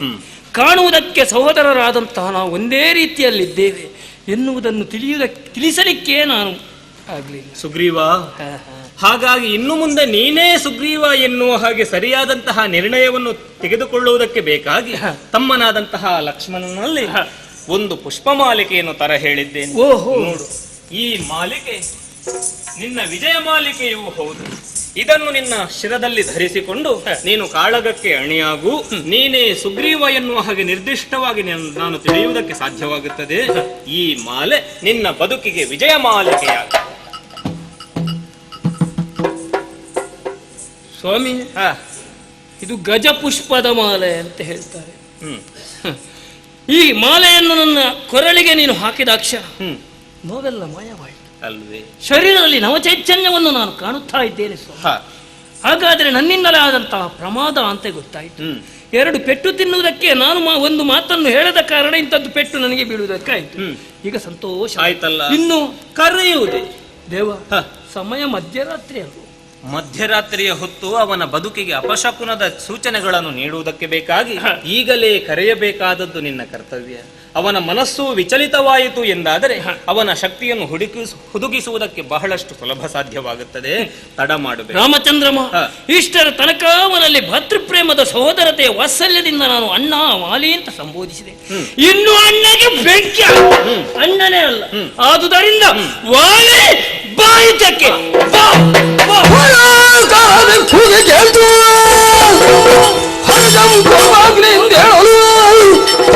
ವಿವೇಕದಿಂದ ಪಡೆದ ಪ್ರಾಣೇಶ ತಂದಳು.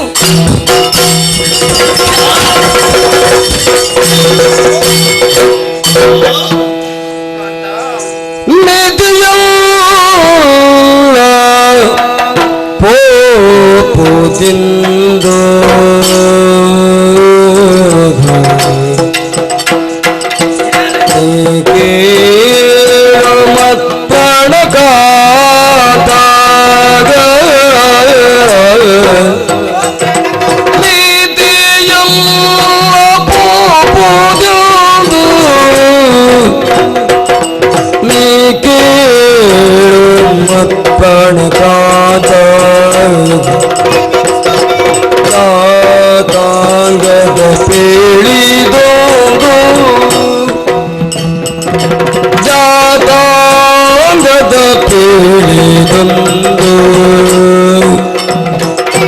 ಮಾತ ಕೇಳಿದೆ ನಾನಿಂದು, ಮಾತ ಕೇಳಿದೆ ನಾನಿಂದು, ಜಾತಾಂಗದ ಬೇಳಿದೊಂದು ಮಾತ ಕೇಳಿದೆ ನಾನಿಂದು.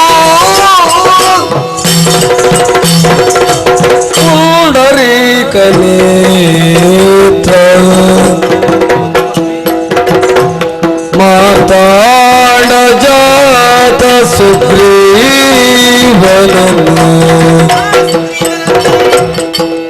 ಪುಂಡರೀಕನೇತ್ರನ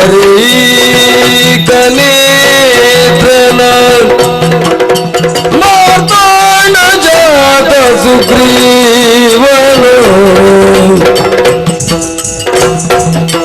ಕಂಡು ತಮ್ಮೊಳಂತರಂಗ ಕುಂಡೇ ಕಾಂತದೆ,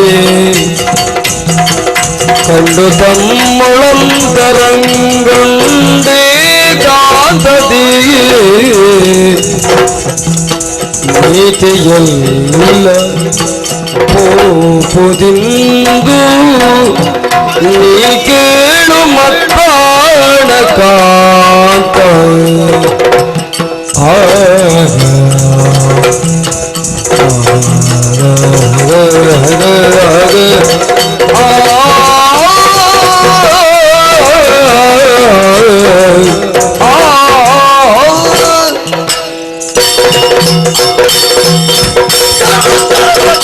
ಸ್ವಾಮಿ ತಡೀರಿ. ಕಾಂತ, ಯಾಕೆ ಈ ರೀತಿ ತಡೆಯುತ್ತಾ ಇದ್ದಿ? ಮಧ್ಯರಾತ್ರಿಯ ವೇಳೆ ತಮ್ಮನಾದಂತಹ ಸುಗ್ರೀವ ಯುದ್ಧಕ್ಕೆ ಕರೆದಿದ್ದಾನೆ. ಈ ವಿಚಾರವನ್ನು ತಿಳಿದಂತಹ ನೀವು ಯಾಕೆ ಸ್ವಾಮಿ ಇಷ್ಟು ಕೋಪಿಸುತ್ತಾ ಹೊರಟು ನಿಂತಿದ್ದೀರಿ? ಕಾಂತ, ಮಂಚದಲ್ಲಿ ಮಲಗಿದವರು ತಾವು, ಹೊತ್ತಲ್ಲದ ಹೊತ್ತು ಇದು. ಈ ಹೊತ್ತಿನಲ್ಲಿ ಯಾವ ವಿಚಾರ ಹೇಗೆ ಏನು ಎಂಬುದನ್ನು ತಿಳಿಯದೆ ಕೋಪದ ಕೈಗೆ ಬುದ್ಧಿಯನ್ನು ಕೊಟ್ಟು ವ್ಯವಹರಿಸ್ತಾ ಇದ್ದೀರಲ್ಲ ಸ್ವಾಮಿ. ಕಾಂತ, ಏನು ಈ ರೀತಿಯಾಗಿ ಬಂದು ತಡೆದಿದ್ದೇನೆಂಬುದಾಗಿ ನೀವು ಬೇಸರ ಪಟ್ಟುಕೊಳ್ಳಬಾರದು. ಈಗಲೂ ನನಗೆ ಕೋಪ ಬಾರದೇ ಇದ್ದಂತಹ ಕೋಪ ಇನ್ಯಾವಾಗ ಬರುವುದು ಹೇಳು? ಆ ಧೂರ್ತನಾಗಿರುವಂತಹ ಸುಗ್ರೀವ ನನ್ನನ್ನು ಕರೆಯುತ್ತಾ ಇದ್ದಾನೆ ರಣಕ್ಷೇತ್ರಕ್ಕೆ. ಸತ್ಯ ಸ್ವಾಮಿ, ನಾನು ಹೋಗಲೇಬೇಕೀಗ. ಇಲ್ಲ ಸ್ವಾಮಿ, ಈ ಹೊತ್ತಿನಲ್ಲಿ ಖಂಡಿತ ನಿಮ್ಮನ್ನು ನಾನು ಕಳುಹಿಸಿಕೊಡಲಾರೆ. ಯಾಕೆ ಯಾಕೆ? ಏನು ಸ್ವಾಮಿ, ಕೆಟ್ಟ ಕೆಟ್ಟ ಕನಸು ಬೀಳುತ್ತಾ ಇದೆ. ನಿಜ ಸ್ವಾಮಿ, ಈ ಕನಸಿನ ಭಯದಿಂದ ನಾನು ನಿಮ್ಮನ್ನು ತಡೀತಾ ಇದ್ದೇನೆ. ಓಹೋ, ಆದ ಕಾರಣ ನೀತಿಯಲ್ಲ ಸ್ವಾಮಿ, ಈ ಹೊತ್ತಿನಲ್ಲಿ ನೀವು ಹೋಗುವುದು ಸರಿಯಲ್ಲ. ಯಾಕೆ ಈ ಮಾತನ್ನು ಹೇಳಿದೆ? ಯಾಕೆ ಹೇಳುತ್ತಾ ಇದ್ದೆ ಹೇಳು? ಚಂಡ ವಿಕ್ರಮ ರಾಮನ ಹೆಂಡತಿಯನ್ನು ರಾವಣ ಕೊಂಡು ಹೋಗಲ ರಕ್ಕಸನ ಖಂಡಿಸಲಾಗಿ ರಾವಣ ಕೊಂಡು ಹೋಗಲ ರಕ್ಕಸನ ಖಂಡಿಸಲಾಗಿ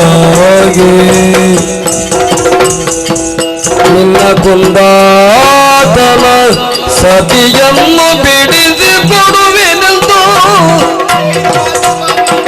ನಿನ್ನ ಕುಂದಾತನ ಸತಿಯನ್ನು ಬಿಡಿಸಿ ಕೊಡುವೆನು. ಮಾನವಾಧಿಪತಿಯು ಸತ್ಯವನಿತ್ತನಂತೆ, ಮಾನವಾಧಿಪತಿ ಸತ್ಯವಜಿತನಂತೆ, ನೀತಿಯಲ್ಲ ಪೋಪುದಿಂದು ನೀ ಕೇಳು ಮತ್ಪಾಣಕ ಆತ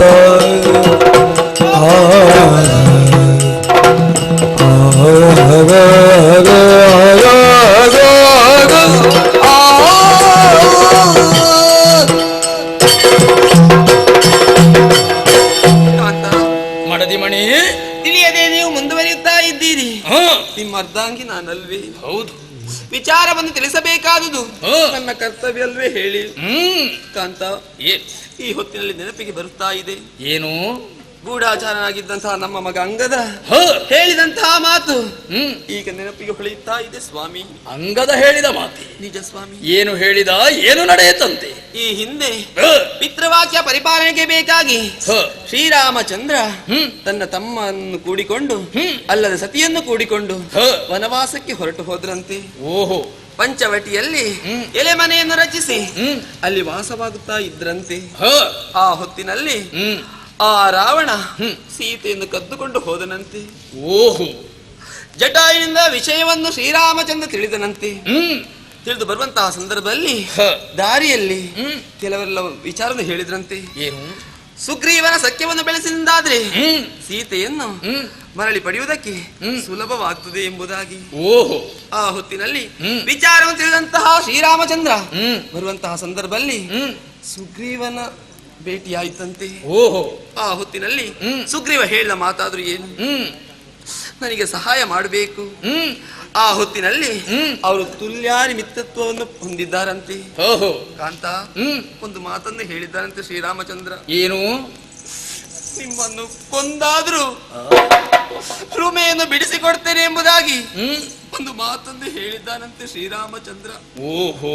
ಆ ಹೊತ್ತಿನಲ್ಲಿ ನಿಮ್ಮ ತಮ್ಮನಾದಂತಹ ಸುಗ್ರೀವ ಒಂದು ಮಾತೊಂದು ಹೇಳಿದ್ದಾರಂತೆ ರಾಮನಲ್ಲಿ. ಸೀತೆಯನ್ನು ಬಿಡಿಸುವುದಕ್ಕಾಗಿ ಕಪಿ ವೀರರನ್ನೆಲ್ಲ ಸಖ್ಯ ಬೆಳೆಸಿಕೊಂಡು ನಾನು ಸಹಾಯ ಮಾಡ್ತೇನೆ ಎಂಬುದಾಗಿ. ಓಹೋ ಅಂತ ಅದಕ್ಕೆ ಬೇಕಾಗಿ ಒಂದು ಪರೀಕ್ಷೆ ನಡೆಯಿತಂತೆ ಸ್ವಾಮಿ. ಏನದು? ಕಾಂತ, ನಿಮ್ಮ ತೋಳ ತೀಟೆ ನಿಶ್ಚಿಸುವುದಕ್ಕೆ ಬೇಕಾಗಿ ದುಂದುಬಿ ಅಟ್ಟೆಯನ್ನು ಎತ್ತುತ್ತಾ ಇದ್ದವರು ನೀವಲ್ವೇ? ಹೌದು. ಆ ದುಂದುಬಿ ಅಟ್ಟೆಯನ್ನು ಆ ಶ್ರೀರಾಮಚಂದ್ರ ತುದಿ ಕಾಲಿಂದ ಯೋಜನಾ ಪರಿಹಂತರಕ್ಕೆ ಹಾರಿಸಿದ್ದಾನಂತೆ. ಹೌದೇ? ಅಷ್ಟೆಲ್ಲ ಸ್ವಾಮಿ. ಮತ್ತೆ ಸಪ್ತ ತಾಳೆಯ ವೃಕ್ಷವನ್ನು ಒಂದೊಂದು ಬಾಣದಿಂದ ನೀವು ಬಾಣ ತಲೆಯನ್ನು ತೆಗಿತಾ ಇದ್ದವರು ತಾವು. ಹೌದು. ಆ ಶ್ರೀರಾಮಚಂದ್ರ ಒಂದೇ ಬಾಣದಿಂದ ಸಪ್ತ ತಾಳೆಯನ್ನು ಹಾರಿಸಿದ್ದಾನಂತೆ ಸ್ವಾಮಿ. ಓಹೋ. ಆದ ಕಾರಣ ನಿಮ್ಮಲ್ಲಿ ಒಂದು ಮಾತನ್ನು ಹೇಳುತ್ತಾ ಇದ್ದೇನೆ. ನೋಡಿ ಕೊಂಬ ಯುದ್ಧ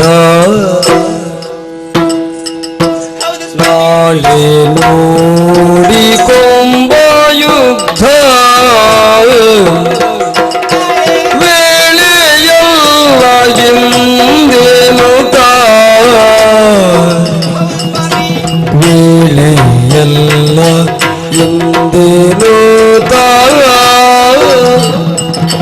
ಕಾಲ ಮೇಲೆ ಬಿದ್ದು ತಾರೆ ಹೇಳಿ ಕೊಂಡಳು.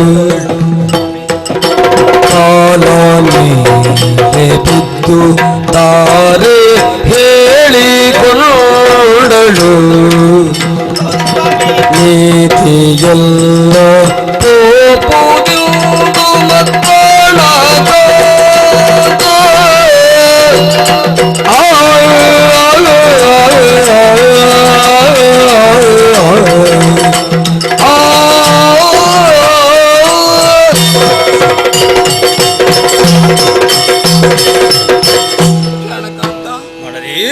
ನೀವಾದ್ರೂ ತಿಳಿದವರು ವಲ್ಲಭ.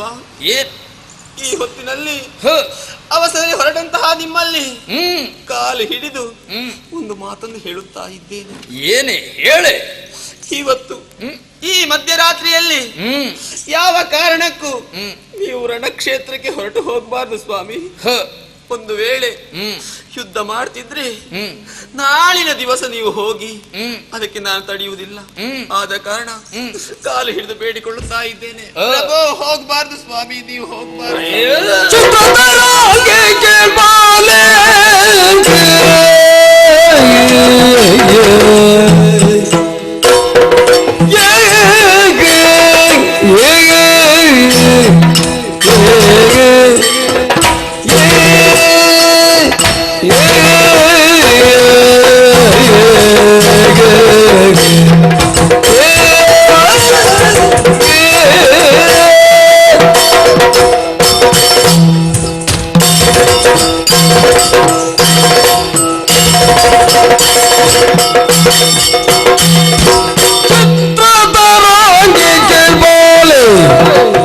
ವಿಚಿತ್ರವಾಗಿತ್ತು ನಿನ್ನ ಮಾತು, ವಿಚಿತ್ರವಾಗಿತ್ತು ನಿನ್ನ ಮಾತು. ಮಿತ್ರ ಜಾತ ಗಂಜು ಉಂಟ ವರ್ತಮಾನ ಉಂಡೆ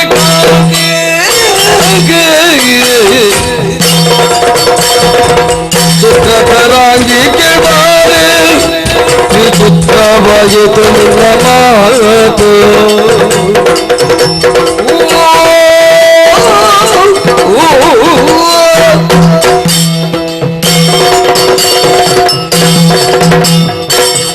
ಓ ಚಿತ್ರಲತಾಂಗಿ, ವಲ್ಲಭ. ಓ ನನ್ನ ಪ್ರಿಯ ಮಡದಿ ಅಂತ ಈ ರೀತಿಯಾಗಿ ನಿನ್ನ ಮನಸ್ಥಿತಿ ವಿಚಲಿತವಾಗುವುದಕ್ಕೆ ಕಾರಣ ಏನು ಅಂತ ನನಗೆ ಅರ್ಥವಾಗುವುದಿಲ್ಲ. ಮನದ ಸ್ಥಿಮಿತವನ್ನು ಕಳೆದುಕೊಂಡೆಯೋ ಹೇಳು. ನೀನಾದರೂ ಯಾರು? ಅಮಿತ ವಿಕ್ರಮಿಯಾಗಿರುವಂತಹ ಈ ವಾಲಿಯ ಮಡದಿ, ವೀರನಾಗಿರುವಂತಹ ಅಂಗದನ ತಾಯಿಯಾಗಿರುವಂತಹ ನಿನಗೆ ಇಂತಹ ಅಂಜಿಕೆ, ಇಂತಹ ಭಯ ಯಾಕೆ ಉಂಟಾಯಿತು ಹೇಳು? ಇಂದು ಕೇವಲ ಆ ಸುಗ್ರೀವನ ಜೊತೆಯಲ್ಲಿ ರಾಮನೆಂಬವಿದ್ದಾನೆ. ನಿಜ ಸ್ವಾಮಿ. ಕೇವಲ ಮಾನವನಾಗಿರುವಂತಹ ಆತ ಈ ವಾಲಿಗೆ ಲಕ್ಷ್ಯವೇ ಹೇಳು. ವರ್ತಮಾನ ಕಾಲದಲ್ಲಿ ಅಜಭವಾದಿಗಳನ್ನು ಲೆಕ್ಕಿಸದೇ ಇರುವಂತಹ ನನಗೆ ಸಾಮಾನ್ಯ ಮಾನವರಾಗಿರುವಂತಹ ಆರಾಮದಿಂದ ಏನು ಕೇಳಾಗುವುದಕ್ಕೆ ಸಾಧ್ಯವಿದೆ? ನೀನು ಹೇಳಿದಂತೆ ಸಪ್ತತಾಲಯಗಳನ್ನೇ ಛೇದಿಸಿದ್ದಾನೆ. ಹೌದು ಸ್ವಾಮಿ. ದುಂದುಬಿಯ ಅಟ್ಟೆಯನ್ನು ಯೋಜನ ಪರ್ಯಂತರ ಹಾರಿಸಿದ್ದಾನೆ.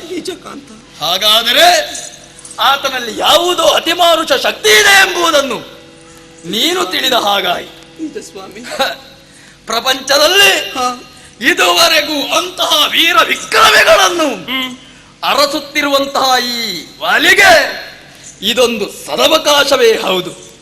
ಒಂದು ಕಾಲದಲ್ಲಿ ಶ್ರೀಮನ್ನಾರಾಯಣ ಎದುರಿನಲ್ಲಿ ಸಾಗರವನ್ನೇ ಮತಿಸಿದಂತಹ ಈ ವೀರವಾಲಿಯನ್ನು ಎದುರಿಸುವಂತಹ ಆತ್ಮಸ್ಥೈರ್ಯವು ಪರಾಕ್ರಮವು ಆ ರಾಮನಿಗಿದೆ ಅಂತಾದ್ರೆ ಅದು ಈ ವಾಲಿಯ ದೊಡ್ಡಸ್ತಿಗೆಯಲ್ಲದೆ ಇನ್ನೇನು ಅಲ್ಲ. ಯಾಕೆ ಕೇಳು, ಸುಗ್ರೀವನ ಸಖ್ಯವನ್ನು ಬೆಳೆಸಿಕೊಂಡು ಈ ಕಿಷ್ಕಿಂಧೆಗೆ ಬಂದಿದ್ದಾನೆ. ಸುಗ್ರೀವನಿಗೆ ಸಹಾಯ ಮಾಡುತ್ತಾನೆ ಅಂತಾದ್ರೆ ಈ ಸಂದರ್ಭದಲ್ಲಿ ನನ್ನಲ್ಲಿ ಹೋರಾಟಕ್ಕೆ ಬರ್ತಾನೆ ಎನ್ನುವುದೇ ತಾತ್ಪರ್ಯವಲ್ವೇ? ಒಳಿತಾಯಿತೆ. ಯಾಕೆ ಸ್ವಾಮಿ? ಪ್ರಪಂಚದಲ್ಲಿ ಯಾರು ಹೇಗೆ ಎಲ್ಲಿ ಏನು ಎಂಬುದನ್ನು ತಿಳಿಯುವುದಕ್ಕೆ ಯಾರಿಂದಲೂ ಸಾಧ್ಯವೇ? ಇಂದು ಆಗುವುದಕ್ಕೆ ಸಾಧ್ಯವಿಲ್ಲ. ಒಂದು ವೇಳೆ ನೀನು ಹೇಳಿದಂತೆ ಅಂತಹ ವಿಕ್ರಮಿಯಲ್ಲಿ ಅಲ್ಲ, ಅಂತಹ ಅತಿಮಾನುಷ ಶಕ್ತಿ ಇರುವವರಲ್ಲಿ ವಾಲಿ ಹೋರಾಟ ಮಾಡಿ ಸತ್ತ ಅಂತಾದರೆ ವೀರ ಸ್ವರ್ಗವನ್ನು ಪಡೆಯುವುದಕ್ಕೆ ಸಾಧ್ಯವಿದೆ. ಮಾತ್ರವಲ್ಲ, ನನ್ನದಾದಂತಹ ಈ ಹೆಸರು ಸೂರ್ಯ ಚಂದ್ರನಿರುವಲ್ಲಿಯವರೆಗೂ ಶಾಶ್ವತವಾಗಿರುವುದಕ್ಕೆ ಸಾಧ್ಯವಿದೆ. ಆದರೂ ಇಂದು ರಣಕ್ಷೇತ್ರಕ್ಕೆ ನಾನು ಹೋಗದೇ ಇದ್ರೆ ಏನಾಗುತ್ತದೆ ಕೇಳು. ಅಟ್ಟಹಾಸದಿಂದ ಕಿಷ್ಕಿಂಧೆಯೇ ನಡುಗುವಂತೆ ಆರ್ಭಟಿಸುತ್ತಿರುವಂತಹ ಆ ರಣ ಹೇಳಿ ಸುಗ್ರೀವನಿಗೆ ಹೆದರಿ ವಾಲಿ ಒಳಗೆ ಸುಮ್ಮನೆ ಇದ್ದ. ಹೆಂಡತಿ ಹೇಳಿದಂತಹ ಮಾತುಗಳನ್ನು ಕೇಳಿ ಈ ರೀತಿಯಾಗಿ ಅರಮನೆಯಲ್ಲಿ ಅಂತಃಪುರದಲ್ಲಿ ಉಳಿದ ಎನ್ನುವಂತಹ ಮಾತು ನಾಳೆ ನನ್ನವರು ಹೇಳಿದರೆ ನಾನು ಈ ಮುಖವನ್ನು ಹೇಗೆ ತೋರಿಸಲಿ? ಆದ್ದರಿಂದ ಮಣಿ ನಿನ್ನ ಗಂಡ ನಾನು. ಈ ವಾಲಿಯ ಆಯುಷ್ಯದ ರೇಖೆಯನ್ನು ತೀರ್ಮಾನಿಸುವುದಕ್ಕೆ ಯಾರಿಂದಲೂ ಸಾಧ್ಯವಿಲ್ಲ, ಒಬ್ಬನೇ ಬಲ್ಲ. ಆದ್ದರಿಂದ ಹೇಳ್ತಾ ಇದ್ದೇನೆ, ಮನಸ್ಸನ್ನು ವಿಚಲಿತಗೊಳಿಸಬೇಡ, ನೀನು ಅಧೈರ್ಯಕ್ಕೊಳಗಾಗಬೇಡ, ಆತ್ಮಸ್ಥೈರ್ಯವನ್ನು ತುಂಬಿಕೋ. ಹಾಗಾದ ಕಾರಣ ಖಂಡಿತವಾಗಿಯೂ ವಾಲಿಯಾಗಿಯೇ ಹಿಂದೆ ಬಂದೇ ಇರು. ಗೊತ್ತಾಯ್ತಲ್ವಾ? ನೇರವಾಗಿ ಅಂತಃಪುರವನ್ನು ಸೇರಿಕೋ, ಹೆದರಬೇಡ, ಹೋಗು, ನಗುರಗುತ್ತಾ ಅಂತಃಪುರವನ್ನು ಸೇರಿಕೋ.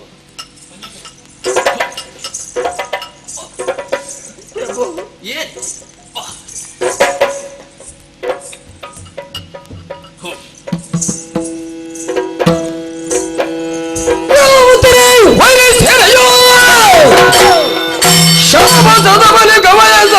ಭಯಂಕರ ಸುಮುಖ ದುರ್ಮುಖ ಗಂಧ ಮಾದರರು ಕೂಡಿಕೊಂಡು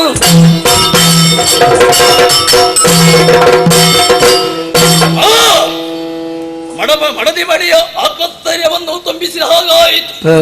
ಹಾಗಾದರೆ ಆ ಸುಗ್ರೀವನಿಗೆ ಸರಿಯಾದ ಶಿಕ್ಷೆಯನ್ನು ಕೊಡುವುದಕ್ಕೆ, ಉತ್ತರವನ್ನು ಕೊಡುವುದಕ್ಕಾಗಿ ಈ ಕಾಲದಲ್ಲಿ ಹೊರಟು ನಿಂತಹ ನನಗೆ ಈ ಸಂದರ್ಭದಲ್ಲಿ ಕೆಲವಾರು ಮಂದಿಗಳು ಬೇಕು.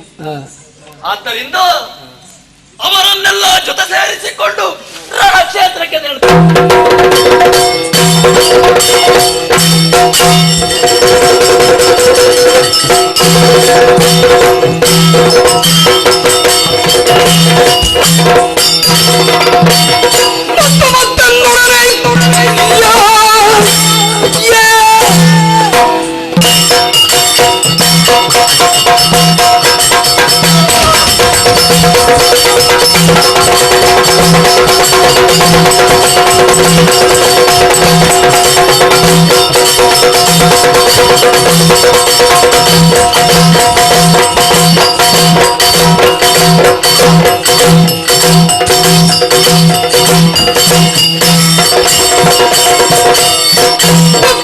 ತನ್ನೊಡನೆ ಎತ್ತುಕೊಂಡಿ ರಣದಿ ಉತ್ತರವೇ ಕೊಡಲೇವರು ಸುಗ್ರೀವ ಮತ್ತು ಮತ್ತನ್ನೊಡನೆ ನಿಂತುಕೊಂಡಿ ರಣವಿ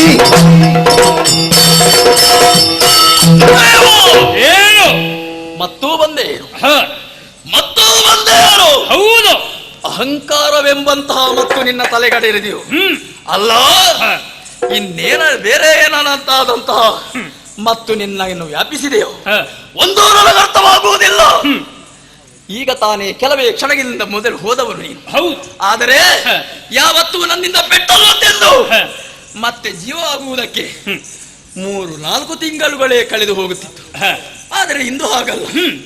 ಮತ್ತು ಬಂದೆ ಕ್ಷಣಾರ್ಧದಲ್ಲಿ ಬಂದು ಅಣ್ಣ ಬಾಲಿ ಇದು ನನಗೆ ಕಂಠಪಾಠ. ಇದನ್ನು ಯಾರೂ ಕೊಡಬೇಕಾದದ್ದಿಲ್ಲ. ಇಂದು ಬಂದು ಕರೆದೆಯಲ್ಲ ಯಾವ ಮತ್ತೆ ನಿಜ ಬಂದೆ ಹೇಳು. ಪತ್ನಿಯನ್ನು ಸೆರೆ ಬೆಳೆದು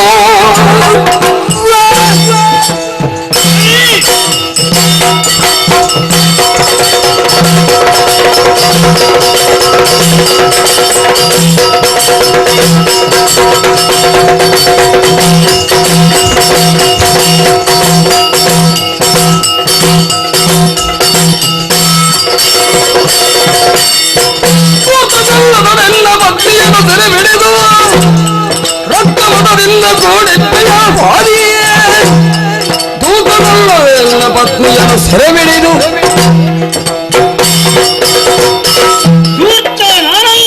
ನೀನು ರಕ್ತಮದದಿಂದ ನನ್ನ ಮನೆಯನ್ನು ನೀನು ಇಟ್ಟುಕೊಂಡವನಾಗಿದ್ಯೋ. ಮಧ್ಯರಾತ್ರಿಯ ಕಾಲದಲ್ಲಿ ನನಗೂ ನಿದ್ದೆ ಮಾಡುವುದಕ್ಕೆ ನೀನು ಬಿಡುವುದಿಲ್ಲ. ನನಗಂತೂ ನಿದ್ದೆ ಇಲ್ಲ. ನೀನು ನಿದ್ದೆ ಮಾಡಬಾರದು ಎನ್ನುವ ಉದ್ದೇಶದಿಂದಲೇ ಅಡಿಗಡಿಗೆ ಒಂದು ನಿನಗೆ ಕಿರುಕುಳವನ್ನು ಕೊಡುತ್ತಾ ಇದ್ದೇನೆ. ಗೊತ್ತಾಯ್ತು. ನೀನು ಭೂಮಿಗೆ ಭಾರ ಮಾತ್ರ ಅಲ್ಲ, ನೀನೊಬ್ಬ ವಿಗ್ರಹ ಸಂತೋಷಿ. ಯಾಕಂದ್ರೆ ನಿನಗೆ ಹೇಗೂ ಸಂತೋಷ ಬೇಡ, ಇನ್ನೊಬ್ಬರಿಗೂ ಸಂತೋಷದಿಂದ ಕಾಲ ಕಳೆಯುವುದಕ್ಕೆ ಬಿಡುವುದಿಲ್ಲ. ನನಗೆ ಸಂತೋಷ ಇಲ್ಲದಿದ್ದರೆ ಇನ್ನೊಬ್ಬರ ಸಂತೋಷವನ್ನು ಹಾಳು ಮಾಡಿ ಏನು? ಹೌದಾ? ಖಂಡಿತವಾದರೆ ಇಂದಿಗೆ ನಿನ್ನನ್ನು ಮುಗಿಸಿದರೆ ನೋಡೋಣ.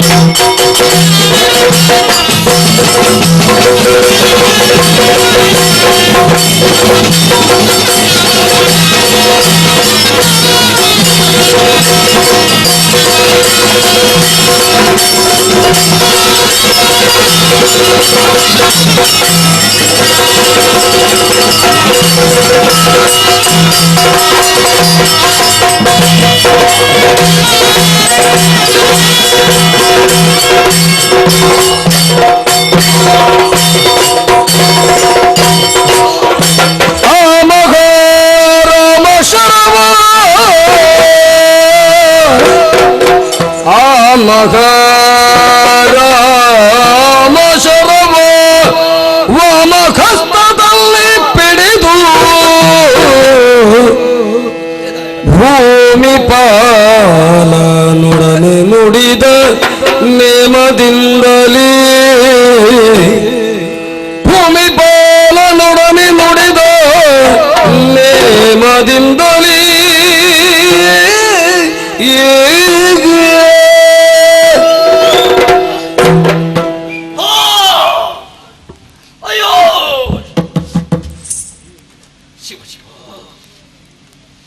ಎಂತಹ ದುಸ್ಥಿತಿ ನನ್ನ ಬಾಲಿಗೆ ಒದಗಿ ಬಂತು.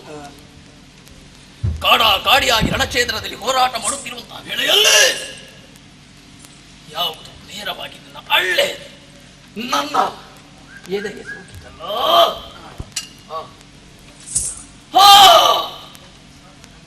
ಇದು ಪ್ರಾಣವಲ್ಲ, ಪ್ರಭು ಪರಮೇಶ್ವರನ ಕರದಲ್ಲಿರುವಂತಹ ತ್ರಿಶೂಲವೇ ನನ್ನ ಎದೆಯನ್ನು ಸೋಕಿದೋ ಎಂಬುದು ಒಂದು ಅರ್ಥವಾಗುವುದಿಲ್ಲ.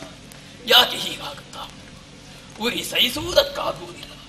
ಹಾಗಾದರೆ ಇಂತಹ ಬಾಣವನ್ನು ಪ್ರಯೋಗಿಸಿದಂತಹ ಆ ವ್ಯಕ್ತಿಗಳು ಯಾರಿರಬಹುದು? ನನ್ನಿಂದ ಸೋಲನ್ನು ಅನುಭವಿಸಿದಂತಹ ಆ ಸುಗ್ರೀವ ನೆಲ ಕಚ್ಚಿದ್ದಾನೆ. ಹಾಗಾದರೆ ಖಂಡಿತವಾಗಿಯೂ ಆತ ಪ್ರಯೋಗಿಸಿದಂತಹ ಬಾಣವಿದಲ್ಲ. ಹಾಗಾದರೆ ಇಂತಹ ಈ ಕೃತ್ಯವನ್ನು ಎಸಗಿದವರು ಯಾರಿರಬಹುದು? ಅಂತಹ ಒಬ್ಬ ವ್ಯಕ್ತಿ ಇದ್ದಾನೆಂತಾದರೆ ಅವನನ್ನು ನೋಡಬೇಕು, ಕಣ್ತುಂಬ ಕಾಣಬೇಕು, ಒಂದೆರಡು ಮಾತುಗಳನ್ನು ಮಾಡಬೇಕು. ಎನ್ನುವಂತಹ ಆಶೆ ಕಾಣುತ್ತಾ ಇವೆ. ಆದ್ದರಿಂದ ಕಣ್ಣು ಮಂಕಾಗುತ್ತಾ ಇವೆ. ಎದ್ದು ನಿಲ್ಲುವುದಕ್ಕೂ ತ್ರಾಣವಿಲ್ಲ. ಆದರೂ ಹುಡುಗಿ ಹೋಗುತ್ತಿರುವಂತಹ ಶಕ್ತಿಗಳನ್ನೆಲ್ಲ ನೋಡೇ ತರಿಸಿ ಒಮ್ಮೆ ತಲೆ ಎತ್ತಿ ಆ ಕಡೆಗೆ ದೃಷ್ಟಿ ಹಾಯಿಸ್ತೇನೆ. ಜಾಣ ನಗುವುದು ಸಂಗರಕ್ಕೆ ಸುತ್ತಾಣ ನಗುವುದು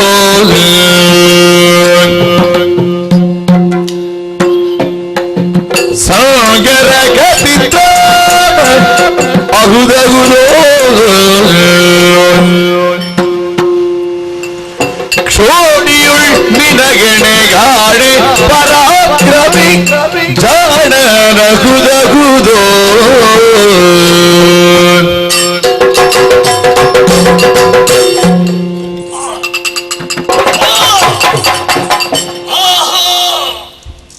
ನೀನೇ ಏನೋ ಈ ಬಾಣವನ್ನೆಸೆದು ನನ್ನನ್ನು ಉರುಳಿಸಿದವನು ಸುಗ್ರೀವನನ್ನೆದುರಿಸಿ ಹೊಯ್ದಾಡುತ್ತಿರುವಂತ ನನ್ನನ್ನು ನಾನರಿಯದೇ ಇರುವಂತೆ ದೂರದಲ್ಲಿ ನಿಂತು ಗುರಿ ತಪ್ಪದೆ ಬಾಣವನ್ನು ಪ್ರಯೋಗಿಸುವುದರ ಮೂಲಕ ನನ್ನನ್ನು ಕೆಡ ಹಾಕಿದಂತ ನೀನು ಅಪ್ರತಿಮನೇ ಸರಿ, ಜಾಣ ನೀನಹುದಯ್ಯ. ಆದರೆ ಇದುವರೆಗೂ ಯಾವ ಬಾಣವು ನನ್ನ ಮೈ ಸೋಕಿದುದಿಲ್ಲ. ಆದರೆ ಈ ನಿನ್ನ ಬಾಣವು ಮಾತ್ರ ನನ್ನ ಎದೆಯನ್ನೇ ಕೀಲಿಸಿತು, ನನ್ನನ್ನು ನೆಲದಲ್ಲಿ ಕೆಡವಿ ಹಾಕಿತು. ಯಾವ ಘನವಾದಂತಹ ಉದ್ದೇಶದಿಂದ ನೀನ್ ಈ ರೀತಿ ಹೀಗೆ ಮಾಡಿದೆಯೋ ಆ ನಿನ್ನ ವಂಚಿತವು ಈಗಲಾದರೂ ಸಿದ್ಧಿಸಿದ್ದೆ ಹೇಳು. ಸುಗ್ರೀವ ಸೂರ್ಯವಂಶೀಯನಾದಂತಹ ದಾಶರಥಿ ಶ್ರೀರಾಮಚಂದ್ರಮನೊಡನೆ ಸ್ನೇಹವನ್ನು ಬೆಳೆಸಿ ಸಖ್ಯ ಮಾಡಿಕೊಂಡಿದ್ದಾನೆ ಎಂಬ ವಿಚಾರವನ್ನು ನಾನು ಕೇಳಿ ತಿಳಿದಿದ್ದೆ. ಆ ಶ್ರೀರಾಮಚಂದ್ರಮ ನೀನೇ ಏನು? ಆಹಾ, ನೀನು ನಿಂತ ನಿಲುಮೆಯೇ ಮಹಾಪುರುಷ ಲಕ್ಷಣದಿಂದಪ್ಪಿ ಸರ್ವಾಂಗ ಸುಂದರನು ಅಮಿತ ತೇಜೋಪುಂಜರು ಆಗಿರುವಂತಹ ನೀನೇ ಆ ರಾಮನಿರಬೇಕು.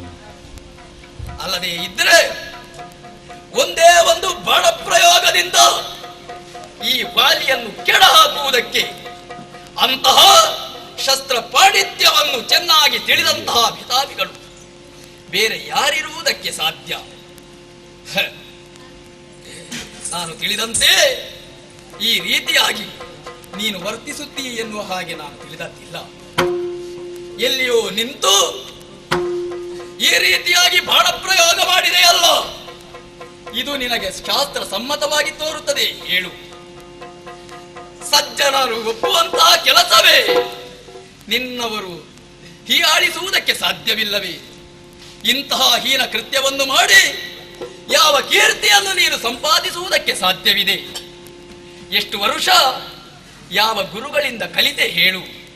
ನಾನು ಕೇಳಿದಂತೆ ಪರಮ ಪೂಜ್ಯರೆನಿಸಿದಂತಹ ವಶಿಷ್ಠರಿಂದಲೇ ವಿದ್ಯಾಭ್ಯಾಸವನ್ನು ಮಾಡಿದವನಂತೇನೆ.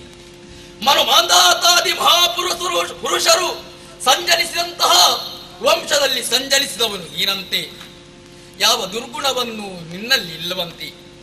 ರಘುಕುಲದ ರಾಜ ಮಹಾರಾಜರುಗಳು ಎಲ್ಲ ಗುಣಗಳನ್ನು ಹೊಂದಿರುವವರು. ಅಂತಹ ಸಕಲ ಗುಣಗಳು ಸದ್ಗುಣಗಳೂ ನಿನ್ನಲ್ಲಿವೆಯಂತೆ. ಆದರೆ ಇಂತಹ ನೀಚ ಕಾರ್ಯವನ್ನು ಮಾಡುವುದರ ಮೂಲಕ ಯಾಕೆ ಹೀಗೆ ಮಾಡಿದೆ ಹೇಳು? ನಿನ್ನಲ್ಲಿರುವಂತಹ ಯಾವ ದೋಷವನ್ನು ಕಂಡುಕೊಂಡವರಿಲ್ಲವಂತೆ ಪ್ರಪಂಚದಲ್ಲಿ. ಆದರೆ ರಾಮ, ನನ್ನನ್ನು ಈ ರೀತಿಯಾಗಿ ಅನ್ಯಾಯವಾಗಿ ಹೊಡೆದುರುಳಿಸುವುದರ ಮೂಲಕ ನೀನು ಅಧಪತನಕ್ಕೆ ಹೋದೆ, ಅಪಯಸನ್ನೇ ಹೊಂದಿದೆ ನೀನು. ಕ್ಷೀರಸಾಗರದಲ್ಲಿ ಘೋರವಾದಂತಹ ವಿಷವಿತ್ತೆಂದು ಯಾರು ತಿಳಿದಿದ್ದರು ಹೇಳು? ಆದರೆ ಅಬ್ದಿ ಮತನದ ಕಾಲದಲ್ಲಿ ಜಗತ್ತು ತಿಳಿಯುವಂತಾಯಿತು.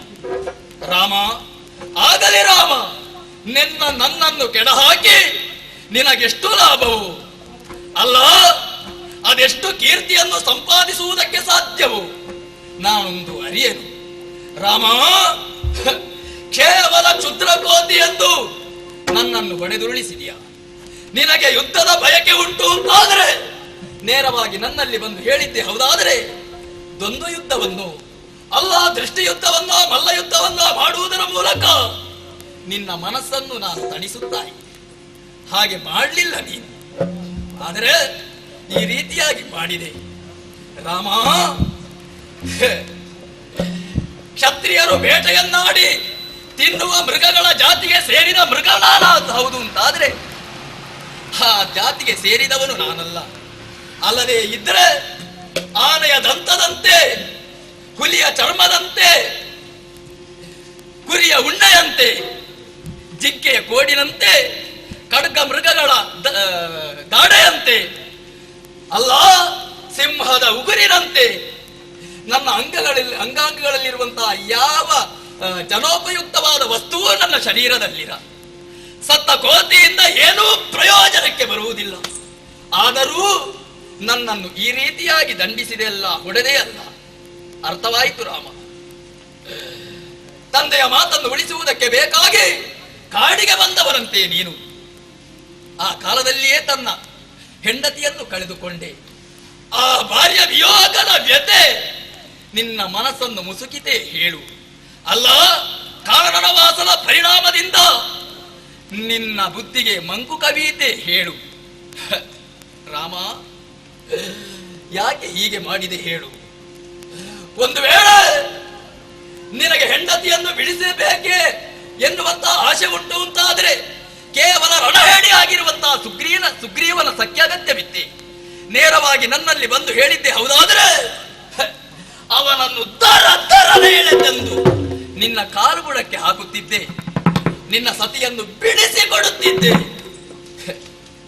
ಅಸುರರ ಹಸುವನ್ನು ಏರಿದಂತಾಯಿ ಪರಾಕ್ರಮಿಯಾಗಿರುವಂತಹ ವಾಲಿಯನ್ನು ಈ ರೀತಿ ಕೆಡಹಾಕಿ ಎಲ್ಲ ಮನೆಯಲ್ಲಿ ನಿಂತು ಕೆಡಹಾಕುವುದರ ಮೂಲಕ ನೀನು ಹೇಗೆ ತೋರುತ್ತಾ ಇದ್ದಿ ಗೊತ್ತೇ?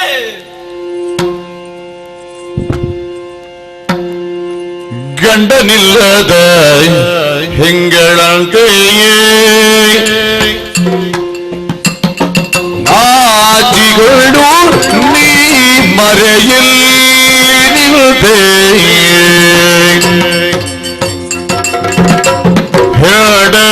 ಹೆಂಡತಿಗಾಗಿ ಕಂಡವರ ಮಾತಿನ ಮೇಲೆ ಭಂಡಾಟಗಳ ಮಾಡಿದೆ ಹಸ್ತದಲ್ಲಿ ಬಿಲ್ಗೊಂಡು ಬಾಣವ ಹೂಡಿದೆ ಜೋಡಾಗಿದ್ದ ಗಂಡು ಸುಲ್ತಾನ ನೋಡಿದೆ ರಾಘವಾದ ಬಲುಜಾಡ ಅಹುದಹುದು ರಾಘವಾದ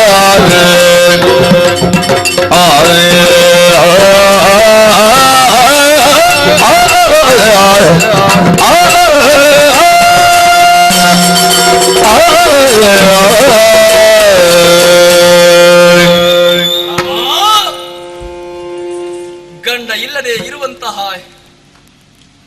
ಸ್ತ್ರೀಯಂತೆ ನೀನೀಗ ತೋರುತ್ತಾ ಇದ್ದಿ. ಹೆಣ್ಣು ಅಲ್ಲದ ಗಂಡು ಅಲ್ಲದ ಶಿಖಂಡಿಗಳಂತೆ ಇಂತಹ ವಿದ್ಯೆಯನ್ನು ಪ್ರಯೋಗಿಸಿದೆ. ಎಲ್ಲೋ ಮರೆಯಲ್ಲಿ ದೂರದಲ್ಲಿ ನಿಂತು ನನಗದರ ಪರಿವೇ ಇಲ್ಲದೆ ಇರುವಂತಹ ಸಂದರ್ಭದಲ್ಲಿ ಬಾಣವನ್ನು ಪ್ರಯೋಗಿಸಿದೆ. ಆ ಹೇಳು ಪ್ರಪಂಚದಲ್ಲಿ ಇದು ತಿಳಿದ್ರು ಅಂತಾದರೆ ಏನು ಮಾಡುವುದಕ್ಕೆ, ಏನು ಹೇಳುತ್ತಾರೆ ಹೇಳು. ನಿನ್ನ ಬಗ್ಗೆ ಅಪಹಾಸ್ಯ ಮಾಡುವುದಕ್ಕೆ ಸಾಧ್ಯವಿಲ್ಲ, ನಿನ್ನನ್ನು ಹೀಯಾಳಿಸುವುದಕ್ಕೆ ಸಾಧ್ಯವಿಲ್ಲ. ಶಂಕರ ಸೂರ ನೀನು ಬಲು ಜಾಣ ಹೌದಯ್ಯ.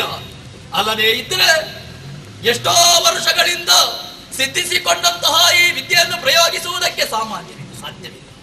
ನಿನಗಲ್ಲದೆ ಅನ್ಯರಿಗೆ ಸಾಧ್ಯವಿಲ್ಲ ರಾಮ. ಆದರೂ ಹೀಗೆ ಮಾಡಿಬಿಟ್ಟೆಯಲ್ಲ. ಸತ್ತಂತ ನನಗೂ ಕೂಡ ಕೀರ್ತಿ ಇಲ್ಲ ಇದರಿಂದ. ಉಳಿದಂತ ನಿನಗಾದರೂ ಕೀರ್ತಿ ಸಿದ್ಧಿಸುವುದಕ್ಕೆ ಸಾಧ್ಯವಿದೆ? ಖಂಡಿತವಾಗಿವೆ. ಇದುವರೆಗೆ ಗಂಡಾಗಿ ಹುಟ್ಟಿ ಗಂಡುತನದಿಂದಲೇ ಮೆರೆದಂತಹ ನಾನು ಕೇವಲ ಸಾಮಾನ್ಯತನದಿಂದ ಈ ರೀತಿಯಾಗಿ ಸಾಯುವಂತಹ ದುಸ್ಥಿತಿ ನನಗೊದಗಿ ಬಂತಲ್ಲ ಎಂಬಂತ ಖೇದ ನನಗುಂಟಾಗುತ್ತಾಯಿ. ಆದರೆ ಏನು ಮಾಡುವುದಕ್ಕಾಗುತ್ತದೆ? ನನ್ನ ಆಯುಷ್ಯದ ರೇಖೆ ಹೇಗೆ ತೀರುತ್ತದೆ ಎಂಬುದನ್ನು ಯಾರು ಊಹಿಸುವುದಿರುವುದಕ್ಕೆ ಸಾಧ್ಯವಿಲ್ಲ. ನನಗಂತೂ ಗೊತ್ತಿಲ್ಲ. ಓಹ್, ನೋಡೋಣ ನೋಡೋಣ, ಹೀಗೆ ಮಾಡಿದೆಯಲ್ಲ, ನಿನಗಿದು ಚಂದವಾಗಿ ಕಾಣುತ್ತದೆ, ಚಂದವಾಗಿ ಕಾಣುತ್ತದೆ. ಕೇಳನ್ನ ಮಾತ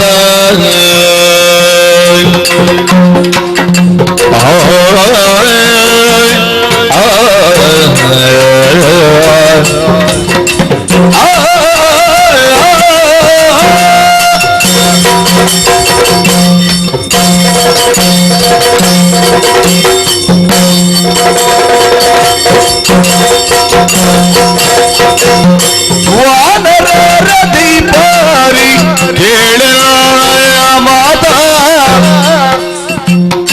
ನೀರಿನ ಜರಿಯುವುದೇ ಕೇಂದ್ರ ಜಾತ ದಾನವರುಗಳ ದುಷ್ಟರ ತಲೆಯರಿಯೋ ಕ್ಷೋಣಿ ಭಾರವ ಇಳುವುದಿಲ್ಲ ಬಿರುದು ಕ್ಷೋಣಿ ಭಾರವ ಇಳುವುದಿಲ್ಲ ಬಿರುದು ವಾನರಧಿಪರಿ ಕೇಳಲು ಮಾತಾದ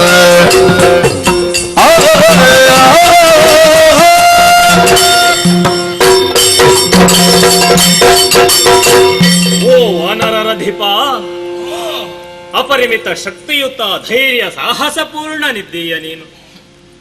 ಜಗತ್ತಿನ ಆಗುಹೋಗುಗಳ ಬಗ್ಗೆ ಚಿಂತಿಸುವಂತಹ ಇಂದ್ರ ತನಯನಿದ್ದೀಯ. ಇಂದ್ರ ನಂದನ ವಾನರೇಂದ್ರ ಎನ್ನುವಂತಹ ಬಿರುದನ್ನು ಹೊಂದಿ ತನ್ನ ಅಭ್ಯುದಯವನ್ನು ನೀನೇ ಬಯಸಿ ಪ್ರಪಂಚ ಮುಖದಲ್ಲಿ ಶ್ರೇಷ್ಠನಾಗಿ ಗುರುತಿಸಿಕೊಂಡವನಿದ್ದೀಯ. ಆದರೆ ಈಗ ಪ್ರಾಣೋತ್ಕ್ರಮಣ ಸ್ಥಿತಿಯಲ್ಲಿರುವಂತಹ ನೀನು ನನ್ನ ಬಗ್ಗೆ ಆಕ್ಷೇಪದ ಹೊರೆಯನ್ನೇ ಹೊರಿಸುತ್ತಾ ಇದ್ದೀಯಲ್ಲ. ಪ್ರಾಯಶಃ ನೀನು ಮಾಡಿದಂತಹ ಅನ್ಯಾಯ ಅಧರ್ಮ ಕಾರ್ಯಗಳೇ ಇಂತಹ ಒಂದು ಮಂಕನ್ನು ನಿನ್ನ ಬುದ್ಧಿಗೆ ಕವಿಯಿಸುವುದರ ಮೂಲಕವಾಗಿ ಈ ತೆರನಾಗಿ ನೀನು ನುಡಿಯುತ್ತಾ ಇದ್ದಿ ಎನ್ನುವ ಹಾಗೆ ಭಾವಿಸಿದ್ದೇನೆ. ಮರದ ಮರೆಯಲ್ಲಿ ನಿಂತು ನನಗೆ ಬಾಣ ಪ್ರಯೋಗ ಮಾಡಿದ್ದು ಸರಿಯೇ ರಾಮ. ಇಲ್ಲಿ ಮರ ಎನ್ನುವುದು ನನಗೆ ಗೋಚರಿಸುತ್ತಾ ಇಲ್ಲ ವಾಲಿ ಸುಗ್ರೀವರ ಕಾಳಗಕ್ಕೆ ಇಲ್ಲಿರುವಂತಹ ಎಲ್ಲಾ ಮರಗಳು ಉಪಯೋಗಿಸಲ್ಪಟ್ಟಿದೆ, ಎಲ್ಲವೂ ಕೂಡ ಧರಿತ್ರಿಗೆ ಉರುಳಿದೆ. ಹಾಗಾದರೆ ಮರ ಇಲ್ಲ, ಮರೆ ಎನ್ನುವುದು ಇಲ್ಲ. ನಾನು ಧನುಸ್ಸನ್ನು ಹೇಗೈದು ನಿನಗೆ ಬಹಳಷ್ಟು ಬಾರಿ ಸೂಚನೆಯನ್ನು ಕೊಟ್ಟರೂ ಕೂಡ ಮಲ್ಲ ಯುದ್ಧಕ್ಕೆ ವ್ಯತಿರಿಕ್ತವಾದಂತಹ ಕಾಳಗದಲ್ಲೇ ನೀನು ತೊಡಗಿದೆ. ನೆಲನೋಟಕನಾಗಿ ಬಿದ್ದಂತಹ ಸುಗ್ರೀವನನ್ನು ಕತ್ತು ಹಿಸಿಕೆ ಕೊಲ್ಲುವಂತಹ ಪ್ರಯತ್ನ ನೀನು ಮಾಡಿದಿ. ಪರಿಣಾಮವಾಗಿ ನಿನ್ನನ್ನು ಎಚ್ಚರಿಸುವಂತಹ ಅನಿವಾರ್ಯತೆಯು ನನ್ನ ಪಾಲಿಗಿತ್ತು. ಅಂತಹ ಸುಗ್ರೀವನ ಸಖ್ಯವನ್ನು ಮಾಡುವಂತಹ ಅವಶ್ಯಕತೆ ನಿನಗಿತ್ತೆ. ರಾವಣ ಮೊದಲೇ ನನ್ನ ಬಗ್ಗೆ ಭೀತಿಗೊಂಡವ. ನೀನು ಒಂದು ವಿಷಯವನ್ನು ತಿಳಿಸುತ್ತಾ ಇದ್ದರೆ ನಿನ್ನ ಸೀತೆಯನ್ನು ನಾನು ಬಿಡಿಸಿ ತರುತ್ತಾ ಇದ್ದೆ. ಅಯ್ಯ, ನಿನ್ನ ಅಧಿಪತ್ಯಕ್ಕೆ ಒಳಗಪಟ್ಟಂತಹ ಕಿಷ್ಕಿಂಧ ಅವನಿಯ ಮೇಲ್ಭಾಗದಲ್ಲಿ ರಾವಣ ನಾರಿಯನ್ನು ಅಪಹರಿಸಿದ್ದು ಆರ್ತಧ್ವನಿ ನಿನಗೂ ಕೇಳಿಸಿರಲೂಬಹುದು. ಆದರೂ ಕೂಡ ನಿರ್ಲಕ್ಷ್ಯ ಭಾವವನ್ನು ತಳೆದೆ. ನಾರಿ ಯಾರೇ ಇರಲಿ, ಪ್ರಪಂಚ ಮುಖದಲ್ಲಿ ಸಹೋದರಿಯ ಎನ್ನುವಂತಹ ಭಾವನೆಯಿಂದ ಬಿಡಿಸುವಂತಹ ಪ್ರಯತ್ನ ಮಾಡಬಹುದಿತ್ತು. ಆ ಪ್ರಯತ್ನದಿಂದ ನೀನು ವಿಚಲಿತನಾದ ಕಾರಣ ಆ ಪಾಪವು ನಿನ್ನನ್ನು ಅಂಟಿಕೊಂಡಿದೆ ಎನ್ನುವುದರಲ್ಲಿ ಯಾವುದೇ ಸಂದೇಹ ಇಲ್ಲ. ನೀನು ನನ್ನನ್ನು ತಿಳಿದದ್ದು ಇಷ್ಟೇ. ನಮ್ಮದ್ದಾದಂತಹ ಉದ್ದೇಶ ಏನು, ಪ್ರಪಂಚದಲ್ಲಿ ನಾವು ಗಳಿಸಬೇಕಾದಂತಹ ಬಿರುದು ಏನು ಎನ್ನುವಂತಹ ಪೂರ್ಣ ಪ್ರಜ್ಞೆ ಖಂಡಿತವಾಗಿಯೂ ನಮಗಿದೆ. ಯಾರು ದುಷ್ಟರಿದ್ದಾರೋ, ಯಾರು ದಾನವರಿದ್ದಾರೋ ಅವರನ್ನು ತರೆಯುವುದರ ಮೂಲಕವಾಗಿ ಈ ಕ್ಷೋಣಿ ಭಾರವನ್ನು ಇಳಿಸುವಂತಹ ಹೊಣೆಗಾರಿಕೆ ಖಂಡಿತವಾಗಿಯೂ ನಮಗೆ ಇದೆ ಎನ್ನುವಂತಹ ಕಾರಣದಿಂದ ನಿನ್ನನ್ನು ಈ ರೀತಿಯಾಗಿ ದಂಡಿಸಬೇಕಾಯಿತು. ನೀನು ಎಲ್ಲಿ ನ್ಯಾಯವನ್ನು ಮಾಡಿದ್ದಿ ಹೇಳು? ತಪ್ಪಲ್ವೇ ನೀನು? ನ್ಯಾಯವೇ ತಮ್ಮನ ಸತಿಯ ಮುಟ್ಟುವುದು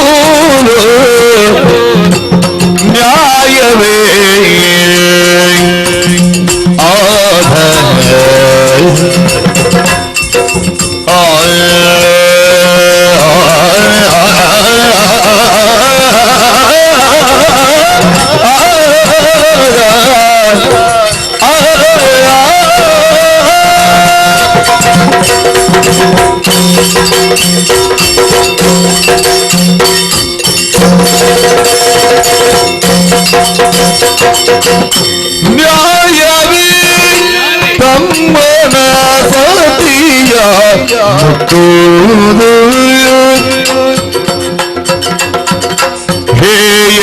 ಬಿತ್ತುವುದರಿಂದ ದೋಷ ಕಟ್ಟುವುದು ಬಿತ್ತುವುದರಿಂದ ನಿಜ ಮಾತಿನೊಳಗೆ ನ್ಯಾಯವೇ ತಮ್ಮನ ಸತಿಯ ಮುಟ್ಟುವುದು ವಾನರ ದೀಪ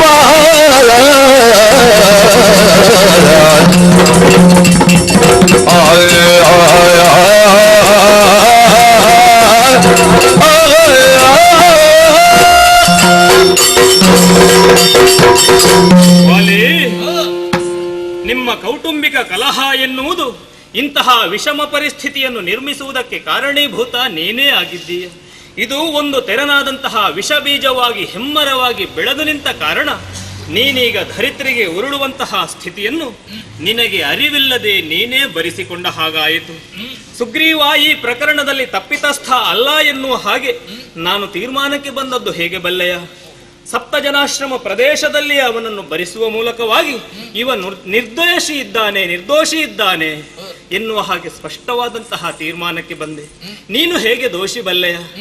ನ್ಯಾಯವೇ ತಮ್ಮನ ಸತಿಯ ಮುಟ್ಟುವುದು ಹೇಯವಿದ್ದುದರಿಂದ ನಿನ್ನ ಕಾಯವನ್ನು ಖಂಡಿಸುವಂತಹ ಆ ಪರಿಸ್ಥಿತಿ ನನ್ನ ಪಾಲಿಗೆ ಒದಗಿ ಬಂದಿದೆ.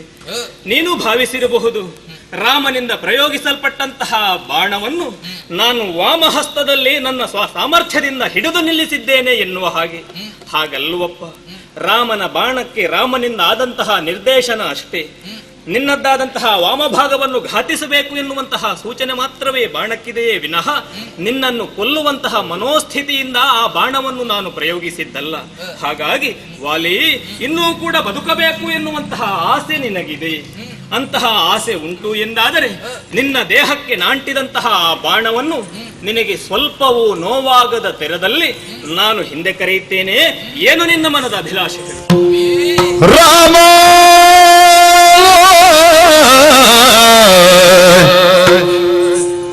ರಾಮ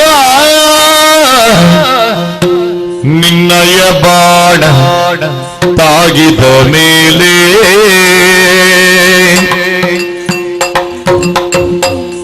ಇನ್ನೊಂದೇ ಭೂಮಿಯುಳಾಸೆ ಎನಗೆ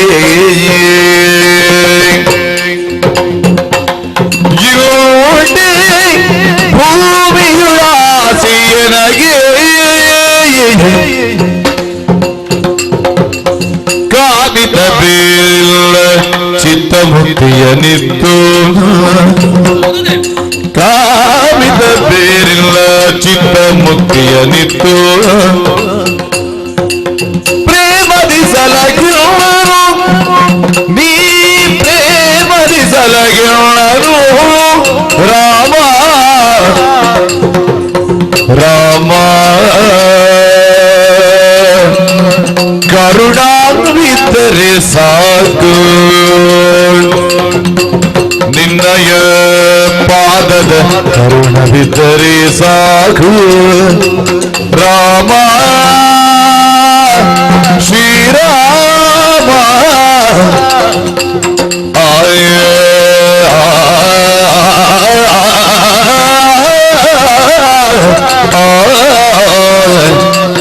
ರಾಮ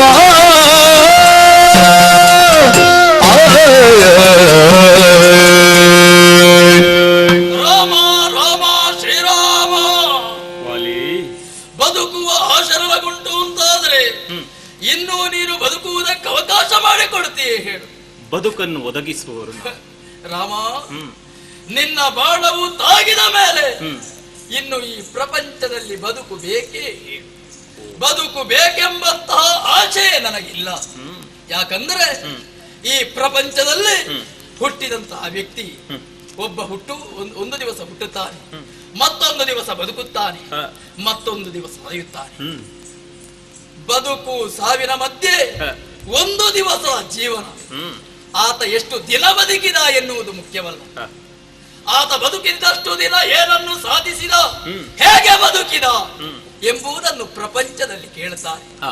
ಇಂದು ವಾಲಿಯದ್ದಾದಂತಹ ಈ ಜೀವನದಲ್ಲಿ ಇದುವರೆಗೆ ಗಂಡಾಗಿಯೇ ಬೆಳೆದವನು ನಾನು, ಬದುಕಿದವನು ನಾನು. ನನ್ನದಾದಂತಹ ಪರಾಕ್ರಮದಿಂದ ವಾನರೇಂದ್ರ ಇಂದ್ರನಂದನ ಎನ್ನುವಂತಹ ಹೆಸರನ್ನು ಕರೆಸಿಕೊಂಡವನು ನಾನು. ಆದರೆ 3 ಲೋಕವನ್ನು ನಡುಗಿಸಿದಂತಹ ದುರಧೀರನಾಗಿರುವಂತಹ ನನಗೆ ಇನ್ನು ಬದುಕಬೇಕೆನ್ನುವಂತಹ ಆಶೆ ಇಲ್ಲ ಸ್ವಾಮಿ. ನಿನ್ನ ಬಾಣವು ತಾಗಿದ ಮೇಲೆಯೂ ಇನ್ನು ಬದುಕಬೇಕೆ? ಖಂಡಿತವಾಗಿಯೂ ಇಲ್ಲ. ಆದರೆ ನಿನ್ನ ಚರಣದ ಆ ಕರುಣೆ ನನ್ನ ಮೇಲೆ ಇದ್ರೆ ಸಾಕು ಸ್ವಾಮಿ. ನಿನ್ನ ಅನುಗ್ರಹದಿಂದ ಶಾಶ್ವತವಾಗಿರುವಂತಹ ಮುಕ್ತಿಯ ಪದ ನನ್ನ ಪಾಲಿಗೆ ಲಭಿಸುವಂತೆ ಮಾಡಿದರೆ ಸಾಕು ಸ್ವಾಮಿ. ಕೃತಾರ್ಥನಾಗುತ್ತೇನೆ, ಧನ್ಯನಾಗುತ್ತೇನೆ. ಇತ್ತಬಾ ತಮ್ಮ ಸುಗ್ರೀವಾನ ಇತ್ತಬಾ ತಮ್ಮ ಸುಗ್ರೀವನ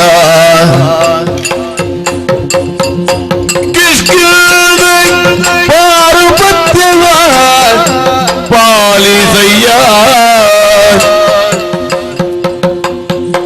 ಸತ್ಯವನಾಂತೆಯೋ ತಾವರೆಯೋ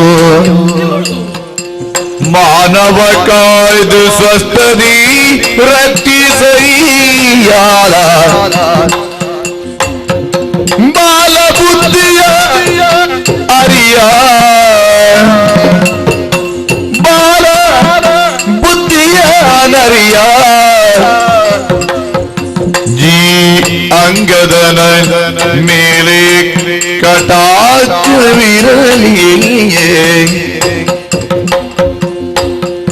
ಮೇಲಾದ ಕಪಿವರರು ನಮ್ಮೊಡನೆ ಬಹುಕಾಲವಿದ್ದಂಥವರು ತಮ್ಮ ಸುಗ್ರೀವಾದ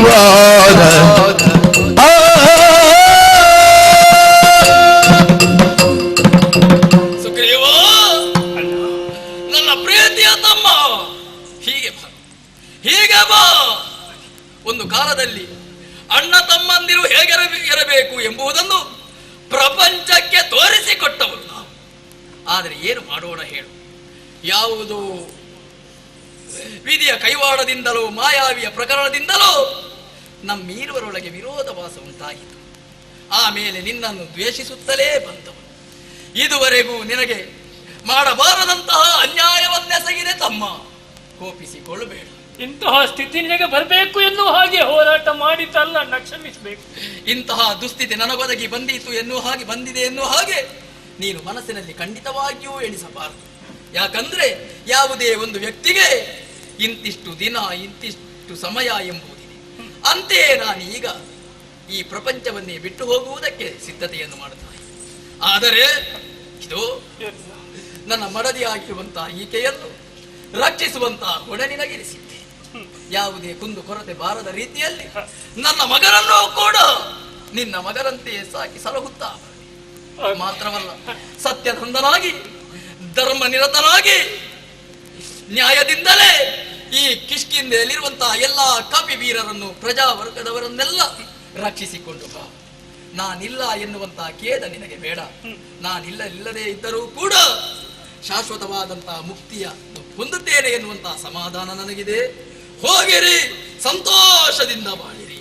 ಆ ಪ್ರಭು ಶ್ರೀರಾಮಚಂದ್ರಮನ ಕರುಣೆ ನಿಮ್ಮ ಮೇಲೆ ಸದಾ ಇರುತ್ತದೆ. ಹೋಗಿರಿ, ನಿನ್ನ ವಾಂಛಿತಾರ್ಥ ಈಡೇರಲಿ.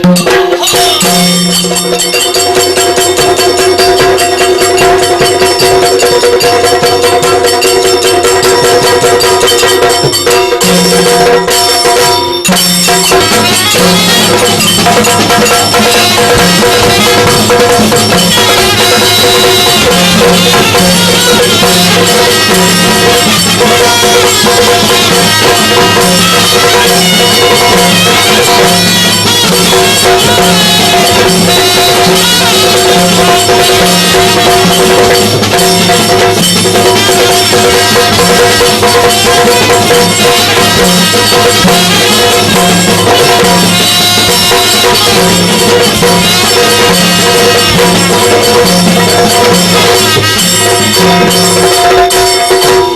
ಏನ ಮಾಡುವುದಿಲ್ಲ ಪಾಂಡವರ ಸೋಲಿಪಡೆ ದಾನವಾತಕನವರಿಗೆ ಸಾರಥಿಯಾಗಿಯನು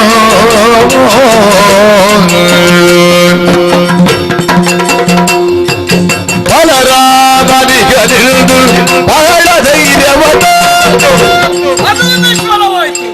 ಇಳೆಯ ಕಿಡೆಯಾಯ್ದವಗನು ಛಲದಗ ಭೀಷ್ಮನಿಗೆ ಸರಳ ಮಾಚವದಾಯ್ತು ಬಿಲುಮುರಿದು ವಿದುರನು ಮೊದಲೇ ಜಾರಿದರು ಏನ ಮಾಡುವುದೆಂದು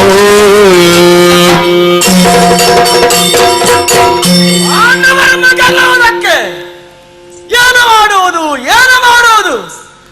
ಕೌರವನಾದಂತಹ ನನ್ನ ಜೀವನದಲ್ಲಿ ಕ್ಷಣ ಕ್ಷಣಕ್ಕೆ ನಾನು ಅದನ್ನೇ ಯೋಚಿಸಿ ಕಾರ್ಯಮಗ್ನಾದದ್ದು. ಲಾಕ್ಷಾಗೃಹವನ್ನು ನಿರ್ಮಾಣ ಮಾಡಿದೆ. ಪಾಂಡವರ ಇವರನ್ನು ಸುಟ್ಟುಬೂದು ಮಾಡಬೇಕು. ಹೀಗೆ ಸಂಕಲ್ಪವುಳ್ಳವನಾಗಿ ಕನಿಕರ ಮೂಲಕ ಕೆಲಸವನ್ನು ನಾನು ನಿರ್ವಹಿಸಿದೆ. ಅಲ್ಲಿ ಸಾಯದೇ ಪಾಂಡವರು ಉಳಿದ್ರು. ಇಂದ್ರಪ್ರಸ್ಥದಲ್ಲಿ ಮೆರೆಯುತ್ತಿರುವಂತಹ ಪಾಂಡವರ ನಿರ್ನಾಮ ಮಾಡುವ ಉದ್ದೇಶದಿಂದ ಅರಮನೆಗೆ ನಾನು ಭರಿಸಿದೆ, ದ್ಯೂತವನ್ನು ಆಡಿಸಿದೆ, ಸೋಲಿಸಿದೆ, ಕಾಡಿಗೆ ಹಟ್ಟಿದೆ. 12 ವರ್ಷ ಅಜ್ಞಾತವಾಸ ವನವಾಸ, 1 ವರ್ಷ ಅಜ್ಞಾತವಾಸವನ್ನು ಪೂರೈಸಿ ಮತ್ತೆ ಪ್ರಕಟರಾದಂತಹ ಅವರನ್ನು ಬಗ್ಗುಬಡಿಯುವಂತಹ ಉದ್ದೇಶದಿಂದ 11 ಅಕ್ಷೋಹಿಣಿ ಸೈನ್ಯವನ್ನು ಈ ಕುರುಧಾರುಣಿಯಲ್ಲಿ ನಾನು ಸಿದ್ಧಪಡಿಸಿದೆ. ನಮ್ಮಜ್ಜನ ಅಂತಹ ಭೀಷ್ಮಾಚಾರ್ಯರಿಗೆ ಸೇನಾಧಿಪತ್ಯವನ್ನು ವಹಿಸಿಕೊಟ್ಟೆ. ದಿನೊಂದಕ್ಕೆ 10,000 ಮಕುಟವರ್ಧನರ ಶಿರವನ್ನು ಧರಿದಂತಹ ನಮ್ಮಜ್ಜ ಭೀಷ್ಮರು ಒಬ್ಬ ಪಾಂಡವ ಭೀಮರನ್ನು ಬೇಡಿ, ಅರ್ಜುನನ್ನು ಬೇಡಿ, ಏನು ಪ್ರಯೋಜನಕ್ಕೆ ಬರದ ಧರ್ಮರಾಯರನ್ನು ಕೊಡ್ಲಿಲ್ಲ, ಮುಟ್ಲಿಲ್ಲ. ಚಕ್ರಾಧ್ಯರು ಸಾಯಲಿಲ್ಲ. ಹಾಗೆ ಅವರೇ ಸರಳ ಮಂಚವನ್ನು ಸೇರಿದ್ರು. ನನಗೆ ಬಹಳ ವಿಶ್ವಾಸ ಇದ್ದದ್ದು ಗುರುಗಳಾದಂತಹ ಬಲರಾಮರದ್ದು. ನನ್ನ ಸಹಾಯಕ್ಕಾಗಿ ಈ ಕಡೆಗೆ ಬರುತ್ತಿರುವಾಗ ಮುಟ್ಟಿದಾಗ ಒಂದು ದೇನು ಪ್ರಾಣ ಬಿಟ್ಟದ್ದು. ನನ್ನ ಗ್ರಹಚಾರವೇ. ತಕ್ಷಣ ಇಲ್ಲಿಗೆ ಬರುವಂತವರು ಭೂಪ್ರದಕ್ಷಿಣ ಅಂತ ಹೊರಟು ಹೋದ್ರು. ಅದಕ್ಕಿಂತ ದೊಡ್ಡದು ಅಷ್ಟ ಬೇಕಾ ಈ ಕೌರವನಿಗೆ? ನನ್ನ ಶ್ರೇಯಸ್ಸಿಗಾಗಿ ಒಂದು ಬಿಲ್ಲನ್ನು ಇಟ್ಟಿದ್ದೇನೆ ಎಂದು ಹೇಳಿಕೊಂಡು ಬಂದಂತ ಒಬ್ಬ ವಿದುರ ಏನೋ ಮನಸ್ಸಿಗೆ ಆಗ್ಲಿಲ್ಲ ಎಂಬ ಕಾರಣಕ್ಕಾಗಿ ಬಿಲ್ಲನ್ನು ಮುರಿದ, ನನ್ನ ಸಂಘವನ್ನು ಬಿಟ್ಟ, ಹೊರಟು ಹೋದ. ಏನು ಮಾಡೋಣ? ಯಾವ ಯಾವ ವಿಧಾನದಿಂದ ಯೋಚನೆ ಮಾಡಿದ್ರು ಆ ಪಾಂಡವರನ್ನು ಕೊಲ್ಲಿಕ್ಕಾಗಿಲ್ಲ.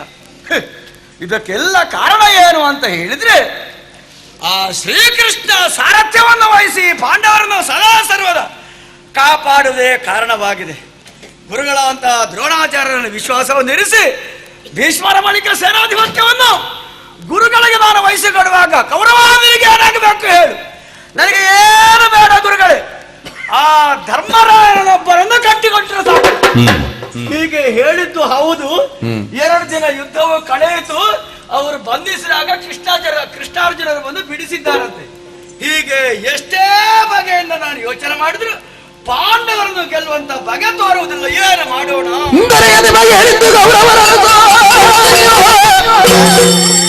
ಚಿಂತಾಭಾರದಲ್ಲಿ ಪರಗರಿಸುವುದಿರಲ್ಲ ಮೇಳದಲ್ಲಿ ಕಲಗಯನು ನಡೆದೋರು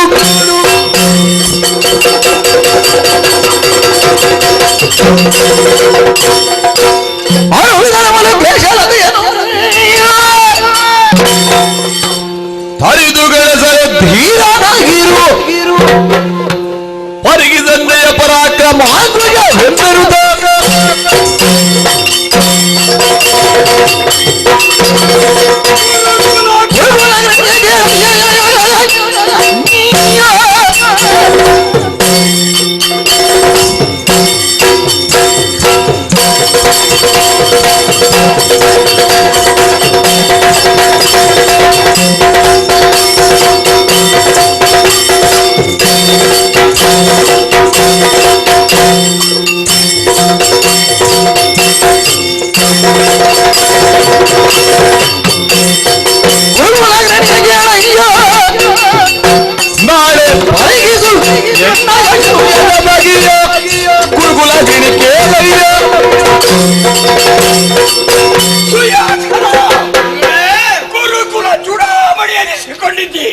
ಸ್ಥಾನಾಭಿಷಿಕ್ತ ದೊರೆಯೆಂದು ಅನ್ಯರಿಂದ ಹೇಳಿಸಿಕೊಂಡಿದ್ದಿ. ಏನು ಮಾಡೋಣ ಹೇಳು? ಅಡಿಗಡಿಗೆ ಕಷ್ಟ ಪ್ರಾಪ್ತವಾಗುತ್ತಾ ಇದೆ, ಸೋಲು ಒದಗುತ್ತಾ ಇದೆ ಎಂಬುದಕ್ಕೆ ಬೇಕಾಗಿ ಚಿಂತಿಸುವ ಅಗತ್ಯ ಇಲ್ಲ. ನಿನ್ನ ಗುರುಗಳಾದಂತಹ ದ್ರೋಣಾಚಾರ್ಯ ನಾನಿರುವಾಗ ಯಾವುದೇ ವಿಷಯದಲ್ಲಿ ಚಿಂತಿಸುವ ಅಗತ್ಯ ಇಲ್ಲ. ನಾಳೆಯ ದಿನ ನನ್ನ ಪೌರುಷವನ್ನು ತೋರಿಸ್ತೇನೆ ಗುರುಗಳೇ.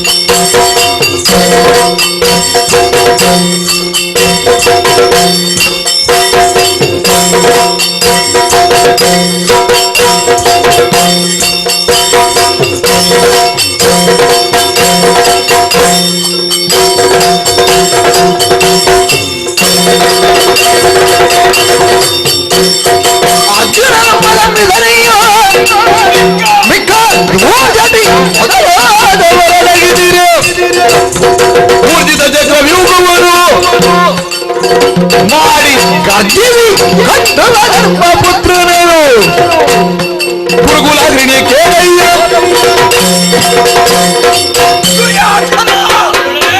ದ್ರೋಣಾಚಾರ್ಯ ಲೆಕ್ಕಕ್ಕೆ ಹೋಗಲ್ಲ, ಪರಾಕ್ರಮದ ಪ್ರದರ್ಶನ ಮಾಡೋದಕ್ಕೆ ಇದ್ದರು. ಮಾತ್ರವಲ್ಲ, ಸೇನಾಧಿಕಾರ ನನ್ನಲ್ಲಿದೆ ಅಂದ ಬಳಿಕ ನಾನು ನಿನ್ನ ಸೇವೆ ಮಾಡುವುದಲ್ಲ, ನಾನು ಧರ್ಮದ ರಕ್ಷಣೆ ಮಾಡುವುದು ಎಂಬುದನ್ನು ಅರ್ಥ ಮಾಡಿಕೊ.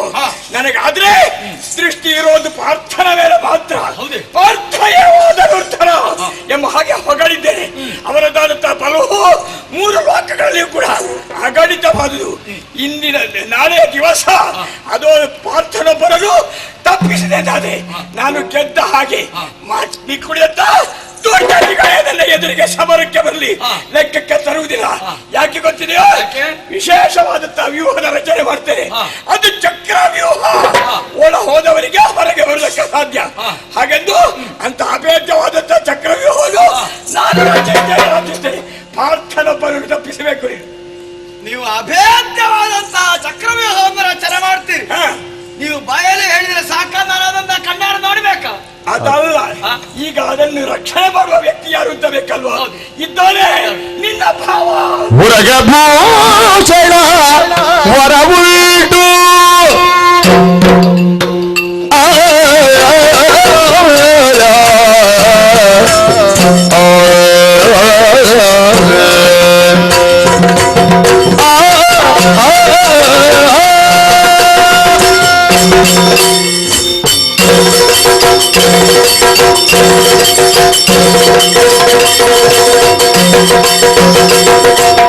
ಮುರಗಭೂಷಣ ಹೊರವುಂಟು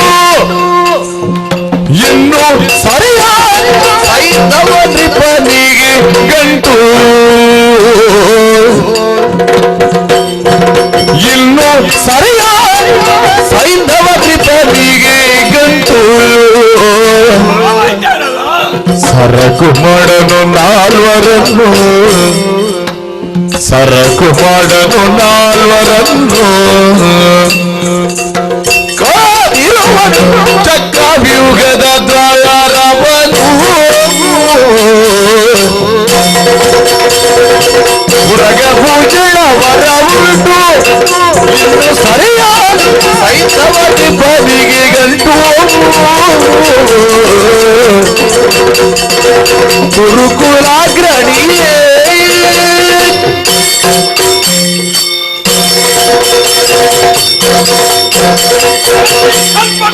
ಚಕ್ರವ್ಯೂಹದ ರಕ್ಷಣಾ ಭಾರ ಯಾರ ಮೇಲೆಗೆ ಕೊಡಲಿ ಎಂಬುದನ್ನು ನಾನು ನಿರ್ಧಾರ ಮಾಡಿದ್ದೇನೆ. ಅನ್ಯಾಯಕ್ಕಲ್ಲ, ಒಬ್ಬ ವೀರಾದಿ ವೀರನಾಗಬೇಕು. ಏನು ನಿನ್ನ ಭಾವ ಸಾಮಾನ್ಯನೇ ಹೇಳು? ಅಸಮರ್ಥನಾದ.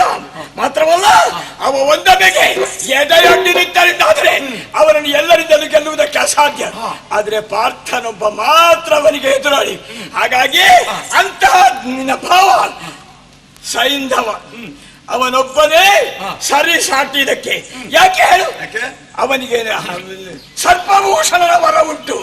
ಒಂದು ವೇಳೆ ಒಂದು ದಿವಸದ ಮಟ್ಟಿಗೆ ಮುನಿದು ನಿಂತಿದ್ದಾದ್ರೆ ಅವನನ್ನು ಯಾರಿಗೂ ಗೆಲ್ಲುವುದಕ್ಕೆ ಅಸಾಧ್ಯ ಅಂತ ವಿಶೇಷವಾದಂತಹ ವರವನ್ನು ಸಂಪಾದನೆ ಮಾಡಿಕೊಳ್ಳುತ್ತ ಆತ 4 ಮಂದಿಯನ್ನು ಲೆಕ್ಕಕ್ಕೆ ತರಲಿಕ್ಕಿಲ್ಲ. ಪಾರ್ಥನೊಬ್ಬ ಮಾತ್ರ ಅವನ ಎದುರಾಳಿ ಮಾತ್ರವಲ್ಲ ಸಮರ್ಥ ಎಂಬುದನ್ನು ತಿಳಿದಿದ್ದೇನೆ. ಹಾಗಾಗಿಯೇ ಅವನನ್ನೊಬ್ಬನನ್ನು ನೀನು ತಪ್ಪಿಸಿದೆಂದಾದ್ರೆ ನಾಳೆಯ ದಿವಸದಲ್ಲಿ ನಾನು ಗೆದ್ದು ಕೊಡ್ತೇನೆ. ಖಂಡಿತ ಇದು ನಿಶ್ಚಯ.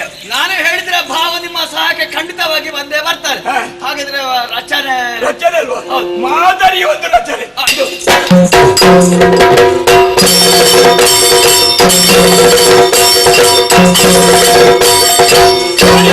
ಹೇಳಿದ್ದ ಮಾತ್ರ ಈಗ ನೋಡಿದ್ದೇನೆ. ಮಾತ್ರ ಅಲ್ಲ, ಲಕ್ಷಾಪಲಕ್ಷ ಸೇನೆಗಳು, ಲಕ್ಷಾಪಲಕ್ಷ ಆನೆಗಳು, ಲಕ್ಷಾಪಲಕ್ಷ ಕುದುರೆಗಳು ಎಲ್ಲವೂ ಇದರ ಸುತ್ತ ಇವೆ.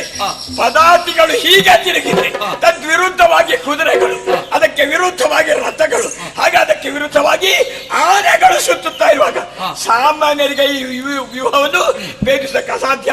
ಆದ್ರೆ ಜಾಗರೂಕನಾಗಿರಬೇಕು. ಪಾರ್ಥ ಒಬ್ಬ ತಪ್ಪಬೇಕು. ತಪ್ಪಿದರೆ ಇವತ್ತಿನ ಪುಣಿಗಾರಿಕೆ ಖಂಡಿತವಾಗಿ ಜಯ. ಆ ಕೆಲಸ ನಾನು ಮಾಡ್ತಾರೆ ಗುರುಗಳೇ. ಅಷ್ಟೊಂದು ಸಹಾಯ ಮಾಡಿದ್ರೆ ಆಯ್ತು.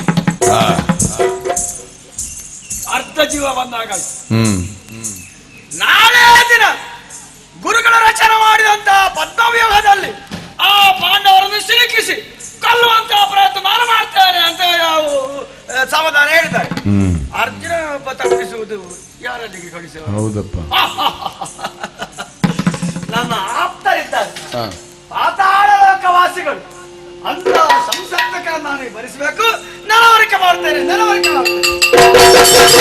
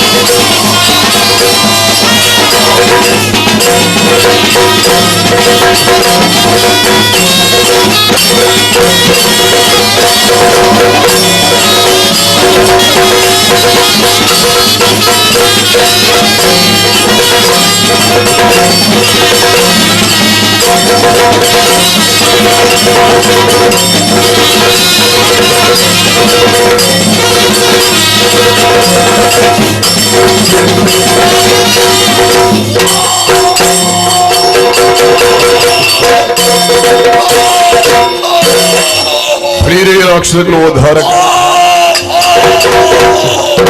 ಸಡನಾಮಾಂಕಿತ ಸಂಶಪ್ತಕರಿಂದ ಗೆಳಬಲ್ಲಿ ಏನು ಹೊರಟು ಬಂದ ಕಾರ್ಯ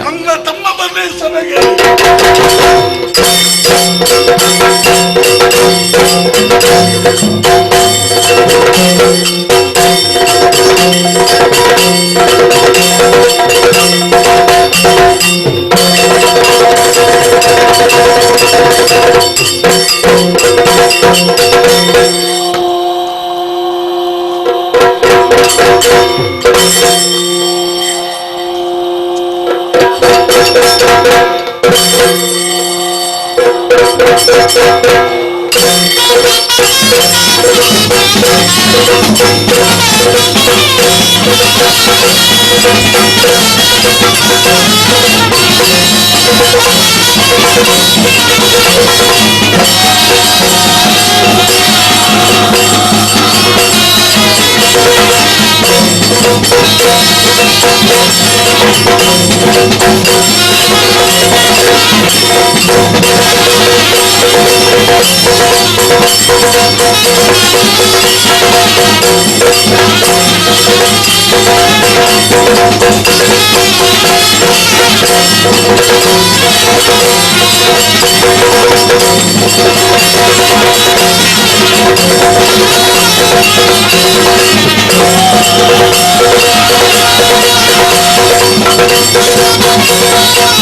you.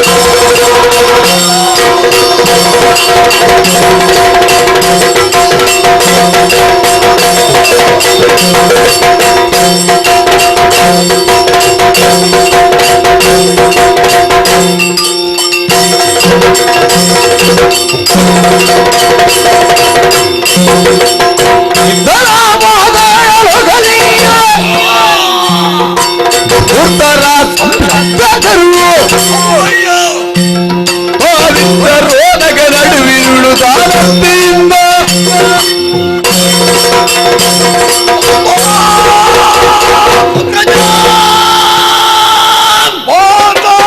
ಲೋಕದಲ್ಲಿ ರಾಜಕೀಯದ ವಿಷಯವನ್ನು ಆಲೋಚಿಸುವ ವೇಳೆ ನನ್ನನ್ನು ನೆರವರಿಕೆ ಮಾಡಿಕೊಂಡಿದ್ದಾರೆ ನೋಡು.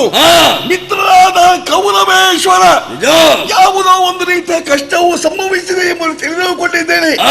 ಈ ವೇಳೆ ಸಕಲ ಸೈನ್ಯವನ್ನು ಕೂಡಿಕೊಂಡು ಅವನ ಬಳಿಗೆ ತೆರಳಬೇಕು. ಏನು ಅಭಿಪ್ರಾಯ?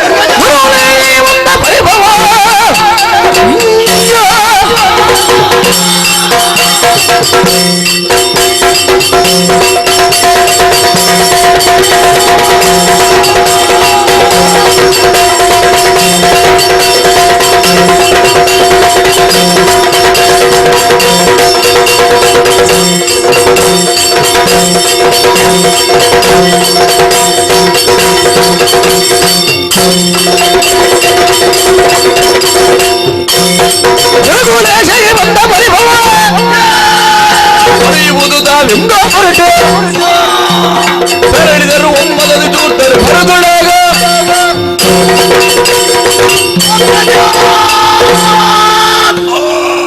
ನಮ್ಮ ಮಿತ್ರ ಅಂತ ಕೌರವೇಶ್ವರನಿಗೆ ಏನೋ ಒಂದು ಕಷ್ಟ ಒದಗಿದೆ. ಆದ್ದರಿಂದ ನಮ್ಮನ್ನು ನೆರವಣಿಗೆ ಮಾಡಿದ್ದಾರೆ. ಕಷ್ಟ ಕಾಲದಲ್ಲಿ ಸಹಕಾರವನ್ನು ಕೊಡ್ತಿರಂತ ಹಿಂದೆ ಮಾತು ಕೊಟ್ಟವರು ನಾವು. ಆದ್ದರಿಂದ ತಡ ಮಾಡುವುದು ಸರಿಯಲ್ಲ. ಸಕಲ ಸೈನ್ಯವನ್ನು ಸೇರಿಕೊಳ್ಳು.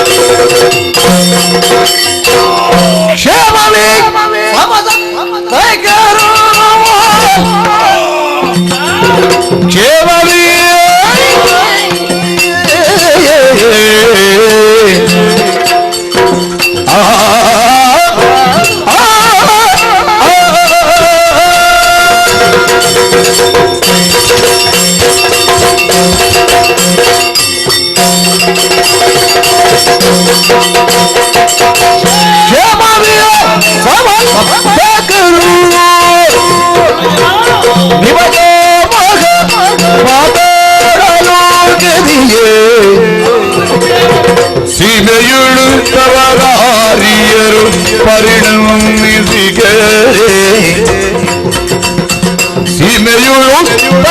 ಸೀಮೆಯುಳುತ್ತವರಾರಿಯರು ಪರಿಣಮಿಸಿಗೆ ಕ್ಷೇಮವೇ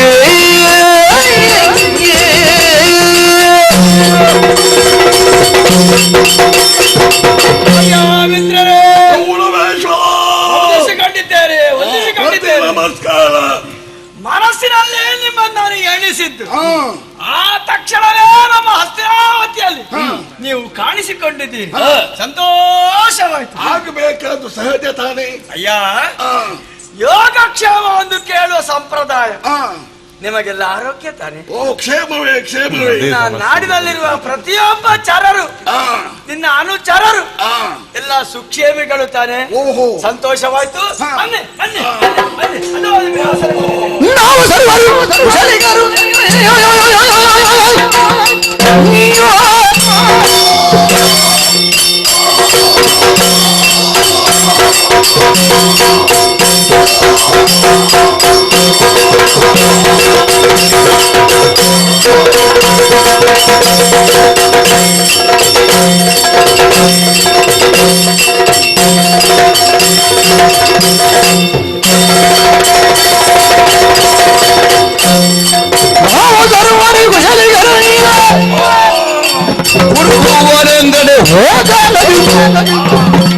ನಿನಗಾವರಿಸಿಕೊಂಡಿರುವ ದೂಡವಿದಾವುದು ಸಿರು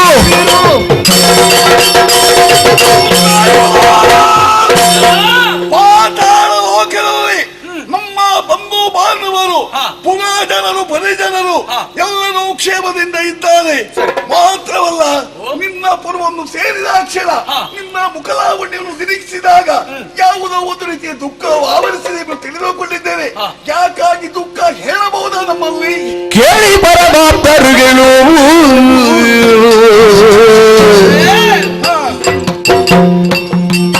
ನಿಮ್ಮೊಡನೆ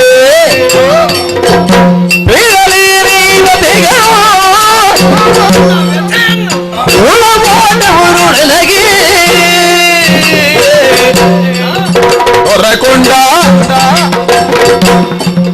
ಕಾಳಗದಿಸೋತ ಬಗೆಗೆ ಕೇಳಿ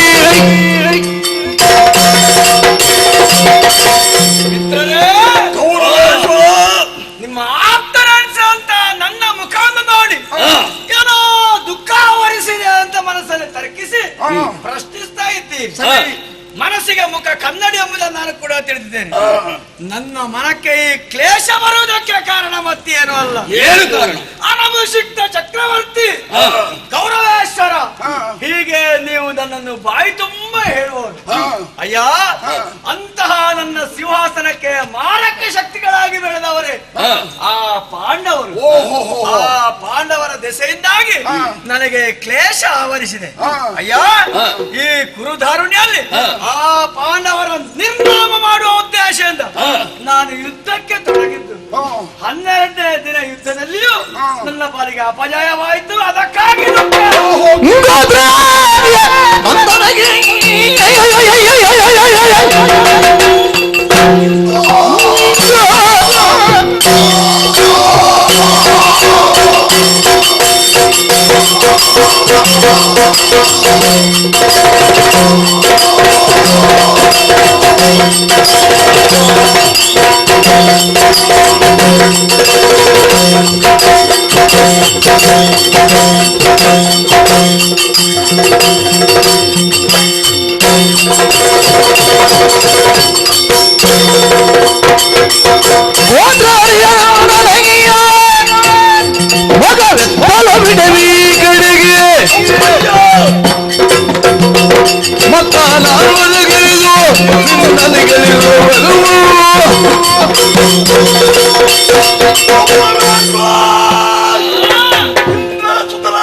ಪಾರ್ಥನ ಬಗ್ಗೆ ನೀನು ಚಿಂತಿಸಬೇಕಾದಿಲ್ಲ.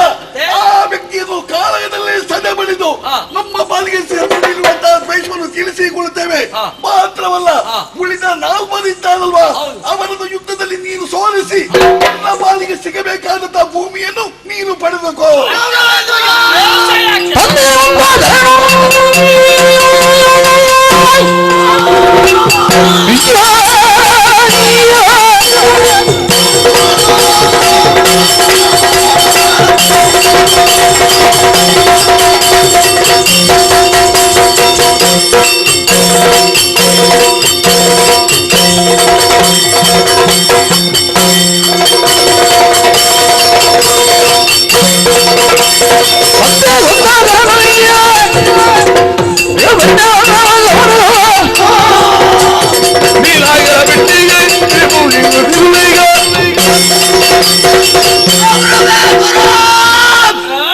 ನಮ್ಮ ಪಾಲಿಗೆ ಪಾತಕಿ ಅರ್ಜುನ ನಮ್ಮಪ್ಪನಾದಂತ ಈ ಹಿಂದೆ ದೇವಳಪ್ಪಗೆ ದಾಳಿ ಮಾಡುವಂತಹ ಸಮಯದಲ್ಲಿ ಕೊಂದಂತ ಪಾತಕಿ ಅರ್ಜುನ ಅದರಿಂದ ಇನ್ನುವರೆಗೆ ದ್ವೇಷ ನಮಗಿತ್ತು. ಆದರೆ ಈಗ ಅವಕಾಶ ಕೂಡಿ ಬಂದಿದೆ, ಇನ್ನೂ ತಡ ಮಾಡಿಸಲೇ ಇಲ್ಲ. ಅವ ಸಿಕ್ಕಿದ್ರೆ ಅವಳ ಕಾಲಲ್ಲಿ ಹಿಡಿದು ನರಕಪ್ಪಳಿಸಿದ್ದೇನೆ. ವಾತಕವಚರನ್ನು ಕೊಂದಂತ ದ್ವೇಷ ನಿಮ್ಮ ಮನದಲ್ಲಿ ಇನ್ನೂ ಹೊತ್ತಿ ಉರಿತಾ ಇದೆ. ಅಂತ ಅರ್ಜುನನ್ನು ಕೊಲ್ತೇನೆ ಎಂಬಂತ ಶಪಥ ನಿಮ್ಮದು. ಸಂತೋಷ ಆಯ್ತು. ನಾಳೆ ದಿನ ಆ ಅರ್ಜುನ ನೀವು ಕೊಲ್ಬೇಕು. ಉಳಿದ 4 ನಾನು ಕೊಲ್ತೇನೆ. ಅಲ್ಲಿಗೆ ಪಾಂಡವರ ನಿರ್ನಾಮ ಆಗ್ತದೆ. ನಿಮ್ಮ ಮನಸ್ಸಿಗೆ ಸೌಖ್ಯ ಆಗ್ಬೇಕಲ್ವಾ? ಹೌದು. ಆದಷ್ಟು ಬೇಗನೆ ರಣವೀರ್ಯವನ್ನು ಕರುಣಿಸು. ಇದು ಕರುಣಿಸಿದ್ದೇನೆ. ವಿಜಯಗಳಾಗಿ ಹೋಗೋಣ.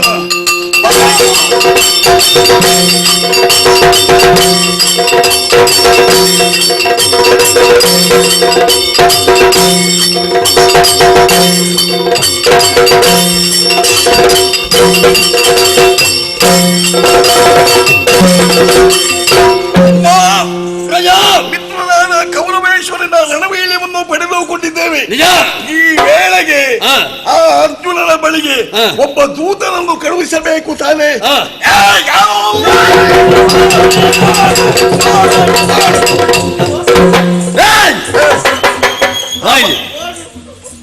ಅವಸರಕ್ಕೆ ಹುಟ್ಟಿದವನೇ, ಏನು ಅವಸರ ಅಷ್ಟು ನಿನಗೆ? ಸರಿ, ಕೇಳುವಷ್ಟು ಅವಕಾಶ ನಿನಗಿಲ್ವಾ? ನೀವು ಹೇಳಿದ್ರಲ್ಲ ಓಡು. ಹೇಳಿದ್ದು ಹೌದು, ಓಡಬೇಕು ಎಂಬ ಹಾಗೆ. ಎಲ್ಲಿಗೆ ಎಂಬುದಾಗಿ ಸರಿಯಾಗಿ ಕೇಳಿದ್ಯಾ? ಇಲ್ಲ, ಕೇಳಿಲ್ಲ. ಓಹೋ, ಈ ವೇಳೆ ಹೋಗಬೇಕಾದ ಅಲ್ಲಿಗೆ ಪಾಂಡವನ ಬಳಿಗೆ. ಎಲ್ಲದಕ್ಕೂ ನೀನು ಅವಸರದಲ್ಲಿ ಹೋಗುವಾಗ ಪಾಂಡವರ ಬಳಿಗೆ. ಪಾಂಡವರ ಬಳಿಗೆ ಯಾರ ಎಲ್ಲಿ ಅಂತ ಕೇಳಿದ್ದೆ ನೀನು? ಎಲ್ಲಿಗೆ ಅಂತ ಗೊತ್ತಿಲ್ಲ. ಅವರಲ್ಲಿ ಒಬ್ಬ ಇದ್ದಾನೆ. ಅವರಲ್ಲಿ ಒಬ್ಬರೇ ಇರುವುದು. ಯಾರು ಗೊತ್ತಾ? ಗೊತ್ತಿಲ್ಲ. ಮಧ್ಯಮ ಪಾಂಡವನಾದ ಅರ್ಜುನ. ಅವನ ಬಳಿಗೆ ತೆರಳಬೇಕು. ಅವನ ಬಳಿಗೆ ಹೋಗಬೇಕು. ಒಂದು ಅವಸ್ಥೆ ಹೌದು, ಉಲ್ಲಾಸ ನಿನಗಿರುವುದು ಸಹಜ. ಆದ್ರೆ ಯಾಕೆ ಕೇಳ್ಬೇಕಲ್ವಾ? ಇಲ್ಲ, ಈ ಕ್ಷಣ ಕೇಳ್ಬೇಕಾದೇನು ತಿಳಿದ್ಯಾ? ಯಾವ್ದು?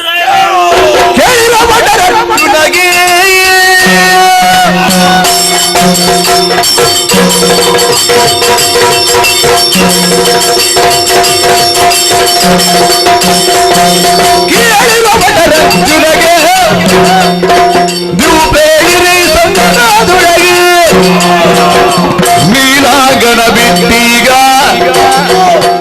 ಆ ನೀಲಾಗರ ಬಿಟ್ಟೀಗ ಸಖಿ ಬೌಳಿಯ ಕರೆದಿಗೂ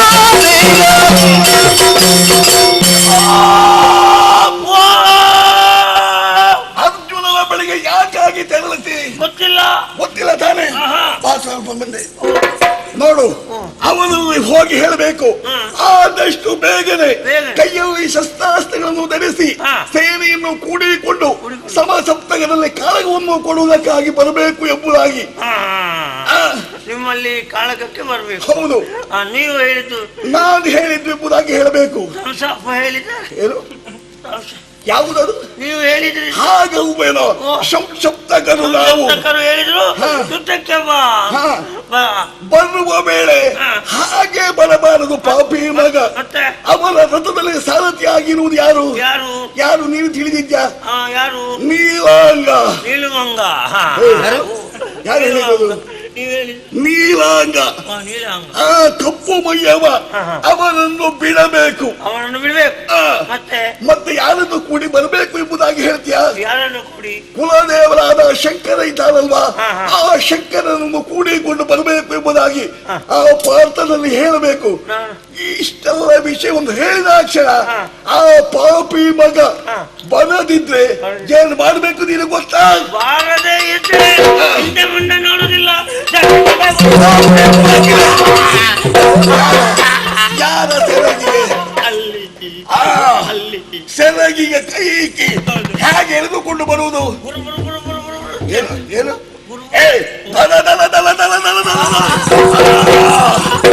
ದನ ಎಳೆದುಕೊಂಡು ಬರಬೇಕೇನು? ಅದು ನಾನು ಹೇಳ್ತೇನೆ. ಅರ್ಜುನ ಒಬ್ಬನೇ ಅಲ್ವಾ, ಅವನಿಗೆ ಸರಿ, ಆದಷ್ಟು ಬೇಗನೆ ಅವನ ಬಳಿಗೆ ತೆರಳಬೇಕೇನು? ಹೋಗು ಹೋಗು ಹೋಗು.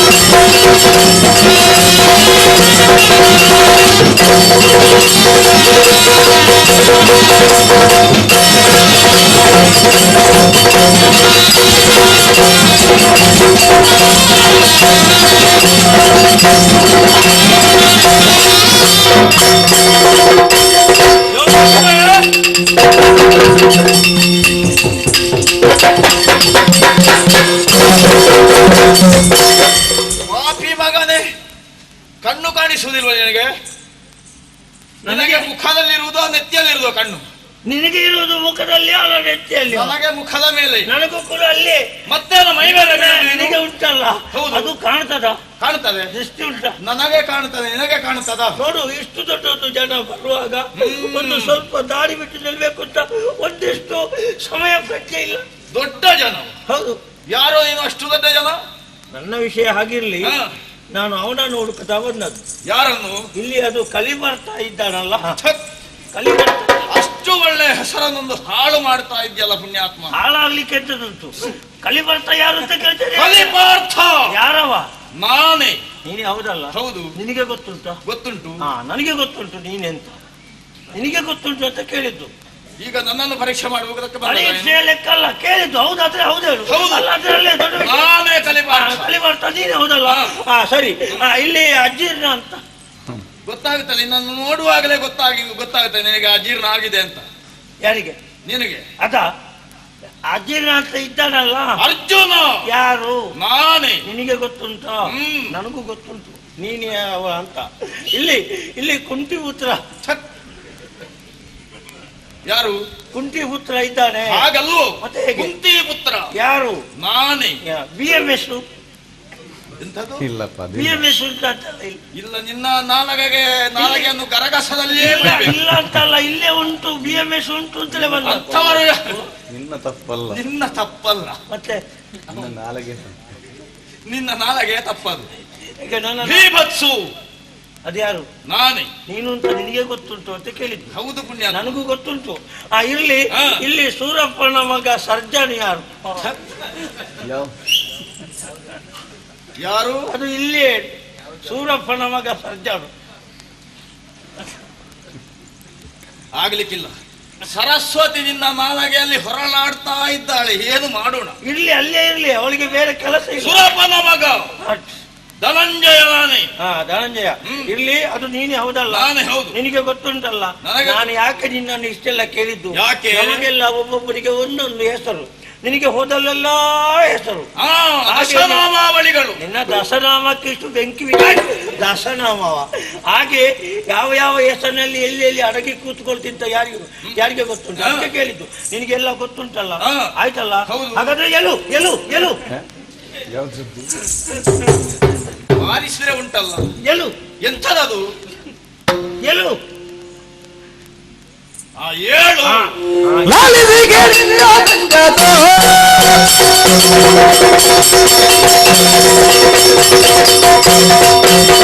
ಲಾಲಿಸಿ ಕೇಳಿದ ಸಂಜೆ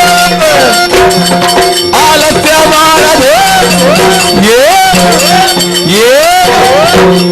ಸಂತರಿಗೆ ಲೋಕಕ್ಕೆ ನಂದ ಗೋಪಜನ ಬಿಟ್ಟು ಬೇಗ, ನಂದ ಗೋಪಜನ ಬಿಟ್ಟು ಬೇಗ.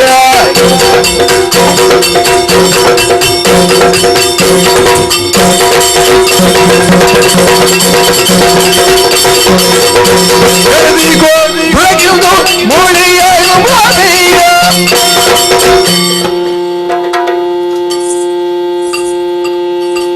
ಕರದಿಗೋ ಬೆಳಗಿದ್ದು ಈ ಮೂಳಿಯರಿಗ ಬೇಗ ಲಾಲಿಸಿ ಕೇಳಿದ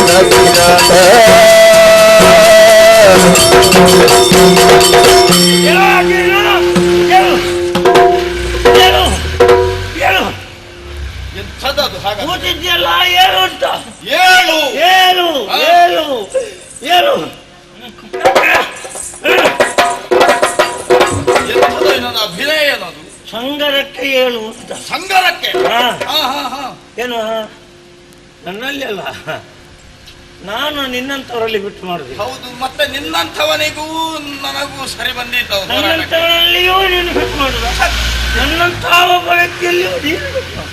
ಹಾಗಲ್ಲ, ನಿನ್ನಂಥವನಲ್ಲಿಯೂ ನಾನು ಹೋರಾಡಬೇಕು. ನೀನು ಹೇಗೆ ಬೇಕಾದ್ರು. ಇಷ್ಟು ದೊಡ್ಡ ಕೀರ್ತಿ ದೇಶದಲ್ಲಿ ಕೀರ್ತಿ ಶೇಷ ನೀನು. ಅವರ ಮಾತಿಗೆ ಕಿವಿ ಕೊಡ್ಬೇಡ, ಗೊತ್ತಾಯ್ತಲ್ಲ? ಶೇಷ ಇಲ್ಲ, ಕೀರ್ತಿವಂತನಲ್ಲ, ಗೊತ್ತಾಯ್ತಲ್ಲ? ಈಗ ನನ್ನಲ್ಲಿ ಇದ್ದಲ್ಲ, ಮತ್ತೆ ನಾನು ಒಬ್ಬನೇ ಬಂದದ್ದು ಭಾವಿಸಬೇಡ. ಮತ್ತೆ ನಾನಾಗಿ ಬಂದದ್ದಲ್ಲ, ಗೊತ್ತಾಗುದಿಲ್ಲ ನಿನಗೆ? ಗೊತ್ತಾಗುತ್ತದೆ, ನೀನು ಬರುವಾಗಲೇ ಅರ್ಥ ಆಯಿತು ನೀನು ನೀನಾಗಿ ಬಂದದ್ದಲ್ಲ ಅಂತ. ಮತ್ತೆ ನಿನ್ನನ್ನು ದೂರಿ ಪ್ರಯೋಜನ ಇಲ್ಲ. ನಿನ್ನನ್ನು ಕಲಿಸಿಕೊಟ್ಟಿದ್ದಾನಲ್ಲ ಅವನಿಗೆ ಬಾರಿಸಬೇಕು. ಎಂತದ್ದು ಬಾರಿ ಪೆಟ್ಟು ಮಾಡ್ತೇನೆ. ಅದಿರ್ಲಿ ಕಳುಹಿಸಿಕೊಟ್ಟ ಜನ ಯಾರು? ಬಂದದ್ದೆಲ್ಲಿಂದ ನೀನು? ಪಾತಾಳ ತಿಂದು ಬಂದವರ ಮತ್ತೆ ಇನ್ನು ಭೂತಳದಲ್ಲಿ ನೀವು ಇರ್ತೀರ? ಹಾಗಲ್ಲ, ಪಾತಾಳ ಲೋಕದಿಂದ. ಪಾತಾಳ ಲೋಕದಿಂದ ಯಾರು? ಕಂಸಪ್ಪು. ಎಂಥದ್ದು? ಸಂಶಪ್ತಕರು. ಸಂಶಪ್ತಕರು ಅವರು ಈಗ ಅಲ್ಲಿಂದ ಬಂದು ಇಲ್ಲಿ ಬೀಡಿ ಬಿಟ್ಟಿದ್ದಾರೆ. ಅವರಿಗೆ ಅದಕ್ಕೆ ಇಲ್ಲಿ ಸ್ಥಳ ಸಿಕ್ಕಿದ್ದು ಯಾವುದಕ್ಕೆ? ಅದೇ ನೀನು ಹೇಳಿದ್ಯಲ್ಲ. ಮತ್ತೆ ಈಗ ಇಲ್ಲಿ ಅಲ್ವಾ ಜಗಳ ಪ್ರಾರಂಭ? ಬೀಡು ಬಿಟ್ಟದ್ದು ಬಿಟ್ಟಿದ್ದಾರೆ. ಬಿಟ್ಟವರೇ ನನ್ನನ್ನು ಕರೆದು ಕಳಿಸಿದ್ರು. ಹೋಗು, ಅವ ಕಿಟಿಕಿಟಿ ಇದ್ದಾನಲ್ಲ, ಕಿರೀಟಿ ಕಿರೀಟಿ ಇದ್ದಾನಲ್ಲ, ಅವನನ್ನು ಯುದ್ಧಕ್ಕೆ ಕರ್ಕೊಂಡು ಬಾ ಅಂತ ಹಾಗೆ ಬಂದಿದ್ದೇನೆ. ಆದರೆ ಬರುವಾಗ ನೀನು ಮೊದಲನೇ ಹಾಗೆ ಬರಬಾರದು. ಮತ್ತೆ ಹೇಗೆ?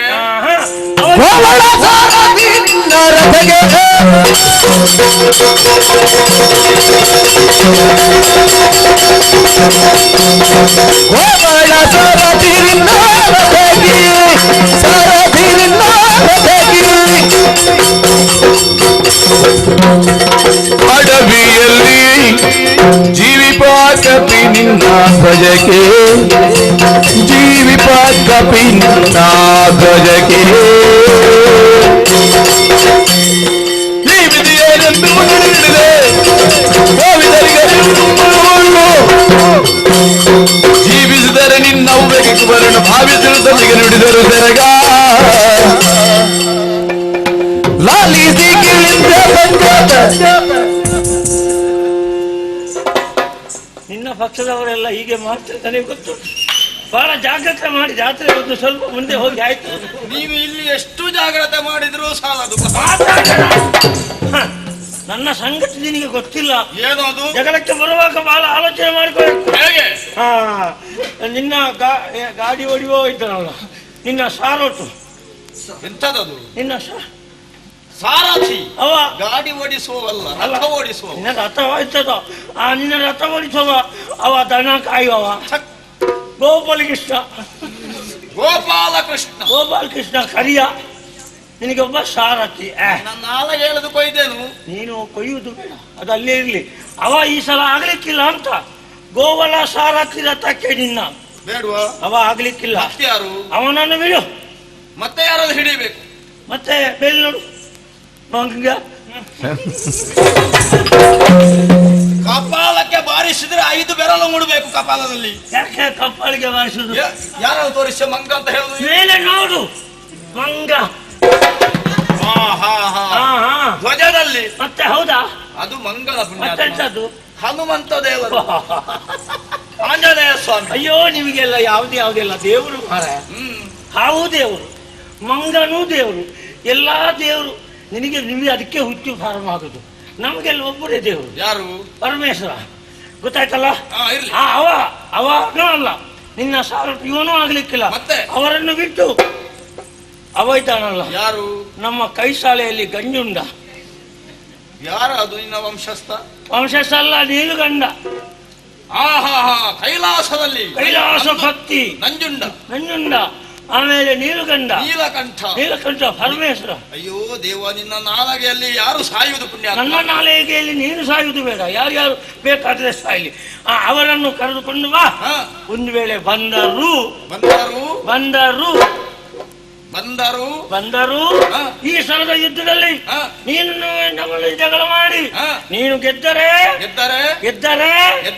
ನಿನ್ನ ತಾಯಿಗೆ ನೀನೇ ಗಂಡ, ನಿನ್ನ ಹೆಂಡತಿಗೆ ನೀನು ಬಾರೇದಿರೆ. ಅದ್ಯಾಕೆ? ನೀನು ಹೇಳಿದೆಯಲ್ಲ ಬಾರದಿದ್ದರೆ ನಿನ್ನನ್ನು ಆಚೆ ನೋಡುದಿಲ್ಲ.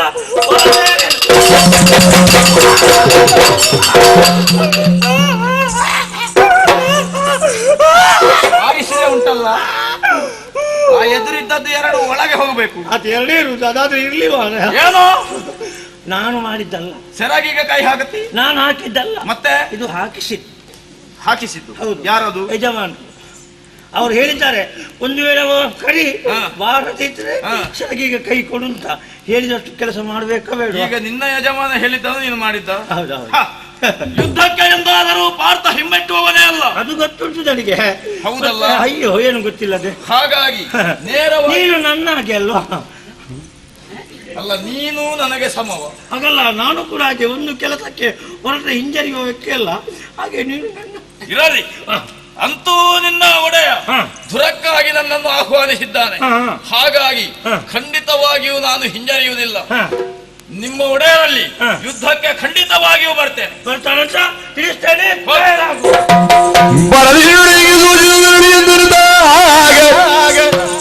ಶರದ ಪಂಡಿತರಾಳ್ಗಳೈತ ದೊರೆದರರ್ಜುನಗೆ ಕೇಳು ಧರ್ಮಾನುಜಾತ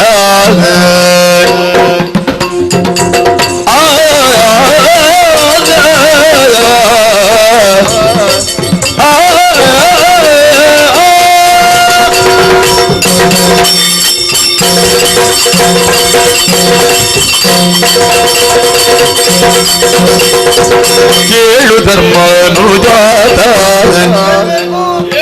ಸಂಗರಕ್ಕೆ ಬೇಗೇಳು ಲೋಕ ಖ್ಯಾತ ಕಾಲಿಗ ಟೋಕ ಜಗರಿದು ಭೀಮನಿಗೆ ಸದಳವಾಗಿ ತೋರುವುದು ವರಯೋಗ್ಯಲರಿದು ನಯೋಗ ಸದಳವು ಬಲವಾಗಿ ತೋರುವುದು ವರಯೋಗ್ಯರು ಕೇಳು ಧರ್ಮಾನುಜಾತ.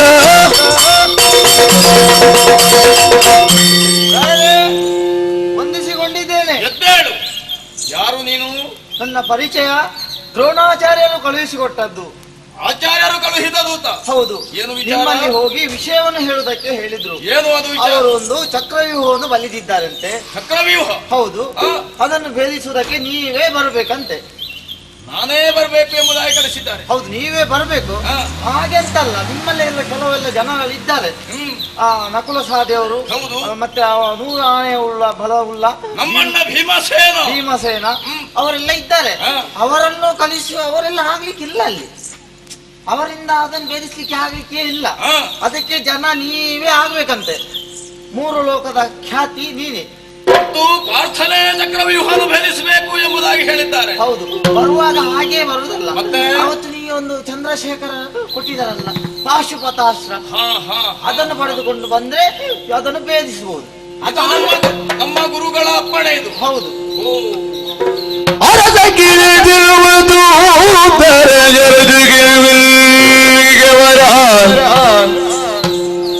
ಧುರಗಿದಿರುವುದ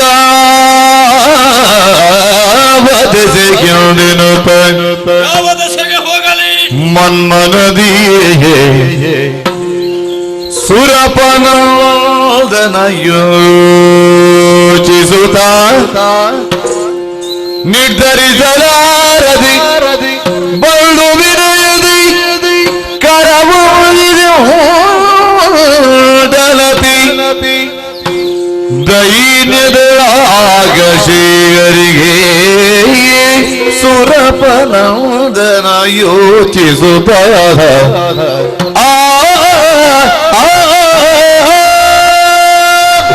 ಸಂಕಟದಲ್ಲಿ ಸಿಕ್ಕಿಕೊಂಡರಲ್ಲ. ಒಂದೆಡೆಯಿಂದ ಸಂಶಬ್ದಕರ ಹಾಡುಗಳು ಬಂದು ಧುರಕ್ಕೆ ಬರಬೇಕು ಎಂಬುದಾಗಿ ಕರೆಯನ್ನಿಟ್ಟಿದ್ದಾರೆ. ಶಪಥಬದ್ಧರಾಗಿ ಹೋರಾಟವನ್ನು ಮಾಡುವವರಂತೆ ಪಾತಾಳವಾಸಿಗಳು ಅವರಲ್ಲಿ ಧುರಕ್ಕೆ ಹೋಗಬೇಕು ಎಂಬುದಾಗಿ ಚಿಂತಿಸುತ್ತಾ ಇದ್ದ ಸಂದರ್ಭದಲ್ಲಿಯೇ ಈ ಕಡೆಯಿಂದ ಆಚಾರ್ಯರಾದಂತಹ ದ್ರೋಣರ ಆಳುಗಳು ಬಂದು ಕರೆದರು. ಅಭೇದ್ಯವಾದಂತಹ ಚಕ್ರವ್ಯೂಹವನ್ನು ಬಲ್ಲಿದ್ದಾರೆ ಗುರುಗಳು. ಅದನ್ನು ಭೇದಿಸುವುದಕ್ಕಾಗಿ ಸಾಮರ್ಥ್ಯ ಇದ್ರೆ ಪ್ರಾರ್ಥನೆ ಬರಬೇಕು ಎಂಬುದಾಗಿ. ಏನು ಮಾಡೋಣ? ಸಂದಿಗ್ಧಕ್ಕೆ ಒಳಗಾಗಿದ್ದೇನೆ. ಎರಡೂ ಕಡೆಯಿಂದಲೂ ಯುದ್ಧಕ್ಕೆ ಆಹ್ವಾನ ಬಂದಿದೆ. ಹಾಗೆಂದು ಒಂದು ಕಡೆಗೆ ಹೋಗದೆ ನಿರ್ವಾಹ ಇಲ್ಲ. ಯಾವ ಕಡೆಗೆ ಹೋಗಬೇಕು ಅರ್ಥವಾಗುತ್ತಾ ಇಲ್ಲ. ಸರಿ, ಸಂಕಟ ಬಂದಂತಹ ಈ ಕಾಲದಲ್ಲಿ ಸರಿಯಾದಂತಹ ಮಾರ್ಗವನ್ನು ತೋರಿಸುವುದಿದ್ದರೆ ಅದು ಶ್ರೀಹರಿಯೊಬ್ಬನೇ. ಆತನಲ್ಲೇ ಪ್ರಾರ್ಥಿಸ್ತೇನೆ. ಹರಿ ಅಚ್ಯುತ ಅನಂತ ಕೇಶವ. ಬಂದನು ಮುರಗರನಾಗ ಗೋವಿಂದನುಳಿದು ಬಂದನು ಮುರಗರನಾಗ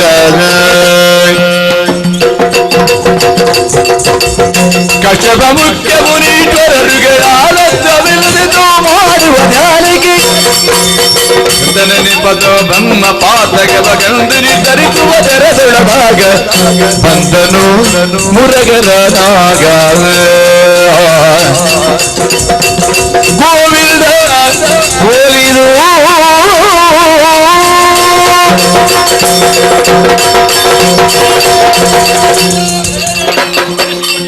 ಮಹಾಶಯ, ಶರಣಕ್ಕೆ ಮಣಿದಂತಹ ನಿನ್ನನ್ನು ಪಿಡಿದೆತ್ತಿದ್ದೇನೆ. ಈ ರೀತಿಯಾಗಿ ನನ್ನನ್ನು ಸ್ತುತಿಸುವರೇ ಕಾರಣ ಏನಪ್ಪ? ವಾಸುದೇವ ಕೆಳೆಯನರೆಂಬ ನುಡಿಯಾದ ವಾಸುದೇವ ಈಗ ಬೀಳುವೆನೊಂದಾಲೋಚನೆಯ ವಾಸುದೇವ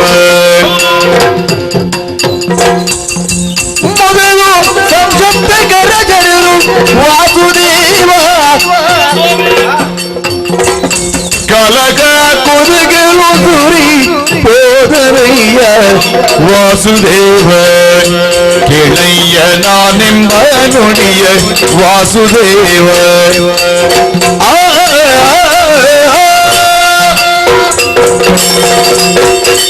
ಓ ವಾಸುದೇವ, ಅರ್ಜುನ, ನಮ್ಮೈವರಿಗೂ ಕೂಡ ಆಸರೆಯಾಗಿರುವವನು ನೀನು. ಸದಾ ನಮ್ಮನ್ನು ರಕ್ಷಿಸುವಂತಹ ಹೊಣೆಗಾರಿಕೆಯನ್ನು ಹೊತ್ತವನು ನೀನು. ತಂದೆ, ಈ ಕಾಲದಲ್ಲಿ ಉಭಯ ಸಂಕಟಕ್ಕೆ ನಾನು ಒಳಗಾಗಿದ್ದೇನೆ. ಹೌದೇ? ಸಂದಿಗ್ಧವೊಂದರಲ್ಲಿ ಸಿಲುಕಿದ್ದೇನೆ. ಅದು ಸಂಶಪ್ತಕರ ಆಳುಗಳು ಮೊದಲಾಗಿ ನನ್ನ ಬಳಿಗೆ ಬಂದರು. ಪಾರ್ಥ, ಯುದ್ಧಕ್ಕಾಗಿ ಆಹ್ವಾನವನ್ನಿತ್ತಿದ್ದಾರೆ. ಪಾತಾಳವಾಸಿಗಳು ಅವರಲ್ಲಿ ಹೋರಾಟಕ್ಕೆ ಬರಬೇಕಂತೆ ಎಂಬುದಾಗಿ ಆಹ್ವಾನವನ್ನಿತ್ತರು. ಅವರಿಗೆ ಧೈರ್ಯದ ಮಾತನ್ನು ಹೇಳಿ ಕಳುಹಿಸಿಕೊಟ್ಟವನು ನಾನೇ. ಧುರಕ್ಕೆ ಬರ್ತೇನೆ ಎಂಬುದಾಗಿ ಆ ಕ್ಷಣದಲ್ಲಿ ಗುರುಗಳಾದಂತಹ ದ್ರೋಣರೂ ಕೂಡ ಆಳುಗಳನ್ನಟ್ಟಿದರು. ಅಭೇದ್ಯವಾದಂತಹ ಚಕ್ರವ್ಯೂಹವನ್ನು ಬರೆದಿದ್ದಾರಂತೆ. ಚಕ್ರವ್ಯೂಹದ ಭೇದನಕ್ಕೆ ಪಾರ್ಥನೇ ಬರಲಿ ಎಂಬುದಾಗಿ ಆಹ್ವಾನವನ್ನು ಕೊಟ್ಟಿದ್ದಾರೆ. ಎರಡು ಕಡೆಯಿಂದಲೂ ಆಹ್ವಾನ ಬಂದಿದೆ. ಯುದ್ಧಕ್ಕೆ ಒಂದು ಕಡೆಗೆ ಹೋಗಬೇಕು, ಎತ್ತ ಕಡೆ ಗಮಿಸಬೇಕು ಅರ್ಥವಾಗುತ್ತಾ ಇಲ್ಲ. ಹಾಗಾಗಿ ನೀನೇ ದಾರಿಯನ್ನು ತೋರಿಸಬೇಕು. ಪಾರ್ಥ, ಸಮಸ್ಯೆ ಎನ್ನುವುದು ಜಟಿಲವಾದುದೇ, ಆದ್ರೆ ಆ ಬಗ್ಗೆ ಸ್ವಲ್ಪ ಯೋಚಿಸಬೇಕು. ಸ್ವಲ್ಪ ಒಳಗಿರಯ್ಯ. ಆದಿ ಅಯ್ಯ ನೀ ಮೋಗದೊಳ್ ಗುಳಿದರಿನವಾಗೆ ಅಳಿಯ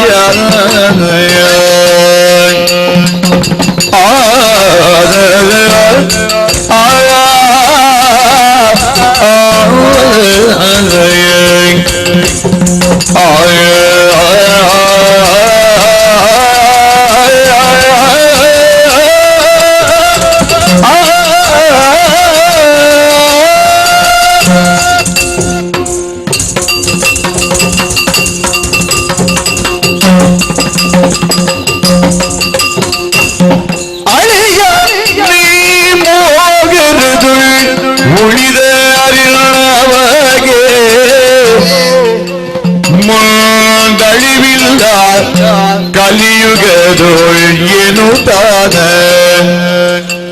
ಮುಂದಳಿವಿಲ್ಲ ಕಲಿಯುಗದೊಳ್ ಏನು ತಾ ತಿಳಿದುಕೊಳ್ಳು ಗುಣಗಿರುದ ಏಳು ಸಮಸಪ್ತಕರು ದುರಗುಳರು ನಾವು ಬೇಗದಲ್ಲಿ ಅಳಿಯಲಿ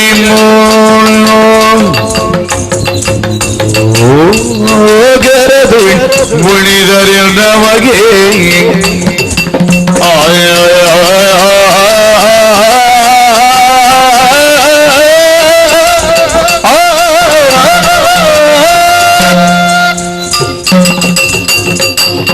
ನಾನು ಕೈಗೊಂಡಂತಹ ಧರ್ಮ ಕಾರ್ಯ ಸಾಕಾರಗೊಳ್ಳುವಂತಹ ಕಾಲವೊಂದು ಒದಗಿ ಬರ್ತಾ ಇದೆ. ಅಭಿಮನ್ಯು ನನಗೆ ಅಳಿಯನಾಗಿದ್ದಾನೆ. ಆತ ಈ ಮೋಹರದಲ್ಲಿ ಉಳಿದ ಎಂದಾದ್ರೆ ಮುಂದೆ ಬರುವಂತಹ ಕಲಿಯುಗದಲ್ಲಿ ಆತನಿಗೆ ಮರಣವೇ ಇಲ್ಲ ಎಂಬುದನ್ನು ನಾನು ಚೆನ್ನಾಗಿ ಅರ್ಥ ಮಾಡಿಕೊಂಡಿದ್ದೇನೆ. ಆದುದರಿಂದಲೇ ದ್ರೋಣಾಚಾರ್ಯ ಬಲಿದಂತಹ ಚಕ್ರವ್ಯೂಹವೇ ಆತನ ಪಾಲಿಗೆ ಮೃತ್ಯುಕೂಪವಾಗಬೇಕು. ಅದಕ್ಕಾಗಿಯೇ ಪಾರ್ಥನನ್ನು ನೇರವಾಗಿ ಸಂಸಪ್ತಕರ ಬಳಿಗೆ ಕಾಳಗವನ್ನು ಮಾಡುವುದಕ್ಕೆ ಕಳುಹಿಸಿಕೊಡ್ಬೇಕು. ವಿಷಯವನ್ನು ಅರ್ಜುನನಲ್ಲೇ ತಿಳಿಸ್ತೇನೆ.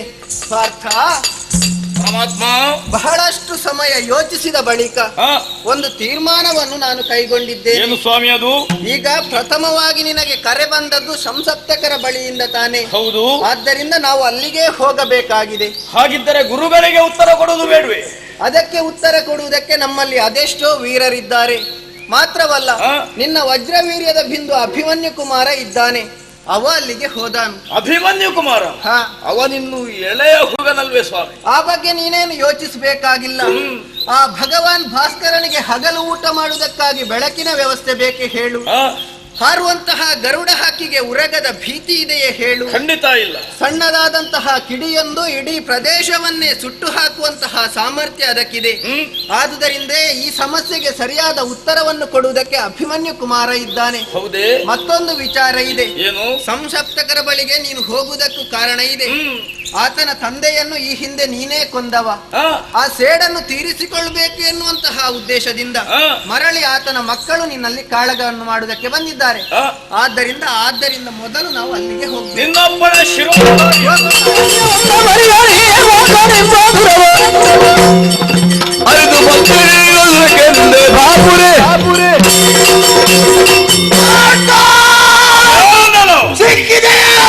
ಯಾಕೆ? ಅಂದಿನಿಂದ ಇಂದಿನವರೆಗೆ ನಿನ್ನಲ್ಲಿ ಸೇರಲು ತೀರಿಸಬೇಕು ಅಂತ ಉದ್ದೇಶವಿದ್ದವರು ನಾವು. ಏನು? ಇನ್ನು ನಮ್ಮ ಪಾಲಿಗೆ ವೃತ್ತಿಯಾಗಿ ಬಂದೇನು?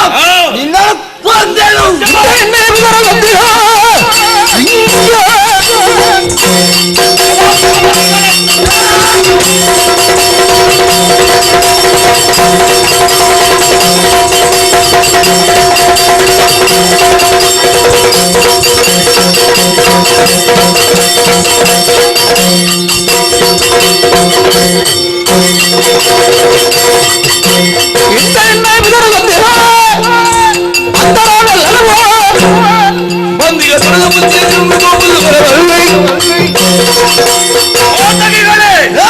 ಧರ್ಮಿಯಾದಂತಹ ಕೌರವನಿಗೆ ಬಲವಾಗಿ ಬಂದವರು ನೀವು.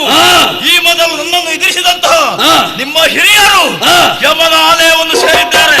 ಅದೇ ಗತಿಯು ನಿಮಗೂ ಆಗಿದೆ.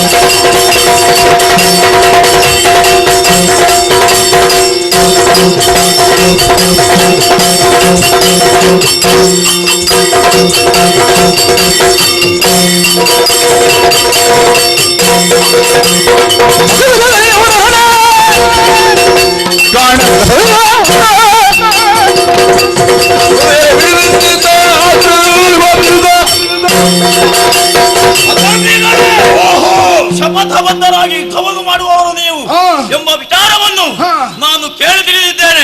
ಹಾಗಿದ್ದು ಮೂರು ಲೋಕದ ವೀರರಾದಂತಹ ಪಾರ್ಥನಿಗೆ ಆಹ್ವಾನವನ್ನು ಕೊಟ್ಟಿದ್ದೀರಲ್ಲ, ಮೃತ್ಯು ದೇವತೆಯನ್ನೇ ಆಹ್ವಾನಿಸಿದ ಹಾಗಾಯಿತು. ನಿಮ್ಮ ತಂದೆ ಇರುವ ನನಗೆ ನಿಮ್ಮನ್ನು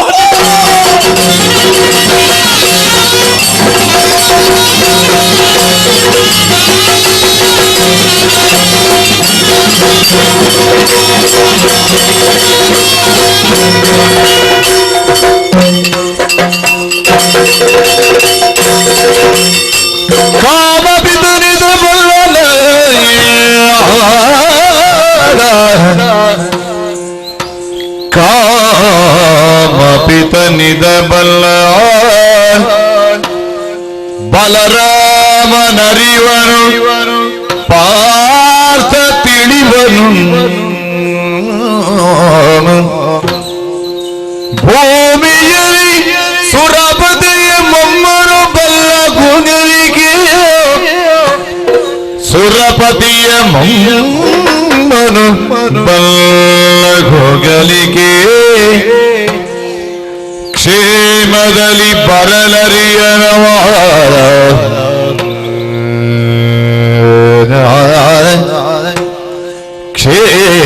ಕ್ಷೇಮದಲ್ಲಿ ಬರಲರಿಯ ಅವನಿ ಸೀಮೆಯು ಮಿಕ್ಕವರ ಕಾಣೆ ಹರಗರ ಮಗದೇವ ಎನ್ನುತ್ತ ಚಿಂತಿಸುತ್ತಿದ್ದ ನವನೀಶ ಚಿಂತಿಸುತ್ತಿದ್ದ ನವನೀಶ ಹರಗರ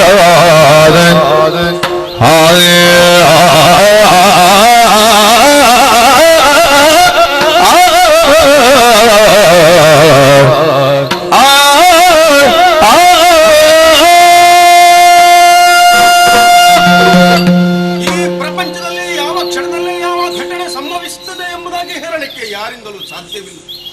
ಪಾಂಡವರದಂತಹ ನಮಗೂ ಕೌರವರಿಗೂ ಘನಘೋರವಾದಂತಹ ಸಂಗ್ರಾಮ ಪವಿತ್ರವಾದಂತಹ ಗುರು ಧಾರಣೆಯಲ್ಲಿ ನಡೆಯುತ್ತಾ ಇದೆ. ಇಂದಿಗೆ 12 ದಿವಸಗಳೇ ಕಳೆದು ಹೋದವು. ಇಂದಿಗೆ 13ನೇ ದಿವಸವಾದಂತಹ ಯುದ್ಧ. ನಮ್ಮಿಂದ ಪದೇ ಪದೇ ಸೋತಂತಹ ಕೌರವನು ಹೇಗಾದರೂ ಜಯವನ್ನು ಪಡೆಯಬೇಕೆಂಬ ಉದ್ದೇಶದಿಂದ ಗುರುಗಳಲ್ಲಿ ನಿವೇದಿಸಿಕೊಂಡನಂತೆ. ಈ ಕ್ಷಣದಲ್ಲಿ ಗುರುಗಳಾಗಿರುವಂತಹ ದ್ರೋಣಾಚಾರ್ಯರು ಚಕ್ರವ್ಯೂಹವನ್ನು ಬಳಿದು ನಮ್ಮನ್ನು ಯುದ್ಧಕ್ಕೆ ಆಹ್ವಾನಿಸಿದ್ದಾರೆ. ಏನು ಮಾಡಲಿ? ಅಭೇದ್ಯವಾದಂತಹ ಚಕ್ರವ್ಯೂಹವನ್ನು ಭೇದಿಸಿ ಹೊರಗೆ ಬರಬಲ್ಲಂತಹ ಸಮರ್ಥರು ಈ ಪ್ರಪಂಚದಲ್ಲಿ ಇರುವವರು 3 ಮಾತ್ರ. ಒಬ್ಬರು ನಮ್ಮ ಗುರುಗಳಾಗಿರುವಂತಹ ಬಲರಾಮ ದೇವರು, ತದನಂತರ ನಮ್ಮ ಆರಾಧ್ಯ ದೈವವಾಗಿರುವಂತಹ ಶ್ರೀಕೃಷ್ಣ ಪರಮಾತ್ಮ, ಆಮೇಲೆ ನನ್ನ ಅನುಜನಾಗಿರುವಂತಹ ಪಾರ್ಥ. ಏನೇ ಇರಲಿ, ಆದರೆ ಬಲರಾಮ ದೇವರು ತೀರ್ಥಯಾತ್ರೆ ಎಂಬುದಾಗಿ ಹೋಗಿದ್ದಾರೆ. ಕೃಷ್ಣಾರ್ಜುನರು ಸಮಶಬ್ದಕರಲ್ಲಿ ಯುದ್ಧಕ್ಕೆ ತೆರಳಿದ್ದಾರೆ. ಆದರೆ ಒಬ್ಬ ಇದ್ದಾನೆ, ಅವನು ಈ ಚಕ್ರವ್ಯೂಹವನ್ನು ಭೇದಿಸಿ ಒಳ ನುಗ್ಗಲಿಕ್ಕೆ ಮಾತ್ರ ಸಮರ್ಥನೆ ಹೊರತು ಮುಡರಪ್ಪಿ ಕ್ಷೇಮದಲ್ಲಿ ಅವನಿಗೆ ಬರಲಿಕ್ಕೆ ಸಾಧ್ಯವಿಲ್ಲ. ಹಾಗಾದರೆ ಇಂತಹ ಪಂಥವನ್ನು ಕೊಟ್ಟಂತಹ ದ್ರೋಣಾಚಾರ್ಯರಲ್ಲಿ ಯುದ್ಧವನ್ನು ಮಾಡಲಿಕ್ಕೆ ಯಾರಿದ್ದಾರೆ? ಏನು ಮಾಡಲಿ? ಶಿವನೇ ಇಂದು ಪರಾಕ್ರಮದಿ ನಿಂತ ಮುಗೈ ಸರವಣಿಗಳ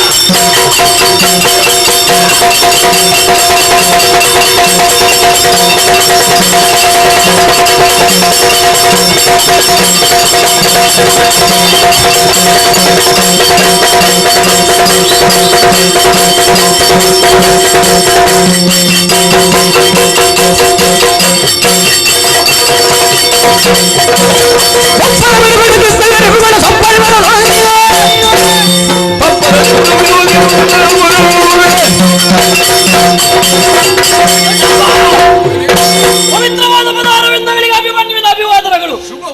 ಉಪಯಕರ ವಿಲೋಚನಾದ ದ್ರೋಣಾಚಾರ್ಯರು ರಚನೆ ಮಾಡಿದ ಚಕ್ರವ್ಯೂಹ ಭೇದಿಸುವರ ನಮ್ಮಲ್ಲಿ ಯಾರಿದ್ದಾರೆ ಎಂಬ ಹಾಗೆ ಚಿಂತೆಗೆ ಒಳಗಾಗಿದ್ದೀರಾ?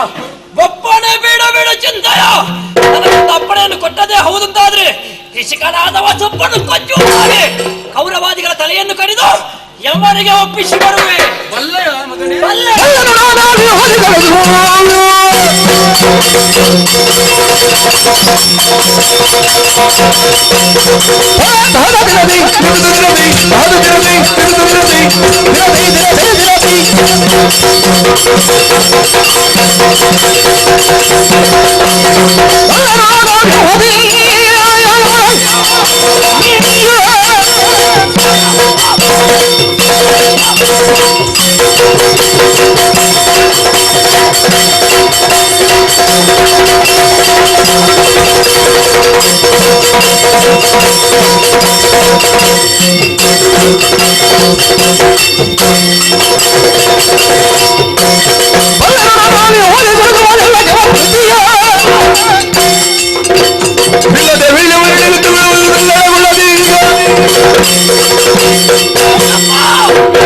ಪದ್ಮವ್ಯೂಹ, ಶಗನವ್ಯೂಹ, ಸೂಚಿವ್ಯೂಹ ಮೊದಲಾದ ಸಪ್ತವ್ಯೂಹಗಳಿಂದ ಆವೃತವಾದದ್ದೇ ಚಕ್ರವ್ಯೂಹ. ಯಾವ ರೀತಿಯಲ್ಲಿ ಪ್ರವೇಶ ಮಾಡಬೇಕು, ವೈರಿಗಳ ಕೂಡ ಯಾವ ರೀತಿ ಹೋರಾಟ ಮಾಡಬೇಕು ಅನ್ನುವುದನ್ನು ನಾನು ಬಲ್ಲೆನು. ನಾನಾ ವ್ಯೂಹದಿ ಸನಸುವುದೆಲ್ಲ ಚಮತ್ಕೃತಿಯ ಸಂದೇಹ ಬೇಡಿ ಕಳುಹಿಸಿಕೊಡಿ.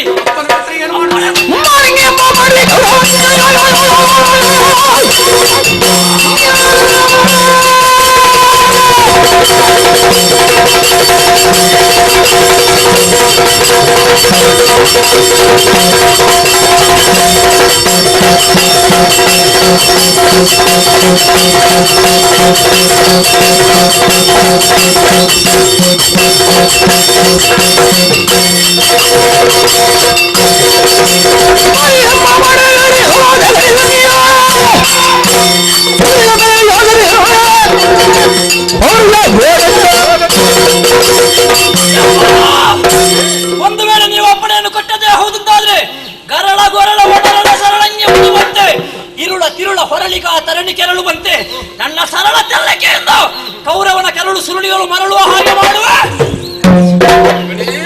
ಮಗನಿಗೆ ಕಾಲ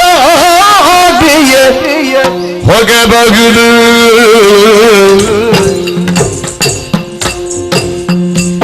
ಅಹಿಪರ ಜಗಿಸುವ ಹಿಡಿಯೋಳಿ ಕುಣಿದಾಡಬಹುದು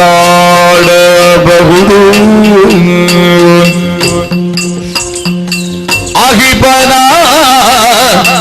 ಜಗಿಸುವ ಹಿಡಿಯೋಳಿ ಕುಣಿದಾಡಬಹುದು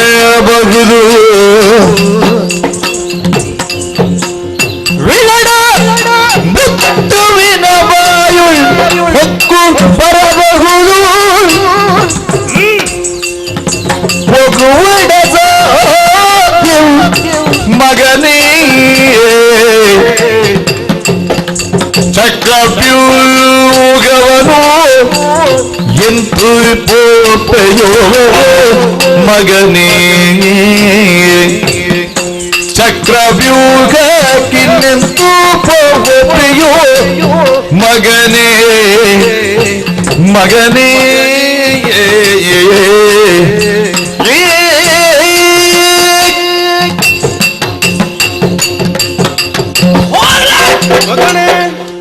ನಿನ್ನ ನಿನ್ನ ಧೀರೋಕ್ತಿಗಳನ್ನು ಕೇಳಿದಾಗ ಹೃದಯ ತುಂಬಿ ಬಂತು. ಆದರೆ ಇದು ದುಸ್ಸಾಹಸ ಮಗನೇ. ಯಾಕೆ? ಧಗಧಗನೆ ಹೊತ್ತಿ ಉರಿಯುವಂತ ಕಾಲಾಗ್ನಿಗಾದರೂ ಒಳ ನುಗ್ಗಿ ಪುನರಪಿ ಬರಬಹುದು. ಆದಿಶೇಷನ ಮೇಲೆ ಅಥವಾ ಹೆಡೆಯ ಮೇಲೆ ಕುಣಿದು ಕುಪ್ಪಳಿಸಿ ಪುನರಪಿ ಬರಬಹುದು. ವಿಕಟ ಮೃತ್ಯುವಿನ ಬಾಯೊಳಗೆ ಒಳ ನುಗ್ಗಿ ಪುನರಪಿ ಬರಬಹುದು. ಆದರೆ ಮಗನೇ, ಕಾಲಕೂಟದ ವಿಷಯ ತೊರಗಲಲ್ಲಿ ಖಂಡಿತವಾಗಿ ಈಜಾಟ ಆಡಲೇಬಾರದು ಮಗನೇ. ಅಂತ ಒಂದು ದುಸ್ಸಾಹಸದ ಕ್ರಿಯೆ ಇದು, ಅಂತ ಚಟುವಟಿಕೆ ಇದು. ಆದ್ದರಿಂದ ಅಂತ ಚಕ್ರವ್ಯೂಹವನ್ನು ಭೇದಿಸಲಿಕ್ಕೆ ನೀನು ಶಕ್ತನಲ್ಲ. ಇದು ಬೇಡ ಮಗನೇ, ಬೇಡ.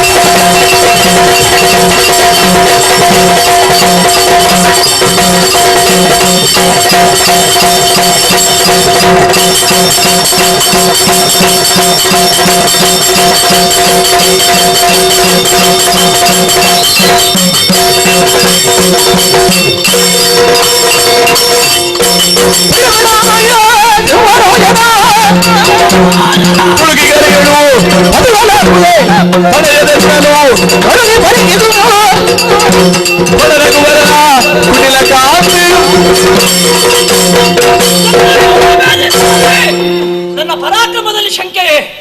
ಬಿಡು ಬಿಡು ಬಿಡ ಬಿಡ. ಸಿಂಹರಾಜನ ಕೆಳಕ್ಕೆ ಕರಿಗಳು ಬದುಕುವುದಕ್ಕೆ ಸಾಧ್ಯವೇ ಹೇಳು?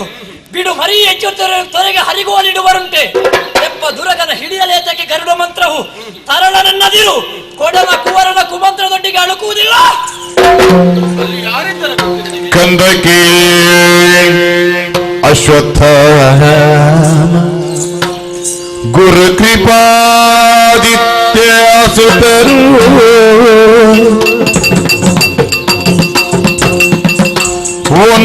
ಒಂದಾಗಿರ್ಬರು ನವಗ್ರಹಗಳು ಒಟ್ಟಾದಂತೆ, ಒಂದಾಗಿರ್ಬರು ನವಗ್ರಹ ಒಟ್ಟಾದಂತೆ ಎಂದುದರಗೆ ಒಳ ಪೊಕ್ಕು ಜೀವಿಸಲರಿದು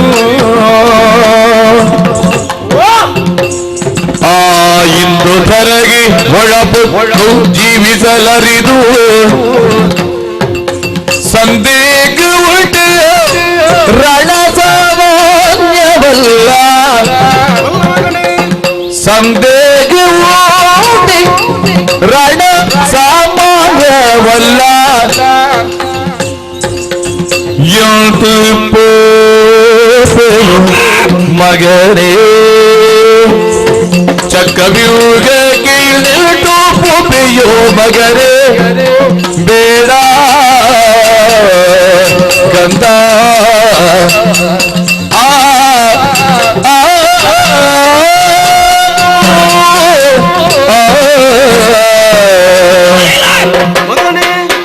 ಮತ್ತು ನಾನು ಹೋಗುತ್ತೇನೆ ರಣಕ್ಕೆ ಕಳುಹಿಸಿಕೊಡೆಂಬುದಾಗಿ ನಿನ್ನ ಧೀರೋಕ್ತಿ ಮಗನೇ. ಕದಲಿಯಳು ಮಲದಾರ ಪಕ್ಕಂದದಲ್ಲಿ ಹೆಚ್ಚಿದ ಚಾತುರಂಗದಿ ಮೆದೆಯಲೊಟ್ಟಿದ ಹೂಣೆ ಹೊಕ್ಕನು ಎಂಬುದಾಗಿ ಹೇಳಿಸಿ ಬರ್ತೇನೆ, ಕಳುಹಿಸಿ. ಆದರೆ ಸರಿ ಮಗನೇ, ನೀನು ಹೇಳಿದ್ದರಲ್ಲಿ ಏನು ತಪ್ಪೇನಿಲ್ಲ. ಆದ್ರೆ ಅಲ್ಲಿ ಇರುವಂತಹ ವೀರರು ಯಾರು? ಯಾರು? ಗುರುಗಳಾಗಿರುವಂತಹ ದ್ರೋಣಾಚಾರ್ಯರಿದ್ದಾರೆ, ಕೃಪಾಚಾರ್ಯರಿದ್ದಾರೆ, ಕೃತವೃಮ್ಮನೆ ಮೊದಲಾದಂತಹ ವೀರಾದಿ ವೀರರು, ಕಲಿ ಕರ್ಣ ಸೈಂಧವ ಭೂರಿಶ್ರವ ಮೊದಲಾದಂತಹ ವೀರರಿದ್ದಂತ ಆ ಕ್ಷೇತ್ರ ಅದು. ಅದಟುಲ್ಲತ್ತ ಪಟುಪಟರ ಮಧ್ಯೆ ಅವರು ನವಗ್ರಹಗಳಂತೆ ಶೋಭಿಸ್ತಾ ಇದ್ದಾರೆ. ನೀನು ಬಿಡು. ಒಂದು ವೇಳೆ ಆ ಪ್ರಭು ಪರಮೇಶ್ವರನೇ ಆ ಚಕ್ರವ್ಯೂಹಕ್ಕೆ ಹೊಳನುಗ್ಗಿ ಖಂಡಿತವಾಗಿ ಪುನರಪಿ ಬರಲಿಕ್ಕೆ ಸಾಧ್ಯವಿಲ್ಲ. ನಿನ್ನಿಂದ ಬೇಡ ಮಗನೇ, ಬೇಡ.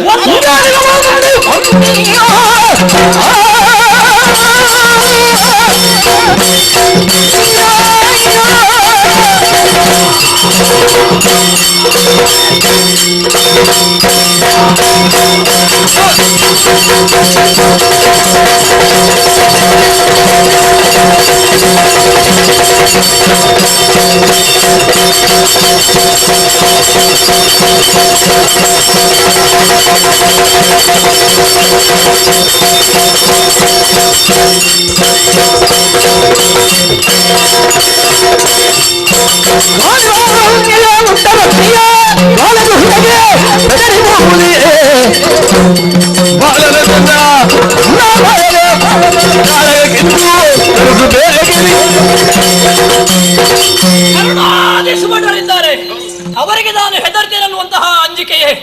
ಒಂದು ಮಾತು ಗೊತ್ತೇ, ಗಾಳಿ ಬೆವರುವುದುಂಟೆ, ಗಾಳಿಗೆ ಬೆವರುವ ಸ್ವಭಾವವೇ ಇಲ್ಲ.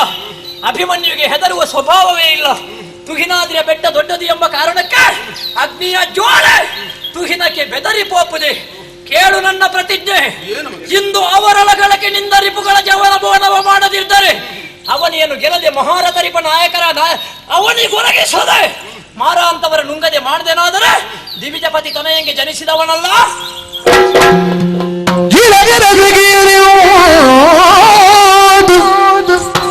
ಕುವರನ ಜಲದ ನುಡಿಗುರುಗಿ ಕೂತನೆ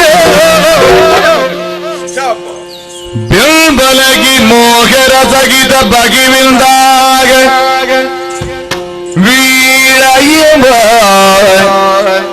ಬೆಂಬಲಗೆ ಮೋಹರ ಸಗಿದ ಬಗಿವಿಂದಾಗ ವೀರಯ್ಯವ ಕುವರನ ಛಲದ ನುಡಿಗುರುಗಿ ಕೂತಲೆ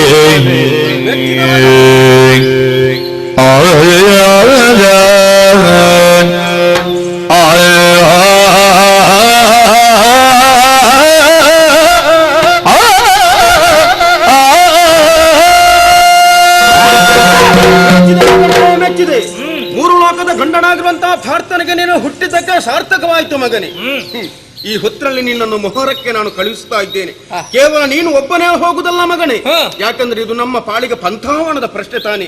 ಆದ ಕಾರಣ ನಿನ್ನ ದೊಡ್ಡಪ್ಪನಾಗಿರುವಂತಹ ಭೀಮಸೇನನ್ನು ಕಳುಹಿಸ್ತಾ ಇದ್ದೇನೆ. ಅದು ಮಾತ್ರವಲ್ಲ, ಚಿಕ್ಕಪ್ಪಂದಿರಾದ್ರಂತ ನಕಲ ಸಹದೇವರನ್ನು ಕಳುಹಿಸ್ತಾ ಇದ್ದೇನೆ. ಮಾತ್ರವಲ್ಲ, ಸೇನಾ ನಾಯಕನಾಗಿರುವಂತಹ ದೃಷ್ಟದ್ಯುಮ್ನನ್ನು ನಿನ್ನ ರಕ್ಷಣೆಗಾಗಿ ಕಳುಹಿಸ್ತಾ ಇದ್ದೇನೆ. ಎಲ್ಲರೂ ಬರಲಿ, ಒಳಗೆ ನಾನು ಹೋಗ್ತೇನೆ. ಸರಿ ಸರಿ ಮಗನೇ, ಇದು ನಾವು ನಂಬಿಕೊಂಡು ಬಂದಿರುವಂತಹ ಆರಾಧ್ಯ ಮೂರ್ತಿ ಆಗಿರುವಂತಹ ಶ್ರೀಕೃಷ್ಣ ಭಗವಾನ್ ನಿನ್ನನ್ನು ಕಾಯ್ದುಕೊಳ್ಳಲಿ. ಹೋಗು ಮಗನೇ, ಜಯಶೀಲನಾಗಿ ಬಾ. ಪದ್ಮನಾಭನ ಕೃಪೆ ಇದ್ರೆ ಹೋಗಿ ಬರಬೇಕು. ಸರಿ ಸರಿ, ಹೋಗಿ ಬಾ, ಜಯಶೀಲನಾಗಿ ಬಾ. ಯೋಗ ಅಂದ್ರೆ ಇದು, ಭಾಗ್ಯ ಅಂದ್ರೆ ಇದು. ದೊಡ್ಡಪ್ಪನಿಂದ ಕರ್ಪೂರಕ್ಕೆ ಜನಕವಾದರಣ ವೀಳ್ಯವನ್ನು ನನ್ನ ಕೈಗೆ ಕೊಟ್ಟಿದ್ದಾರೆ. ಉಲ್ಲಾಸ ಉತ್ಸಾಹ ಹೆಚ್ಚಾಗುತ್ತಿದೆ. ಕೌರವಾದಿಗಳ ತಲೆಗಡೆ ಸರ್ವ ಸನ್ನದ್ಧನಾಗಬೇಕು. ಬಿಗಿದ ಗಂಡುಡುಗೆಯಲ್ಲಿ ಹೊಂಡಾಯುಧದ ಹೊಲವ ಕಠಾರಿಯದ ಮನೆ ಮಗುಚಿ ಸಾಧು ಜವಾಜಿ ಕತ್ತುರಿ ಗಂಧ ಲೇಪನದಲ್ಲಿ ಮಗಮಗಿಪ ಹೊಂದೊಡರ ಹಾರಾದಿಗಳೊಪ್ಪಂಬಡದು ನಸುನಗೆ ಮೊಗದ ಸೊಂಪಿನಲ್ಲಿ ಯುದ್ಧಕ್ಕೆ ಸಿದ್ಧನಾದೆ. ಆದ್ರೆ ಇಷ್ಟೇ ಸಿದ್ಧತೆ ಸಾಕೆ, ಪ್ರಾಮುಖ್ಯವಾದ ಒಂದು ಕಾರ್ಯ ಉಳಿದಿದೆಯಲ್ಲ.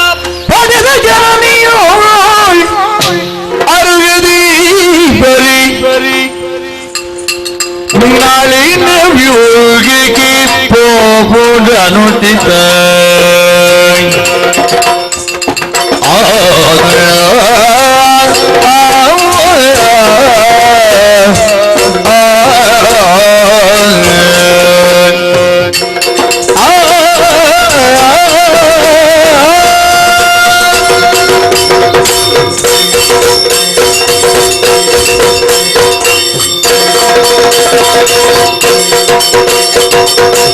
ಪಡೆದ ಜನನಿಯುಳ್ ಅರುಗದಿ ಬರೀ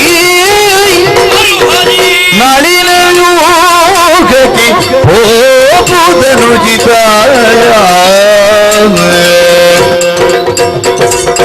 ಒದಗಿನ ನೇಮವನ್ನು ಪಡೆಯುತ್ತ ನಡೆವೆ ನಡೆವೆ ನಡೆವೆ ನಡೆವೆ ಎನ್ನುತ್ತ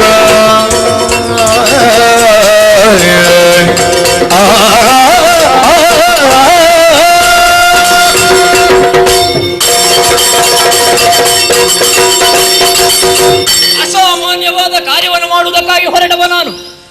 ಎಲ್ಲವರ ಆಶೀರ್ವಾದ ಬೇಕು, ಹಿರಿಯರ ಆಶೀರ್ವಾದ ಬೇಕು. ಅದರಲ್ಲಿಯೂ ನನ್ನನ್ನು 9 ತಿಂಗಳು ಹೊತ್ತು ಆ ಬಳಿಕ ಹೆತ್ತು ಪ್ರಪಂಚದ ಬೆಳಕನ್ನು ತೋರಿಸಿದಂತಹ ನನ್ನಮ್ಮ ಪತಿವ್ರತ ಶಿರೋಮಣಿ ಸುಭದ್ರಾದೇವಿಯ ಆಶೀರ್ವಾದ ಬೇಕು. ಮಗನಾದವನಿಗೆ ಹೆತ್ತ ತಾಯಿಯ ಆಶೀರ್ವಾದಕ್ಕಿಂತ ಮಿಗಿಲಾದ ಶಕ್ತಿ ಪ್ರಪಂಚದಲ್ಲಿ ಯಾವುದೂ ಇಲ್ಲ. ಅದಕ್ಕಲ್ವೇ ಹೇಳುವುದು ಹಿರಿಯರು, 10 ದೇವರನ್ನು ಪೂಜಿಸುವುದಕ್ಕಿಂತಲೂ ಹೆತ್ತ ದೇವರನ್ನು ಪೂಜಿಸು, ನಾ ಮಾತ್ರ ಪರದೈವತ ಅಂತ ಹೇಳಿದರು. 10 ಮಾಸಗಳನಕ 10 ಸಲಹಿದ ಮಾತೆಯುತ್ತರವ ಕೇಳುವುದು ಅತ್ಯಧಿಕ ಹಿತವು. ಹುಟ್ಟಿದಂತಹ ಮಗುವನ್ನು ಮೊದಲಾಗಿ ಹೇಳುವ ಶಬ್ದವೇ ಅಮ್ಮ ಎಂಬ ಹಾಗೆ, ಬಾಯಿ ಬಾರದ ದನದ ಕರುವನ್ನು ಮೊದಲಾಗಿ ಹೇಳುವ ಶಬ್ದವೇ ಅಂಬಾ ಎಂಬ ಹಾಗೆ ತಾಯಿಗೆ ಅಂತಹ ಯೋಗ್ಯತೆಯನ್ನು ಸ್ಥಾನಮಾನವನ್ನು ಕೊಟ್ಟಿದ್ದಾರೆ. ದೇವರಿಗೆ ಒಬ್ಬ ವ್ಯಕ್ತಿಯ ಜೊತೆಯಲ್ಲಿ ಯಾವಾಗಲೂ ಇರುವುದಕ್ಕೆ ಆಗುವುದಿಲ್ಲ ಅನ್ನುವ ಕಾರಣಕ್ಕಾಗಿ ಅಮ್ಮ ಅನ್ನುವಂತಹ ಮಮತಾಮಯಿಯನ್ನು ಕರುಣಿಸಿದ್ದಾನಂತೆ, ದಯಪಾಲಿಸಿದ್ದಾನಂತೆ. ಅಂತ ಹೆತ್ತ ತಾಯಿಯಾದ ಸುಭದ್ರಾದೇವಿ ಆಶೀರ್ವಾದ ಬೇಕು. ಒಂದೊಮ್ಮೆ ನಾನು ಹೇಳದೇ ಹೋದರೆ ನನ್ನಲ್ಲಿ ಪ್ರಾಣವನ್ನೇ ಇಟ್ಟಂತಹ ನನ್ನಮ್ಮ ಕಣ್ಣೀರು ಸುರಿಸ್ತಾರೆ. ಹೆತ್ತ ತಾಯಿಯ ಕಣ್ಣೀರು ಮಗನಿಗೆ ಶಾಪ, ಅದಕ್ಕಿಂತ ದೊಡ್ಡ ಶಾಪ ಇಲ್ಲ. ಹಾಗಾಗಬಾರದು. ಒದಗಿ ನಿಮ್ಮ ನೇಮವನ್ನು ಪಡೆಯುತ್ತಾ ಆ ಬಳಿಕ ಜಡಜ ವ್ಯೂಹ ಏನು ಅನ್ನುವುದನ್ನು ನೋಡಬೇಕಾಗಿದೆ. ಮೊದಲು ಅಮ್ಮನ ಬಳಿಗೆ.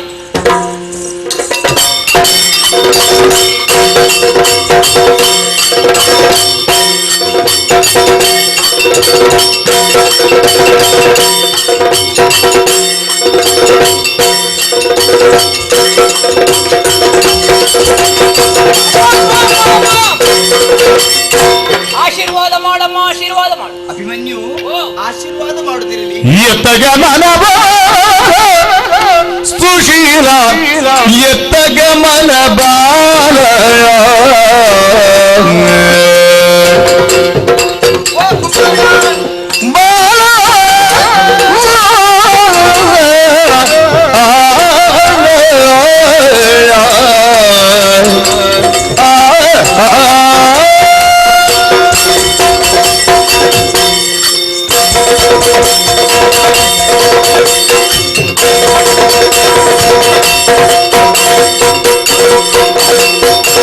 ಎತ್ತಗಮನ ಸುಶೀಲ, ಎತ್ತಗಮನ ಬಾಲ ಸುಶೀಲ, ಎತ್ತಗಮನ ಬಾಲ,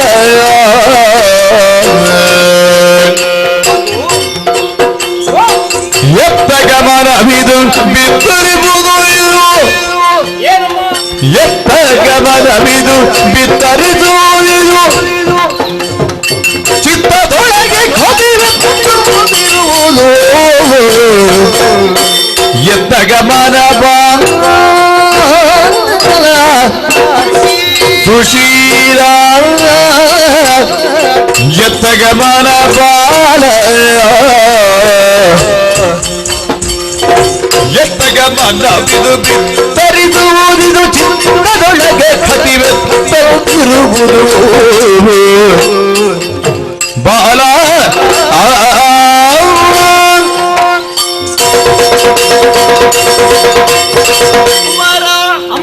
ಅಭಿಮನ್ಯು, ನಿನ್ನನ್ನು ಕಂಡಾಗ ಸಖೇದ ಆಶ್ಚರ್ಯವಾಯಿತು ಮಗನೇ. ಯಾಕಮ್ಮ?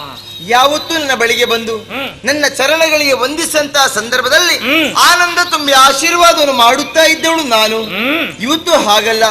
ಆಶೀರ್ವಾದವನ್ನು ಮಾಡಬೇಕಾದರೆ ಹಿಂದೇನು ಮುಂದೇನು ಹಿಂದೇನೆಂದು ಆಲೋಚನೆ ಮಾಡುವಂತ ಅನಿವಾರ್ಯತೆ ಅಗತ್ಯತೆ ಕೂಡಿ ಬಂದಿದೆ ಮಗನೇ. ಯಾಕಮ್ಮ? ಮಗನೇ, ಹೆತ್ತ ತಾಯಿಯ ಬಳಿಗೆ ಬರುವಂತಹ ಸಂದರ್ಭದಲ್ಲಿ ಈ ರೀತಿ ಬರಬೇಕಂತ ಅಗತ್ಯವೇ ಇಲ್ಲ. ಯಾಕೆ ಕುಮಾರ, ಎಲ್ಲಿಗೂ ಹೋಗುವುದಕ್ಕಿದ್ದವ ಮಾತೆಯಾದ ನನ್ನನ್ನು ಸಂಧಿಸಿ ಹೋಗಬೇಕೆಂಬ ಕಾರಣಕ್ಕಾಗಿ ನೀನು ಬಂದೆಯ. ಆದುದರಿಂದಲೇ ಕೇಳುತ್ತಾ ಇದ್ದೇನೆ, ಎತ್ತ ಗಮನ ಬಾಲ. ಕಂದ, ಯಾಕೆ ಗೊತ್ತುಂಟೆ? ನೋಡಿ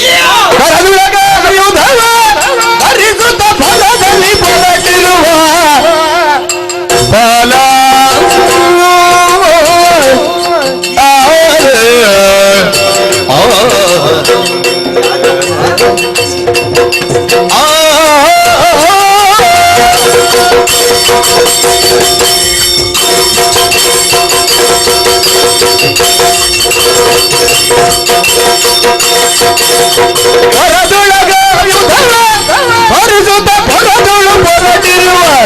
ಭರಿಸುತ್ತ ಬರದುಳು ಹೊರಟಿರುವ ಪರಿಯ ನೋಡಲ್ ಅಚ್ಚರಿಯಾಗುವುದು, ಪರಿಯ ನೋಡಲ್ ಅಚ್ಚರಿಯಾಗುವುದು,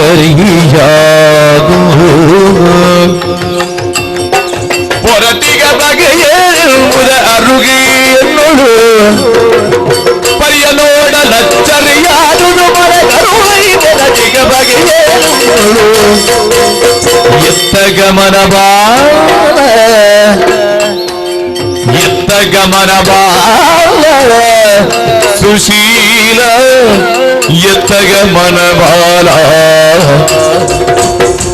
ಎತ್ತ ಗಮನವಿದು ಚಿತ್ತರಿಸುವುದಿದು ಚಿತ್ತದೊಳಗೆ ಕದಿವೆ ಹೋದಿರುವುದು ಎತ್ತ ಗಮನ ಬಾಲ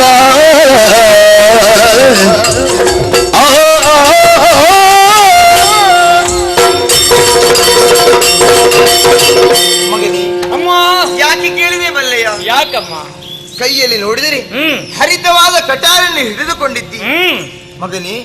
ಉತ್ತಮವಂತ ಧನುಸ್ಸು, ಬತ್ತಳಿಕೆ ಅಂಬುಗಳನ್ನು ತುಂಬಿಕೊಂಡಿದ್ದಿ.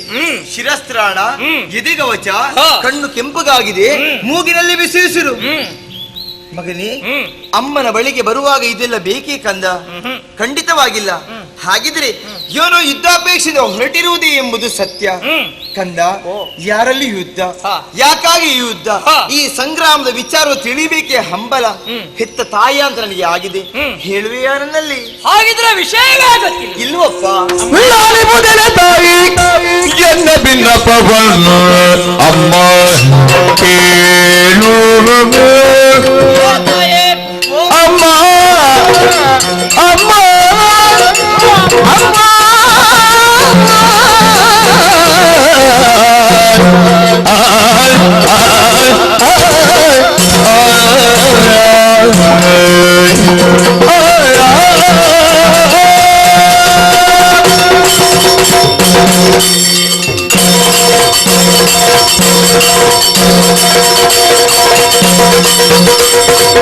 ಲಾಲಿ ಮೊದಲ ತಾಯಿ ಎನ್ನ ಭಿನ್ನಪವನ್ನು ಅಮ್ಮ ಕೇಳು ಅಮ್ಮ ಕೇಳು ಅಮ್ಮ ಕೇಳು ಅಮ್ಮ ಇದು ಇಂದು ಕಾಳಗ ದೊರಕಿದ್ದು ಕೂಡ ಕೌರವರಲ್ಲಿ ಇಂದು ಕಾಳಗ ದೊರಕಿದ್ದು ಕೂಡ ಕೌರವರಲ್ಲಿ ಅಮ್ಮ ಕೇಳು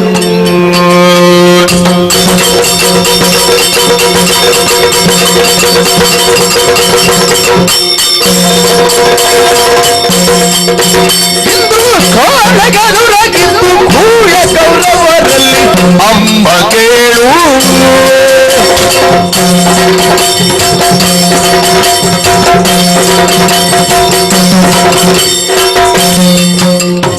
ಲಾಲಿ ಕೂದಲು ಬಾಯಿಯತ್ತ ಭಿನ್ನಪವನ್ನು ಅಮ್ಮ ಕೇಳು ಅಮ್ಮ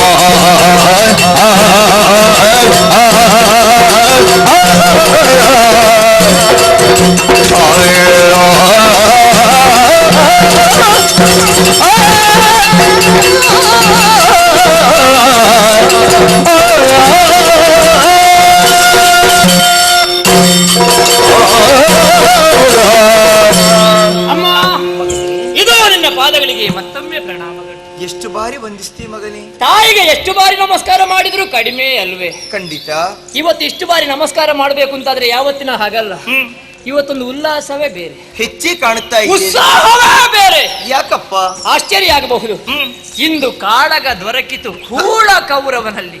ಹೌದೇ? ಯುದ್ಧ ದೊರಕುವುದೇನು ಮೊದಲಲ್ವಲ್ಲ. ಅಲ್ಲ, ಇವತ್ತಿಗೆ 13ನೇ ದಿವಸ. 12 ದಿವಸದ ಯುದ್ಧವಾಗಿದೆ. ಮೊದಲು ನಾನು ಯುದ್ಧಕ್ಕೆ ಹೋದವನೇ, ಹೋರಾಟ ಮಾಡಿದವನೇ. ಆದ್ರೆ 12 ದಿವಸ ಸಿಗದೇ ಇದ್ದಂತಹ ಉಲ್ಲಾಸ ಉತ್ಸಾಹ ಈ ದಿನ ವಿಶೇಷವಾಗಿ ನನಗೆ ಸಿಗಬೇಕು ಅಂತಾದರೆ ಕಾರಣ ಏನು? ಅದನ್ನು ಹೇಳಬೇಕನ್ನುವಂತಹ ಉದ್ದೇಶದಿಂದಲೇ ಕುಣಿಯುತ್ತಾ ನಿನ್ನ ಬಳಿಗೆ ಬಂದದ್ದು. ಲಾಲಿ ಪುದೇಲೆ ಎನ್ನ ಭಿನ್ನಪವ ಅಮ್ಮ ಕೇಳು, ಇಂದು ಕಾಳಗ ದೊರಕಿತು ಕೂಳ ಕೌರವನಲ್ಲಿ ಅಮ್ಮ ಕೇಳು. ಪ್ರಕೃತ ಕುರು ಸೇನಾನಿ ಉಭಯ ಕುಲ ವಿಲೋಜನಂತಹ ದ್ರೋಣಾಚಾರ್ಯರು ಶಾಪಾದಪಿ ಶರಾದಪಿ ಎಂಬಂತಹ ನೆಗಳತೆಯನ್ನು ಪಡೆದವರು. ಶಾಪ ಮುಖದಿಂದಲೂ ಶರದ ಮುಖದಿಂದಲೂ ಶತ್ರುಗಳನ್ನು ಗೆಲ್ಲಬಂದಂತಹ ಸಾಮರ್ಥ್ಯವಂತರು. ಅಂತಹ ಸೇನಾನಿಯಾದಂತಹ ದ್ರೋಣಾಚಾರ್ಯರು ಈಗ ಯುದ್ಧ ಮಾಡಿ ಇಲ್ಲಿಯವರೆಗೆ ಜಯವನ್ನು ಪಡೆಯದಿದ್ದಂತಹ ಕಾರಣದಿಂದಲೇ ಕೌರವನಿಗೆ ಒಂದು ಪ್ರತಿಜ್ಞೆಯ ಮಾತನ್ನೇ ಆಡಿದ್ದಾರಂತೆ. ನಮ್ಮನ್ನು ಯಾವ ರೂಪದಲ್ಲಾದರೂ ಸೋಲಿಸ್ತೇನೆ ಎಂಬ ಹಾಗೆ ಕಟಿಬದ್ಧರಾಗಿ ಪಾಂಡವರಾದಂತಹ ನಮ್ಮನ್ನು ಸೋಲಿಸುವುದಕ್ಕಾಗಿ ದ್ರೋಣಾಚಾರ್ಯರು ಮಾಡಿದ್ದಾದರೂ ಏನಪ್ಪ ಚಕ್ರವ್ಯೂಹ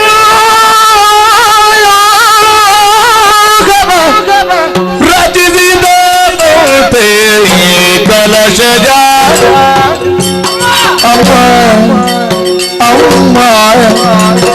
ಕೇಳು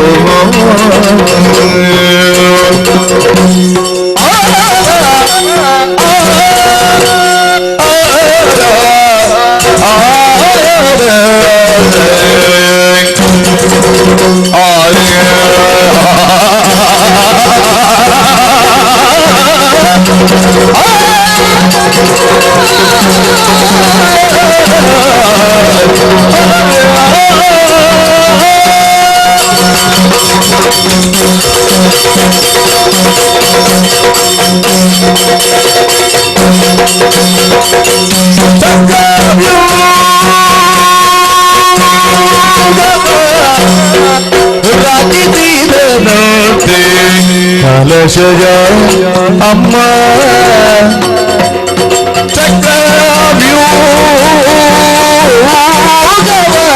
ರಚಿಸಿದ ಕಲಶಜ ಅಮ್ಮ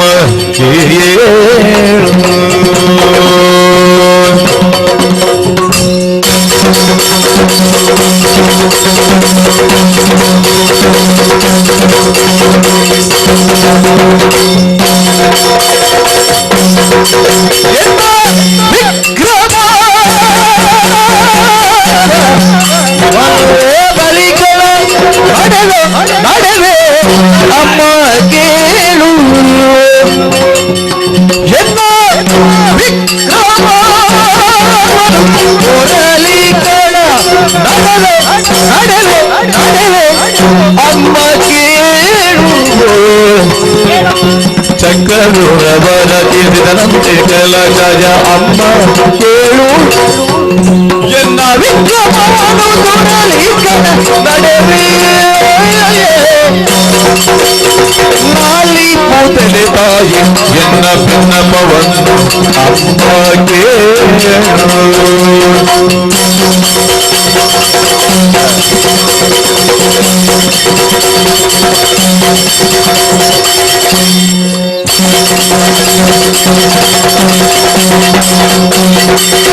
ಲಾಲಿ ಪೋದೆಲೆ ತಾಯಿ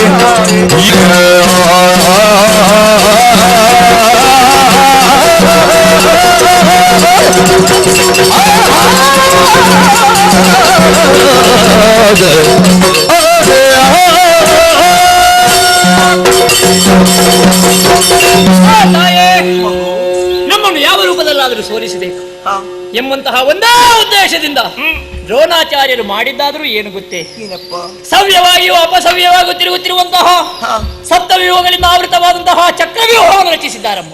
ಚಕ್ರವ್ಯೂಹ? ಹೌದು. ಪಾಂಡವರು ಅದಟ್ಟಿದ್ರೆ ಮುರಿಯುವುದಕ್ಕಾಗಿ ಬರಲಿ, ಪಂತಾಹ್ವಾನ ನಮಗೆ. ಹೌದೇ? ಮುರಿಯುವುದಕ್ಕೆ ಹೋಗಬೇಕಾದ ನಮ್ಮ ಕರ್ತವ್ಯ. ಹೋಗಬೇಕು ಅಂತಾದ್ರೆ ತಿಳಿದವರೇ ಹೋಗಬೇಕು. ನಿಜ. ನಮ್ಮಲ್ಲಿ ಯಾರಿದ್ದಾರೆ? ತಿಳಿದವರು ಇಬ್ಬರೇ. ಒಬ್ಬ ಋಷಿಕೇಶ ಶ್ರೀಕೃಷ್ಣ, ಇನ್ನೊಬ್ಬ ಗುಡಾಕೇಶ ನಮ್ಮ ಅಪ್ಪ ಪಾರ್ಥ ಮಹಾಶಯ. ಸತ್ಯ. ಇಬ್ಬರು ಸಂಸಪ್ತಕರಲ್ಲಿ ಯುದ್ಧಕ್ಕೆ ಹೋಗಿದ್ದಾರೆ. ಈ ಸಮಯದಲ್ಲಿ ಯಾರನ್ನು ಕಳುಹಿಸಿಕೊಡುವುದು ಎಂಬ ಹಾಗೆ ದೊಡ್ಡಪ್ಪ ಚಿಂತೆಯಲ್ಲಿ ಮುಳುಗಿದ್ರು. ಆ ಸಭೆಯಲ್ಲಿ ನಾನು ಕೂಡ ಕುಳಿತಿದ್ದೆ.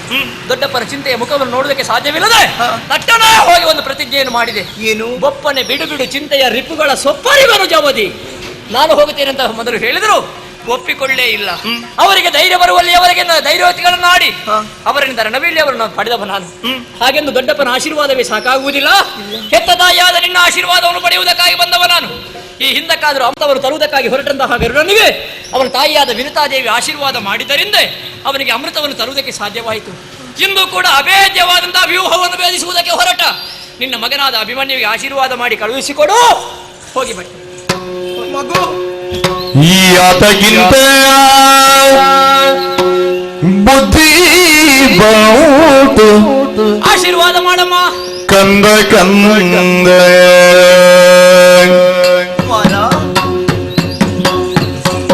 ಯಾತಕ್ಕಿಂತ ಬುದ್ಧಿ ಬಹುದು ಕಂದ ಕಂದ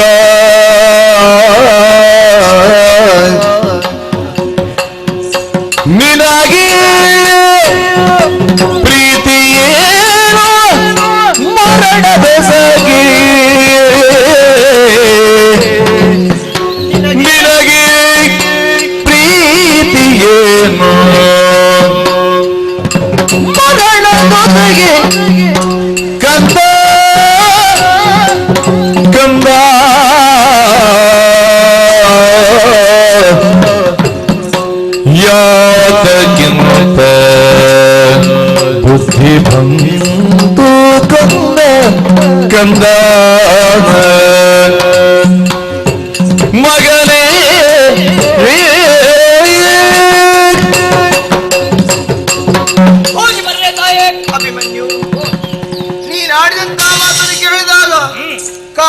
ಉಪದೇಶವನ್ನೆಲ್ಲ ಕಿವಿಗೆ ರಚಿಸಿದ ಅನುಭವ ನನಗಾಯ್ತು ಮಗನೇ. ಯಾಕಮ್ಮ?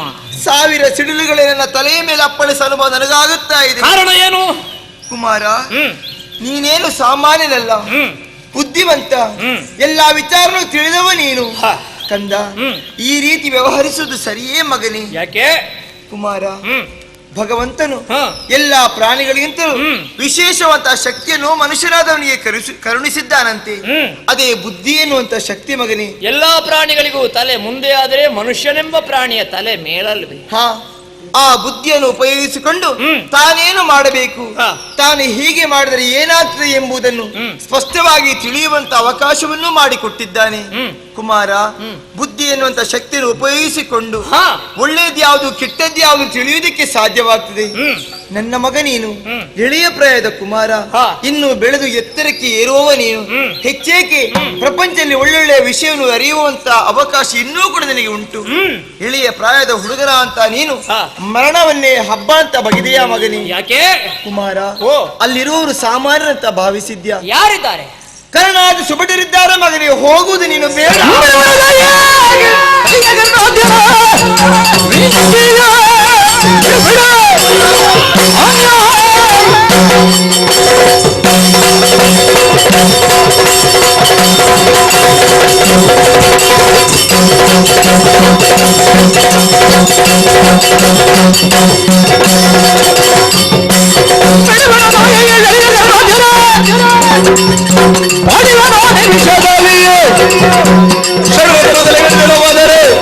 ಹುಡುಗನ ವಿಕ್ರಮ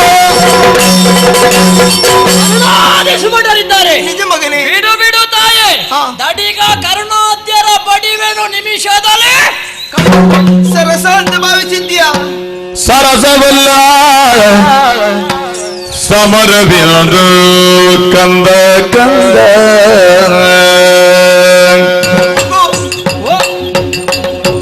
ಸರಸವಲ್ಲ ಸಮರವಿನದು ಕಾಡ ಕಂದ ಕಲಶ ತರಳಾಲ ಗೆಲಲ ಭವಗರಿದು ಕಲಶ ತರಳಾಲ ಗೆಲಲ ಭವಗರಿದು ಕಂದ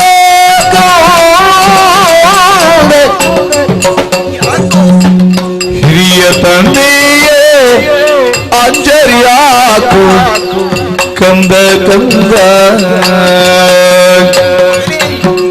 ಹಿರಿಯ ತಂದೆ ಅಂಜರಿಯಾಕು ಕಂದ ಕಂದ ಅನಿಗೆ ಯಾದಿ ಸಾಧಿಸಿ ಕಂದ ಕಂದ ಯಾತಕ್ಕಿಂತ ಬುದ್ಧಿ ಬಂದು ಕಂದ ಕಂದ ಕಂದ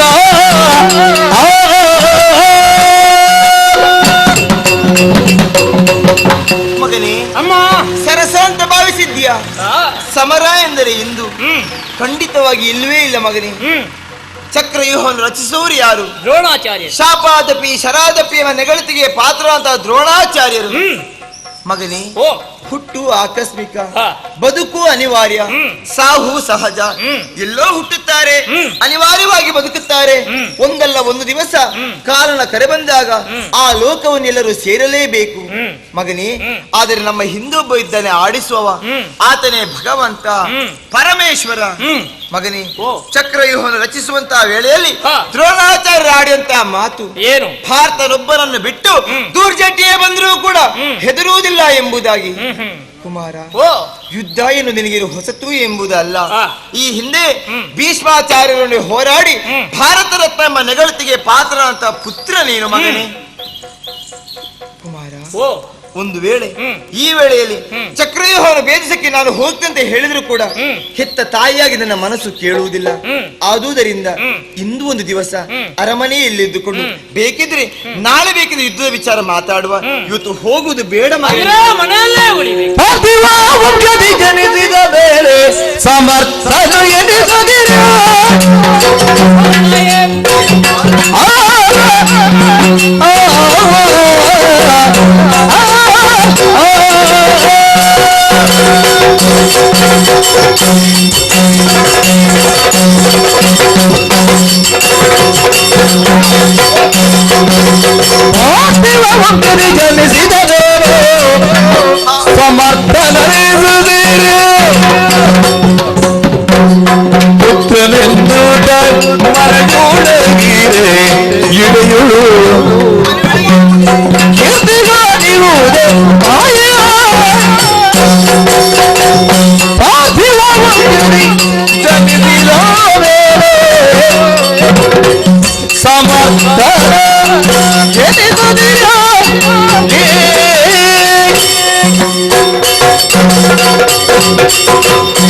ಮಾತಿಗೆ ಪ್ರತಿಯಾಡ್ತೇನೆ ಎಂಬುದಾಗಿ ಅನ್ಯತಾ ಭಾವಿಸಬೇಡ.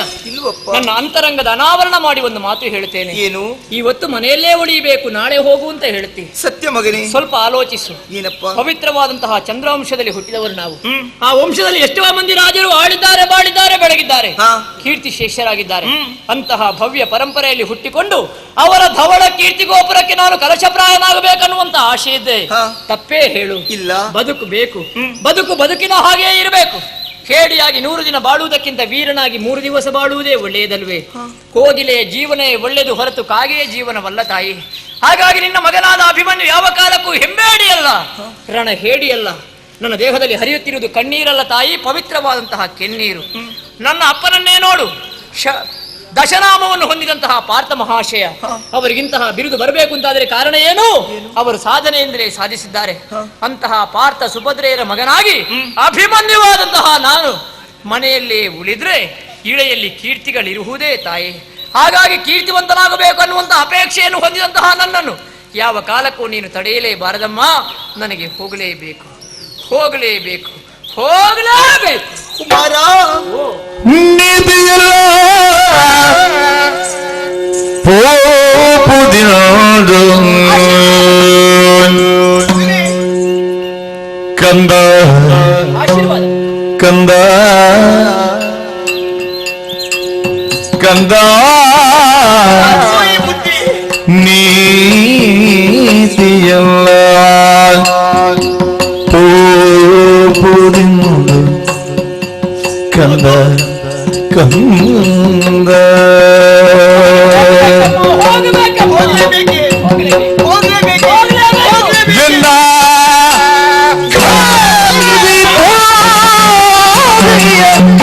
ರಣಕ್ಕೆ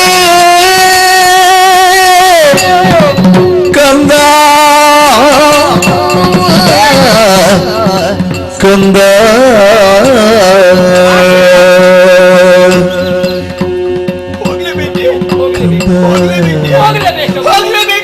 ಎಲ್ಲ ಖಾದಿಸಿ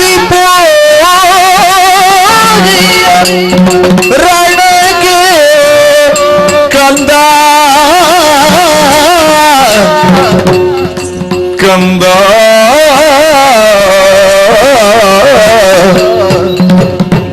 ನೀತಿಯಲ್ಲ ಮಗನೇ ಬೇಡ ಬೇಡ ಕಂದ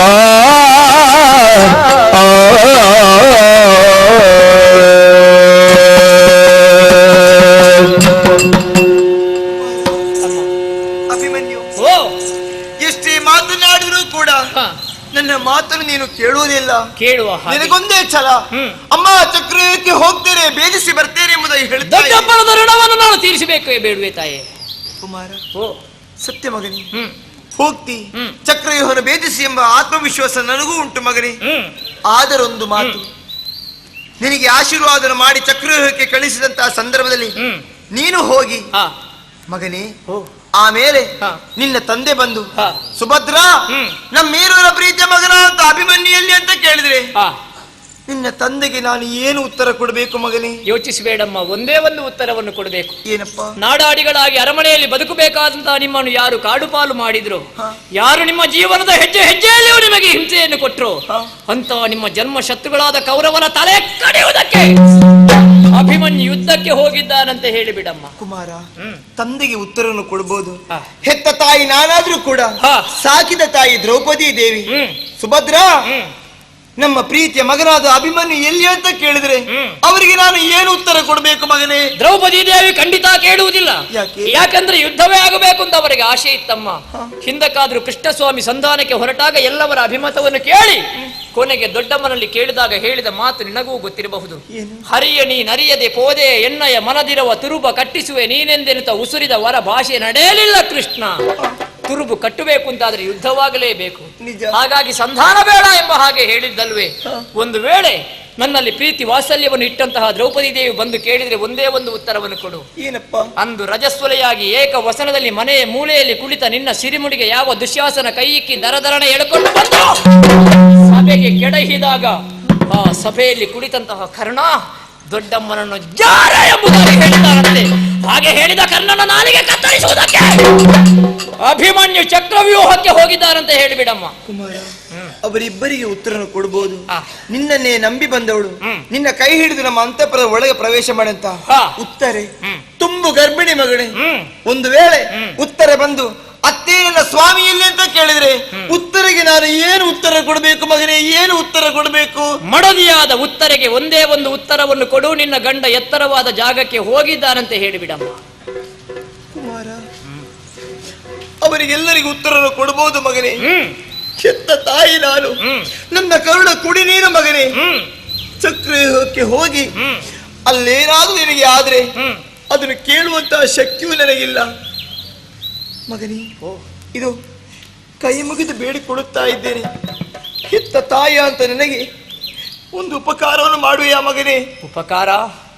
ಹೆತ್ತ ತಾಯಿಯಾದ ನಿನಗೆ ಮಗನಾಗಿ ನಾನು ಉಪಕಾರ ಮಾಡಬೇಕೆ? ಸತ್ಯ ಮಗನೇ. ಆ ಭಾಗ್ಯ ಯಾರಿಗೆ ಬರ್ತದಮ್ಮ? ಹೇಳಮ್ಮ. ಒಂದಲ್ಲ, ಹತ್ತಲ್ಲ, ನೂರಲ್ಲ, 1000 ಹೇಳು. ಏನಾಗಬೇಕು ಹೇಳು ಕುಮಾರ. ಓ, ರಣಕ್ಷೇತ್ರಕ್ಕೆ ನನಗೆ ಹೋಗಲೇಬೇಕು. ಹೋಗಲೇಬೇಕು. ಕೈಯಲ್ಲಿ ಹಿಡಿದುಕೊಂಡದ್ದೇನು? ಖಡ್ಗ. ಯಾತಕ್ಕಾಗಿ? ವಿರೋಧಿಗಳ ಕತ್ತನ್ನು ಕತ್ತರಿಸುವುದಕ್ಕೆ. ಕುಮಾರ, ಓ, ರಣಕ್ಷೇತ್ರಕ್ಕೆ ಹೋಗುವುದು ಬೇಡ ಬೇಡ ಎನ್ನುವುದಾಗಿ ಹೇಳುವಂತ ನಿನ್ನ ಮೊದಲ ವಿರೋಧಿ ನಾನೇ. ನನ್ನ ಶಿರವನ್ನೇ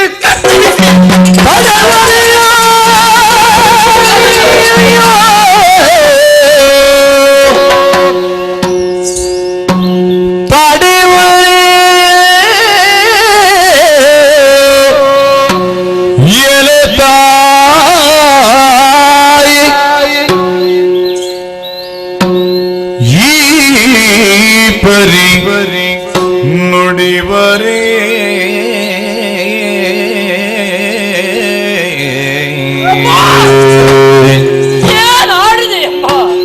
ಪಡೆವರೆಗೆ ಈ ಪರಿ ನುಡಿವರೆ ಮನಸ್ಸು ಬಂದ ಅಮ್ಮ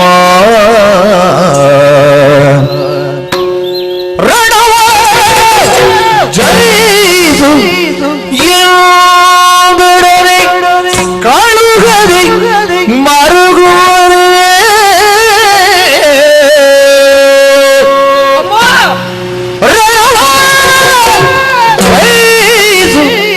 ಜಡೊಡನೆ ಕಾಳುಗದೆ ಮರುಗುವರೆ ಮರುಗುವರೆ ಅಮ್ಮ ತಡೆವರೇ ನುಡಿವರೇ ಮಾರುವರೇ ನೀನೆಂದಾಭಿಮನ್ಯು ಅಮ್ಮ ಆ ಆ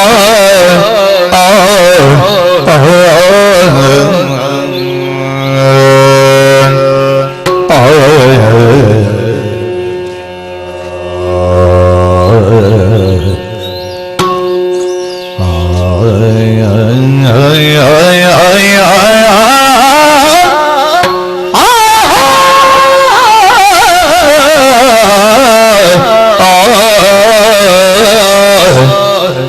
ಜನನಿ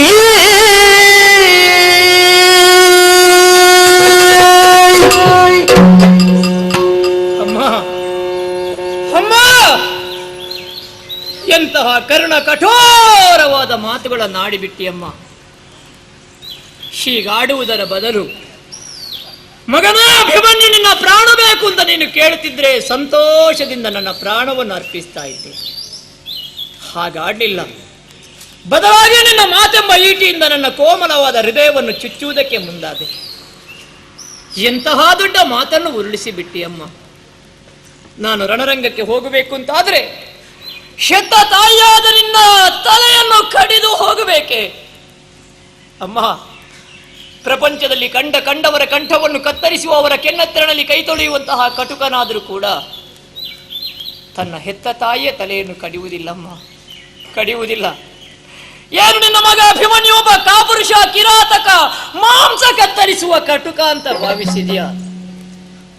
ಅಂತಹ ಪರಿಸ್ಥಿತಿ ಬಂದ್ರೆ ನಿನಗಿಂತ ಮೊದಲು ನನ್ನ ಪ್ರಾಣವನ್ನು ನಾನು ಅರ್ಪಿಸ್ತೇನೆ, ನಿನ್ನ ತಲೆಯನ್ನು ಕಡಿಯುವುದಿಲ್ಲ.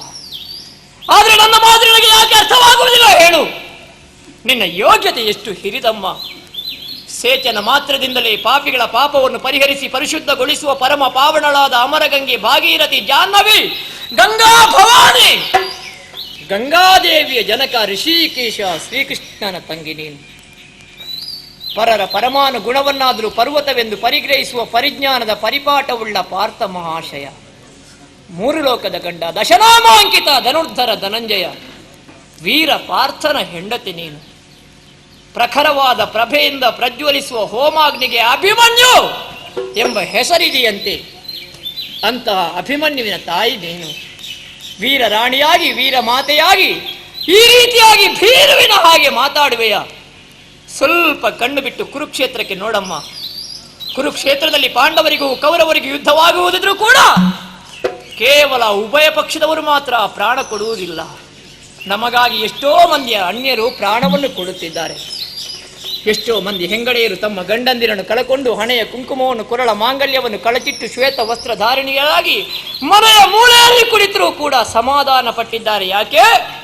ತಮ್ಮ ಗಂಡಂದಿರು ಸತ್ರು ಕೂಡ ಧರ್ಮ ಈ ಇಳೆಯಲ್ಲಿ ನೆಲೆಯಾಗಬೇಕನ್ನುವಂತಹ ಉದ್ದೇಶ ಅಲ್ಲ. ಎಷ್ಟೋ ಮಂದಿ ಮಕ್ಕಳು ತಮ್ಮ ತಂದೆಯಂದಿರನ್ನು ಕಳಕೊಂಡು ತಬ್ಬರಿಗಳಾಗಿದ್ದಾರೆ. ಆದರೂ ಒಂದು ಸಮಾಧಾನ, ಧರ್ಮ ಪ್ರಭು ಧರ್ಮ ಸಿಂಹಾಸನವನ್ನು ಏರಬೇಕು ಅಂತ. ಎಷ್ಟೋ ಮಂದಿ ತಂದೆ ತಾಯಿಗಳು ತಮ್ಮ ಮಕ್ಕಳನ್ನು ಕಳಕೊಂಡು ಕೊನೆಯ ಕಾಲದಲ್ಲಿ ತಮ್ಮ ಗಂಟಲಿಗೆ ಒಂದು ಬಿಂದು ತುಳಸಿ ಜಲವನ್ನು ಪಡೆಯುವಂತಹ ಭಾಗ್ಯದಿಂದ ವಿರಹಿತರಾಗಿದ್ದಾರೆ. ಆದರೂ ಒಂದು ಸಮಾಧಾನ, ಸತ್ಯ ಉಳಿಬೇಕು, ಧರ್ಮ ನೆಲೆಯಾಗಬೇಕು. ಹಾಗಿದ್ರೆ ಈ ಯುದ್ಧದಲ್ಲಿ ಸಂಬಂಧವೇ ಇಲ್ಲದಂತ ಅವರೆಲ್ಲರೂ ಪ್ರಾಣ ತ್ಯಾಗ ಮಾಡುವಾಗ ಈ ಯುದ್ಧದಲ್ಲಿ ಪ್ರಮುಖ ಪಾತ್ರವನ್ನು ವಹಿಸಬೇಕಾದ ನಾವು ಸುಮ್ಮನೆ ಕುಳಿತರೆ ಭೂಮಿದೇವಿ ಕ್ಷಮಾಗುಣ ಸಂಪನ್ನೆಯಾದರೂ ಭೂಮಿದೇವಿ ಬಾಯಿ ಬಿಟ್ಟು ನುಂಗುವುದಕ್ಕಿಲ್ವೇ? ದೇವತೆಗಳು ತೋಚಿ ಎಂಬುದಾಗಿ ಉಗುಳುವುದಕ್ಕಿಲ್ವೇ? ಅಂತ ಹೇಸಿಗೆಯ ಬದುಕು ಬೇಕೇ ತಾಯಿ? ವೀರ ರಾಣಿಯಾಗಿ ಆಲೋಚನೆ ಮಾಡು, ಸ್ವಾರ್ಥಿಯಾಗಬೇಡ, ವ್ಯಷ್ಟಿಯಾಗಿ ಯೋಚಿಸಬೇಡ, ಸಮಷ್ಟಿಯಾಗಿ ಯೋಚಿಸಮ್ಮ. ಸಂಸಾರ ಬಂಧನದಿಂದ ಹೊರಬಂದು ನಮ್ಮವರಿಗೆ ಬೇಕಾಗಿ ಆಲೋಚನೆ ಮಾಡು. ಯುದ್ಧಕ್ಕೆ ಹೊರಟಂತಹ ನಿನ್ನ ಮಗನಾದ ಅಭಿಮನ್ಯುವನ್ನು ಕಳುಹಿಸಿಕೊಡು. ಸುರಿವಯ ಕಂಬನಿಯ ಸೆರಗಿನ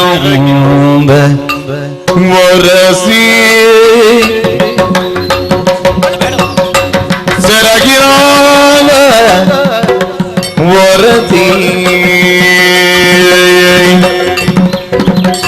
ಜನನಿಯ ಪಾದ ರಾಜವನು ಶಿರದುಳು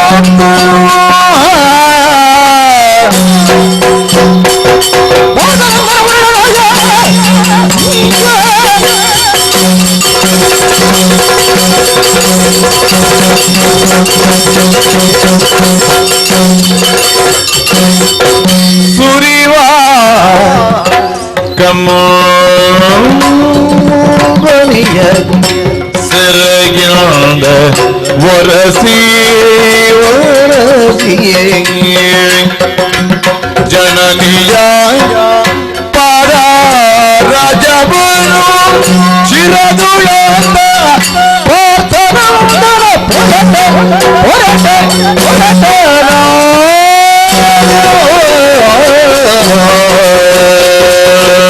ನಾನೆಷ್ಟು ಹೊತ್ತು ಗೋಗರೆದರೂ ನೀನು ಆಶೀರ್ವಾದ ಮಾಡುವುದಿಲ್ಲ, ಬದಲಾಗಿ ಕಣ್ಣೀರು ಸುರಿಸ್ತಿ.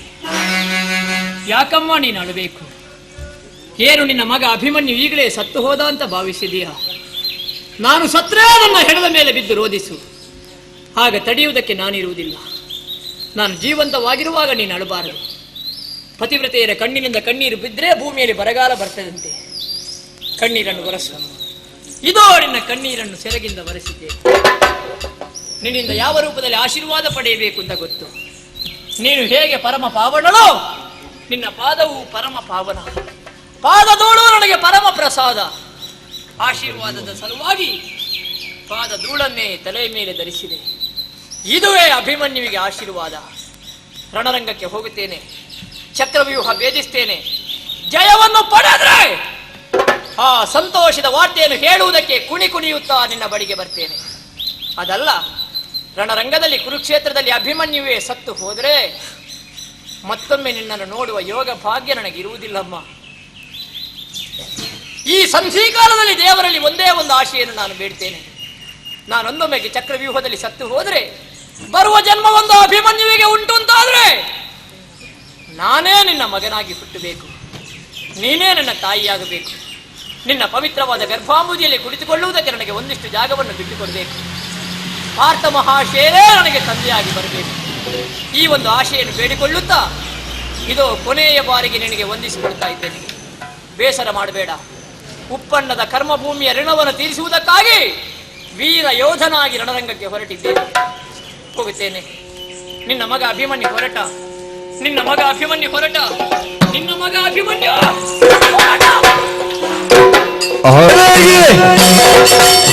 ಭಾರತೀ ಸೌಮಿತ್ರಿ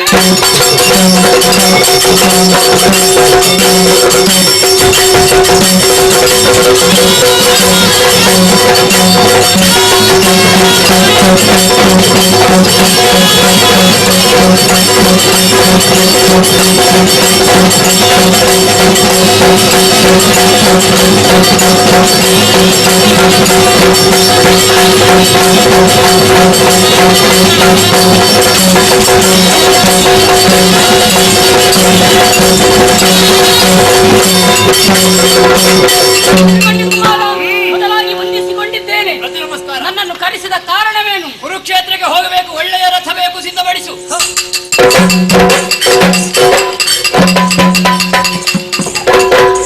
ಮೊದಲಾಗಿ ನೀವೇ ಏರಿಕೋ.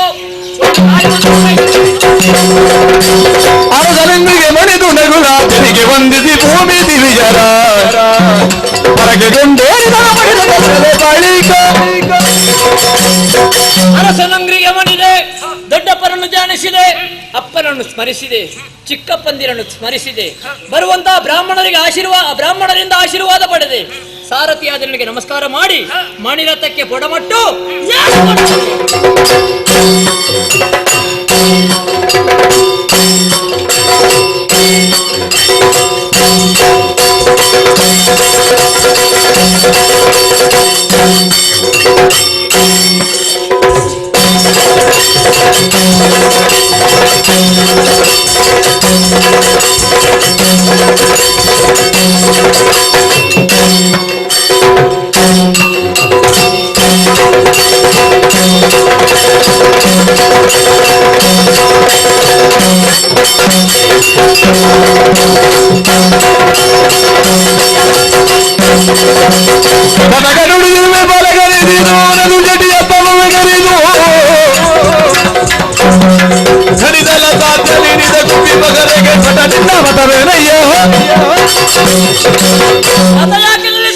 ರಥವನ್ನು ನಿಲ್ಲಿಸುವುದಕ್ಕೆ ಬಲವಾದ ಕಾರಣವಿದೆ. ಯಾವುದು?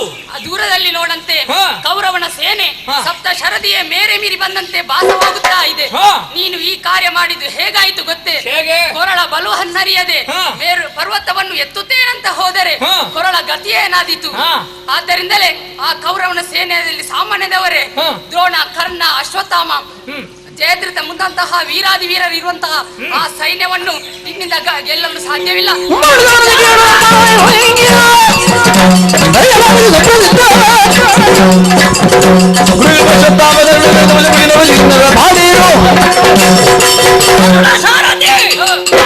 ಉಪಧಿಕರಿಸಿಕೊಳ್ಳಲಾಗದು ಕಣ ನೀನರಿಯ ನಮ್ಮಂತರವನ್ನ ಬಿನ್ನಾಡಿ ಬರಬೇನು. ಗುರು ತನಯನೆ ಕೃಪಣೆ ದ್ರೋಣನೆ ಸೈಂಧವನೆ ಹುರು ನರರು ಗಣ್ಯವೇ ಕೇಳು ಭಾಷೆಯನು. ಬವರವಾದರೆ ಹರಣವದನಕ್ಕೆ ಬೆವರತ ಹೆಣವ ಗಡಿಸಿದರೆ ವಾಸವನ ಸದೆವನು ಒಕ್ಕಟ ಉದರಿಸುವನು ಮಾರ್ಗವನ ಜವನ ಜವಗೆಡಿಸುವನು ಸಾಕಿನ್ನವರಡೇನು ಅರ್ಜುನನು ಮಾಧವನು ಮುನಿದನೆ ಗೆಲುವೆ ನಂಜದೆ ರಥವ ಹಾರಿಸು ಹಾರಿಸು.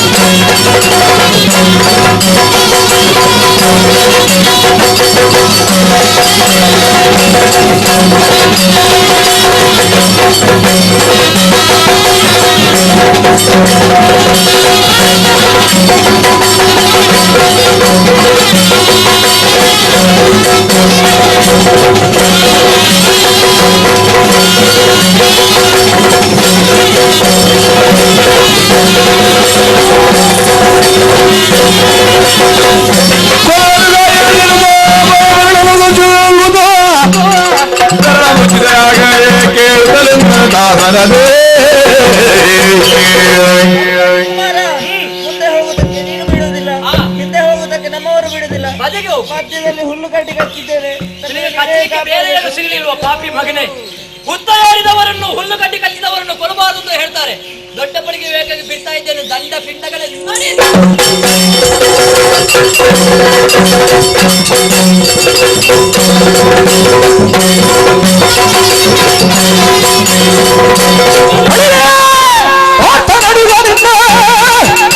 Thank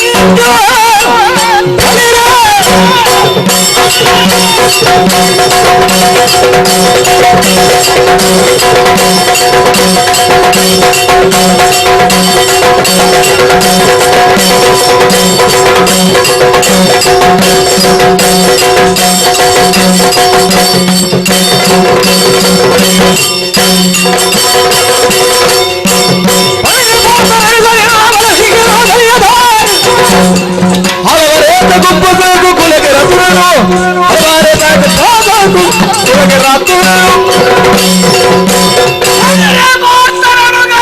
ಏನೋ ಹೊಗಳುವುದು ನಿನ್ನನ್ನು ಹೆತ್ತು ಆ ಸುಭದ್ರಾ ದೇವಿಯ ಗರ್ಭ ಪಾವನವಾಯಿತು. ಹೌದಾ? ನಿನ್ನ ಜನ್ಮಕ್ಕೆ ಕಾರಣೀಭೂತರಾದಂತ ಪಾರ್ಥ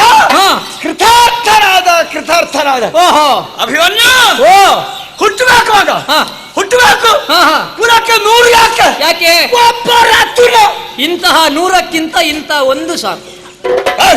ಅನ್ನ ಯಾಕೆ ಕೈ ತೋರಿಸುದ? ಹೇಳಿದಲ್ವ 100ಕ್ಕಿಂತ ಒಂದು ಒಳ್ಳೇದು ಅಂತ. ನಿನ್ನ ಅರ್ಜುನನಿಗೆ ಮತ್ತೊಬ್ಬ ಮಗ ಇದ್ದ, ಈ ಕಾರಣಕ್ಕಾಗಿ ನಿನ್ನ ಹೇಳಿದ್ರು.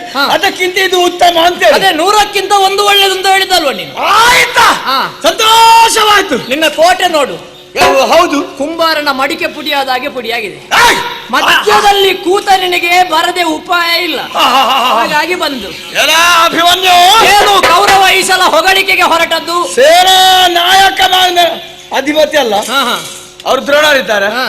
ಇವರನ್ನೆಲ್ಲ ಸೇರಿಸಿಕೊಂಡು ಬಂದವ ನಾನು. ಯೋಚನೆ ಮಾಡು, ಅವರು ಸ್ವತ ಮಾತ್ರಕ್ಕೆ ನಾನು ಸ್ವತಃ ಆಗ ಅಲ್ವಾ? ಅಲ್ಲ, ನನ್ನ ಪೌರುಷ, ಪ್ರಾಯ, ಸಾಧನೆ ನಿನ್ನ ಎಣಿಕೆಗೆ ಮೀರದ್ದು. ನಿನ್ನ ಸಾಧನೆ ನೀನು ಮಧ್ಯದಲ್ಲಿ ನಿಂತಾಗಲೇ ಗೊತ್ತಾಗಿದೆ. ಸುತ್ತ ಎಲ್ಲರನ್ನು ನಿಲ್ಲಿಸಿ ನೀನು ಮಧ್ಯದಲ್ಲಿ ನಿಂತದ್ದೇ ಬದುಕಲಿಕ್ಕೆ ಬೇಕಾಗಿ. ನಿನ್ನ ಪುಣ್ಯ ದೊಡ್ಡದು. ನಿನ್ನ ಕ್ರಮವೇ ಹಾಗಲ್ವಾ? ನಿನ್ನೊಟ್ಟಿಗೆ ಯಾರೆಲ್ಲ ಇದ್ದಾರೆ ಅವರು ಸತ್ತ ಮೇಲೆ ನೀನು ಹೊರಗೆ ಬರು. ಹಾಗಲ್ವಾ? ಮತ್ತೆ ಈಗ ನಿನ್ನ ನಾನು ಬಡೀತಿದ್ದೆ, ಬಿಟ್ಟಿದ್ದೆ ಯಾಕೆ ಗೊತ್ತುಂಟ? ಹಿಂದೆ ಬೀಳ್ತದೆ ಅಂತ ನಿನಗೆ ಹೆದರಿಕೆ ಉಂಟು. ಹಾಗಲ್ವಾ? ನಿನ್ನ ಪ್ರಾಯ ಸಣ್ಣದು ಅಲ್ಲ, ಅಣುಗ ತೆರಳು ಹಿಂದೆ. ಯಾರು ಅಣುಗ?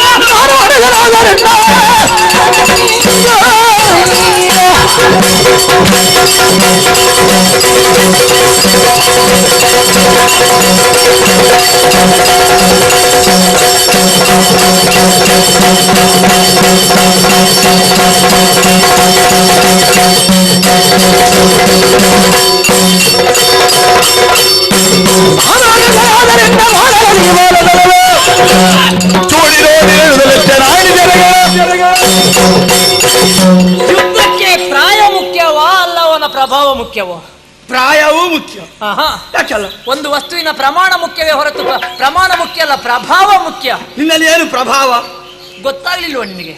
ಸಾಮಾನ್ಯರು ಯುದ್ಧದಲ್ಲಿ ಸ್ವತ ಮಾತ್ರಕ್ಕೆ ಯಜಮಾನರಿಗಿಂತ ತಾನು ದೊಡ್ಡವಂತ ಹೇಳಿಕೊಳ್ಳೋ ಸ್ವಭಾವ ನಿನ್ನದು. ಹಾಗಿದ್ರೆ ನಿನ್ನ ಪಕ್ಷದವರು ಸಾಮಾನ್ಯರು ಅಂತ ಒಪ್ಪುತ್ತೀನಿ. ಅಲ್ಲ, ಈಗ ನಿನ್ನ ಕೈಯಲ್ಲಿ ಸೋತವರು ಕೌರವರು ಆಗಿದ್ದವರಲ್ಲ ಅಂತ ಅಭೇದ್ಯವಾದ ವ್ಯೂಹವನ್ನು ಭೇದಿಸಿದ್ದೇನೆ.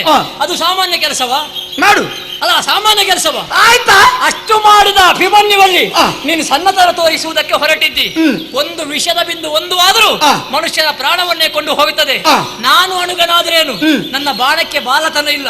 ಇದಕ್ಕೆ ಯೌವನ ಕಾಲ. ನಿನ್ನ ತಲೆಗಡಿತೇನೆ ಬಾ.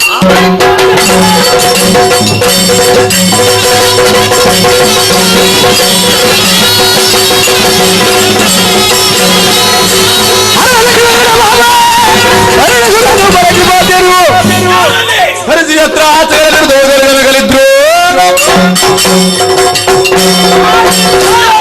ಕರ್ನಾಟಕರು ಅಭಿಮಾನಿಯ ಕೈಯಲ್ಲಿ ನಮ್ಮ ದೊರೆ ಸರಿ ಸಿಕ್ಕಿದ್ದಾರೆ.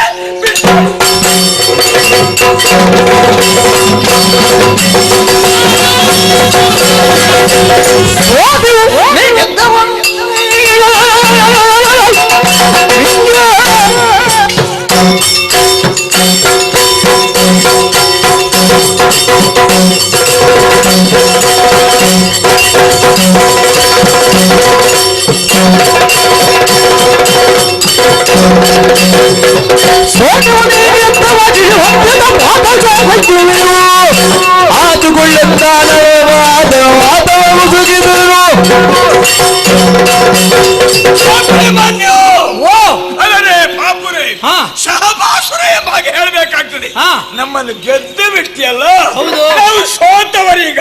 ಹಾಗಿದ್ರೆ ಒಂದು ಕೆಲಸ ಮಾಡಿ, ಅಲ್ಲಿ ಆಯುಧ ಪೆಟ್ಟಿಗೆ ಅಂತ ಒಂದು ಬರ್ದ ಪೆಟ್ಟಿಗೆ ಉಂಟು. ಹೌದು, ಅದರಲ್ಲಿ ಬಿಲ್ಲುವಾನ ಇಟ್ಟು ಮನೆಗೆ ಹೋಗಿ ಮಲ್ಕೊಳ್ಳಿ. ಹಾಗಲ್ಲ, ನೀನಿನ್ನು ಸಣ್ಣವ.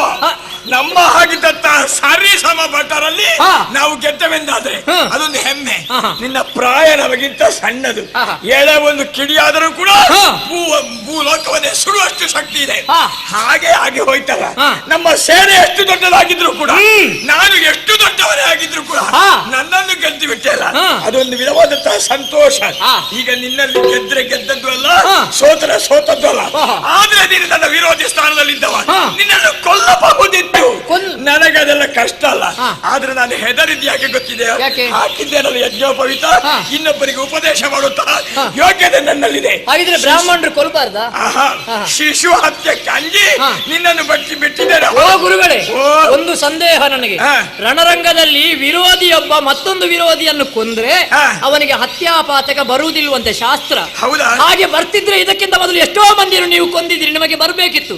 ನಾನೀಗ ಪ್ರತಿಸ್ಪರ್ಧಿಯಾಗಿಯೇ ಬಂದವ. ಸ್ಪರ್ಧಿಯನ್ನು ಪ್ರತಿಸ್ಪರ್ಧಿ ಕೊಂದ್ರೆ ಅಪರಾಧ ಅಲ್ಲ, ದೋಷ ಇಲ್ಲ ಅಂತ ಆದ್ರೆ ನನ್ನಲ್ಲಿ ಶಿಶು ಹತ್ಯೆಯನ್ನು ಎಲ್ಲಿ ಕಂಡಿರಿ ನೀವು? ಹಾಗಾದ್ರೆ ನಿನ್ನದಾದಂತಹ ದೊಡ್ಡ ಹೆಚ್ಚುತ್ತಾ ಉಂಟು. ಹೊತ್ತು ಮಾಡುವುದಲ್ಲ, ಈ ಹೊತ್ತು ವಿಶೇಷವಾದಂತಹ ಶಕ್ತಿಯುತ ಬಾಣ ಇದೆ. ಸಣ್ಣವರು ಮಾಡಿದ ದೊಡ್ಡ ಕೆಲಸ ನಾನು ಹೇಳ್ತೇನೆ. ಯಾವುದು ಸಣ್ಣವರು ಅಂತ ನೀವೆಲ್ಲ ತಾತ್ಸಾರ ಮಾಡಬೇಡಿ. ಷಣ್ಮುಖ ತಾರಕಾಸುರನನ್ನು ಕೊಂದದ್ದು ಯಾವಾಗ? 6 ಮತ್ತೊಂದನೆಯ ದಿನದಲ್ಲಿ ಘೋರಧನುಜನ ಶಿರವನ್ನರಿದ 7 ದಿವಸದಲ್ಲಿ ಷಣ್ಮುಖ ಕೊಂದಿದ್ದಾನೆ ತಾರಕಾಸುರನನ್ನು. ಹಾಗೆ ಶಂಬರಾಸುರನನ್ನು ಮನ್ಮಥ ಸಣ್ಣ ಪ್ರಾಯದಲ್ಲಿ ಕೊಂದಿದ್ದಾನೆ. ಅಭಿಮನ್ಯುವಿನಲ್ಲಿ ನೀವು ಎಲ್ಲಿ ಸಣ್ಣತನ ಕಾಣ್ತೀರೋ ಗೊತ್ತಿಲ್ಲ. ನನಗೆ ಮದುವೆ ಆಗಿದೆ, ಅಲ್ಲಲ್ಲ ಕೇಳಿ, ಮದುವೆ ಆಗಿದೆ, ಹೆಂಡತಿ ಇದ್ದಾಳೆ, ಹೆಂಡತಿ ತುಂಬಿದ ಗರ್ಭಿಣಿ. ಮತ್ತೆ ಅಭಿಮನ್ಯು ಎಲ್ಲಿ ಸಣ್ಣ ಹುಡುಗ? ನೀವು ಏನು ಮಾಡೋಣ? ಅವರಿಗೆಲ್ಲ ವರಬಲ ಇತ್ತು, ಆದ ಕಾರಣ ಗೆದ್ದಿದ್ದಾರೆ. ನಿಮ್ಮ ಹಣೆಯಲ್ಲಿಯೂ ನನ್ನಿಂದ ಸೋಲಬೇಕು ಅಂತ ಇದ್ರೆ ಹೌದಾ? ಹಾಗಾದ್ರೆ ಹಾಗೆ ಬರ್ತೀನಿ.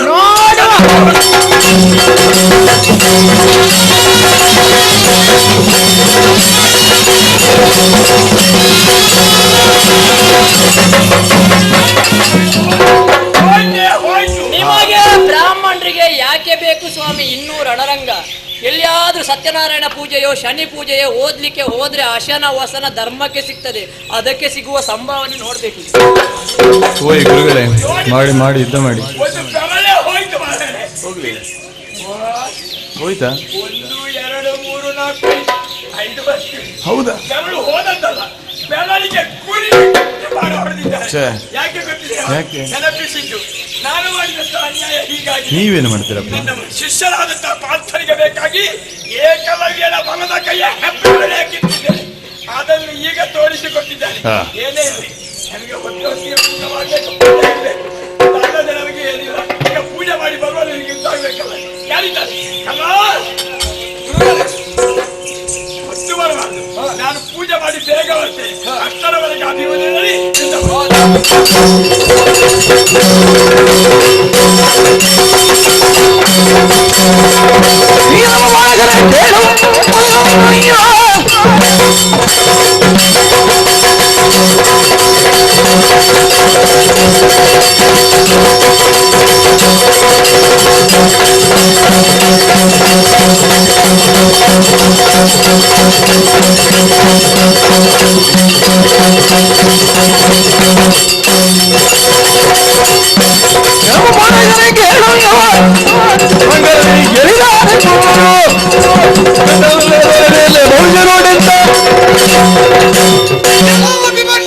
ನಮ್ಮರೆಲ್ಲ ಅದೆಷ್ಟೋ ಮಂದಿ ವೀರರನ್ನು ಹರಿಯುತ್ತಾ ಮುಂದುವರಿಯುತ್ತಾ ಇದ್ದೀಯನು. ನಿನ್ನೆದುರು ಬಂದು ನಿಂತ ಸಾಮಾನ್ಯ ಕೌರವರ ಪಕ್ಷದಲ್ಲಿ ದೊಡ್ಡ ಬಾಯಿ ಹುಡುಕ ಯಾರು ಅಂತ ಕೇಳಿದ್ರೆ ಕರ್ಣ ಮಾತ್ರ. ಕರ್ಣ ಕೇಳಲಿಕ್ಕೆ ಮಾತ್ರ, ಮಾತಾಡ್ಲಿಕ್ಕೆ ಬಂದ್ರೆ ತಲೆಗಳಿದ್ದಾರೆ.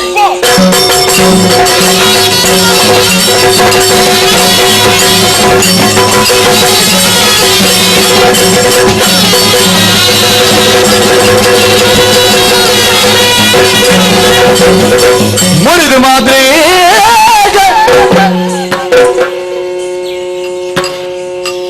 ನುಡುಗೆ ಗೌರವ ಅರಸನು ಗಿಡಿಯಿಡುತ್ತ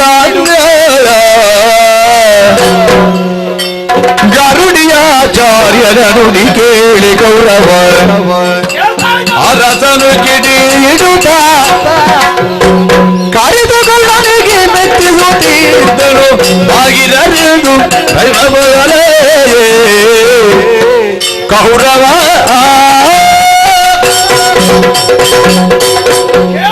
ಗರುಡಿಯಾಚಾರ್ಯರ ನುಡಿ ಹೌದು. ಅಭಿಮನ್ಯುವಿನಲ್ಲಿ ಯುದ್ಧ ಮಾಡಲಿಕ್ಕೆ ಯಾರಿಗೂ ಸಾಧ್ಯ ಇಲ್ಲ. ನಿಮ್ಮ ನಿಮ್ಮ ಜೀವ ರಕ್ಷಣೆಯನ್ನು ನೀವು ಮಾಡಿಕೊಳ್ಳಿ. ಬೇಕಾ? ಅರ್ಜುನ ಒಬ್ಬ ತಪ್ಪಿದ್ರೆ ಸಾಕು, ಮಿಕ್ಕ ನಾಲ್ವರು ನನಗೆ ದುರ್ಜಟಿಗೆ ಹಾಗೆ ನನಗೆ ಎಳೆ ಅಲ್ಲ, ನಾನು ನೋಡಿಕೊಳ್ತೇನೆ. ಹೀಗೆ ಹೇಳಿಕೊಂಡಂತ ದ್ರೋಣಾಚಾರ್ಯರು ಚಕ್ರವ್ಯೂಹವನ್ನು ರಚನೆ ಮಾಡಿದ್ರು. ಈಗ ಒಬ್ಬ ಪಾಂಡವರನ್ನಾದ್ರೂ ಅವರು ಕೊಂದಿದ್ದಾರೆ, ಕಟ್ಟಿ ತಂದಿದ್ದಾರೆ. ಹಾಗಾದ್ರೆ ಈ ಬ್ರಾಹ್ಮಣರ ಮಾತು ಕೇಳಿ ನಾನು ಹುಚ್ಚನಾದೆನಲ್ಲ. ಅಯ್ಯೋ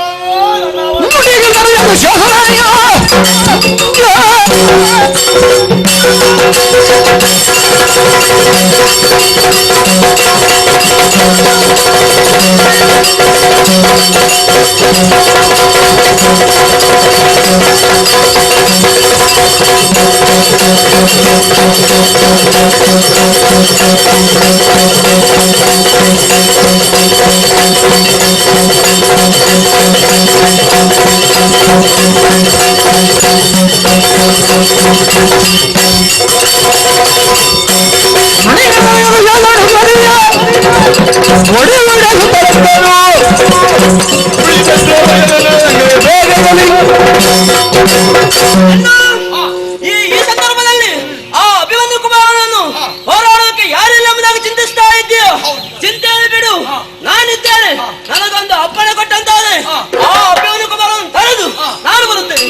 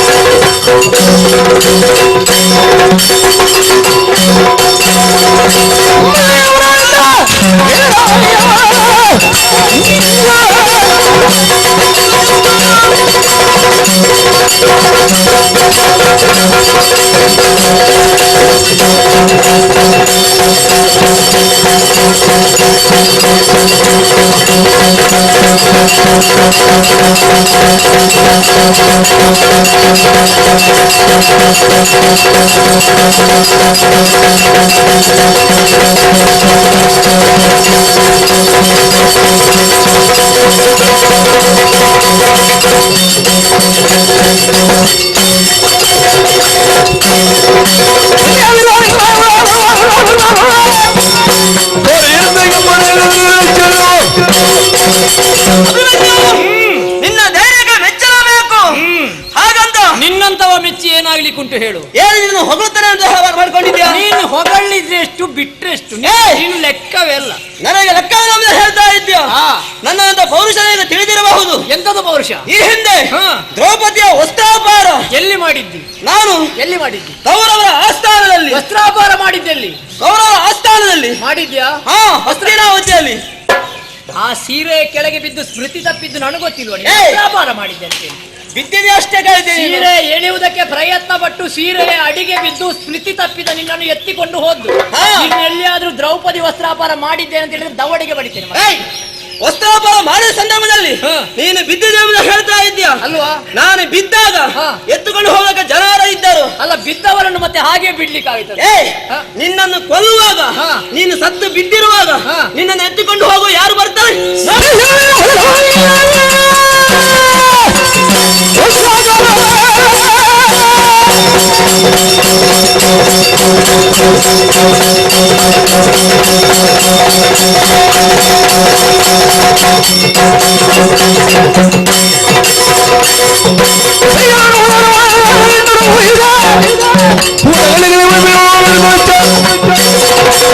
ದುಶ್ಯಾಸನ, ಒಳ್ಳೆಯ ಶಾಸನವೇ ಗೊತ್ತಿಲ್ಲದಂತಹ ದುಶ್ಯಾಸನ ನಿನ್ನ ತಲೆಗೆ ಬಡಿತದೆ.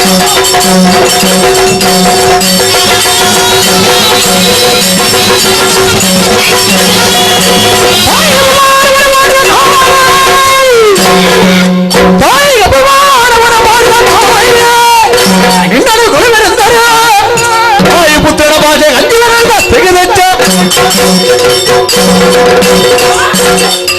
ತಾಯಿಗೆ ಅಪಮಾನವನ್ನು ಮಾಡಿದ ನಿನ್ನ ತಲೆಯನ್ನು ಕಡಿತಾ ಇದ್ದೆ ಮಗನೇ. ಈಗ ಕೊಂದ್ರೆ ದುಶ್ಯಾಸನ ವಧೆ ಈಗಲೇ ಆಗುತ್ತದೆ. ಧರ್ಮಕ್ಕೆ ಒಂದು ಕಥೆಯನ್ನು ಬಿಡುವುದು ಯಾಕೆ? ಇನ್ನೂ ಸ್ವಲ್ಪ ಕೊಬ್ಬಬೇಕು. ದೊಡ್ಡವರಿಗೆ ಬೇಕಾಗಿ ಬಿಡ್ತಾ ಇದ್ದೇನೆ. ಮಾಡುವುದು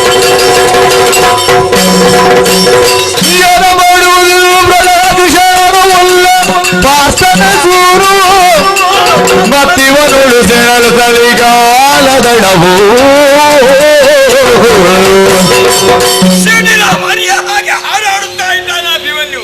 ಅವನನ್ನು ಗೆಲ್ಲುವುದಕ್ಕೆ ಯಾರಿಂದಲೂ ಅಸಾಧ್ಯ. ಕಾರಣ ಇಷ್ಟೇ, ಅವನ ಕೈಯಲ್ಲಿದ್ದಂತಹ ಕಾರ್ಮಿಕ ಅದು ತುಂಡಾಗದ ಹೊರತು ಅವನನ್ನು ಗೆಲ್ಲುವುದಕ್ಕೆ ಅಸಾಧ್ಯ. ನನ್ನಿಂದ ಅಂತ ಕೆಲಸ ಎಲ್ಲ ಮಾಡ್ಲಿಕ್ಕೆ ಆಗ್ತದ? ಅದನ್ನು ಮಾಡುವವರೇ ಇದ್ದಾರೆ. ಕರ್ಣ ಬಾಬಾ ವೈರಿ ಭುಜಗ ಸುಪರ್ಣ ನೀನು ತಡೆಯದೆ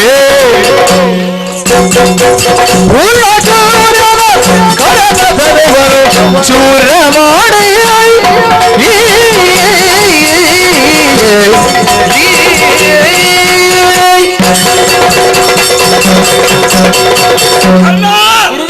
ರಣರಂಗದಲ್ಲಿ ಹಾರಾಡುತ್ತಾ ಇದ್ದಾನೆ ಅಭಿಮನ್ಯು. ಅವರನ್ನು ಗೆಲ್ಲುವುದಕ್ಕೆ ಯಾರಿಂದಲೂ ಅಸಾಧ್ಯ. ಈ ಹೊತ್ತು ನೀನೊಂದು ಕೆಲಸ ಮಾಡಬೇಕು. ಏನು? ಬೇರೆ ಯಾವ ಘನ ಕಾರ್ಯವಲ್ಲ. ಆ ಅಭಿಮನ್ಯುವಿನ ಕೈಯಲ್ಲಿದ್ದಂತಹ ಕಾರ್ಮಿಕವನ್ನು ಮಾಡಬೇಕು. ಕುರುಕ್ಷೇತ್ರದಲ್ಲಿ ಧರ್ಮ ಯುದ್ಧವೇ ಆಗಬೇಕು ಅನ್ನುವ ಹಾಗೆ ನೀವೇ ಬೋಧಿಸಿದವರು. ಈ ಹೊತ್ತಿನಲ್ಲಿ ನೀವೇ ಅಭಿಮನ್ಯುವಿನ ಬಿಲ್ಲನ್ನು ಕತ್ತರಿಸಬೇಕು ಅನ್ನುವ ಹಾಗೆ ಹೇಳುತ್ತಾ ಇದ್ದೀರಲ್ಲ, ಇದು ಅಧರ್ಮದ ಕೆಲಸವಲ್ವೇ? ಧರ್ಮ ಅಧರ್ಮದ ಕಥೆ ಇಲ್ಲಿ ನಡೆಯುವುದಿಲ್ಲ. ಈಗ ಸೋಲ ಪ್ರಾಪ್ತವಾದರೆ ಕೌರವನಿಗೆ, ಗೆಲುವು ಬಂದಿರುವುದೇ ಕೌರವನಿಗೆ. ನಮಗೆ ಏನಿಲ್ಲ, ನಾವು ದುಡ್ದದ್ದೇ ಬಂತು. ಹಾಗಾಗಿ ಹಿಂದೆ ಮುಂದೆ ನೋಡ್ಬೇಡ, ಯುದ್ಧಕ್ಕೆ ನನ್ನ ಹಿಂದಿನ ನಿಲ್ಲು. ಅವ ಹಿಡಿಯುತ್ತಾ ಬಿಲ್ಲನ್ನು ಮೂರ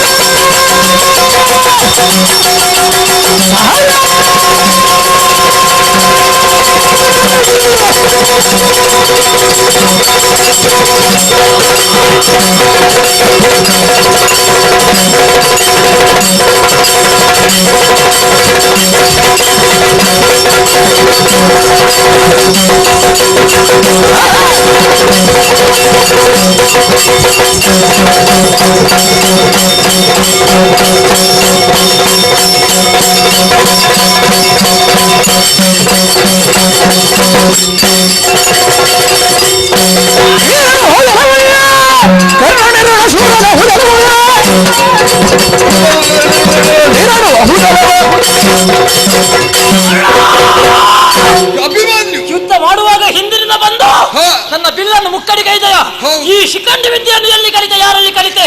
ಕರದ ಚಾಪ ಹೋದರ ಚಾಪ ಹೋದರೇನು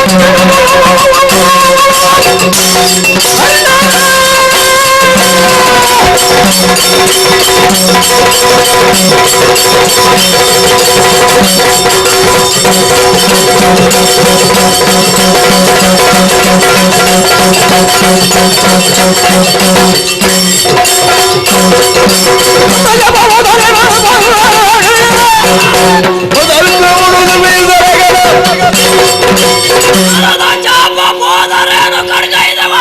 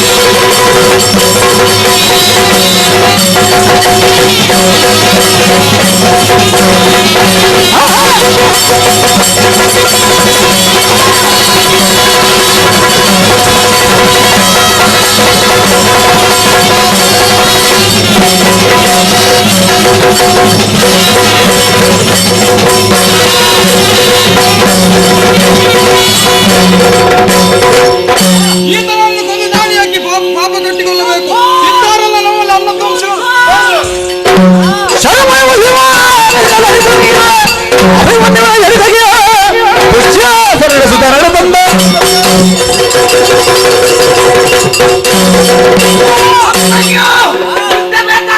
ಮಾಡು ನನ್ನಲ್ಲಿ ಯುದ್ಧ.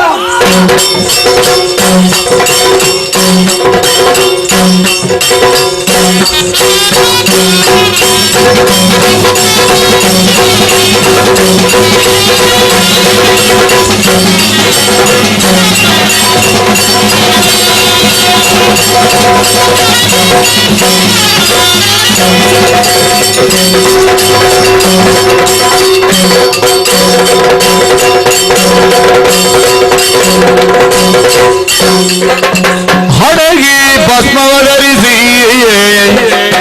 ದರ್ಬಾರದಲ್ಲಿ ಧ್ಯಾನಿಸುವನು ಪವನರಗಿ ಇವ ಬಾಡು ನುಡಿದ ಬಡ ವಿಪ್ರರೂಪದೊಡೈದಿ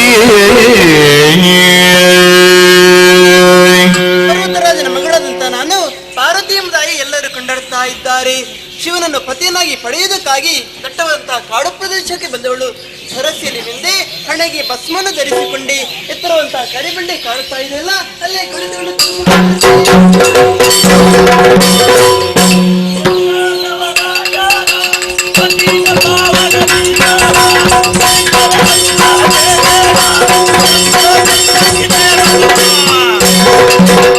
नमस्कार है, नमस्कार है, सब आदमी को नमस्कार है। हमारा पहचान से हम बहुत दूर में आ गए।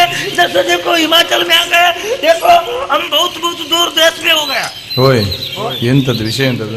हमारा भाषा तुमको आता नहीं है, तुम्हारा कौन सा भाषा में बात करता है? ಕನ್ನಡ ಕನ್ನಡ ಮಾತಾಡ್ತದೆ.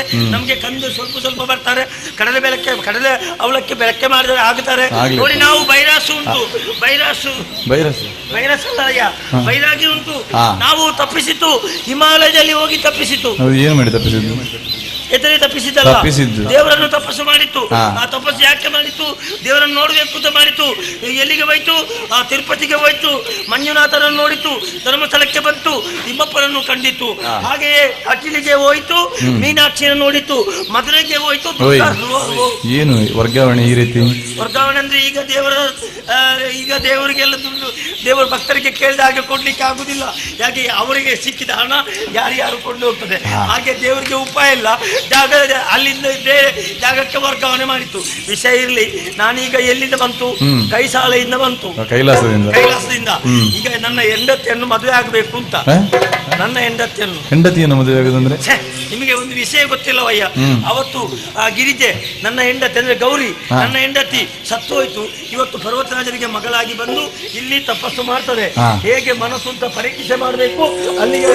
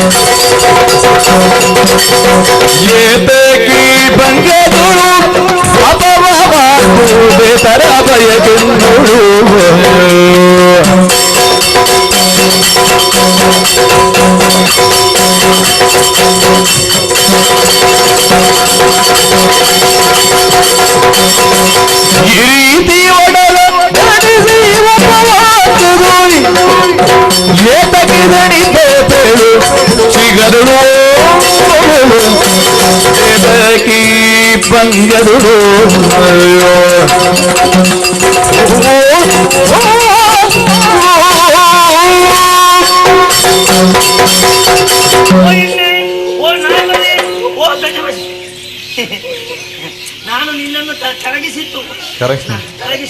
ಕರೆದದ್ದು ಕರೆಯಿತು.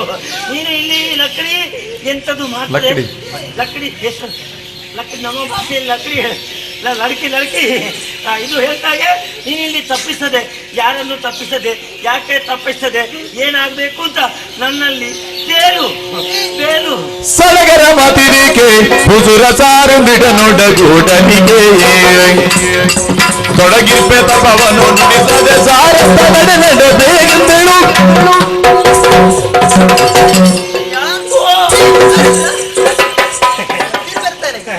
ಹತ್ತಿರ ಈಗ ತಾನೇ ಶಿವನನ್ನೇ ಪತಿಯನ್ನಾಗಿ ಪಡೆಯುವುದಕ್ಕಾಗಿ ಈ ರೀತಿ ತಪಸ್ಸನ್ನು ಆಚರಿಸ್ತಾ ಇದ್ದೇನೆ. ತಪಸ್ಸಿಗೆ ಉಪದ್ರ ಮಾಡಬೇಡ, ಹೋಗು. ಬಾಲಿನಿ ಬಿಡು ಶಿವನ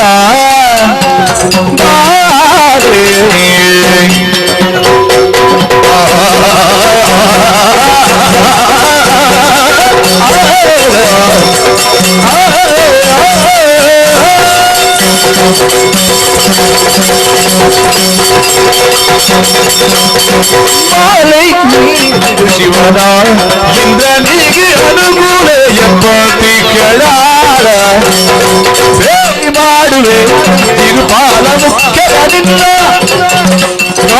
ನಿನ್ನರಗಿದುವೇನು ನಿನ್ನ ರಗಿದುವುದು ಬಾಲನೀರು ಶಿವನ ಶಿವನನ್ನು ತಪ್ಪಿಸ್ತದೆ. ನಿನಗೆ ಹುಚ್ಚುಂಟು. ಅಯ್ಯೋ ಹುಡುಗಿ, ಅವನು ಎಂತದುಂಟು ಅವನ ವಿಷಯ ನಿನಗೆ ಗೊತ್ತಿಲ್ಲ. 3 ಕಣ್ಣು, ತಲೆಯಲ್ಲಿ ಗೂಡು, ಮೈಯಲ್ಲಿ ಬೂದಿ, ಮೈಯಲ್ಲಿ ಚರ್ಮ. ಅವ ಬೇಡ. ನಿನಗೆ ಬೇಕು ಅಂತಾದ್ರೆ ಅವ ಸೂರಪ್ಪ ಇದ್ದಾನೆ ನಮ್ಮಲ್ಲಿ, ಸೂರಪ್ಪ. ಆಮೇಲೆ ಅವನನ್ನು ತಂದು ನಿನಗೆ ಮದುವೆ ಮಾಡ್ತೇವೆ. ಅದು ಬೇಡ. 33 ಕೋಟಿ ದೇವರ ಕಲ್ಲರು ಕಳ್ಳರಲ್ಲ ಹೌದು, ದೇವರ ಕಳ್ಳು. ದೇವರ ಕಳ್ಳು ಅವರನ್ನ ತಂದು ನಿನ್ನ ಪಾದಕ್ಕೆ ಸೇವೆ ಮಾಡ್ಲಿಕ್ಕೆ ಸೇವೆ ಮಾಡಿ ಆಗ್ಬಹುದಾ? ಅವರಿವರು ಯಾರು ಬೇಡ ಅಂತ ಆದ್ರೆ ನನ್ನನ್ನು ಸ್ವಲ್ಪ ಬೇಕು.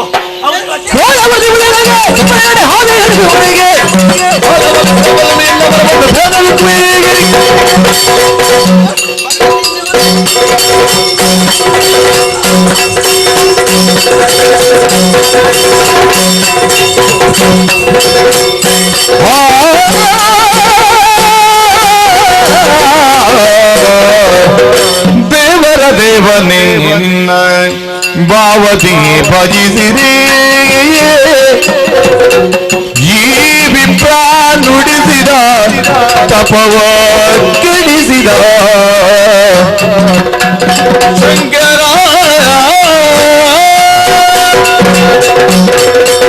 ಅಯ್ಯೋ ಶಿವನೇ, ಎಷ್ಟು ಕಷ್ಟಪಟ್ಟು ನಿನ್ನನ್ನು ಧ್ಯಾನಿಸಿದೆ.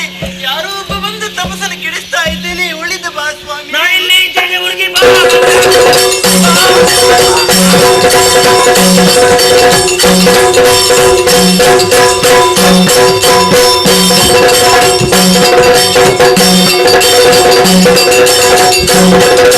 ಕರುಣೆ ಬಿಡು ಜೋಗವು, ತರುಣಿ ಬಿಡು ಜೋಗವು, ಬರಿದು ತಪವಿರ್ದು ದೇವಕವಂ ದಂಡಿಸಬೇಡ. ನಿರ್ನರಸನಾರಿರುವುದ ಗಿರಿಯು ಸಂತವಿಸಲಂಬರದಿ ಸುರರೂಪು ಮರಿಗಳದ ರಾಕ್ಷಣದಿ ತರುಣಿ.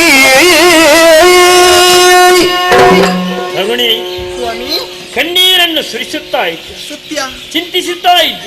ನಿಜ. ದುಃಖಿಸಬೇಡ ಕಾಂತೆ, ದುಃಖಿಸಬೇಡ. ನಾನು ಯಾರು ಎನ್ನುವ ಹಾಗೆ ಸ್ಪಷ್ಟವಾಗಿ ಈ ಸಮಯದಲ್ಲಿ ನೀನು ಅರ್ಥ ಮಾಡಿಕೊಂಡೆಯಲ್ಲ. ನನ್ನನ್ನೇ ಪತಿಯನ್ನಾಗಿ ಪಡೆಯಬೇಕು ಎನ್ನುವಂತ ಹಂಬಲದಿಂದಲಾಗಿ ಅದೆಲ್ಲ ಎಷ್ಟು ನಿನ್ನ ಗಾಢವಾದಂತ ತಪಸ್ಸು ಇದೆ ಎನ್ನುವ ಹಾಗೆ ತಿಳಿದುಕೊಳ್ಳಬೇಕು ಎನ್ನುವಂತ ಕುತೂಹಲ ನನಗೆ. ಅದಕ್ಕಾಗಿ ನನಗೊಂದು ಚಿಕ್ಕ ಪರೀಕ್ಷೆ ಮಾಡಿದೆ. ಬೈರಾಗಿಯಾಗಿ ನಿನ್ನ ಕಣ್ಣ ಮುಂದೆ ಬಂದವನು ಬೇರೆ ಯಾರು ಅಲ್ಲ, ನಾನೇ ನಿನ್ನ ಕಾಂತ. ನೀವೇ? ನಿಮಗೆ ಹೊಡೆದಿದ್ದೇನೆ, ಬಡ್ದಿದ್ದೇನೆ, ತಪ್ಪಾಯ್ತು ಕಾಂತೆ. ಕಾರಣ ಇಷ್ಟೇ, ಆವತ್ತು ದಾಕ್ಷಾಯಿಣಿಯಾಗಿ ಇದ್ದವಳು ಪತ್ನಿ ವಿರಹದಿಂದ ಏನು ಎನ್ನುವ ಹಾಗೆ ಪ್ರಪಂಚ ಮುಖಕ್ಕೆ ನನಗೆ ಚೆನ್ನಾಗಿ ಗೊತ್ತಾಯಿತು. ಹೆಂಡತಿ ಇಲ್ಲದಂತಹ ಜೀವನದ ಶೂನ್ಯ ಎನ್ನುವ ಹಾಗೆ ಭಾವಿಸಿಕೊಂಡು ನಾನು ಕೂಡ ತಪೋನಿರತವಾದವಳು. ಪರ್ವತ ರಾಜನ ಸುಕುಮಾರಿಯಾಗಿ ಪಾರ್ವತಿ ಎನ್ನುವ ನಾಮಧೇಯದಿಂದ ನೀನು ಪ್ರಪಂಚದ ಬೆಳಕನ್ನು ಕಂಡವಳು. ಮತ್ತೆ ಗಿರಿಜಾ ಕಲ್ಯಾಣ ಆಗಬೇಕು ಎನ್ನುವ ಹಾಗೆ ಎಲ್ಲರ ಅಂಬೋಣೆ ಇತ್ತು. ನೋಡಿದೆಯಾ, ನಿನ್ನ ಕೈ ಹಿಡಿದ ಕ್ಷಣವೇ ಅಂಬರದಿಂದ ದೇವತೆಗಳೇ ಸುಮ್ಮ ವೃಷ್ಟಿಯನ್ನು ಸುರಿಸುತ್ತಾ ಇದ್ದಾರೆಂದಾಗ ಮನಸ್ಸಿಗೆ ಪರಮಾನಂದ. ಒಳ್ಳೆಯ ವಿವಾಹ ಆಗಬೇಕು ಅಂತಾದ್ರೆ ಎಲ್ಲೆಲ್ಲ ಕೈಲಾಸವೇ ಸರಿ. ಆದರೆ ಜನತೆಗೆ ನಮ್ಮದಾದಂತಹ ಕೊಡುಗೆಯನ್ನು ಕೊಡಬೇಕು ಅಲ್ವೇ? ಗಜೇಂದ್ರ ಮೋಕ್ಷ, ಪುತ್ರಕಾಮೇಷ್ಟಿ, ವಾಲಿ ಮೋಕ್ಷ, ಅಭಿಮನ್ಯು ಕಾಳಗ, ಗಿರಿಜಾ ಕಲ್ಯಾಣ ಎನ್ನುವಂತಹ ಪುಣ್ಯ ಕಥಾಭಾಗವನ್ನು ಯಾರು ಆಡಿಸ್ತಾರೋ, ಯಾರು ಆಡಲಿಕ್ಕೆ ಅನುವು ಮಾಡಿಕೊಡುತ್ತಾರೋ, ಭಕ್ತಿ ಶ್ರದ್ಧೆಯಿಂದ ನೋಡುತ್ತಾರೋ ಕೇಳುತ್ತಾರೋ ಅಂತವರಿಗೆ ನಾವು ನಂಬಿಕೊಂಡು ಬಂದಿರುವಂತಹ ಮಹಾಗಣಪತಿ ಮತ್ತು ಶ್ರೀ ಕಟೀಲು ದುರ್ಗಾ ಪರಮೇಶ್ವರಿ ದೇವಿಯು ಜೀವನದಲ್ಲಿ ಆಯುಷ್ಯ, ಆರೋಗ್ಯ, ಭಾಗ್ಯಾದಿಗಳನ್ನಿತ್ತು ಕರುಣಿಸಲಿ ಎನ್ನುತ್ತಾ ಪುಣ್ಯ ಕಥಾನಕಕ್ಕೆ ಮಂಗಳಾರ್ಚನೆ ನಡೆದಕ್ಕೆ ಸಭ್ಯರಿಂದ ಅನುಮತಿಯನ್ನು